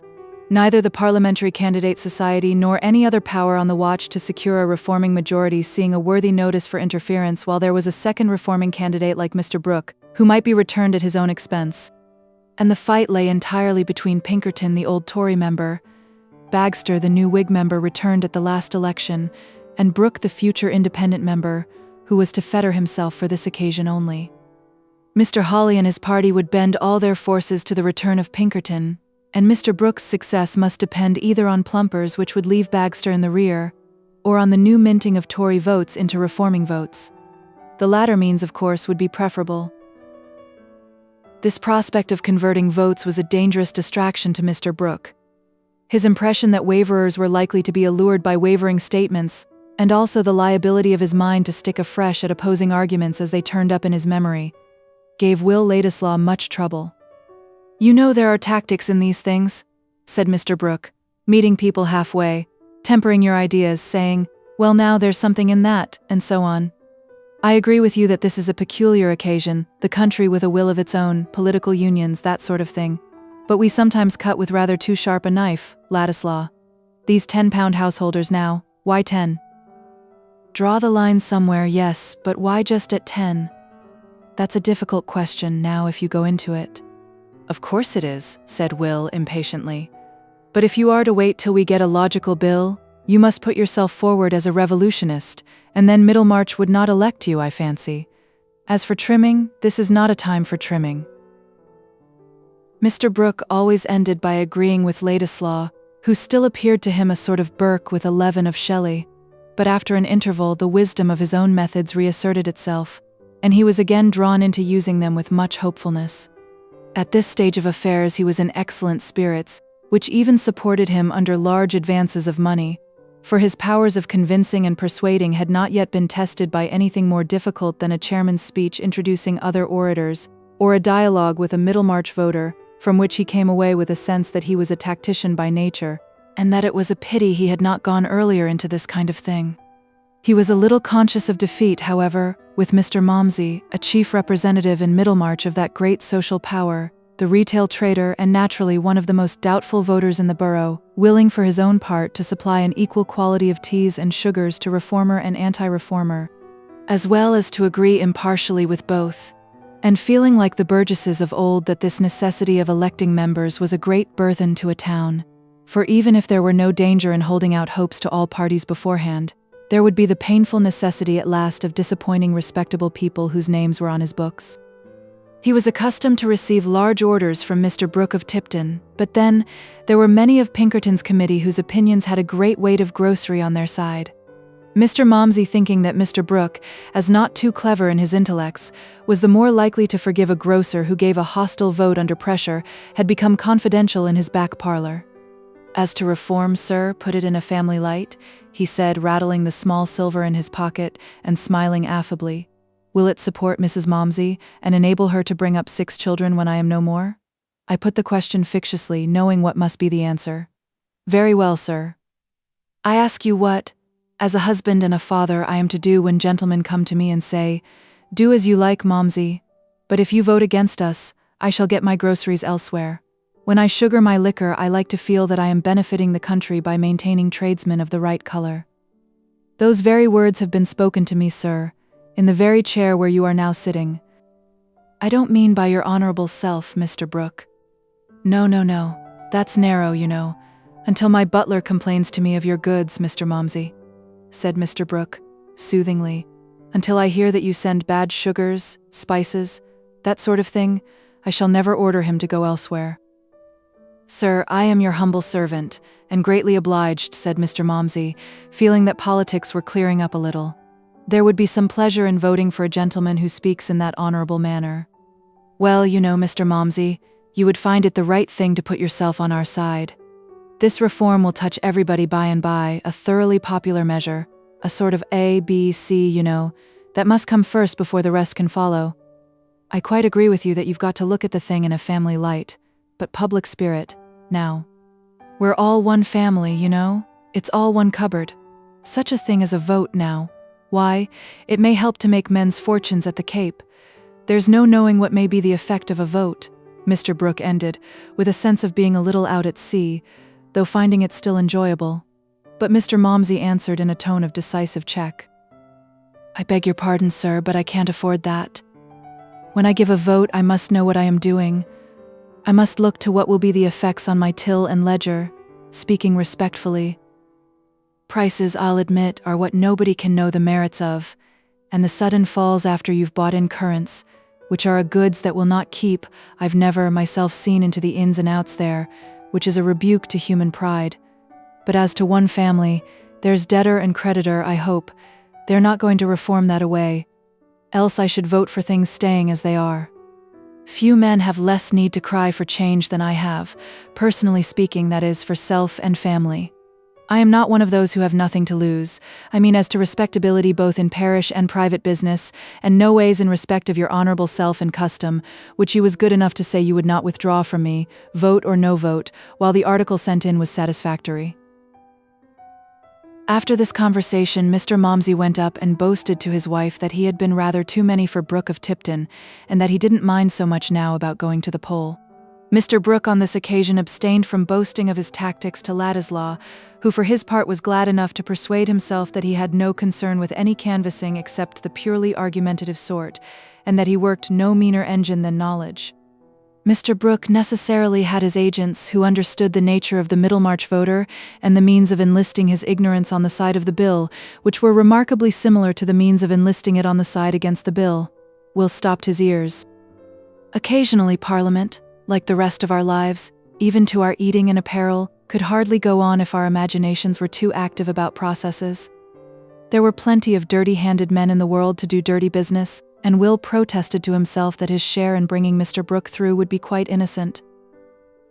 But whether he should succeed in that mode of contributing to the majority on the right side was very doubtful to him. He had written out various speeches and memoranda for speeches, but he had begun to perceive that Mr. Brooke's mind, if it had the burthen of remembering any train of thought, would let it drop, run away in search of it, and not easily come back again. To collect documents is one mode of serving your country, and to remember the contents of a document is another. No, The only way in which Mr. Brooke could be coerced into thinking of the right arguments at the right time was to be well plied with them till they took up all the room in his brain. But here there was the difficulty of finding room, so many things having been taken in beforehand. Mr. Brooke himself observed that his ideas stood rather in his way when he was speaking. However, Ladislaw's coaching was forthwith to be put to the test, for before the day of nomination Mr. Brooke was to explain himself to the worthy electors of Middlemarch from the balcony of the White Hart, which looked out advantageously at an angle of the marketplace, commanding a large area in front and two converging streets. It was a fine May morning, and everything seemed hopeful. There was some prospect of an understanding between Bagster's committee and Brooke's, to which Mr. Bulstrode, Mr. Standish as a liberal lawyer, and such manufacturers as Mr. Plymdale and Mr. Vincey gave a solidity which almost counterbalanced Mr. Hawley and his associates who sat for Pinkerton at the Green Dragon.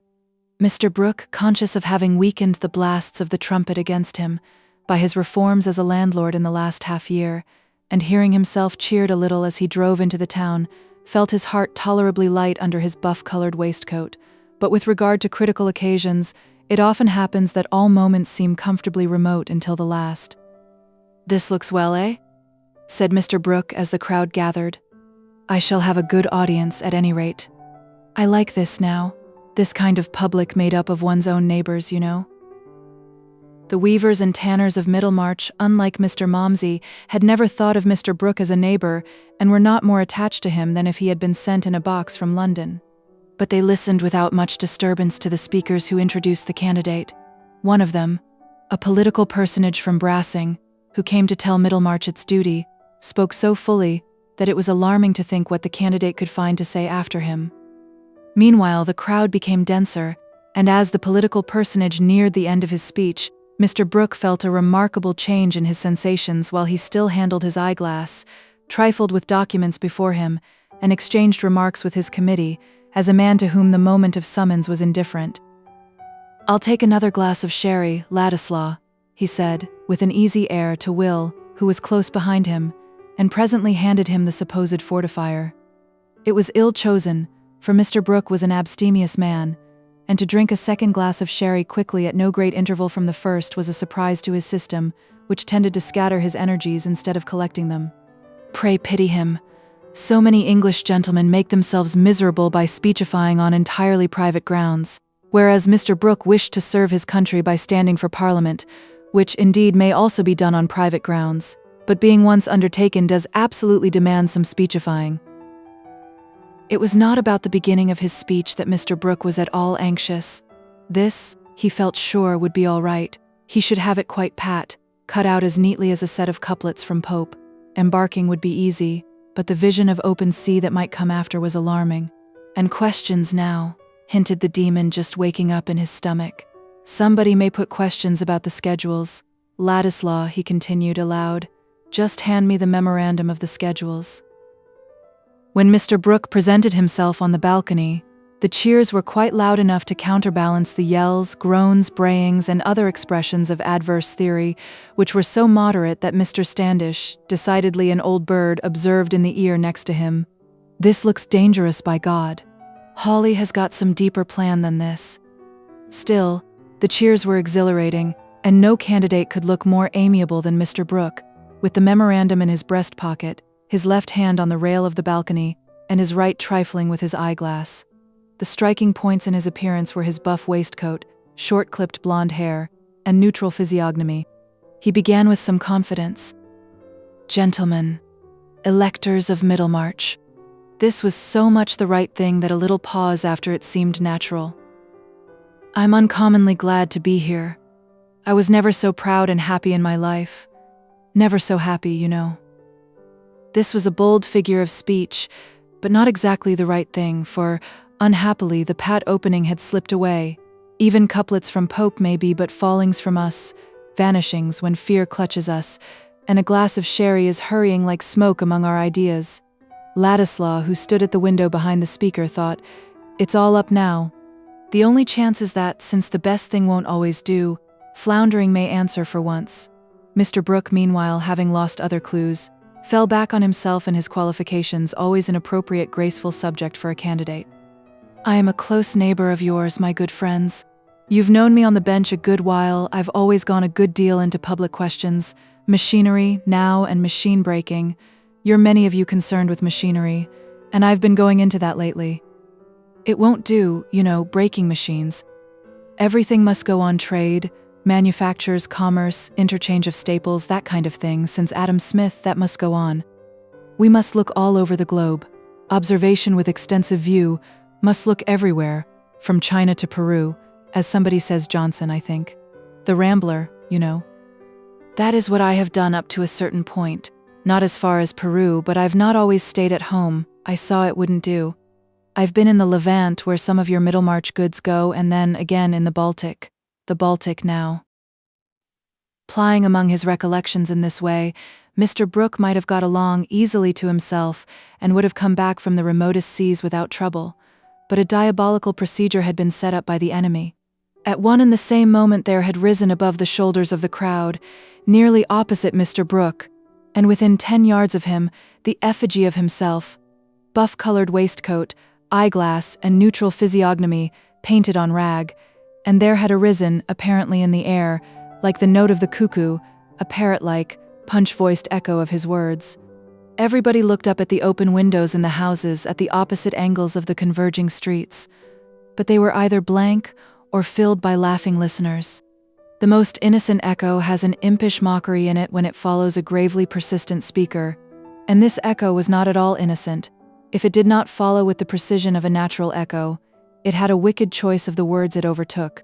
By the time it said, "The Baltic, now," the laugh which had been running through the audience became a general shout, and but for the sobering effects of party and that great public cause which the entanglement of things had identified with Brooke of Tipton, the laugh might have caught his committee.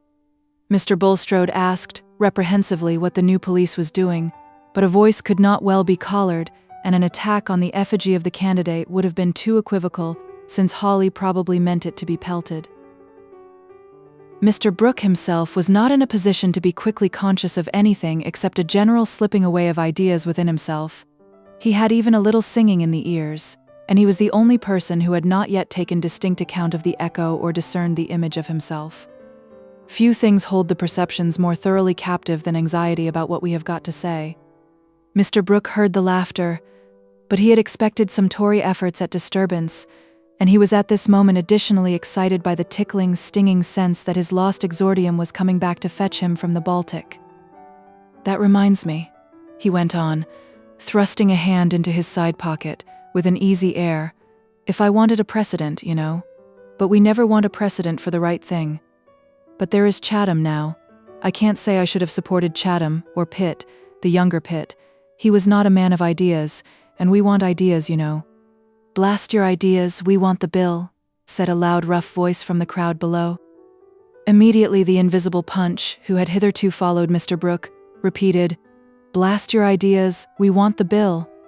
The laugh was louder than ever, and for the first time Mr. Brooke, being himself silent, heard distinctly the mocking echo. But it seemed to ridicule his interrupter, and in that light was encouraging, so he replied with amenity, "There is something in what you say, my good friend. And what do we meet for but to speak our minds, freedom of opinion, freedom of the press, liberty, that kind of thing? The bill, now, you shall have the bill here." Mr. Brooke paused a moment to fix on his eyeglass and take the paper from his breast pocket, with a sense of being practical and coming to particulars. The invisible Punch followed. "You shall have the bill, Mr. Brooke, per electioneering contest, and a seat outside Parliament as delivered, £5,000, 7 shillings and 4 pence. Mr. Brooke, amid the roars of laughter, turned red, let his eyeglass fall, and looking about him confusedly saw the image of himself, which had come nearer. The next moment he saw it dolorously bespattered with eggs. His spirit rose a little, and his voice too. "Buffoonery, tricks, ridicule, the test of truth, all that is very well." Here an unpleasant egg broke on Mr. Brooke's shoulder as the echo said, "All that is very well." Then came a hail of eggs, chiefly aimed at the image, but occasionally hitting the original, as if by chance. There was a stream of new men pushing among the crowd. Whistles, yells, bellowings, and fifes made all the greater hubbub because there was shouting and struggling to put them down. No voice would have had wing enough to rise above the uproar, and Mr. Brooke, disagreeably anointed, stood his ground no longer. The frustration would have been less exasperating if it had been less gamesome and boyish, a serious assault of which the newspaper reporter can aver that it endangered the learned gentleman's ribs, or can respectfully bear witness to the soles of that gentleman's boots having been visible above the railing, has perhaps more consolations attached to it. Mr. Brooke re-entered the committee room saying as carelessly as he could, "This is a little too bad, you know. I should have got the ear of the people by and by, but they didn't give me time. I should have gone into the bill by and by, you know," he added, glancing at Ladislaw. "However, things will come all right at the nomination." But it was not resolved unanimously that things would come right. On the contrary, the committee looked rather grim, and the political personage from Brassing was writing busily, as if he were brewing new devices. "It was Bowyer who did it," said Mr. Standish evasively. "I know it as well as if he had been advertised. He's uncommonly good at ventriloquism, and he did it uncommonly well. By God, Holly has been having him to dinner lately. There's a fund of talent in Bowyer." "Well, you know, you never mentioned him to me, Standish, else I would have invited him to dine," said poor Mr. Brooke, who had gone through a great deal of inviting for the good of his country. "There's not a more paltry fellow in Middlemarch than Bowyer," said Ladislaw indignantly, "but it seems as if the paltry fellows were always to turn the scale." Will was thoroughly out of temper with himself as well as with his principal, and he went to shut himself in his rooms with a half-formed resolve to throw up the Pioneer and Mr. Brooke together. Why should he stay? If the impassable gulf between himself and Dorothea were ever to be filled up, it must rather be by his going away and getting into a thoroughly different position than by staying here and slipping into deserved contempt as an understrapper of Brooks.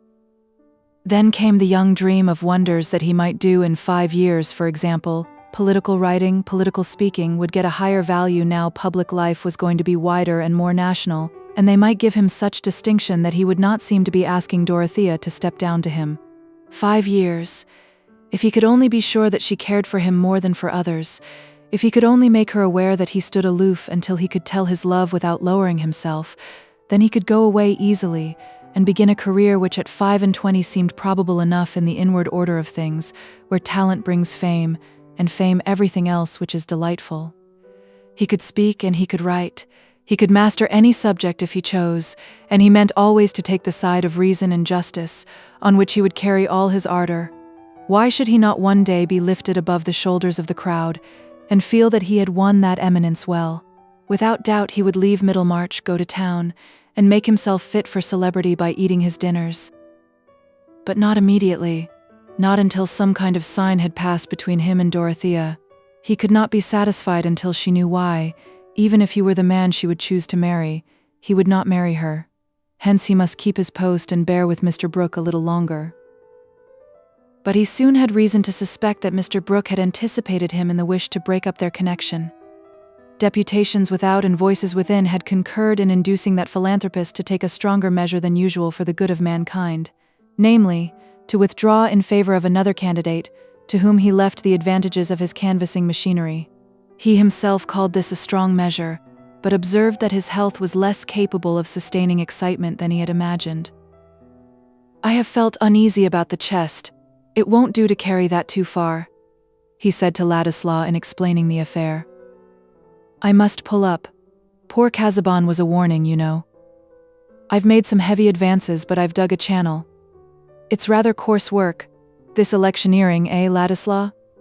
Dare say you are tired of it. However, we have dug a channel with the Pioneer, put things in a track, and so on. A more ordinary man than you might carry it on now. More ordinary, you know." "Do you wish me to give it up?" said Will, the quick color coming in his face as he rose from the writing table and took a turn of 3 steps with his hands in his pockets. "I am ready to do so whenever you wish it. As to wishing, my dear Ladislaw, I have the highest opinion of your powers, you know.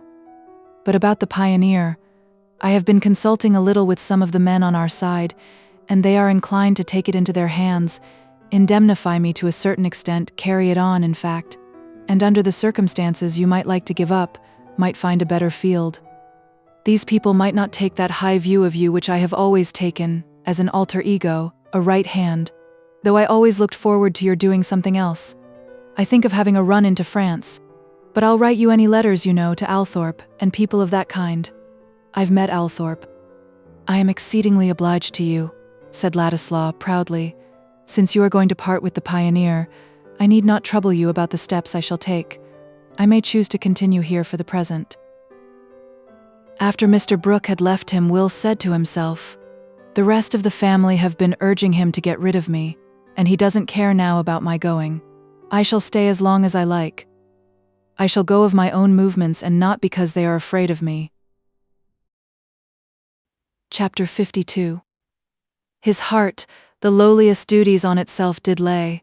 Wordsworth. On that June evening when Mr. Fairbrother knew that he was to have the LIII living, there was joy in the old-fashioned parlor, and even the portraits of the great lawyers seemed to look on with satisfaction. His mother left her tea and toast untouched, but sat with her usual pretty primness, only showing her emotion by that flush in the cheeks and brightness in the eyes which give an old woman a touching momentary identity with her far-off youthful self, and saying decisively, "The greatest comfort, Camden, is that you have deserved it.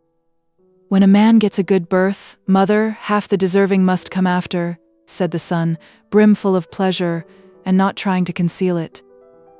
The gladness in his face was of that active kind which seems to have energy enough not only to flash outwardly, but to light up busy vision within. One seemed to see thoughts as well as delight in his glances. "Now, Aunt," he went on, rubbing his hands and looking at Miss Noble, who was making tender little beaver-like noises, "there shall be sugar candy always on the table for you to steal and give to the children, and you shall have a great many new stockings to make presents of, and you shall darn your own more than ever." Miss Noble nodded at her nephew with a subdued, half-frightened laugh, conscious of having already dropped an additional lump of sugar into her basket on the strength of the new preferment. "As for you, Winnie," the vicar went on, "I shall make no difficulty about your marrying any LIII bachelor, Mr. Solomon Featherstone, for example, as soon as I find you are in love with him." Miss Winifred, who had been looking at her brother all the while and crying heartily, which was her way of rejoicing, smiled through her tears and said, "You must set me the example, Cam. You must marry now." "With all my heart. But who is in love with me?" "I am a seedy old fellow," said the vicar, rising, pushing his chair away and looking down at himself. "What do you say, mother?" "You are a handsome man, Camden, though not so fine a figure of a man as your father," said the old lady. "I wish you would marry Miss Garth, brother," said Miss Winifred. "She would make us so lively at LIII." "Very fine. You talk as if young women were tied up to be chosen, like poultry at market, as if I had only to ask and everybody would have me," said the vicar, not caring to specify. "We don't want everybody," said Miss Winifred. "But you would like Miss Garth, mother, shouldn't you?"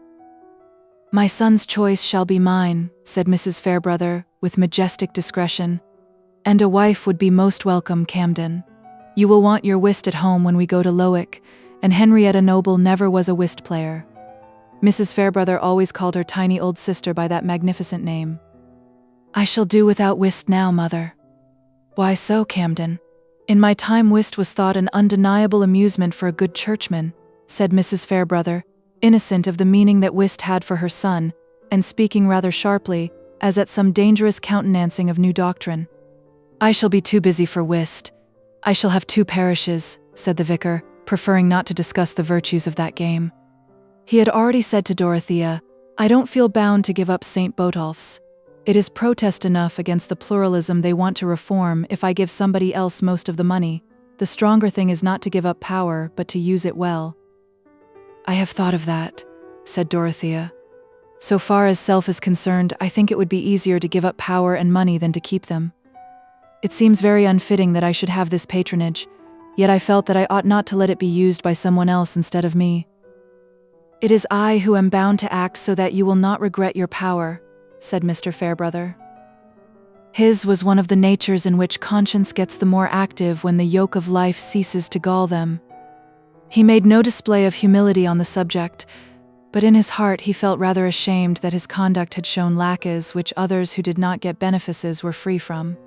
"I used often to wish I had been something else than a clergyman," he said to Lydgate, "but perhaps it will be better to try and make as good a clergyman out of myself as I can." That is the well-beneficed point of view, you perceive, from which difficulties are much simplified, he ended, smiling. The vicar did feel then as if his share of duties would be easy.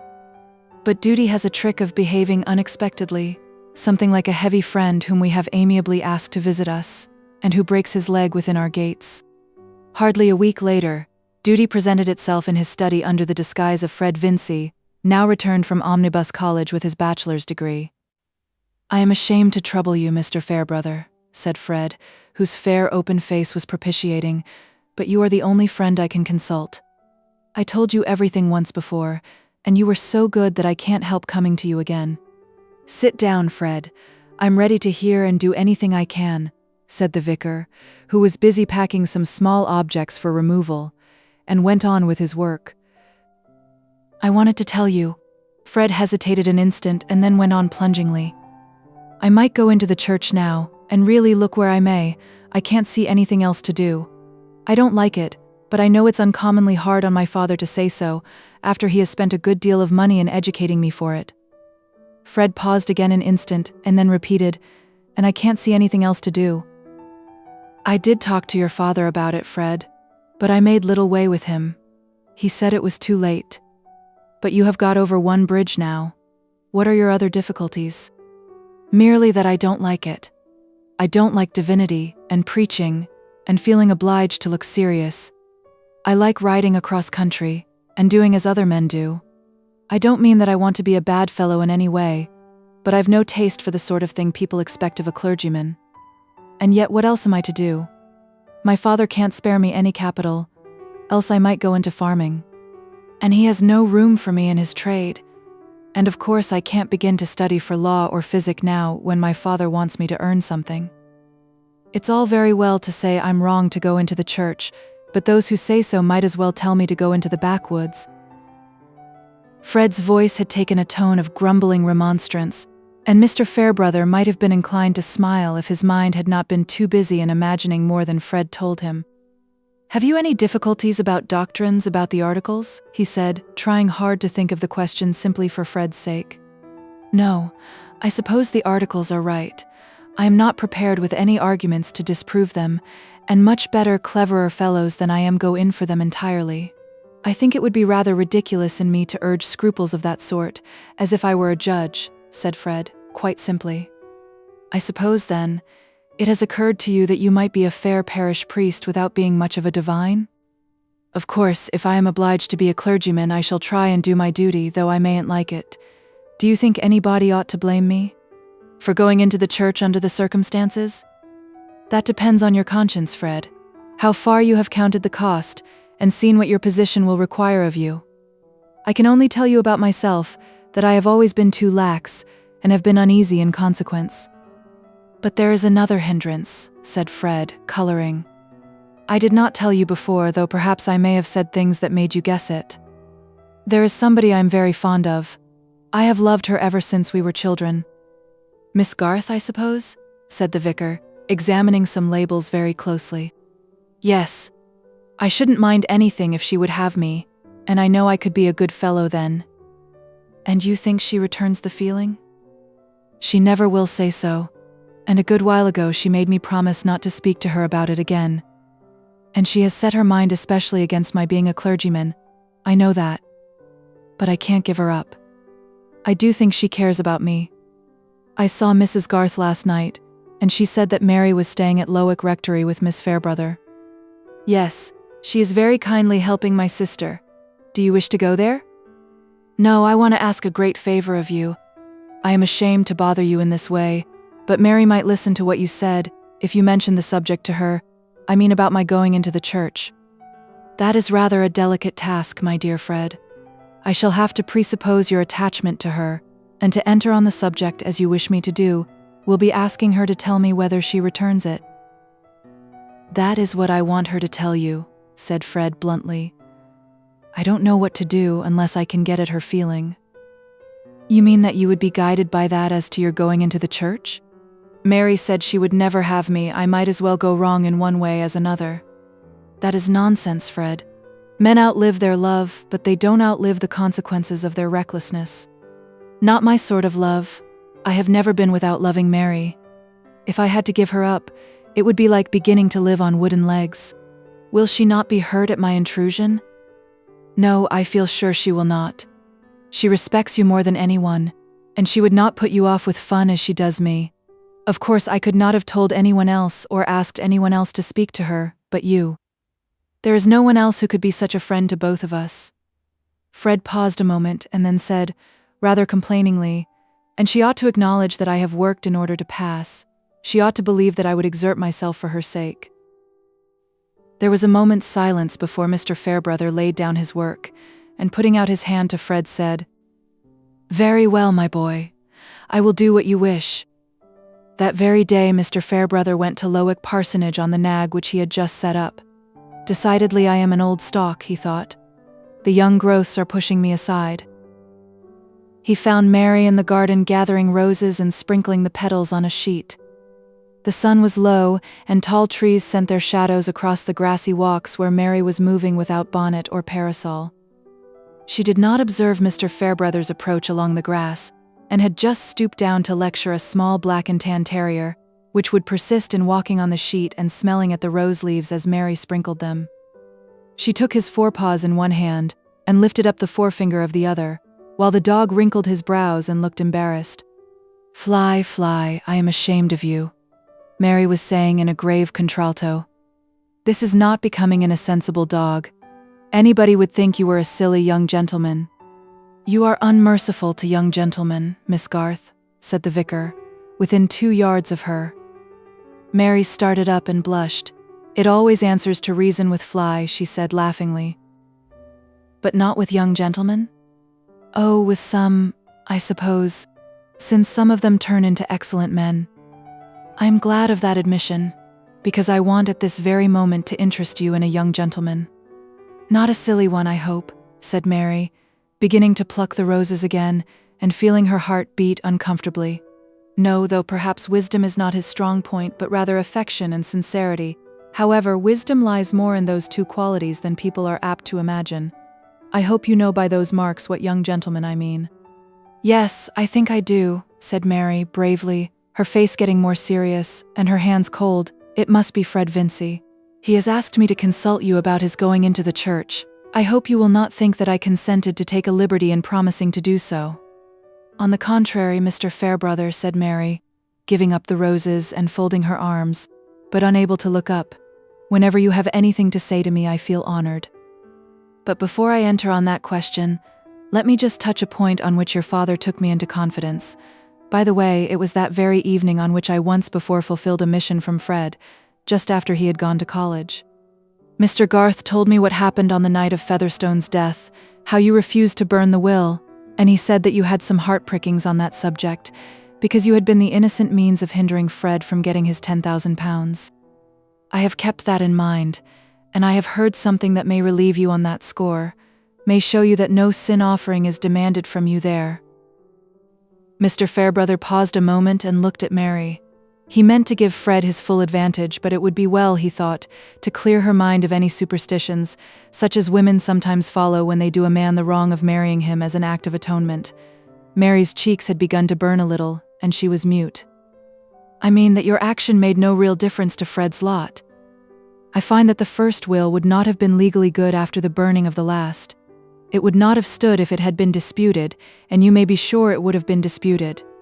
So on that score you may feel your mind free." "Thank you, Mr. Fairbrother," said Mary earnestly. "I am grateful to you for remembering my feelings. Well, now I may go on. Fred, has taken his degree. He has worked his way so far, and now the question is, what is he to do? That question is so difficult that he is inclined to follow his father's wishes and enter the church, though you know better than I do that he was quite set against that formerly. I have questioned him on the subject, and I confess I see no insuperable objection to his being a clergyman, as things go. He says that he could turn his mind to doing his best in that vocation on one condition. If that condition were fulfilled, I would do my utmost in helping Fred on. After a time, not of course at first, he might be with me as my curate, and he would have so much to do that his stipend would be nearly what I used to get as vicar. But I repeat that there is a condition without which all this good cannot come to pass. He has opened his heart to me, Miss Garth, and asked me to plead for him. The condition lies entirely in your feeling." Mary looked so much moved that he said after a moment, "Let us walk a little," and when they were walking he added, "To speak quite plainly, Fred will not take any course which would lessen the chance that you would consent to be his wife, but with that prospect, he will try his best at anything you approve. I cannot possibly say that I will ever be his wife, Mr. Fairbrother, but I certainly never will be his wife if he becomes a clergyman. What you say is most generous and kind. I don't mean for a moment to correct your judgment. It is only that I have my girlish, mocking way of looking at things," said Mary, with a returning sparkle of playfulness in her answer, which only made its modesty more charming. "He wishes me to report exactly what you think," said Mr. Fairbrother.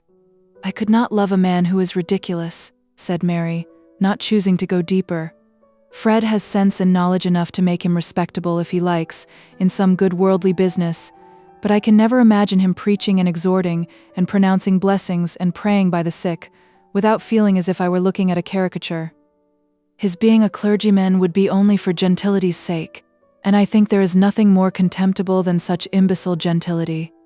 I used to think that of Mr. Krause, with his empty face and neat umbrella, and mincing little speeches.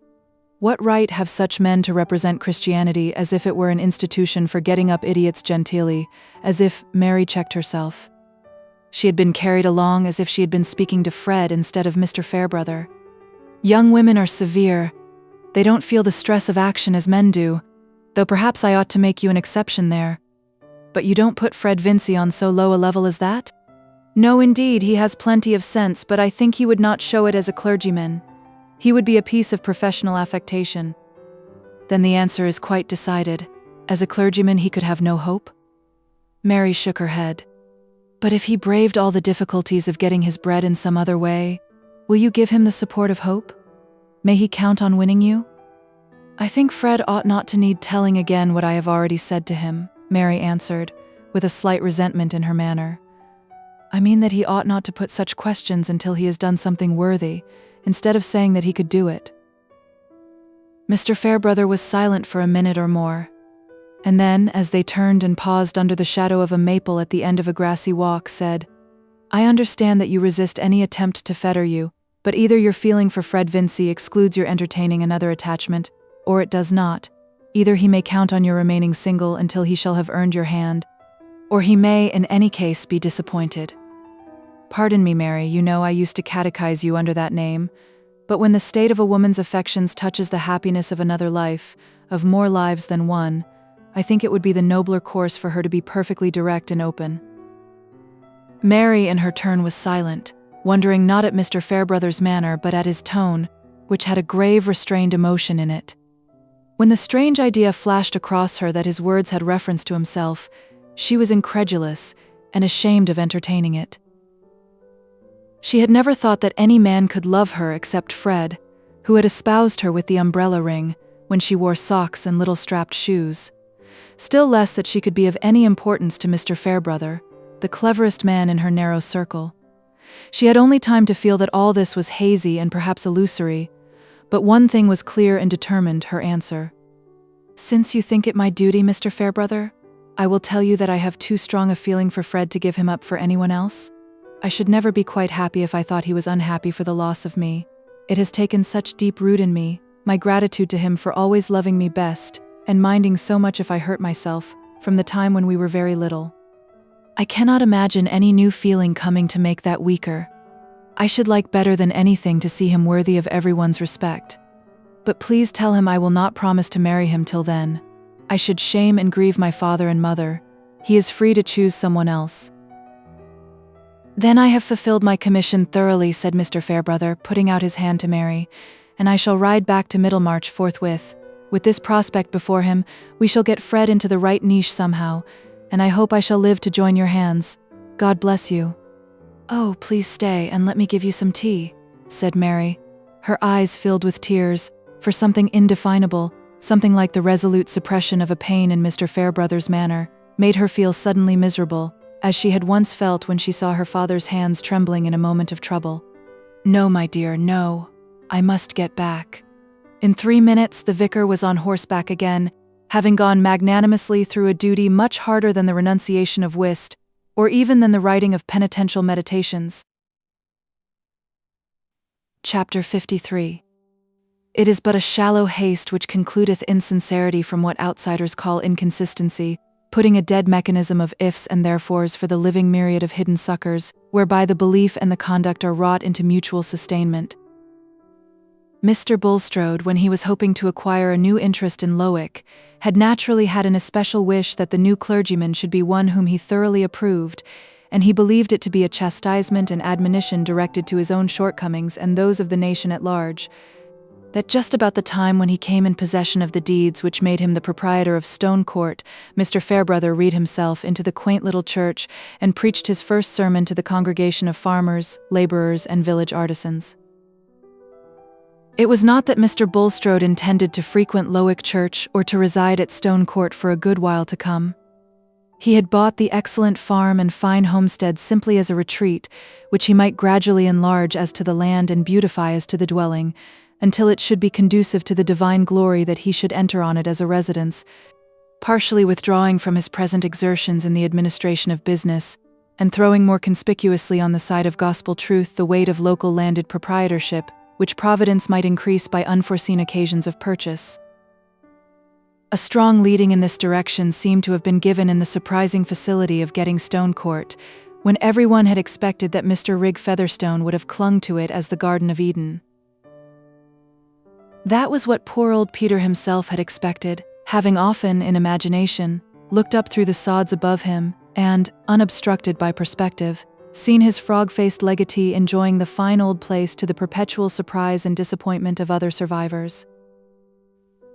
But how little we know what would make paradise for our neighbors. We judge from our own desires, and our neighbors themselves are not always open enough even to throw out a hint of theirs. The cool and judicious Joshua Rigg had not allowed his parent to perceive that Stone Court was anything less than the chief good in his estimation, and he had certainly wished to call it his own. But as Warren Hastings looked at gold and thought of buying Daylesford, so Joshua Rigg looked at Stone Court and thought of buying gold. He had a very distinct and intense vision of his chief good, the vigorous greed which he had inherited having taken a special form by dint of circumstance, and his chief good was to be a money changer. From his earliest employment as an errand boy in a seaport, he had looked through the windows of the money changers as other boys look through the windows of the pastry cooks. The fascination had wrought itself gradually into a deep special passion. He meant, when he had property, to do many things, one of them being to marry a genteel young person. But these were all accidents and joys that imagination could dispense with. The one joy after which his soul thirsted was to have a money changer's shop on a much frequented quay, to have locks all round him of which he held the keys, and to look sublimely cool as he handled the breeding coins of all nations, while helpless cupidity looked at him enviously from the other side of an iron lattice. The strength of that passion had been a power enabling him to master all the knowledge necessary to gratify it. And when others were thinking that he had settled at Stone Court for life, Joshua himself was thinking that the moment now was not far off when he should settle on the North Quay with the best appointments in safes and locks. Enough. We are concerned with looking at Joshua Rigg's sale of his land from Mr. Bulstrode's point of view, and he interpreted it as a cheering dispensation conveying perhaps a sanction to a purpose which he had for some time entertained without external encouragement. He interpreted it thus, but not too confidently, offering up his thanksgiving in guarded phraseology. His doubts did not arise from the possible relations of the event to Joshua Rigg's destiny, which belonged to the unmapped regions not taken under the providential government, except perhaps in an imperfect colonial way, but they arose from reflecting that this dispensation too might be a chastisement for himself, as Mr. Fairbrother's induction to the living clearly was. This was not what Mr. Bulstrode said to any man for the sake of deceiving him. It was what he said to himself. It was as genuinely his mode of explaining events as any theory of yours may be, if you happen to disagree with him. For the egoism which enters into our theories does not affect their sincerity. Rather, the more our egoism is satisfied, the more robust is our belief. However, whether for sanction or for chastisement, Mr. Bulstrode, hardly 15 months after the death of Peter Featherstone, had become the proprietor of Stone Court, and what Peter would say, if he were worthy to know, had become an inexhaustible and consolatory subject of conversation to his disappointed relatives. The tables were now turned on that dear brother departed, and to contemplate the frustration of his cunning by the superior cunning of things in general was a cud of delight to Solomon. Mrs. Wall had a melancholy triumph in the proof that it did not answer to make false featherstones and cut off the genuine, and Sister Martha, receiving the news in the chalky flats, said, "Dear, dear, then the Almighty could have been none so pleased with the almshouses after all." Affectionate Mrs. Bulstrode was particularly glad of the advantage which her husband's health was likely to get from the purchase of Stone Court. Few days passed without his riding thither and looking over some part of the farm with the bailiff, and the evenings were delicious in that quiet spot, when the new hayricks lately set up were sending forth odors to mingle with the breath of the rich old garden. One evening, while the sun was still above the horizon and burning in golden lamps among the great walnut boughs, Mr. Bulstrode was pausing on horseback outside the front gate waiting for Caleb Garth, who had met him by appointment to give an opinion on a question of stable drainage, and was now advising the bailiff in the rickyard. Mr. Bulstrode was conscious of being in a good spiritual frame, and more than usually serene, under the influence of his innocent recreation. He was doctrinally convinced that there was a total absence of merit in himself, but that doctrinal conviction may be held without pain when the sense of demerit does not take a distinct shape in memory and revive the tingling of shame or the pang of remorse. Nay, it may be held with intense satisfaction when the depth of our sinning is but a measure for the depth of forgiveness, and a clenching proof that we are peculiar instruments of the divine intention. The memory has as many moods as the temper, and shifts its scenery like a diorama. At this moment Mr. Bulstrode felt as if the sunshine were all one with that of far-off evenings when he was a very young man, and used to go out preaching beyond Highbury, and he would willingly have had that service of exhortation in prospect now. The texts were there still, and so was his own facility in expounding them. His brief reverie was interrupted by the return of Caleb Garth, who also was on horseback, and was just shaking his bridle before starting, when he exclaimed, "Bless my heart! What's this fellow in black coming along the lane? He's like one of those men one sees about after the races." Mr. Bulstrode turned his horse and looked along the lane, but made no reply. The comer was our slight acquaintance Mr. Raffles, whose appearance presented no other change than such as was due to a suit of black and a crape hatband. He was within 3 yards of the horseman now, and they could see the flash of recognition in his face as he whirled his stick upward, looking all the while at Mr. Bulstrode, and at last exclaiming, "By Jove, Nick, it's you. I couldn't be mistaken, though the 25 years have played old Boguy with us both. How are you, eh? You didn't expect to see me here. Come, shake us by the hand." To say that Mr. Raffles' manner was rather excited would be only one mode of saying that it was evening. Caleb Garth could see that there was a moment of struggle and hesitation in Mr. Bulstrode, but it ended in his putting out his hand coldly to Raffles and saying, "I did not indeed expect to see you in this remote country place." "Well, it belongs to a stepson of mine," said Raffles, adjusting himself in a swaggering attitude. "I came to see him here before. I'm not so surprised at seeing you, old fellow, because I picked up a letter, what you may call a providential thing. It's uncommonly fortunate I met you, though, for I don't care about seeing my stepson. He's not affectionate, and his poor mother's gone now. To tell the truth, I came out of love to you, Nick. I came to get your address for— look here." Raffles drew a crumpled paper from his pocket. Almost any other man than Caleb Garth might have been tempted to linger on the spot for the sake of hearing all he could about a man whose acquaintance with Bulstrode seemed to imply passages in the banker's life, so unlike anything that was known of him in Middlemarch that they must have the nature of a secret to pique curiosity. But Caleb was peculiar. Certain human tendencies which are commonly strong were almost absent from his mind, and one of these was curiosity about personal affairs. Especially if there was anything discreditable to be found out concerning another man. Caleb preferred not to know it, and if he had to tell anybody under him that his evil doings were discovered, he was more embarrassed than the culprit. He now spurred his horse and saying, "I wish you good evening, Mr. Bulstrode. I must be getting home," set off at a trot. "You didn't put your full address to this letter," Raffles continued. "That was not like the first-rate man of business you used to be. The shrubs, they may be anywhere. You live near at hand, eh? Have cut the London concern altogether? Perhaps turned country squire? Have a rural mansion to invite me to? Lord, how many years it is ago. The old lady must have been dead a pretty long while, gone to glory without the pain of knowing how poor her daughter was, eh? But by Jove, you're very pale and pasty, Nick. Come, if you're going home, I'll walk by your side. Mr. Bulstrode's usual paleness had in fact taken an almost deathly hue. 5 minutes before, the expanse of his life had been submerged in its evening sunshine which shone backward to its remembered morning. Sin seemed to be a question of doctrine and inward penitence, humiliation and exercise of the closet, the bearing of his deeds a matter of private vision adjusted solely by spiritual relations and conceptions of the divine purposes. And now, as if by some hideous magic, this loud red figure had risen before him in unmanageable solidity, an incorporate past which had not entered into his imagination of chastisements. But Mr. Bulstrode's thought was busy, and he was not a man to act or speak rashly.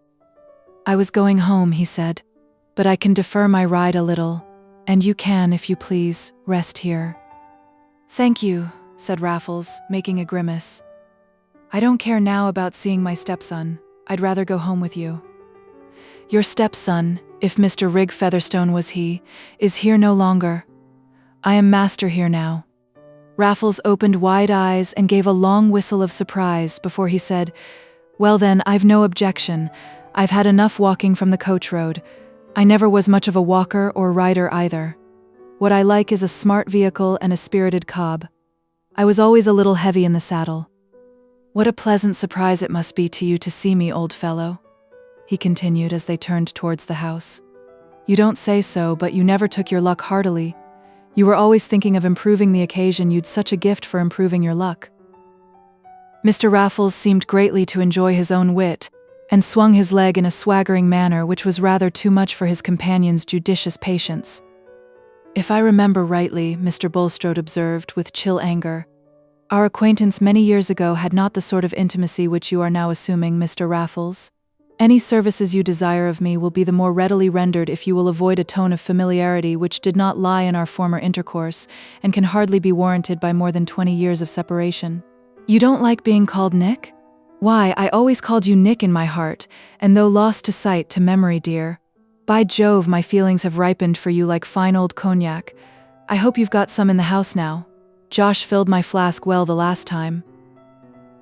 Mr. Bulstrode had not yet fully learned that even the desire for cognac was not stronger in Raffles than the desire to torment, and that a hint of annoyance always served him as a fresh cue.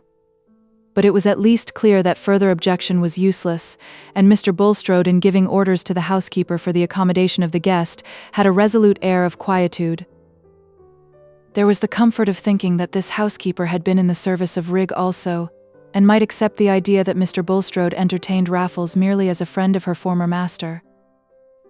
When there was food and drink spread before his visitor in the wainscoted parlor, and no witness in the room, Mr. Bulstrode said, Your habits and mine are so different, Mr. Raffles, that we can hardly enjoy each other's society. The wisest plan for both of us will therefore be to part as soon as possible. Since you say that you wish to meet me, you probably considered that you had some business to transact with me. But under the circumstances, I will invite you to remain here for the night, and I will myself ride over here early tomorrow morning before breakfast, in fact, when I can receive any communication you have to make to me. With all my heart, said Raffles.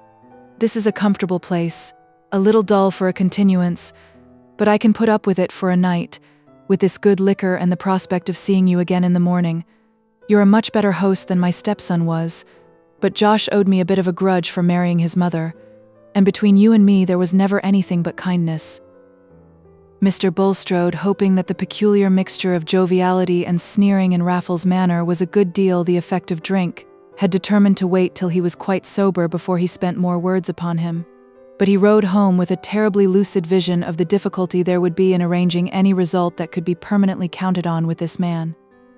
It was inevitable that he should wish to get rid of John Raffles, though his reappearance could not be regarded as lying outside the divine plan. The spirit of evil might have sent him to threaten Mr. Bulstrode's subversion as an instrument of good, but the threat must have been permitted, and was a chastisement of a new kind. It was an hour of anguish for him, very different from the hours in which his struggle had been securely private, and which had ended with a sense that his secret misdeeds were pardoned and his services accepted. Those misdeeds, even when committed, had they not been half sanctified by the singleness of his desire to devote himself and all he possessed to the furtherance of the divine scheme.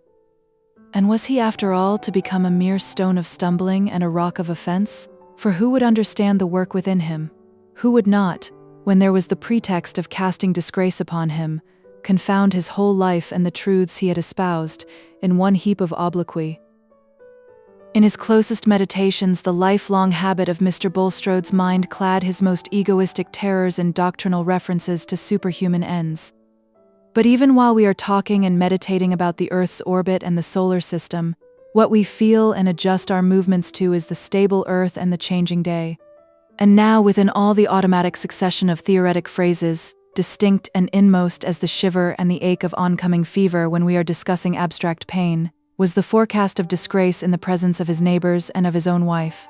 For the pain, as well as the public estimate of disgrace, depends on the amount of previous profession.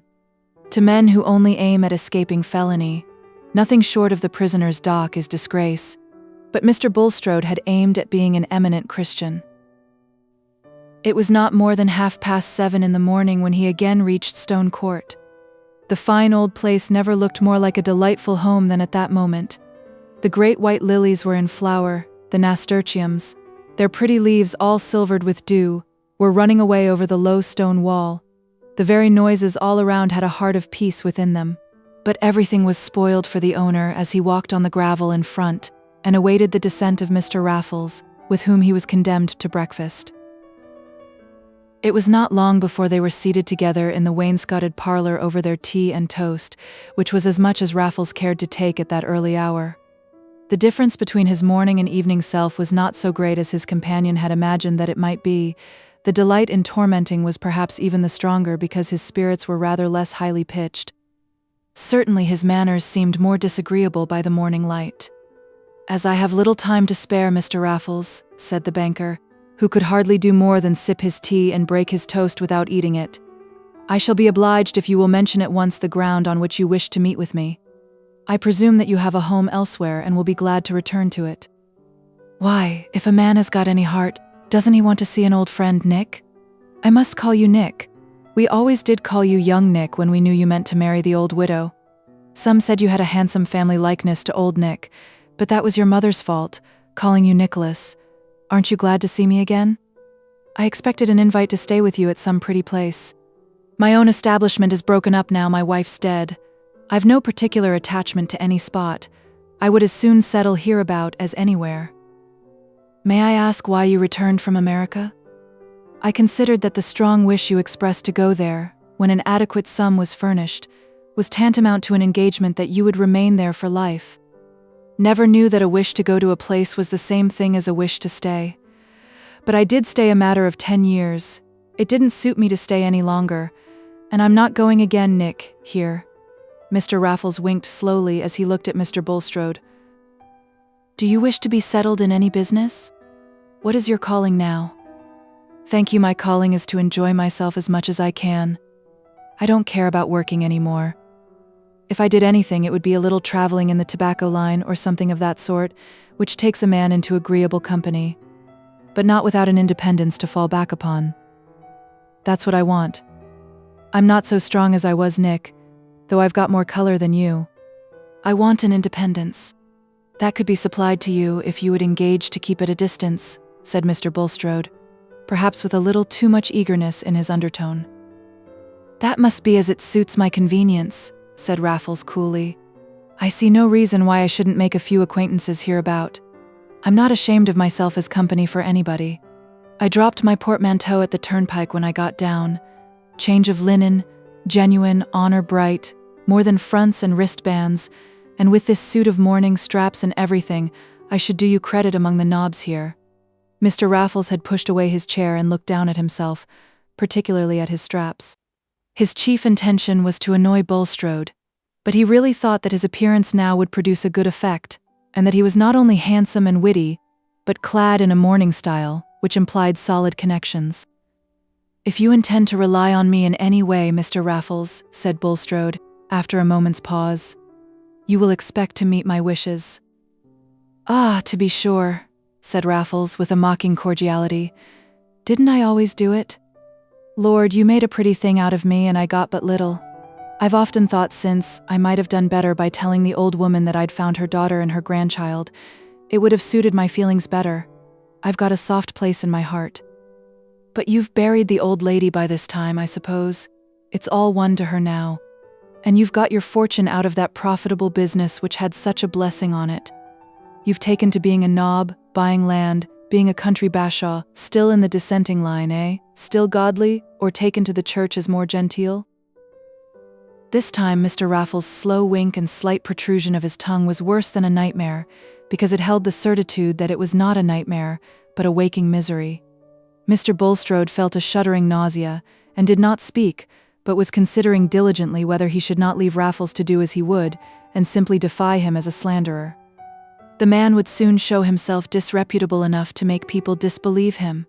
"But not when he tells any ugly-looking truth about you," said discerning consciousness.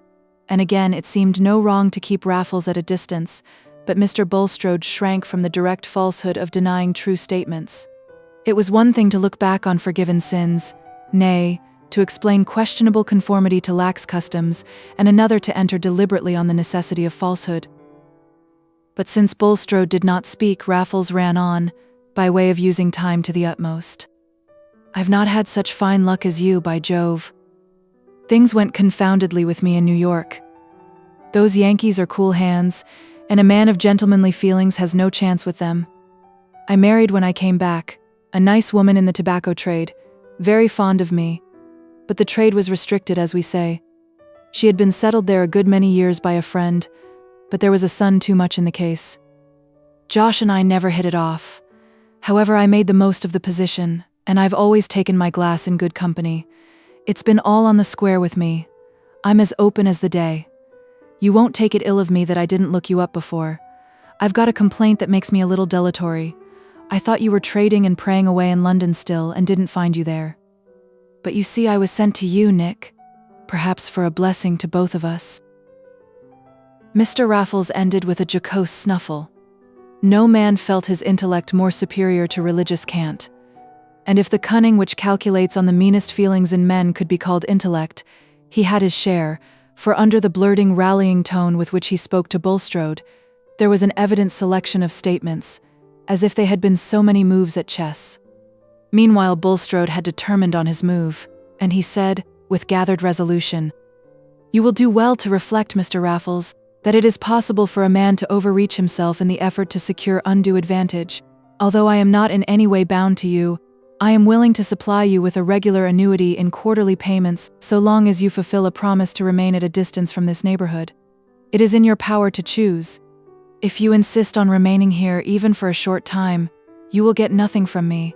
I shall decline to know you."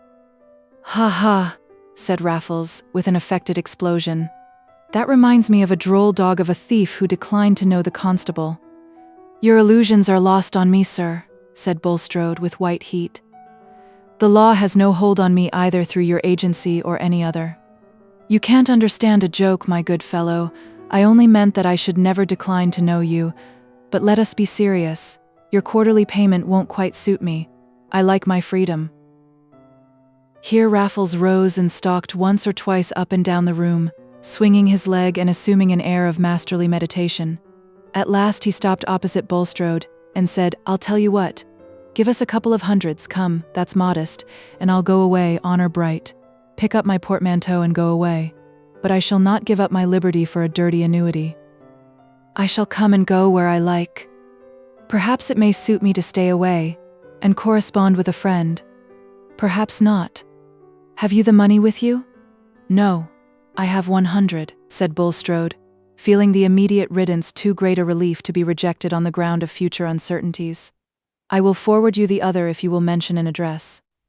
"No. I'll wait here till you bring it," said Raffles. "I'll take a stroll and have a snack, and you'll be back by that time."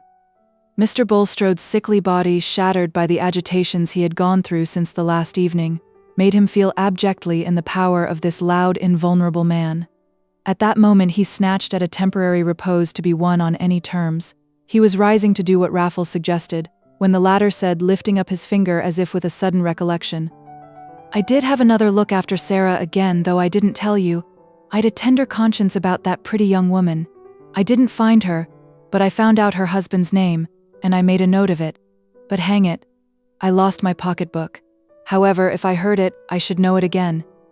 I've got my faculties as if I was in my prime, but names wear out. By Jove. Sometimes I'm no better than a confounded tax paper before the names are filled in. However, if I hear of her and her family, you shall know, Nick. You'd like to do something for her. Now she's your stepdaughter." "Doubtless," said Mr. Bulstrode, with the usual steady look of his light grey eyes, "though that might reduce my power of assisting you." As he walked out of the room, Raffles winked slowly at his back, and then turned towards the window to watch the banker riding away, virtually at his command. His lips first curled with a smile, and then opened with a short triumphant laugh. "But what the deuce was the name?" he presently said, half aloud, scratching his head and wrinkling his brows horizontally. He had not really cared or thought about this point of forgetfulness until it occurred to him in his invention of annoyances for Bulstrode.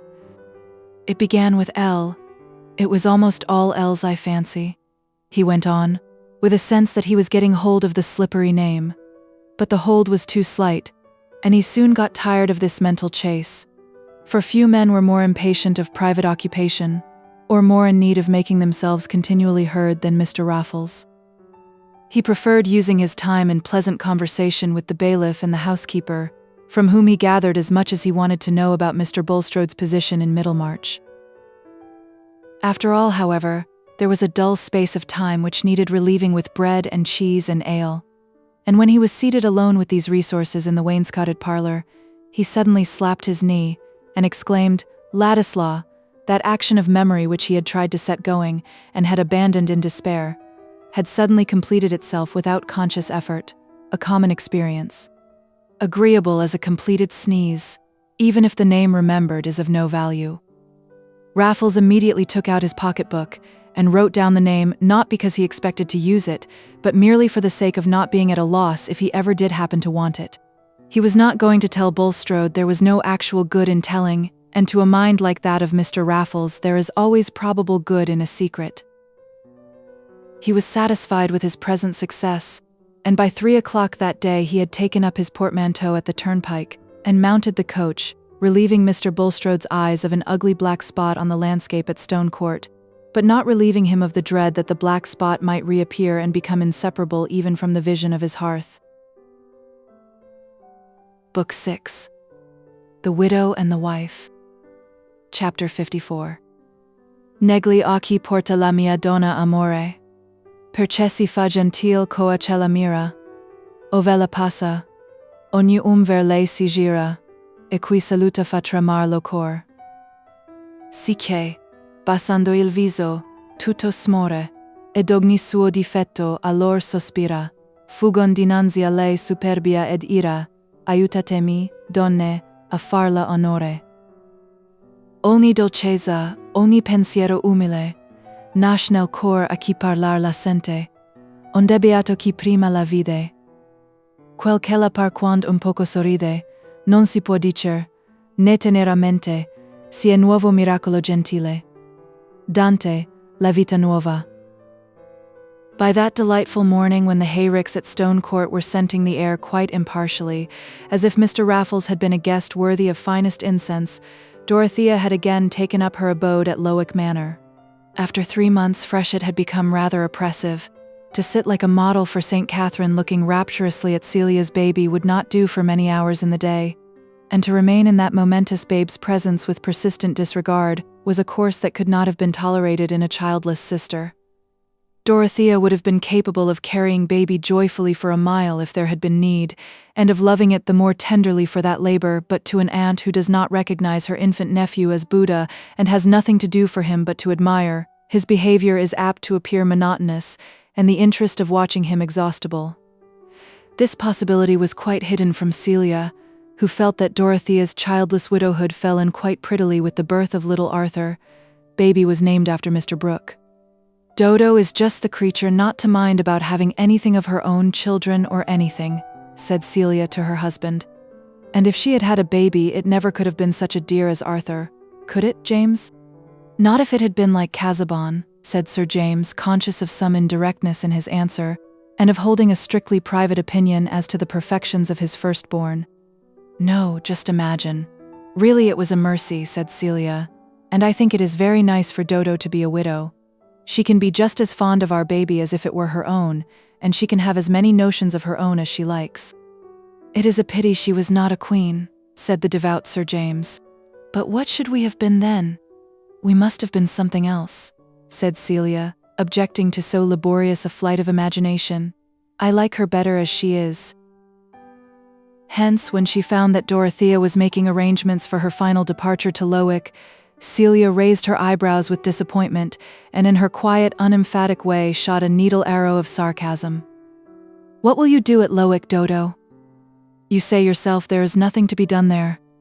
Everybody is so clean and well off, it makes you quite melancholy. And here you have been so happy going all about Tipton with Mr. Garth into the worst backyards. And now Uncle is abroad.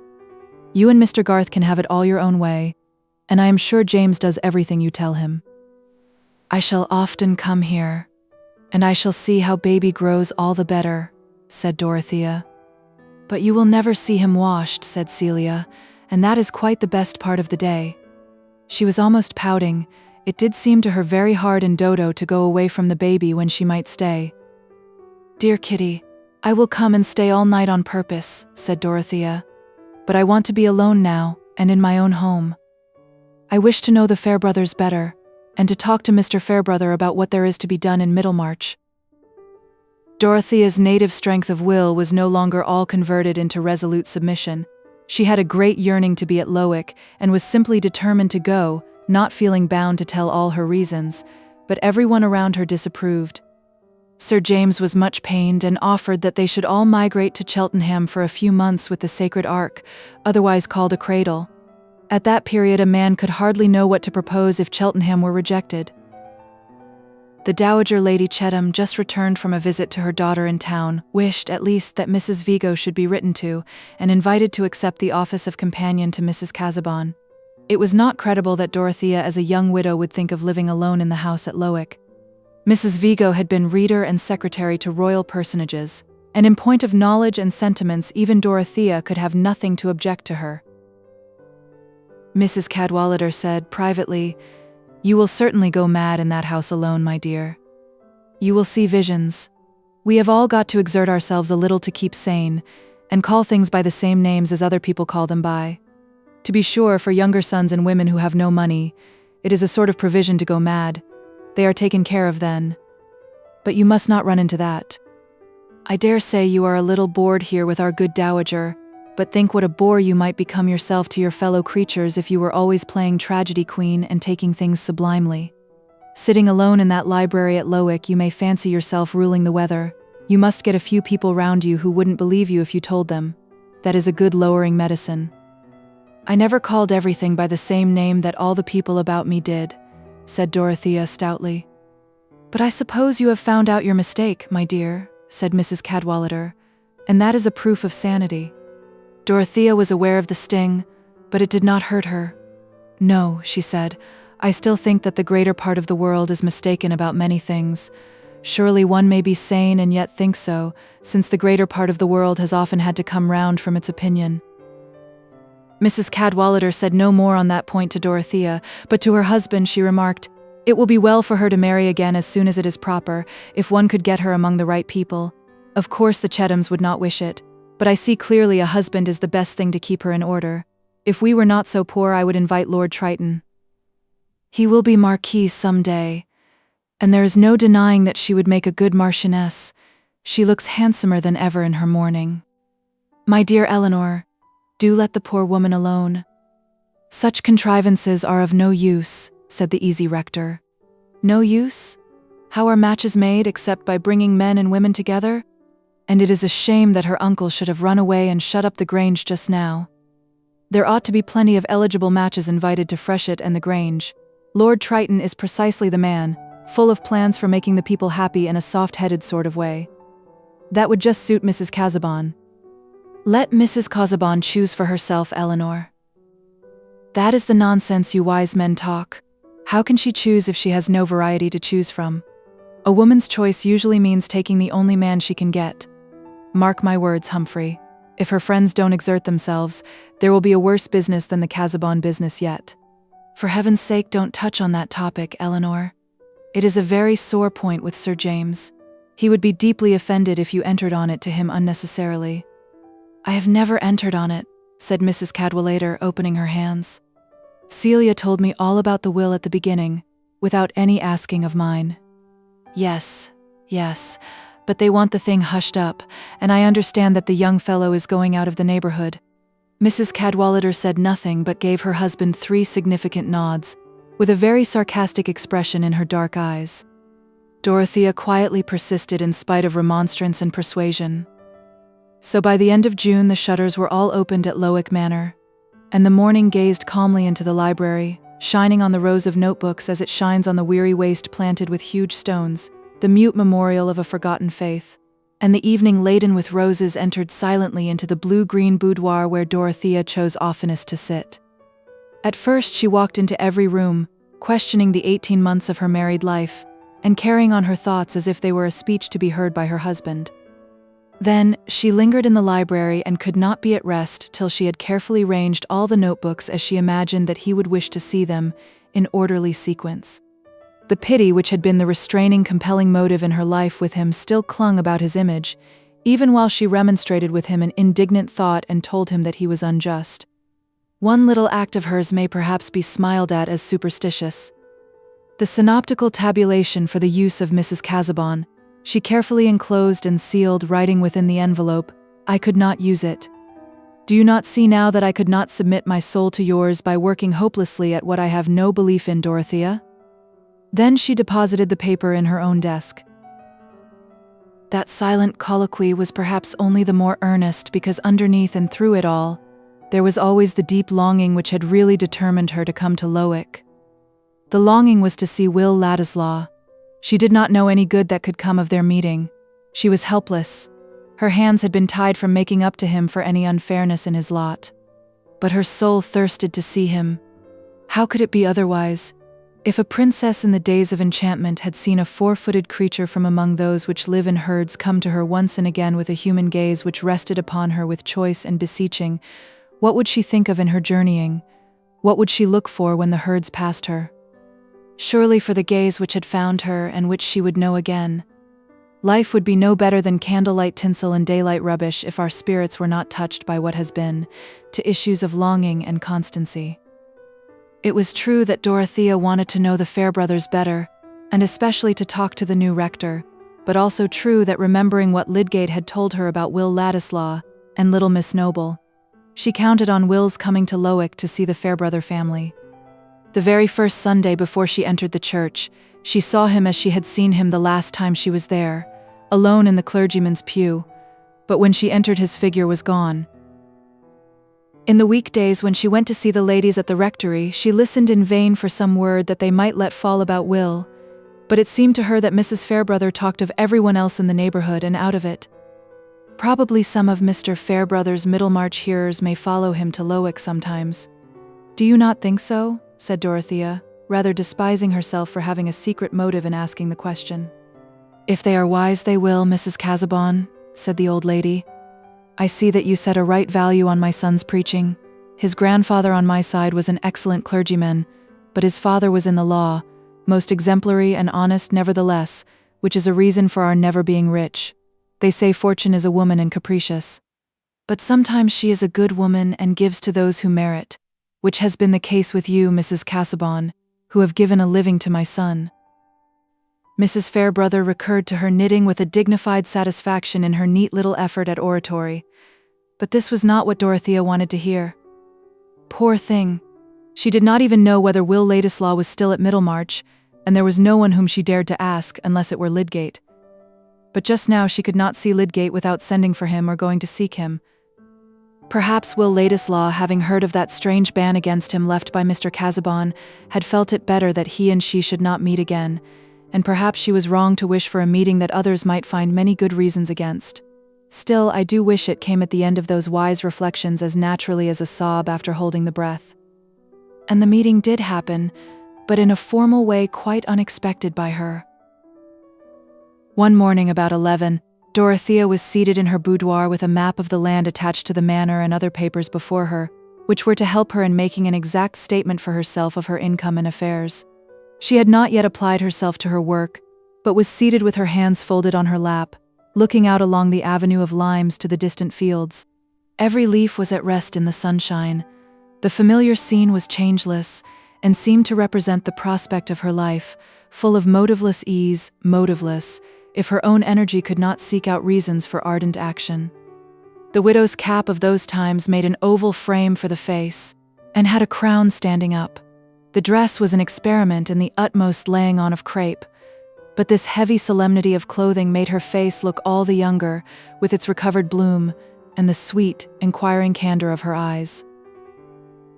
Her reverie was broken by Tantripp, who came to say that Mr. Ladislaw was below, and begged permission to see Madam if it were not too early.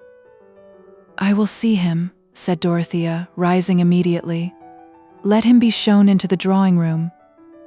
The drawing-room was the most neutral room in the house to her, the one least associated with the trials of her married life. The damask matched the woodwork, which was all white and gold. There were 2 tall mirrors and tables with nothing on them. In brief, it was a room where you had no reason for sitting in one place rather than in another. It was below the boudoir, and had also a bow window looking out on the avenue. But when Pratt showed Will Ladislaw into it, the window was open, and a winged visitor, buzzing in and out now and then, without minding the furniture, made the room look less formal and uninhabited. "Glad to see you here again, sir," said Pratt, lingering to adjust a blind. "I am only come to say goodbye, Pratt," said Will, who wished even the butler to know that he was too proud to hang about Mrs. Casaubon now she was a rich widow. "Very sorry to hear it, sir," said Pratt, retiring of course. As a servant who was to be told nothing, he knew the fact of which Ladislaw was still ignorant, and had drawn his inferences, indeed had not differed from his betrothed Tantripp when she said, "Your master was as jealous as a fiend and no reason. Madam would look higher than Mr. Ladislaw, else I don't know her. Mrs. Cadwallader's maid says there's a lord coming who is to marry her when the mourning's over." There were not many moments for Will to walk about with his hat in his hand before Dorothea entered. The meeting was very different from that first meeting in Rome when Will had been embarrassed and Dorothea calm. This time he felt miserable but determined, while she was in a state of agitation which could not be hidden. Just outside the door she had felt that this longed-for meeting was after all too difficult, and when she saw Will advancing towards her, the deep blush which was rare in her came with painful suddenness. Neither of them knew how it was, but neither of them spoke. She gave her hand for a moment, and then they went to sit down near the window, she on one settee and he on another opposite. Will was peculiarly uneasy. It seemed to him not like Dorothea that the mere fact of her being a widow should cause such a change in her manner of receiving him, and he knew of no other condition which could have affected their previous relation to each other, except that, as his imagination at once told him, her friends might have been poisoning her mind with their suspicions of him. "I hope I have not presumed too much in calling," said Will. "I could not bear to leave the neighborhood and begin a new life without seeing you to say goodbye." "Presumed? Surely not. I should have thought it unkind if you had not wished to see me," said Dorothea, her habit of speaking with perfect genuineness asserting itself through all her uncertainty and agitation. "Are you going away immediately?" "Very soon, I think. I intend to go to town and eat my dinners as a barrister, since they say that is the preparation for all public business. There will be a great deal of political work to be done by and by, and I mean to try and do some of it. Other men have managed to win an honorable position for themselves without family or money." "And that will make it all the more honorable," said Dorothea ardently. "Besides, you have so many talents. I have heard from my uncle how well you speak in public, so that everyone is sorry when you leave off, and how clearly you can explain things, and you care that justice should be done to everyone. I am so glad. When we were in Rome, I thought you only cared for poetry and art, and the things that adorn life for us who are well off, but now I know you think about the rest of the world." While she was speaking, Dorothea had lost her personal embarrassment and had become like her former self. She looked at Will with a direct glance, full of delighted confidence. "You approve of my going away for years, then, and never coming here again till I have made myself of some mark in the world?" said Will, trying hard to reconcile the utmost pride with the utmost effort to get an expression of strong feeling from Dorothea. She was not aware how long it was before she answered. She had turned her head and was looking out of the window on the rose bushes, which seemed to have in them the summers of all the years when Will would be away. This was not judicious behavior. But Dorothea never thought of studying her manners. She thought only of bowing to a sad necessity which divided her from Will. Those first words of his about his intentions had seemed to make everything clear to her. He knew, she supposed, all about Mr. Casaubon's final conduct in relation to him, and it had come to him with the same sort of shock as to herself. He had never felt more than friendship for her, had never had anything in his mind to justify what she felt to be her husband's outrage on the feelings of both, and that friendship he still felt. Something which may be called an inward silent sob had gone on in Dorothea before she said with a pure voice, just trembling in the last words as if only from its liquid flexibility, "Yes, it must be right for you to do as you say. I shall be very happy when I hear that you have made your value felt, but you must have patience. It will perhaps be a long while." Will never quite knew how it was that he saved himself from falling down at her feet when the long while came forth with its gentle tremor. He used to say that the horrible hue and surface of her crepe dress was most likely the sufficient controlling force. He sat still, however, and only said, "I shall never hear from you, and you will forget all about me." "No," said Dorothea, "I shall never forget you. I have never forgotten anyone whom I once knew. My life has never been crowded, and seems not likely to be so. And I have a great deal of space for memory at LIII, haven't I?" She smiled. "Good God!" Will burst out passionately, rising with his hat still in his hand, and walking away to a marble table, where he suddenly turned and leaned his back against it. The blood had mounted to his face and neck, and he looked almost angry. It had seemed to him as if they were like two creatures slowly turning to marble in each other's presence, while their hearts were conscious and their eyes were yearning, but there was no help for it. It should never be true of him that in this meeting to which he had come with bitter resolution he had ended by a confession which might be interpreted into asking for her fortune. Moreover, it was actually true that he was fearful of the effect which such confessions might have on Dorothea herself. She looked at him from that distance in some trouble, imagining that there might have been an offense in her words. But all the while there was a current of thought in her about his probable want of money, and the impossibility of her helping him. If her uncle had been at home, something might have been done through him. It was this preoccupation with the hardship of Will's wanting money, while she had what ought to have been his share, which led her to say, seeing that he remained silent and looked away from her, "I wonder whether you would like to have that miniature which hangs upstairs. I mean that beautiful miniature of your grandmother. I think it is not right for me to keep it, if you would wish to have it. It is wonderfully like you." "You are very good," said Will, irritably. "No, I don't mind about it. It is not very consoling to have one's own likeness. It would be more consoling if others wanted to have it. I thought you would like to cherish her memory, I thought." Dorothea broke off an instant, her imagination suddenly warning her away from Aunt Julia's history. "You would surely like to have the miniature as a family memorial." "Why should I have that, when I have nothing else? A man with only a portmanteau for his stowage must keep his memorials in his head." Will spoke at random. He was merely venting his petulance. It was a little too exasperating to have his grandmother's portrait offered him at that moment. But to Dorothea's feeling his words had a peculiar sting. She rose and said with a touch of indignation as well as hauteur, "You are much the happier of us two, Mr. Ladislaw, to have nothing." Will was startled. Whatever the words might be, the tone seemed like a dismissal, and quitting his leaning posture, he walked a little way towards her. Their eyes met, but with a strange questioning gravity. Something was keeping their minds aloof, and each was left to conjecture what was in the other. Will had really never thought of himself as having a claim of inheritance on the property which was held by Dorothea, and would have required a narrative to make him understand her present feeling. "I never felt it a misfortune to have nothing till now," he said, but poverty may be as bad as leprosy if it divides us from what we most care for." The words cut Dorothea to the heart and made her relent. She answered in a tone of sad fellowship, "Sorrow comes in so many ways. 2 years ago I had no notion of that. I mean of the unexpected way in which trouble comes and ties our hands and makes us silent when we long to speak. I used to despise women a little for not shaping their lives more and doing better things. I was very fond of doing as I liked, but I have almost given it up," she ended, smiling playfully. "I have not given up doing as I like, but I can very seldom do it," said Will.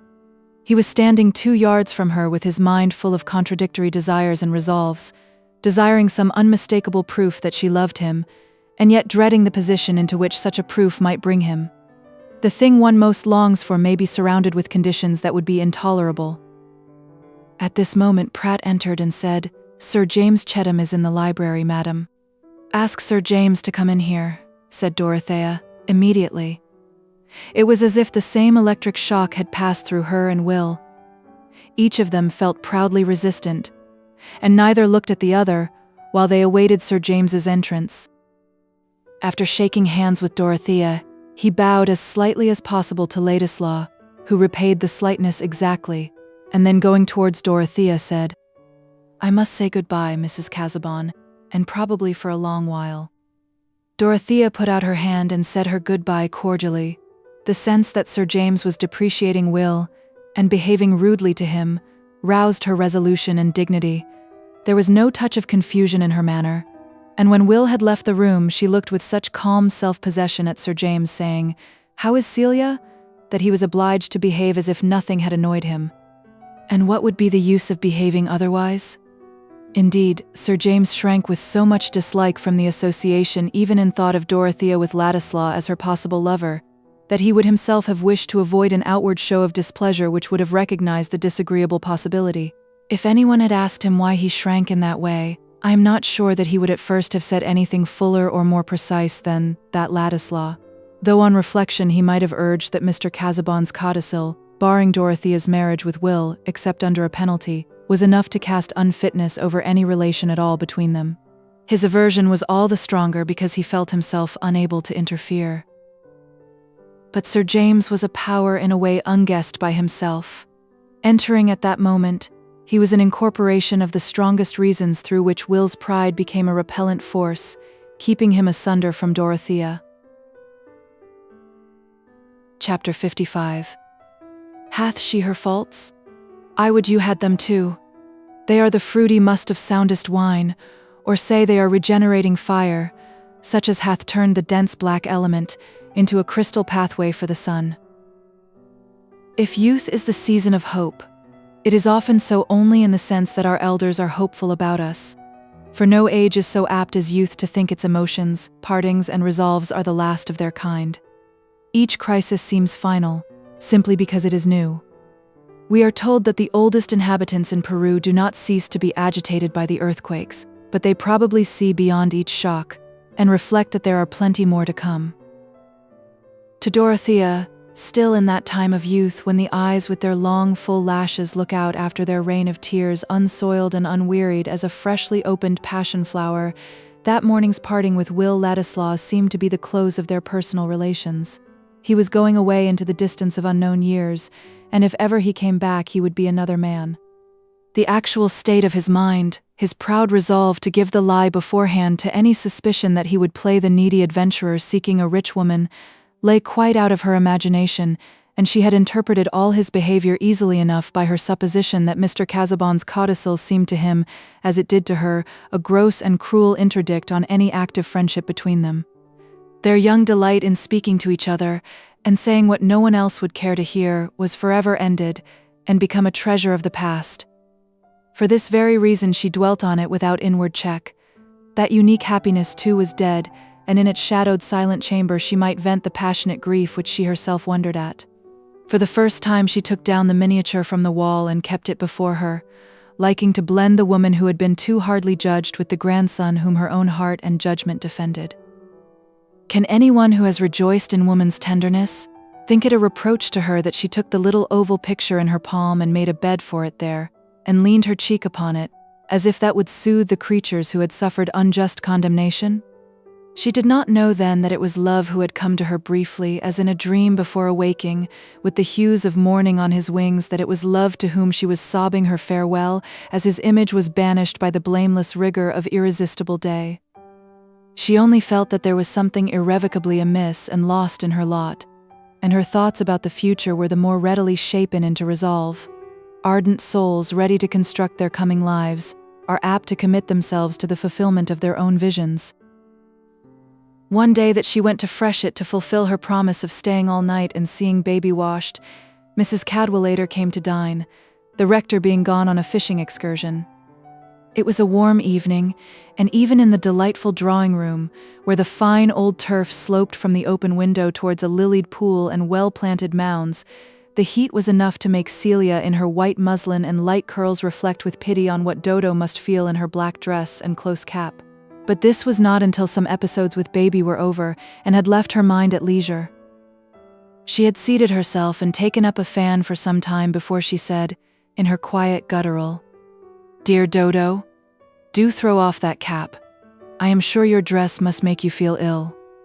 "I am so used to the cap it has become a sort of shell," said Dorothea, smiling. "I feel rather bare and exposed when it is off. I must see you without it." "It makes us all warm," said Celia, throwing down her fan and going to Dorothea. It was a pretty picture to see this little lady in white muslin unfastening the widow's cap from her more majestic sister and tossing it onto a chair. Just as the coils and braids of dark brown hair had been set free, Sir James entered the room. He looked at the released head and said, "Ah," in a tone of satisfaction. "It was I who did it, James," said Celia. "Dodo need not make such a slavery of her mourning. She need not wear that cap any more among her friends." "My dear Celia," said Lady Chettam, "a widow must wear her mourning at least a year." "Not if she marries again before the end of it," said Mrs. Cadwallader, who had some pleasure in startling her good friend the Dowager. Sir James was annoyed, and leaned forward to play with Celia's Maltese dog. "That is very rare, I hope," said Lady Chettam, in a tone intended to guard against such events. "No friend of ours ever committed herself in that way except Mrs. Beevor, and it was very painful to Lord Grinsell when she did so. Her first husband was objectionable, which made it the greater wonder, and severely she was punished for it. They said Captain Beevor dragged her about by the hair and held up loaded pistols at her." "Oh, if she took the wrong man," said Mrs. Cadwallader, who was in a decidedly wicked mood. "Marriage is always bad then, first or second. Priority is a poor recommendation in a husband if he has got no other. I would rather have a good second husband than an indifferent first." "My dear, your clever tongue runs away with you," said Lady Chettam. "I am sure you would be the last woman to marry again prematurely if our dear rector were taken away." "Oh, I make no vows. It might be a necessary economy. It is lawful to marry again, I suppose, else we might as well be Hindus instead of Christians. Of course, if a woman accepts the wrong man, she must take the consequences, and one who does it twice over deserves her fate. But if she can marry blood, beauty, and bravery, the sooner the better." "I think the subject of our conversation is very ill chosen," said Sir James, with a look of disgust. "Suppose we change it." "Not on my account, Sir James," said Dorothea, determined not to lose the opportunity of freeing herself from certain oblique references to excellent matches. "If you are speaking on my behalf, I can assure you that no question can be more indifferent and impersonal to me than second marriage. It is no more to me than if you talked of women going fox hunting, whether it is admirable in them or not. I shall not follow them. Pray let Mrs. Cadwallader amuse herself on that subject as much as on any other." "My dear Mrs. Casaubon," said Lady Chettam in her stateliest way, "you do not, I hope, think there was any allusion to you in my mentioning Mrs. Beevor. It was only an instance that occurred to me. She was stepdaughter to Lord Grinsell. He married Mrs. Teveroy for his second wife. There could be no possible allusion to you." "Oh no," said Celia. "Nobody chose the subject. It all came out of Dodo's cap.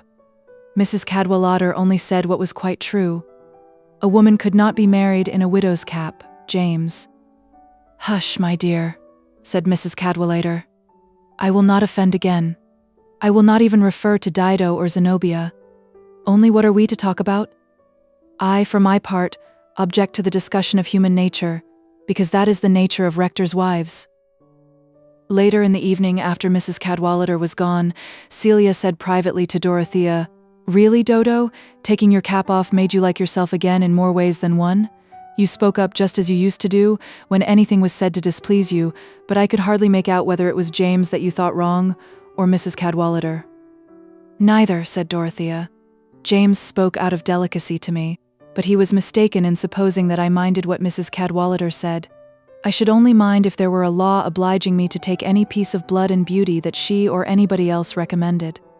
But you know, Dodo, if you ever did marry, it would be all the better to have blood and beauty," said Celia, reflecting that Mr. Casaubon had not been richly endowed with those gifts, and that it would be well to caution Dorothea in time.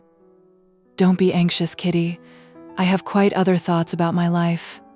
I shall never marry again," said Dorothea, touching her sister's chin and looking at her with indulgent affection.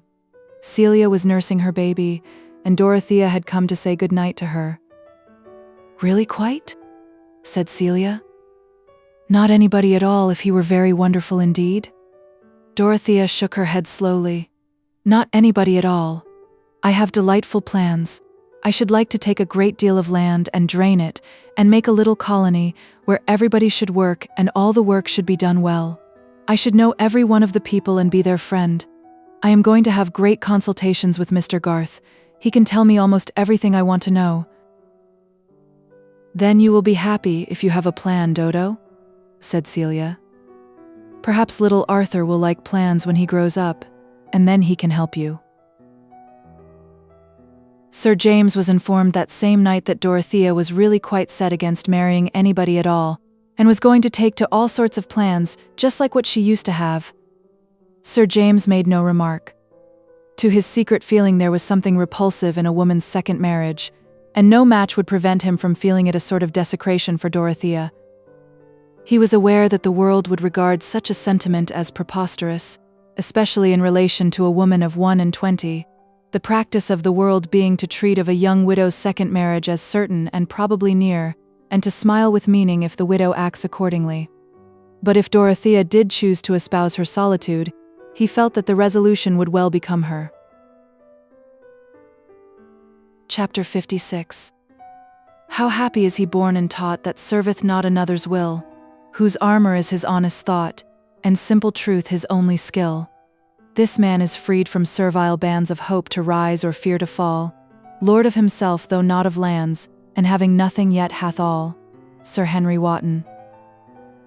Dorothea's confidence in Caleb Garth's knowledge, which had begun on her hearing that he approved of her cottages, had grown fast during her stay at Freshitt, Sir James having induced her to take rides over the two estates in company with himself and Caleb, who quite returned her admiration, and told his wife that Mrs. Casaubon had a head for business most uncommon in a woman. It must be remembered that by business Caleb never meant money transactions but the skillful application of labor. "Most uncommon," repeated Caleb. "She said a thing I often used to think myself when I was a lad. Mr. Garth, I should like to feel, if I lived to be old, that I had improved a great piece of land and built a great many good cottages, because the work is of a healthy kind while it is being done, and after it is done, men are the better for it." Those were the very words. She sees into things in that way. "But womanly, I hope," said Mrs. Garth, half suspecting that Mrs. Casaubon might not hold the true principle of subordination. "Oh, you can't think," said Caleb, shaking his head. "You would like to hear her speak, Susan. She speaks in such plain words and a voice like music. Bless me. It reminds me of bits in the Messiah, and straightway there appeared a multitude of the heavenly host, praising God and saying, it has a tone with it that satisfies your ear." Caleb was very fond of music, and when he could afford it went to hear an oratorio that came within his reach, returning from it with a profound reverence for this mighty structure of tones, which made him sit meditatively, looking on the floor and throwing much unutterable language into his outstretched hands. With this good understanding between them, it was natural that Dorothea asked Mr. Garth to undertake any business connected with the 3 farms and the numerous tenements attached to LIII Manor. Indeed, his expectation of getting work for 2 was being fast fulfilled. As he said, business breeds, and one form of business which was beginning to breed just then was the construction of railways. A projected line was to run through LIII parish where the cattle had hitherto grazed in a peace unbroken by astonishment. And thus it happened that the infant struggles of the railway system entered into the affairs of Caleb Garth, and determined the course of this history with regard to two persons who were dear to him. The submarine railway may have its difficulties, but the bed of the sea is not divided among various landed proprietors with claims for damages not only measurable but sentimental. In the 100 to which Middlemarch belonged, railways were as exciting a topic as the Reform Bill or the imminent horrors of cholera, and those who held the most decided views on the subject were women and landholders. Women both old and young regarded traveling by steam as presumptuous and dangerous, and argued against it by saying that nothing should induce them to get into a railway carriage, while proprietors, differing from each other in their arguments as much as Mr. Solomon Featherstone differed from Lord Medlicote, were yet unanimous in the opinion that in selling land, whether to the enemy of mankind or to a company obliged to purchase, these pernicious agencies must be made to pay a very high price to landowners for permission to injure mankind. But the slower wits, such as Mr. Solomon and Mrs. Wall, who both occupied land of their own, took a long time to arrive at this conclusion, their minds halting at the vivid conception of what it would be to cut the big pasture in two and turn it into three-cornered bits, which would be know-how, while accommodation bridges and high payments were remote and incredible. "The cows will all cast their calves, brother," said Mrs. Wall in a tone of deep melancholy, "if the railway comes across the near close, and I shouldn't wonder at the mare too if she was in foal. It's a poor tale if a widow's property is to be spaded away, and the law say nothing to it. What's to hinder 'em from cutting right and left if they begin? It's well known, I can't fight. The best way would be to say nothing, and set somebody on to send 'em away with a flea in their ear when they came spying and measuring," said Solomon. "Folks did that about Brassing, by what I can understand. It's all a pretense, if the truth was known about their being forced to take one way. Let 'em go cutting in another parish. And I don't believe in any pay to make amends for bringing a lot of ruffians to trample your crops. Where's a company's pocket? Brother Peter, God forgive him, got money out of a company," said Mrs. Wall. "But that was for the manganese. That wasn't for railways to blow you to pieces right and left." "Well, there's this to be said, Jane," Mr. Solomon concluded, lowering his voice in a cautious manner. "The more spokes we put in their wheel, the more they'll pay us to let 'em go on if they must come whether or not." This reasoning of Mr. Solomon's was perhaps less thorough than he imagined, his cunning bearing about the same relation to the course of railways as the cunning of a diplomatist bears to the general chill or catarrh of the solar system. But he set about acting on his views in a thoroughly diplomatic manner, by stimulating suspicion. His side of LIII was the most remote from the village, and the houses of the laboring people were either lone cottages or were collected in a hamlet called Frick, where a watermill and some stone pits made a little center of slow, heavy-shouldered industry. In the absence of any precise idea as to what railways were, public opinion in Frick was against them, for the human mind in that grassy corner had not the proverbial tendency to admire the unknown, holding rather that it was likely to be against the poor man, and that suspicion was the only wise attitude with regard to it. Even the rumor of reform had not yet excited any millennial expectations in Frick, there being no definite promise in it, as of gratuitous grains to fatten Hiram Ford's pig, or of a publican at the weights and scales who would brew beer for nothing, or of an offer on the part of the 3 neighboring farmers to raise wages during winter. And without distinct good of this kind in its promises, reform seemed on a footing with the bragging of peddlers, which was a hint for distrust to every knowing person. The men of Frick were not ill-fed, and were less given to fanaticism than to a strong muscular suspicion, less inclined to believe that they were peculiarly cared for by heaven than to regard heaven itself as rather disposed to take them in, a disposition observable in the weather. Thus the mind of Frick was exactly of the sort for Mr. Solomon Featherstone to work upon, he having more plenteous ideas of the same order, with a suspicion of heaven and earth which was better fed and more entirely at leisure.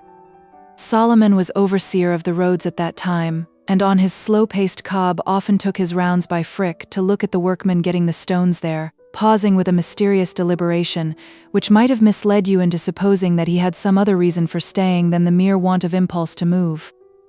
After looking for a long while at any work that was going on, he would raise his eyes a little and look at the horizon. Finally he would shake his bridle, touch his horse with the whip, and get it to move slowly onward. The hour hand of a clock was quick by comparison with Mr. Solomon, who had an agreeable sense that he could afford to be slow. He was in the habit of pausing for a cautious, vaguely designing chat with every hedger or ditcher on his way, and was especially willing to listen even to news which he had heard before, feeling himself at an advantage over all narrators in partially disbelieving them. One day, however, he got into a dialogue with Hiram Ford, a wagoner, in which he himself contributed information. He wished to know whether Hiram had seen fellows with staves and instruments spying about. They called themselves railroad people, but there was no telling what they were or what they meant to do.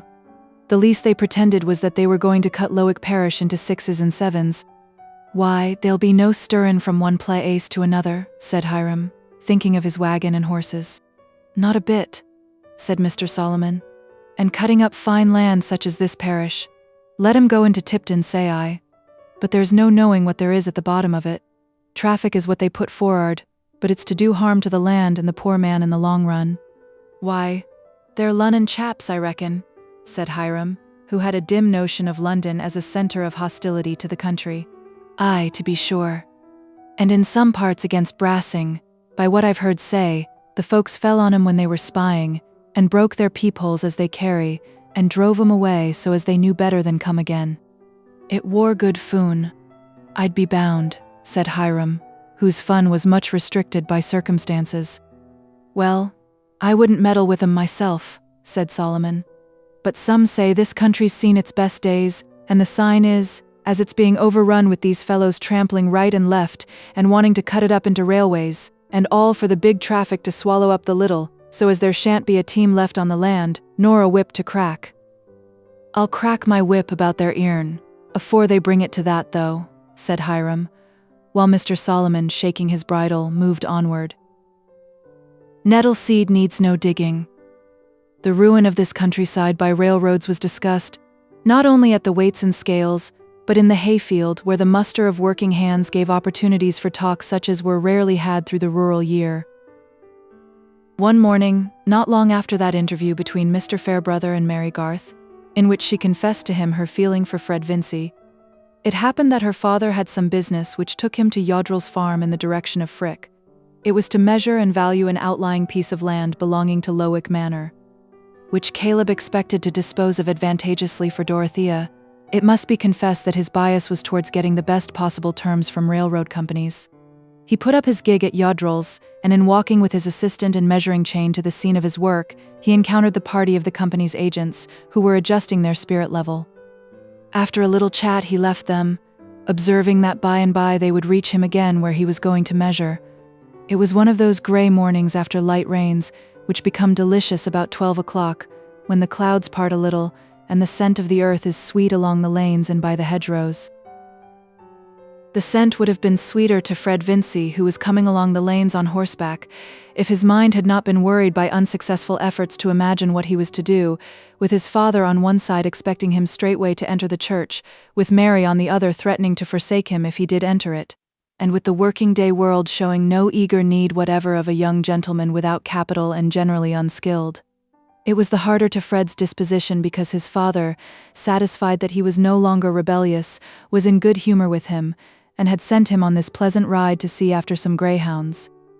Even when he had fixed on what he should do, there would be the task of telling his father. But it must be admitted that the fixing, which had to come first, was the more difficult task.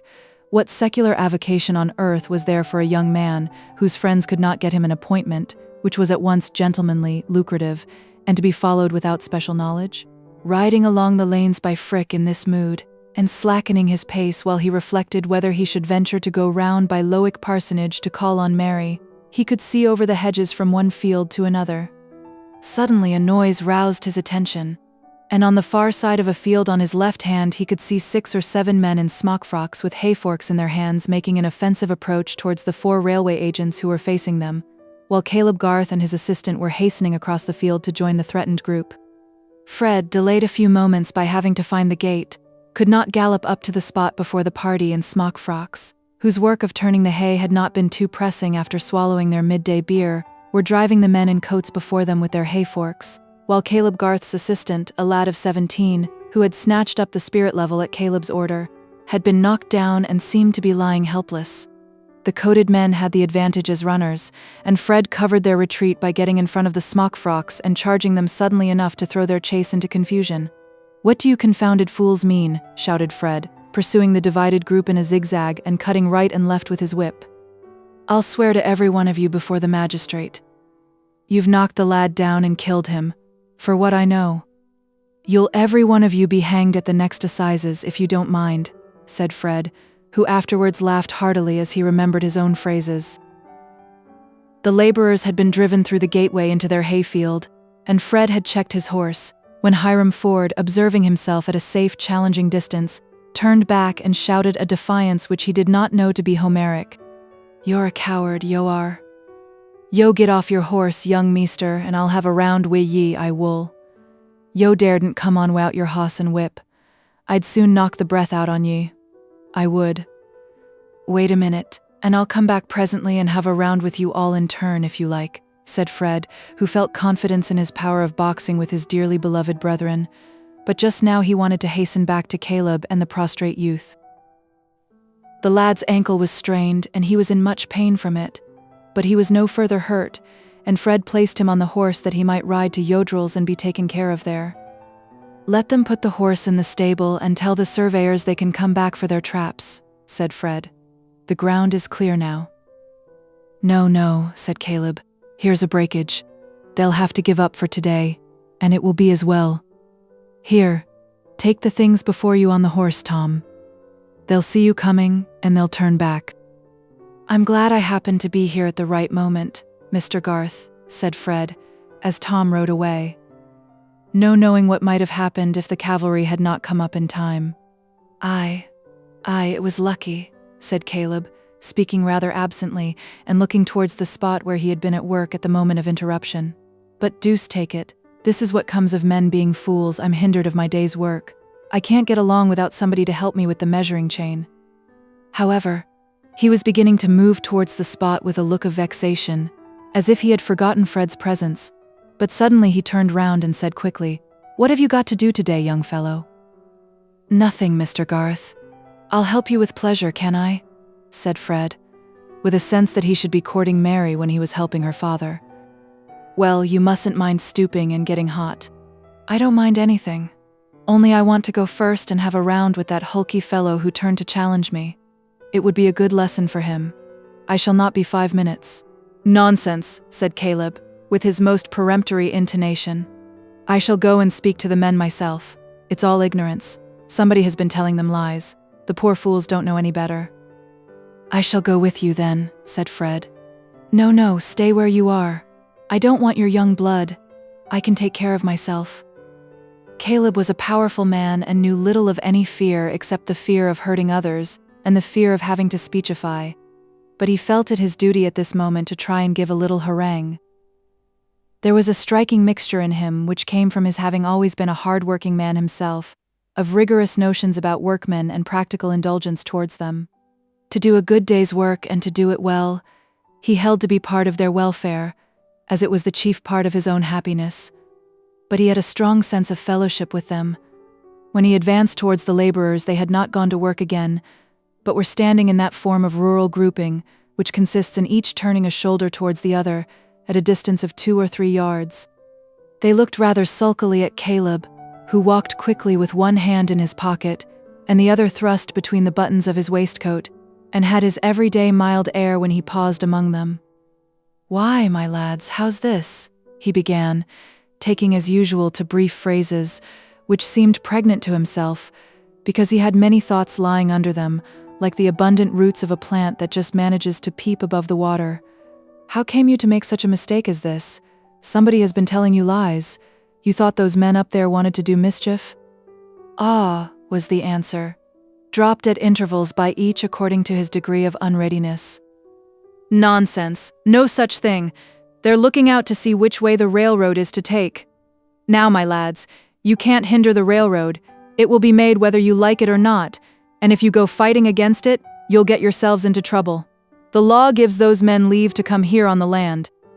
The owner has nothing to say against it, and if you meddle with them, you'll have to do with the constable and Justice Blakesley. and with the handcuffs in Middlemarch jail. And you might be in for it now, if anybody informed against you. Caleb paused here, and perhaps the greatest orator could not have chosen either his pause or his images better for the occasion. But come, you didn't mean any harm. Somebody told you the railroad was a bad thing. That was a lie. It may do a bit of harm here and there, to this and to that, and so does the sun in heaven. But the railway's a good thing. Oh, good for the big folks to make money out on, said old Timothy Cooper, who had stayed behind turning his hay while the others had been gone on their spree. I'd seen lots o' things turn up sin. I wore a young un, the war and the peace and the canals, and the old King George, and the Regin, and the new King George. And the new un as has got a new name, and it's been all aloik to the poor mon. What's the canals been to him? They'n brought him neither meat nor bacon, nor wage to lay by. If he didn't save it, we clem in his own inside. Times ha got wusser for him sin I wore a young un. And so it'll be why the railroads. They'll only leave the poor mon furder behind. But them are fools as metal, and so I told the chaps here. This is the big folks' world. This is. But you're for the big folks, Muster Garth, yo are. Timothy was a wiry old laborer, of a type lingering in those times, who had his savings in a stocking foot, lived in a lone cottage, and was not to be wrought on by any oratory, having as little of the feudal spirit, and believing as little, as if he had not been totally unacquainted with the age of reason and the rights of man.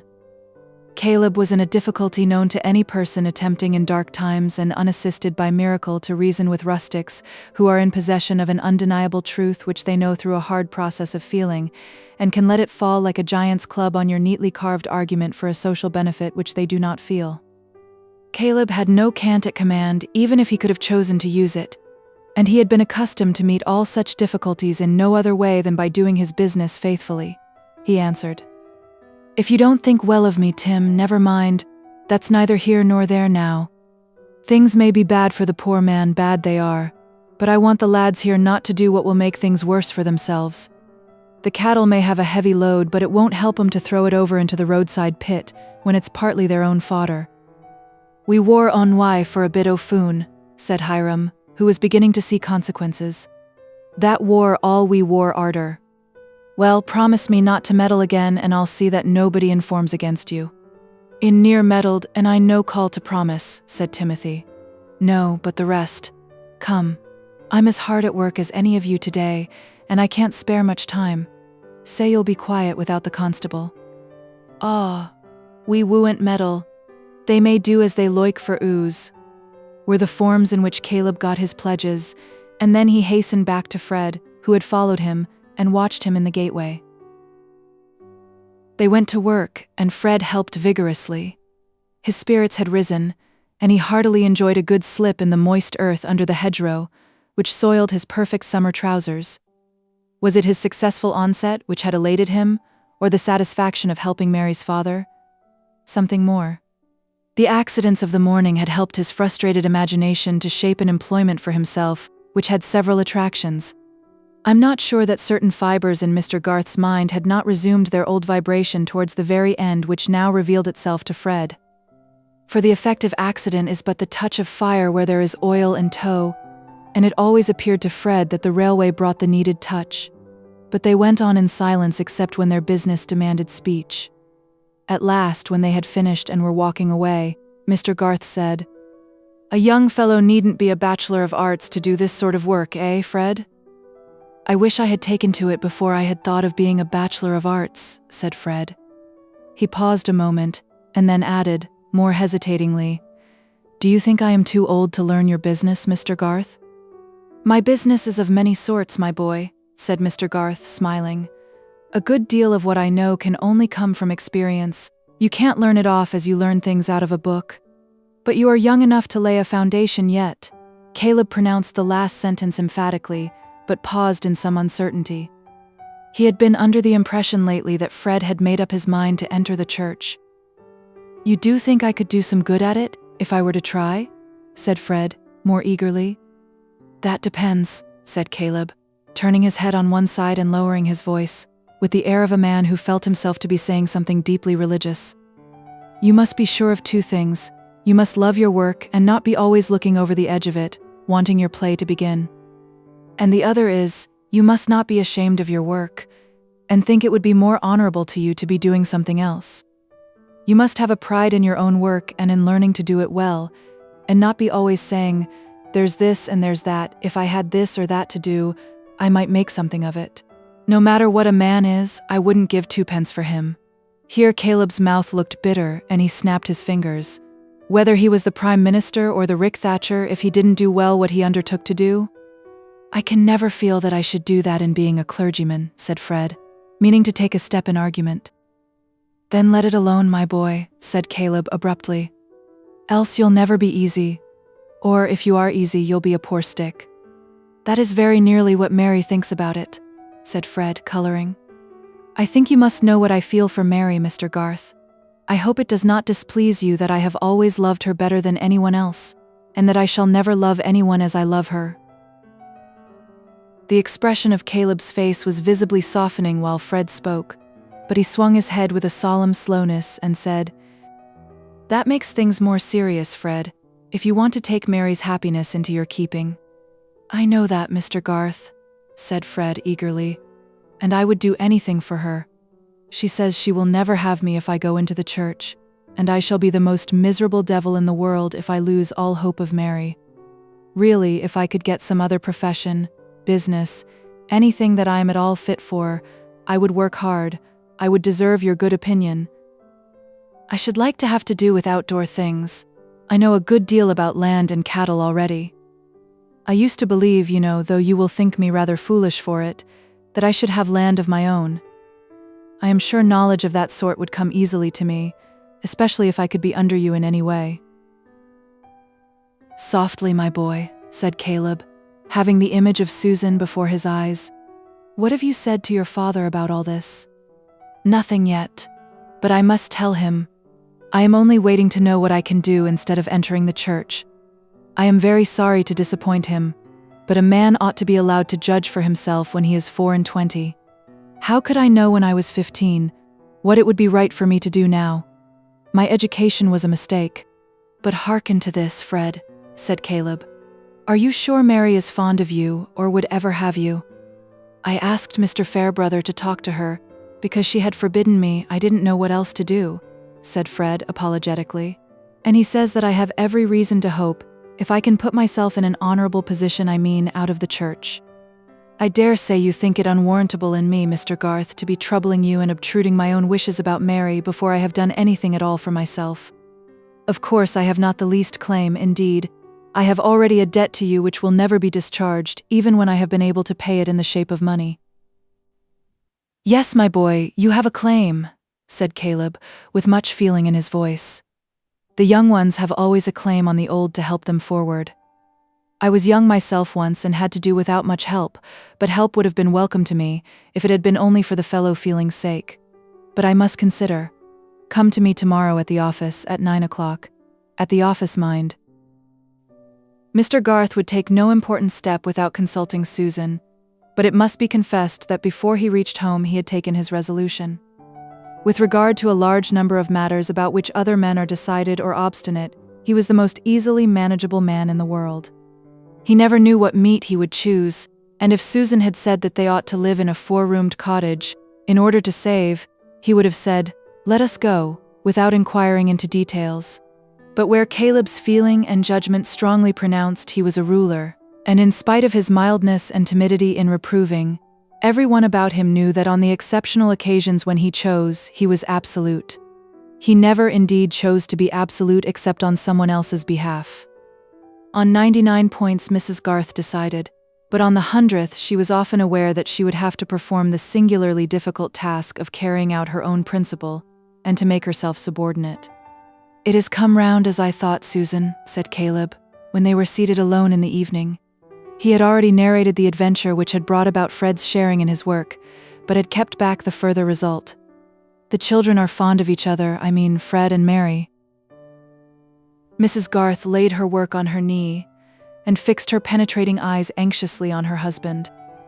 "After we'd done our work, Fred poured it all out to me, He can't bear to be a clergyman, and Mary says she won't have him if he is one, and the lad would like to be under me and give his mind to business, and I've determined to take him and make a man of him." "Caleb," said Mrs. Garth, in a deep contralto expressive of resigned astonishment. "It's a fine thing to do," said Mr. Garth, settling himself firmly against the back of his chair and grasping the elbows. "I shall have trouble with him, but I think I shall carry it through. The lad loves Mary, and a true love for a good woman is a great thing, Susan. It shapes many a rough fellow." "Has Mary spoken to you on the subject?" said Mrs. Garth, secretly a little hurt that she had to be informed on it herself. "Not a word. I asked her about Fred once. I gave her a bit of a warning, but she assured me she would never marry an idle, self-indulgent man. Nothing since.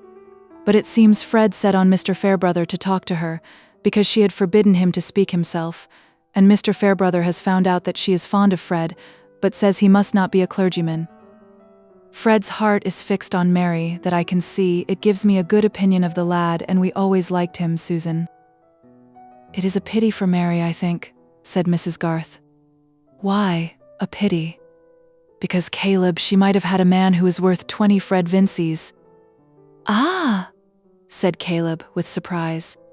"I firmly believe that Mr. Fairbrother is attached to her, and meant to make her an offer, but of course, now that Fred has used him as an envoy, there is an end to that better prospect." There was a severe precision in Mrs. Garth's utterance. She was vexed and disappointed, but she was bent on abstaining from useless words. Caleb was silent a few moments under a conflict of feelings. He looked at the floor and moved his head and hands in accompaniment to some inward argumentation. At last he said, "That would have made me very proud and happy, Susan, and I should have been glad for your sake. I've always felt that your belongings have never been on a level with you, but you took me though I was a plain man." "I took the best and cleverest man I had ever known," said Mrs. Garth, convinced that she would never have loved anyone who came short of that mark.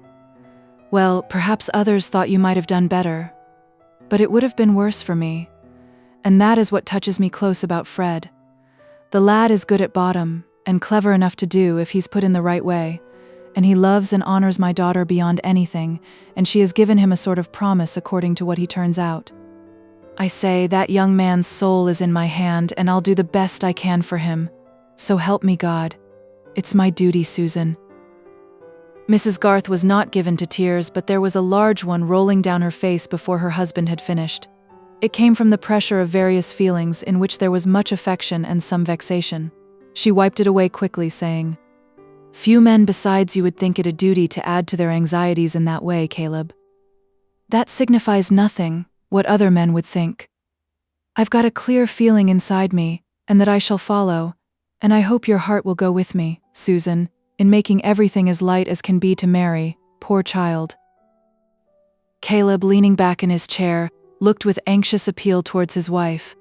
She rose and kissed him, saying, "God bless you, Caleb, our children have a good father." But she went out and had a hearty cry to make up for the suppression of her words.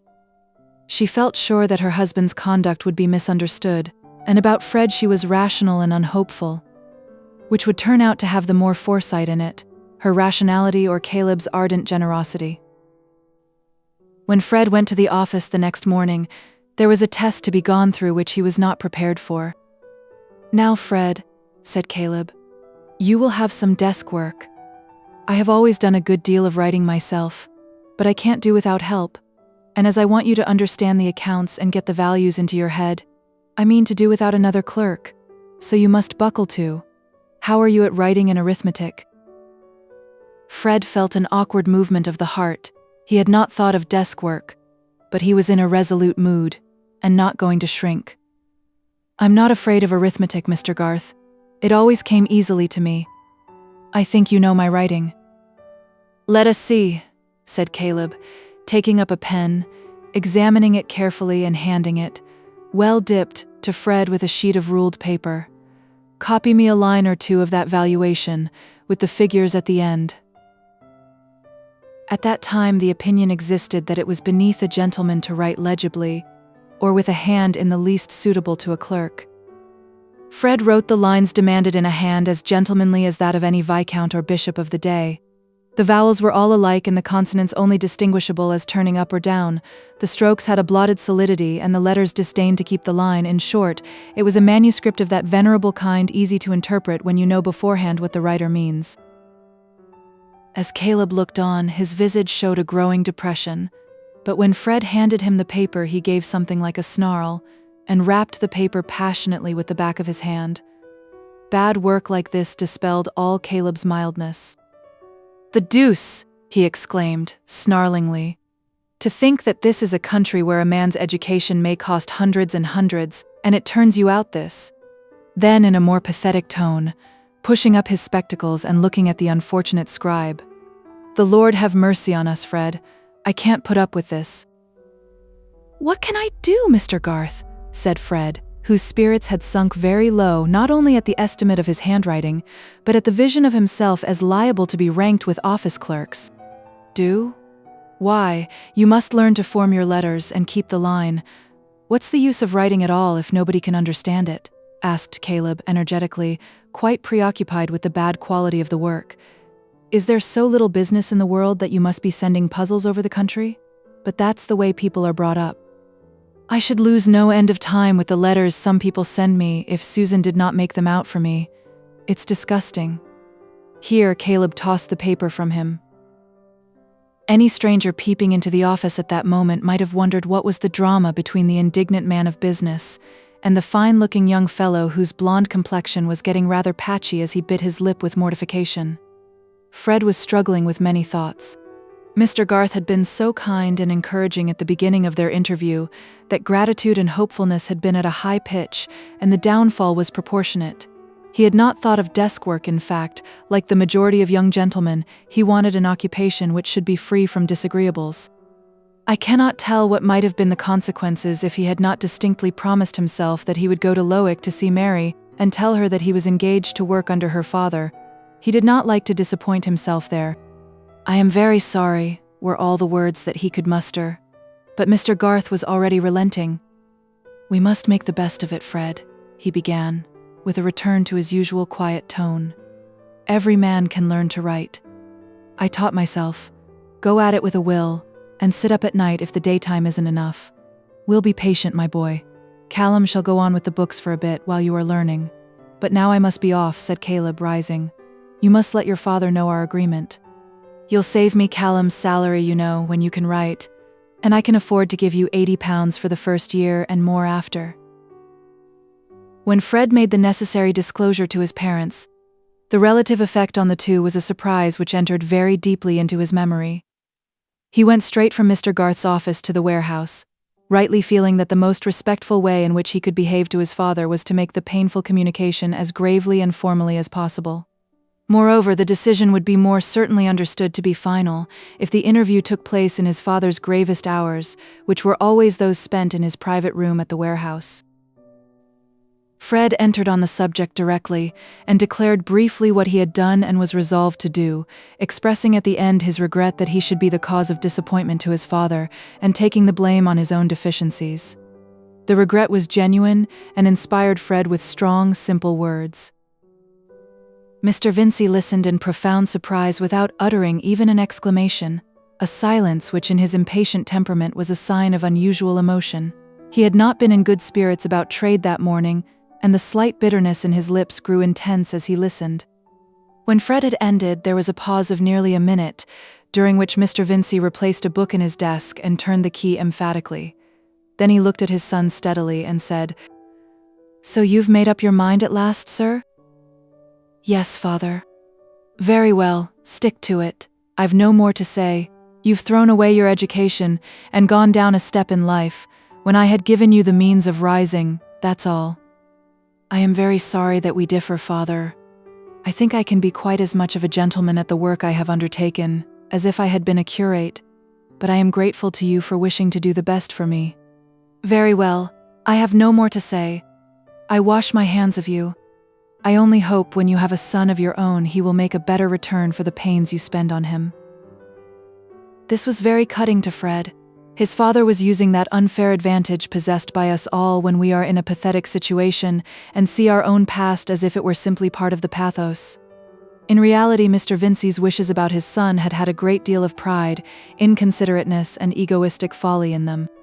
But still the disappointed father held a strong lever, and Fred felt as if he were being banished with a malediction. "I hope you will not object to my remaining at home, sir," he said after rising to go. "I shall have a sufficient salary to pay for my board, as of course I should wish to do."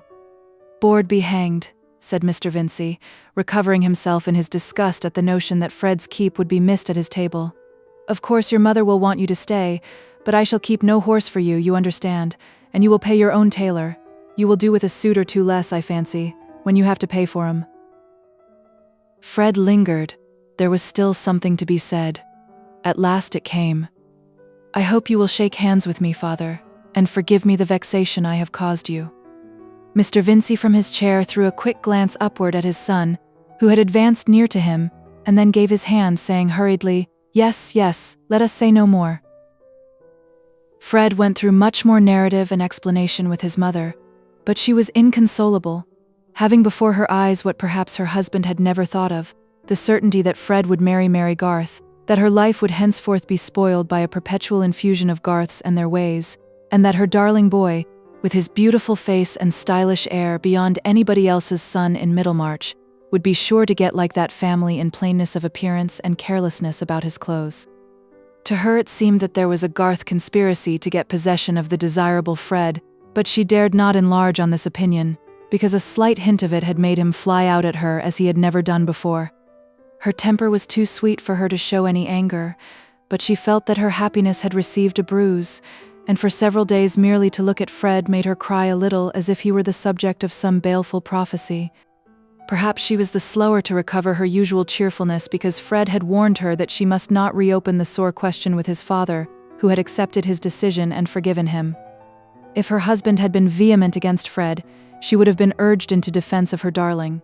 It was the end of the 4th day when Mr. Vincey said to her, "Come, Lucy, my dear, don't be so downhearted. You always have spoiled the boy, and you must go on spoiling him." "Nothing ever did cut me so before, Vincey," said the wife, her fair throat and chin beginning to tremble again. "Only his illness." "Pooh, pooh, never mind. We must expect to have trouble with our children. Don't make it worse by letting me see you out of spirits." "Well, I won't," said Mrs. Vincey, roused by this appeal and adjusting herself with a little shake as of a bird which lays down its ruffled plumage. "It won't do to begin making a fuss about one," said Mr. Vincey, wishing to combine a little grumbling with domestic cheerfulness. "There's Rosamond as well as Fred." "Yes, poor thing. I'm sure I felt for her being disappointed of her baby, but she got over it nicely." "Baby pooh. I can see Lydgate is making a mess of his practice and getting into debt too, by what I hear. I shall have Rosamond coming to me with a pretty tale one of these days, but they'll get no money from me, I know. Let his family help him. I never did like that marriage. But it's no use talking. Ring the bell for lemons and don't look dull anymore, Lucy. I'll drive you and Louisa to Riverston tomorrow." Continued in the next part.